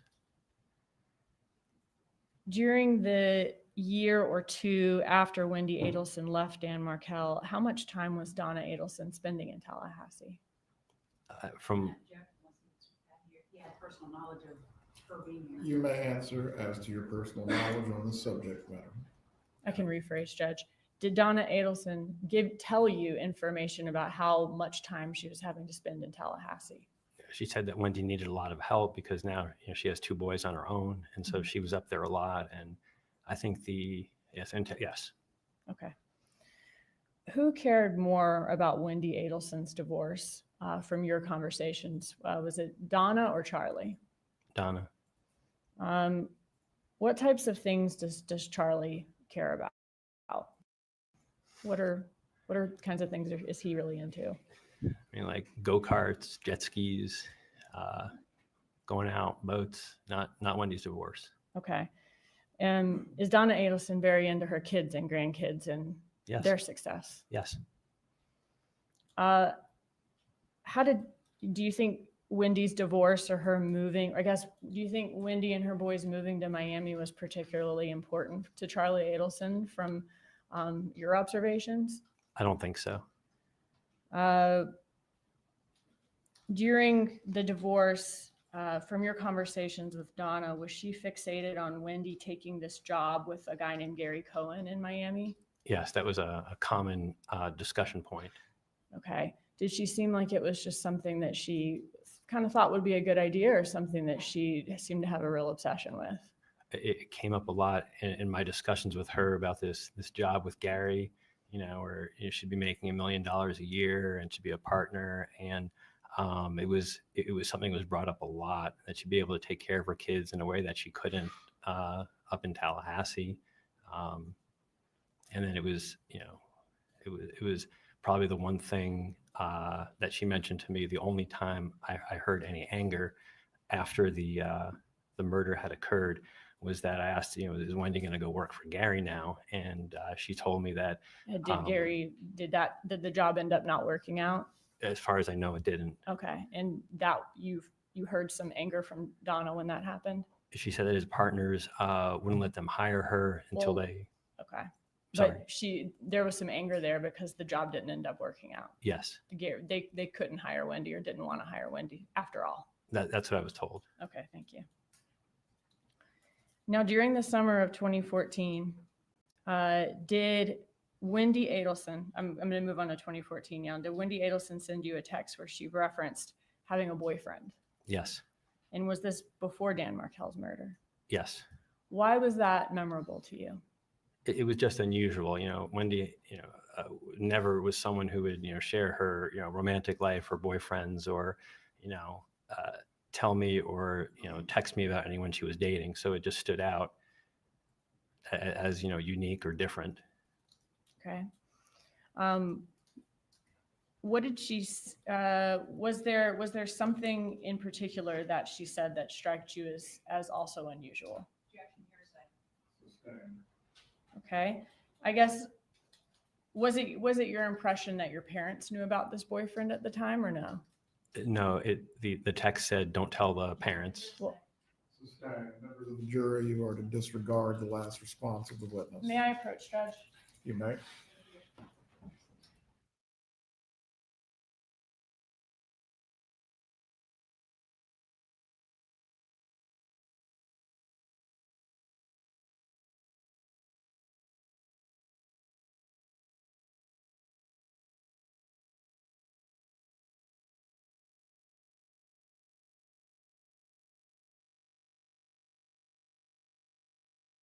Fuck's sakes. I thank you everybody. I bought one. Let's see if we can show this quickly. Hang on. I bought one.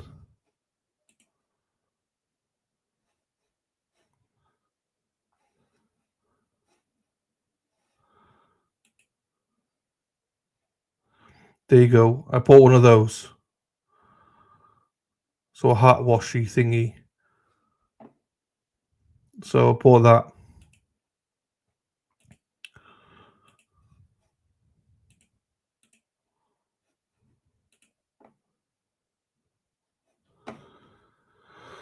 Oh, this is the CG. This is the oldest brother. This is the oldest brother now.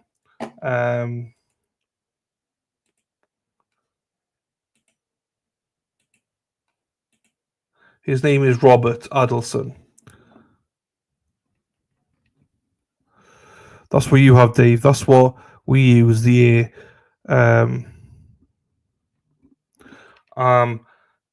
How do you dry it then? How do you dry the hats afterwards then? I mean, we just fucked on Adelson's trial. Let's talk about my hats and how I wash and dry. How do you dry it?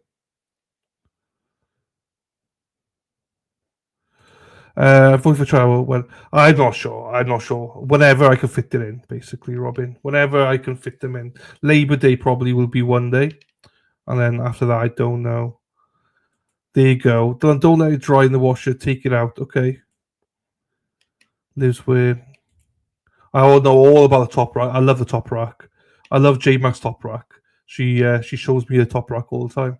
Fan dry. I don't have a fan though. That's a problem. Air dry. I don't have an air dry. How do I air dry? Lee, I was just literally just bad mouthing you all this time. How do I air dry? I do not have anything to air dry. What is air dry? I don't get it. You may continue your examination, Ms. Dugan. Okay, so I was asking you about this text that you received from Wendi Adelson. Can you tell me about this text? Sure. She texted me that she was going to Gainesville for the weekend, and this was 2014. So I last lived in Gainesville about 3 years prior to that. Mentioned that she wanted that I mentioned the name of Jeff. I asked who was Jeff. The response was my boyfriend. I responded I didn't know, and she said you wouldn't. I didn't hear it from the parents. She says they don't know. And so it just struck me as, and then she sent me some pictures of Jeff with her and the boys. It struck me as unique because she'd never shared the name or photograph of a boyfriend before. Okay, so Before you continue, Ms. Dugan, members of the jury, as to the last question and response, you are not to consider the hearsay statement for the truth of the matter asserted. You may continue. okay. So it was unusual for her to talk to you about boyfriends at all. Yes.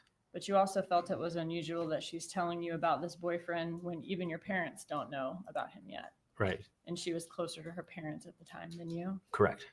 Okay. What date was that text message sent? The very end of June, like 26 or 28 of 14, but that last weekend. Okay. So it was prior to 4th of July weekend. Yes. Okay. And do you remember where in those photographs Wendi is with her sons and Jeff? Like Wakulla Springs, something like that. Okay. And they're in front of a board that said that. And did you let her know you wouldn't mention him to her parents or to your parents? Yes.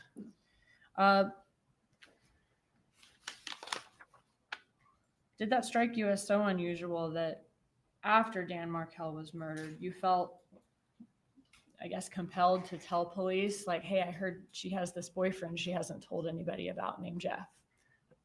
Yes, I did. The FBI came to my house and I spoke to them once, and either it didn't come up or, it's a bit nerve wracking talking to the FBI, and that they didn't ask any questions about that.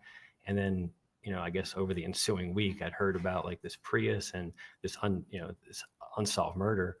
And I remembered, it struck me as odd that I was sent these photographs of a boyfriend and not to tell the parents about him. And so that's when I wanted to have a clean conscience. So I reached out to the FBI and I said, I don't know if this matters, but I figured I would, tell you about this. And they came back for a second interview and looked at the pictures. Okay. When is your father, Harvey Adelson's birthday? July 5. Okay. So on July 5th of 2014, how old would he have turned that year? 70. Okay. And this is about 2 to 3 weeks before Dan Markel was killed? Yes. Did your family do anything to celebrate his birthday that year? Yes. We had a party at their condo. Okay. Was there a gift from the family or from any of you to him?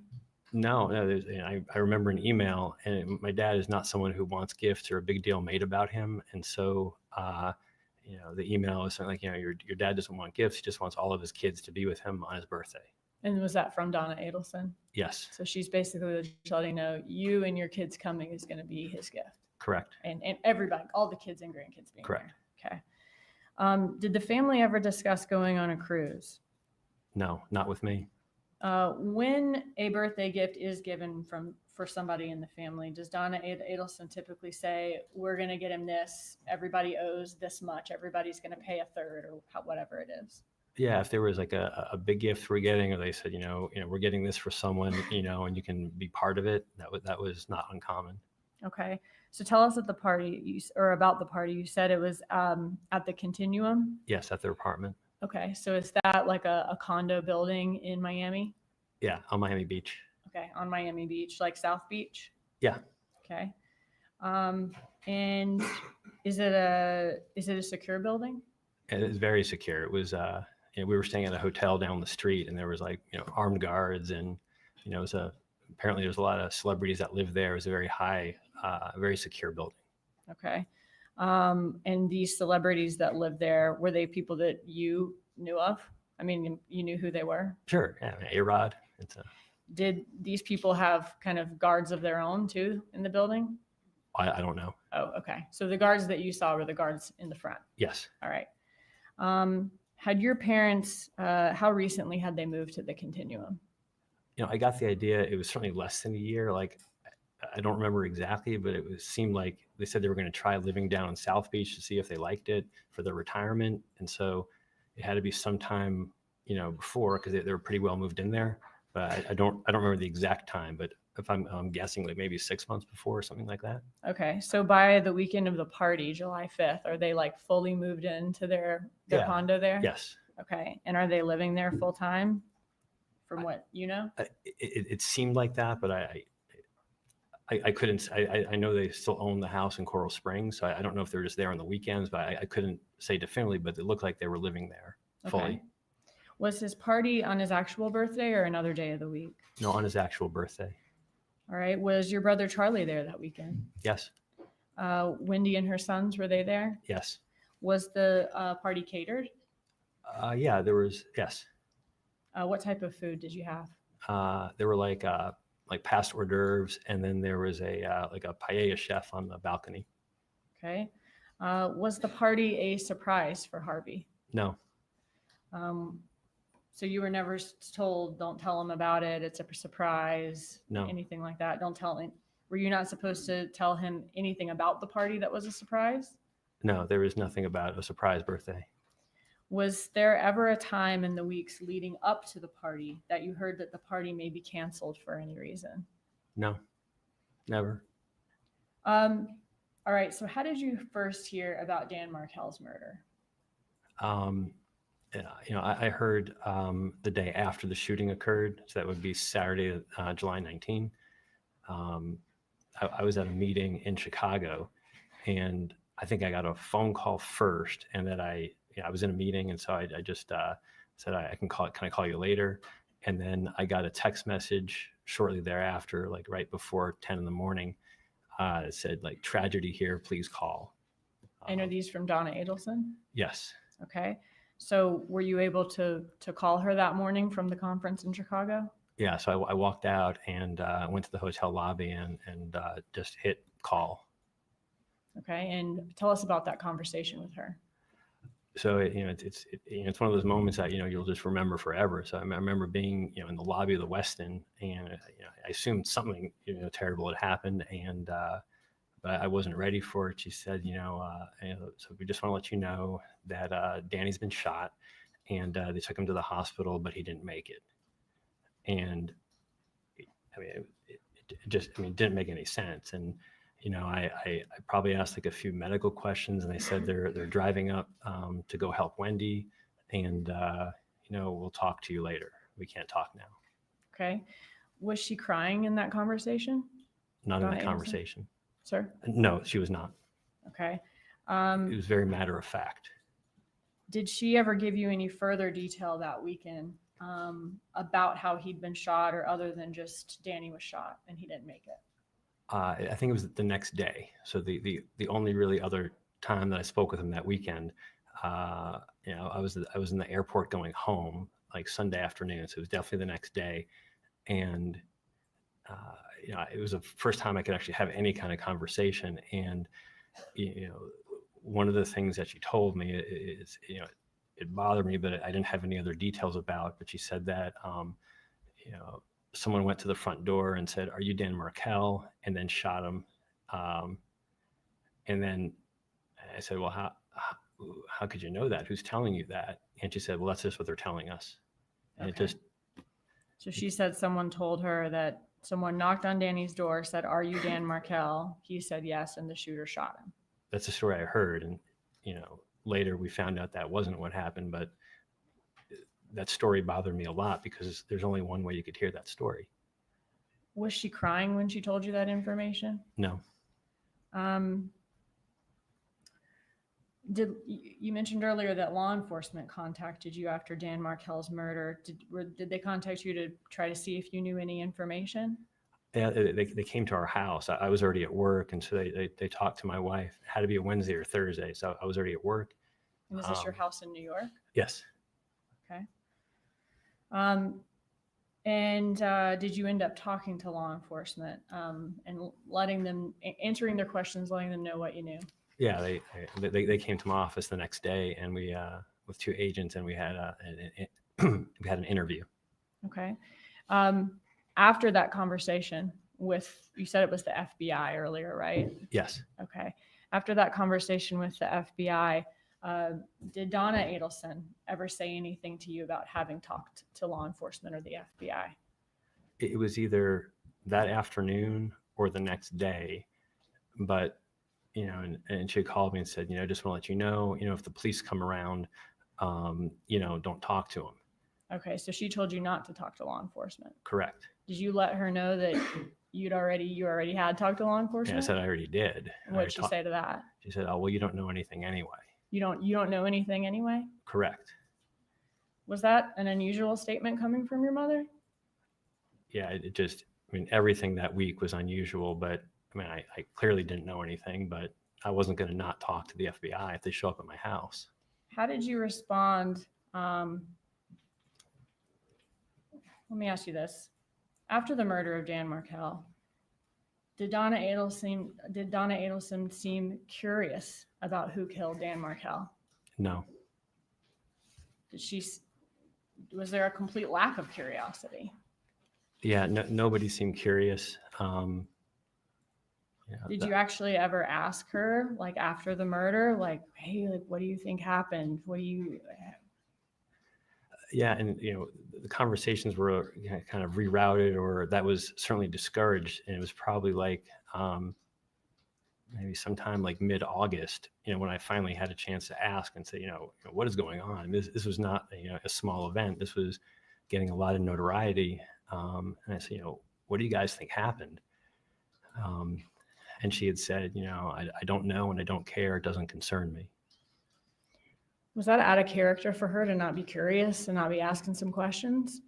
Yeah, it was an unsolved murder of my former brother-in-law, like someone that we all know very well. If it was like some neighborhood gossip, people would be interested. This was like national interest, and nobody had any curiosity about who did this to Danny. Is a person, you mentioned that not only is it your brother-in-law, but it was like national news at that point as well. Yes. And regardless of it being national news or not, is a person dying from gun violence an extremely unusual thing to happen in your family? Yeah, to this day, Danny's the only person that I know who's died from gun violence or been a victim of gun violence. So it's unique in that manner. What would your mom, Donna Adelson, do if you did try to ask her any more about Danny's murder after that? It wasn't a subject for discussion. It would be rerouted, or it was just not a subject to discuss. When you say rerouted, do you mean like changing the subject? Yeah. Okay. All right. Fast forward to 2016. Do you remember in May of 2016 when Sigfredo Garcia and Luis Rivera were arrested? Yeah, I do. I actually saw it in the OR lounge. Someone told me about it.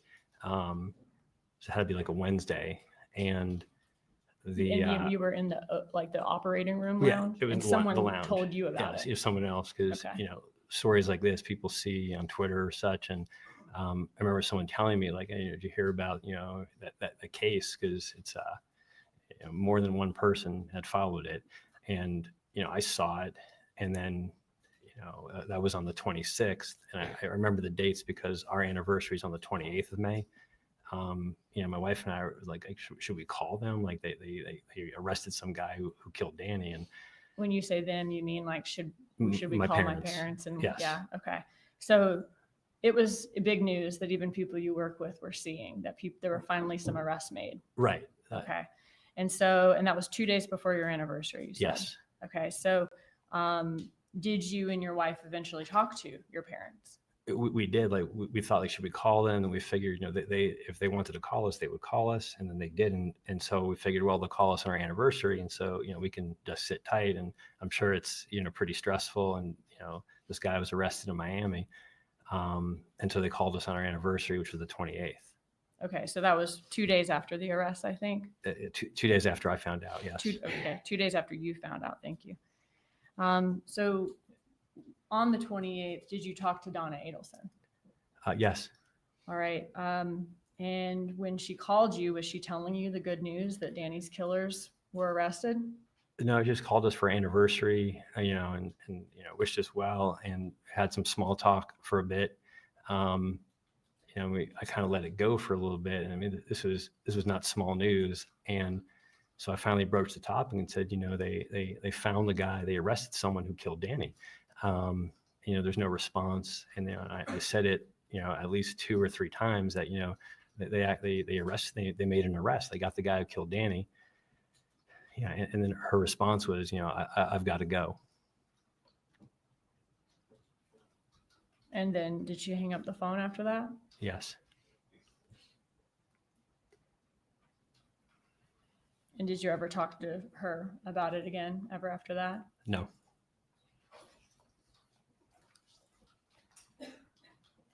Just a second.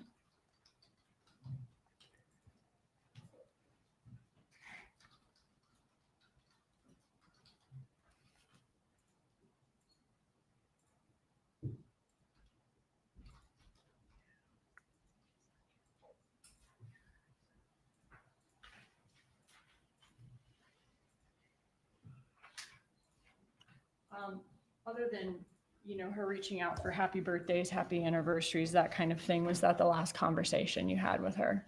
That was the last time I spoke to her. Okay, that's all. Thank you. Cross-examination.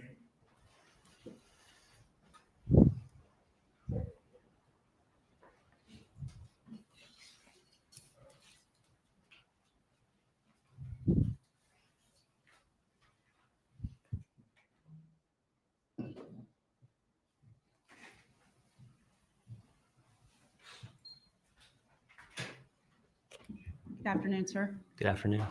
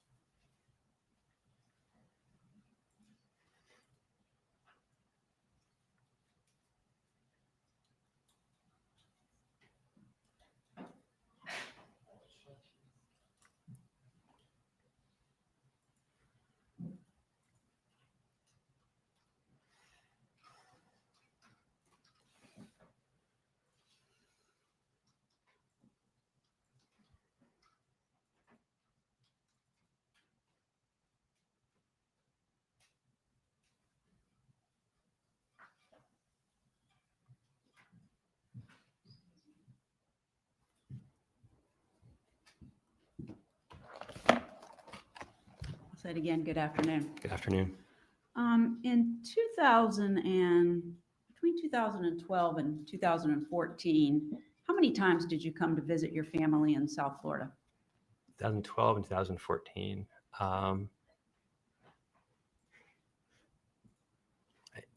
My daughter was born in October of 2012.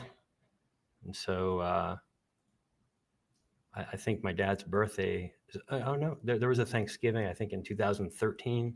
So, I mean, pretty much Thanksgivings were the times when we would travel, having a 1-year-old and a 3-year-old. So. Sure. Okay, so Thanksgiving of 2013 and then your dad's birthday in 2014. Yeah, there could have been one other one, but I remember those 2 for certain that I could swear to. Okay, and when you came for his birthday was on the 5th. You came in on the 4th, the party was on the 5th, and you left on the 6th, correct? That's my memory of it. And Thanksgiving, kind of the same thing. I mean, you got a job you got to get back to, right? Yeah, yep. And how frequent were the phone calls that you were having with your family? You know, probably less than once a week, maybe every other week, something like that.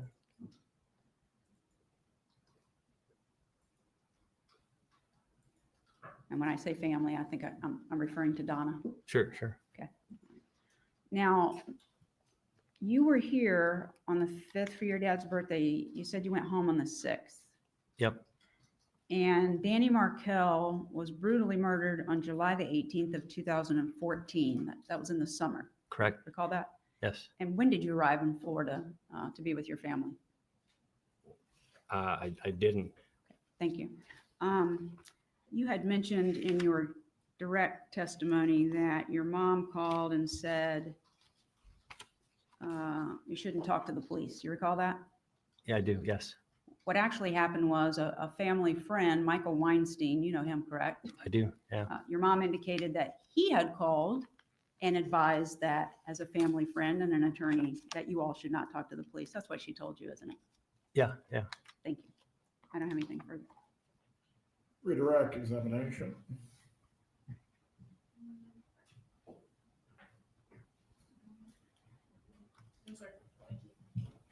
You may step down.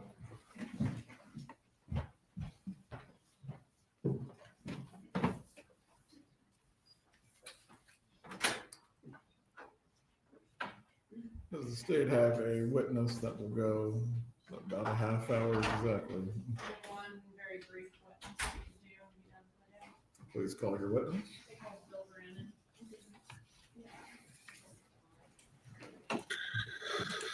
Okay.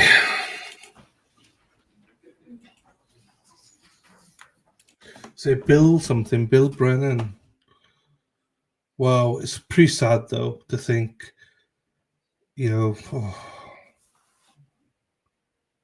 that is sad. That is sad. He lives in New York, yes.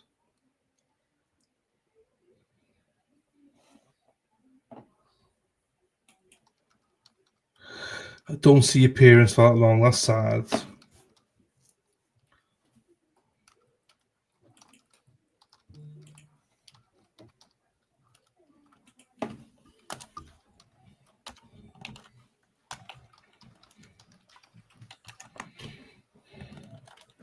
Officer, please raise your hand. Do you swear or affirm the testimony you're about to give will be the truth? I do. You may take your seat. Please speak loudly and clearly. Thank you. Will you introduce yourself to the jury and spell your name for our court reporter, please? I'm Officer Brannon, number 510 with the Taos Police Department, Brannon. And where do you said you work at TPD. And how long have you been with TPD? 26 years, and I was with FSU PD for a couple of years prior to that. Okay. Now, did you respond to a crime scene on Trescott Drive on July 18th of 2014? Yes, And what time did you arrive? approximately 11:15. When you arrived, was EMS and some other TPD officers already there? Yes, Okay. Was your role maintaining a crime scene perimeter that day on Trescott Drive? that was one of the roles, yes. Tell me about that. What does maintaining a crime scene perimeter mean? Just keeping people out, redirecting traffic. Okay. So are you putting up crime scene tape then? Yes, Okay. And making sure nobody comes in or out, no cars come through? correct. So where was the crime scene tape on Trescott Drive that you were located next to? I was a little ways north of the incident location on Trescott. Okay. I want to, and when you were next to the crime scene tape, were you seated in your marked vehicle? Yes, And at that time, looking south down towards the incident location, was there EMS and marked police cars there in front of the Markel residence at the time? EMS had already left the scene by the time I was in that position, but there was investigators, other officers, and crime scene units. Okay. And when I say marked, as in your car's marked and their cars are marked, like TPD insignia, what we would typically see as a police car. Yes, Okay. Did I show you before court today a map that is marked as States Exhibit 87?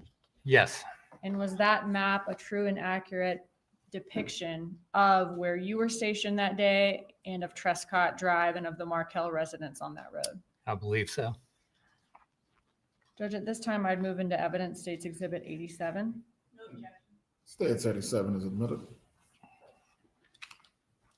Motion published. You may.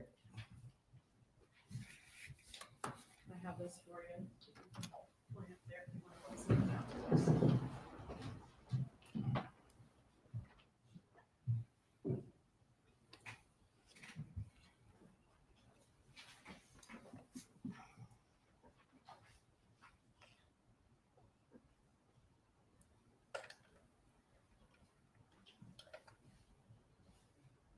Okay, so looking here at this map, I'll leave that off.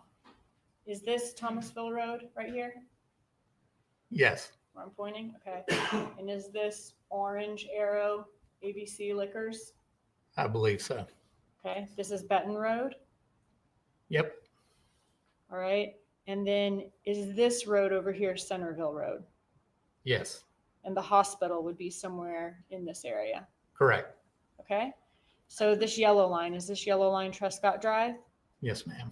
And does the blue arrow show where the Markel residence 2116 Trescott Drive was? Yes, Can you show me where you were located next to the crime scene tape, making sure no came by the crime scene? approximately where the little yellow marking was right there. Okay, right where it says roadblock Yep, with the arrow. Okay. Now, from where you were stationed here at the crime scene tape, could you clearly see all of the marked police cars in front of the Trescott residence? yes, Okay. And your marked police car was right there where we see the arrow as well? correct. All right. If I'm turning onto Trescott Drive from Centerville Road, would I be able to see any of the activity over here or from this area on Trescott Drive? No, not back over there. And is that because the road curves around or winds around? Yes,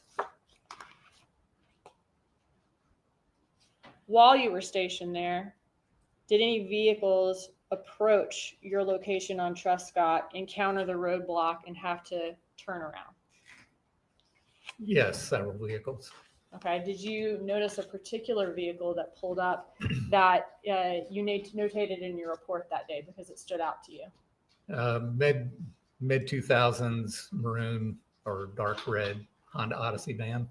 And are you familiar with that make and model and the year of van? Yes, my family we actually still use it. My son uses it. 2006 Honda Odyssey.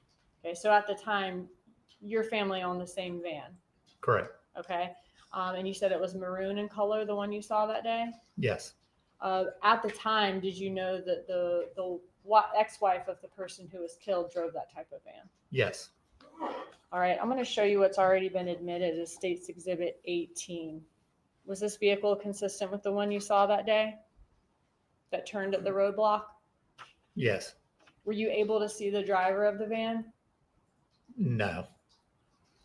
About what time did the vehicle approach the roadblock? Approximately 1 o'clock, somewhere in that range. Okay, I think, did you say between 12 and 1 in your Somewhere in report? there. Okay. But don't know exactly the minute that it approached. Okay. Was there anything unusual about the way the vehicle, or I guess the driver of the vehicle, behaved when the vehicle encountered the roadblock that stood out to you? It wasn't fast or anything, but it was just a little more deliberate and pulling up, turning around and leaving. The other vehicles, which is consistent with other times I've had to block roads, when vehicles pull up, they kind of stop and they're processing like, well, I can't go this way, and trying to think, well, where do I got to go now, etc. So this one didn't squeal tires or anything like that, but I mean, it was boom, boom, boom, and out. So just less hesitation. Correct. Did the driver of the vehicle ask you any questions? No. Did the driver of the vehicle question anybody else, any other officers there at the roadblock? Not where I was. They just No. turned around and went back towards Centerville? Yes, ma'am. That's all. Thank you. Cross-examination. No questions, Judge. Officer, you may step down. Is the officer released or will he be recalled? Sir, Is the officer released or will he be recalled? he is released. Thank you. Have a good day. Thanks, sir. Members of the jury, we are going to come to a rest for this evening. Once again, I'm going to remind you, do not discuss this case with each other or anyone else. Do not seek out any information or news reports about this case at all as well. Please report tomorrow at 8:45 a.m. and we intend to get started at 9 o'clock once everyone is here. Have a restful evening. We will see you in the morning.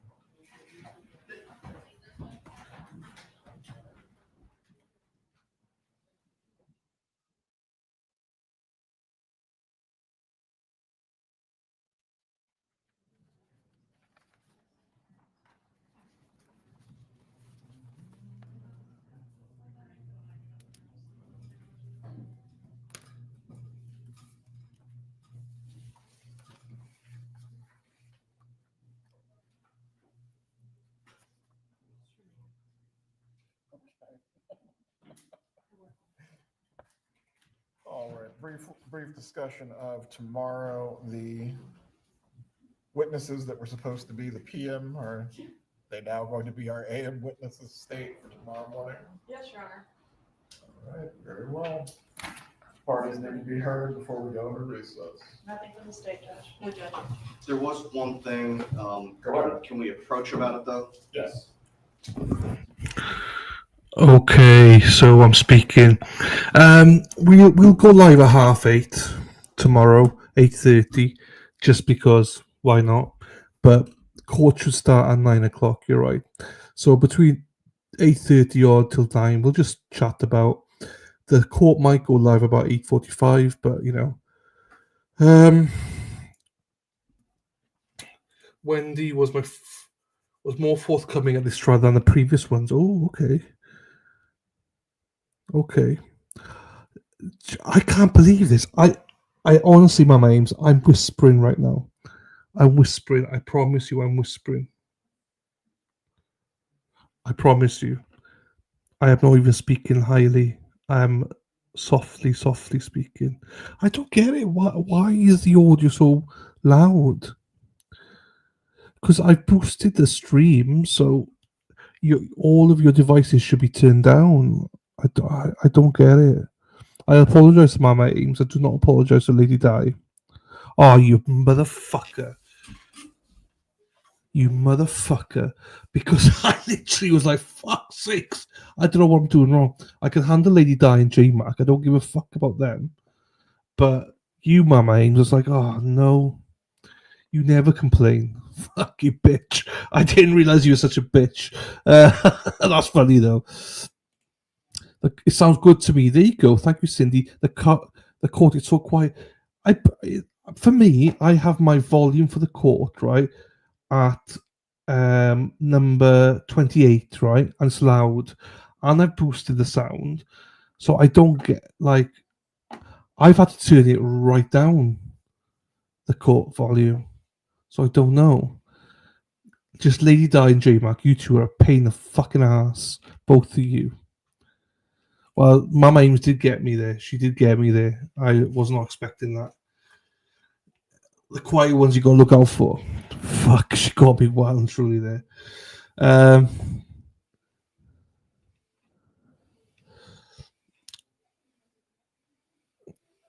I want to give people a fright. I don't understand that though. Why is the court audio lower than my mic? It shouldn't be. They're the same decimal, as in the same setting. So there shouldn't be any difference whatsoever.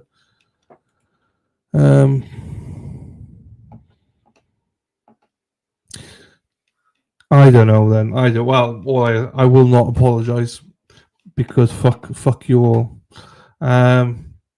I do not. Most people say it's good, so I'm going to believe everyone else. Scott McGinnis is my bad books now, so shut up, Mighty Meat. Don't even go there. Don't even go there. None of you go there.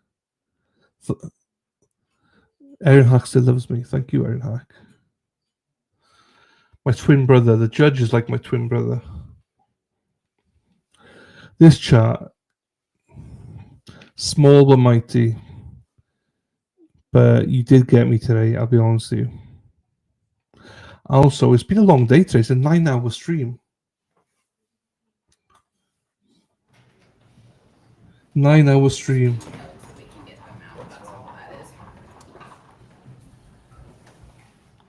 Don't worry, Scott. You're still in my bad books, Scott, so it's fine. Scott McGuinness in the bad books. We're done for the day. There you go. We're done for the day. I will lower my audio slightly for tomorrow, but as soon as I lower it, people complain that's too low. Anyway, right. So Wendi did give her father a hug today. Joel's in there, the piece of shit. See you tomorrow. When's the NFL start? There you go, we got that. Right, sorry about that. I had to zoom in there. So that was a 9-hour day, people. We've learned about lots of stuff in chat. This make me happy, Lady Di. We've learned how to wash my hats. I bought something for my hats to wash my hats. We now know what air drying is. I did not know what air dry was until just now. Yeah, we've discussed a lot of stuff. Thursday, who's playing Thursday? How was the NFL start Thursday? Whoa, hang on. How was it starting Thursday? NFL schedule.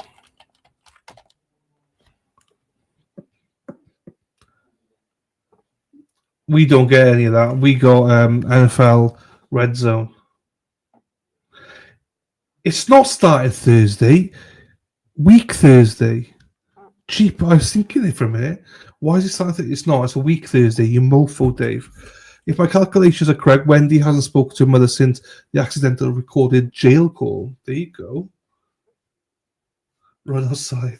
See you later, Lou. Thank you, Lady Di. Yes. If it's not, it's a week. Yeah, thank you. I knew. My God, he does. I don't. You were wrong. Yes, my bad. Yeah, you were wrong. Good night, Lou. Good night to you, Yaya. See you all tomorrow, hippie chick. Oh, my bad. Oh, my bad. I can't believe it. Netflix. We don't. So what we have is just we have DAZN, DAZN, DAZN. So everything in the UK is on DAZN. So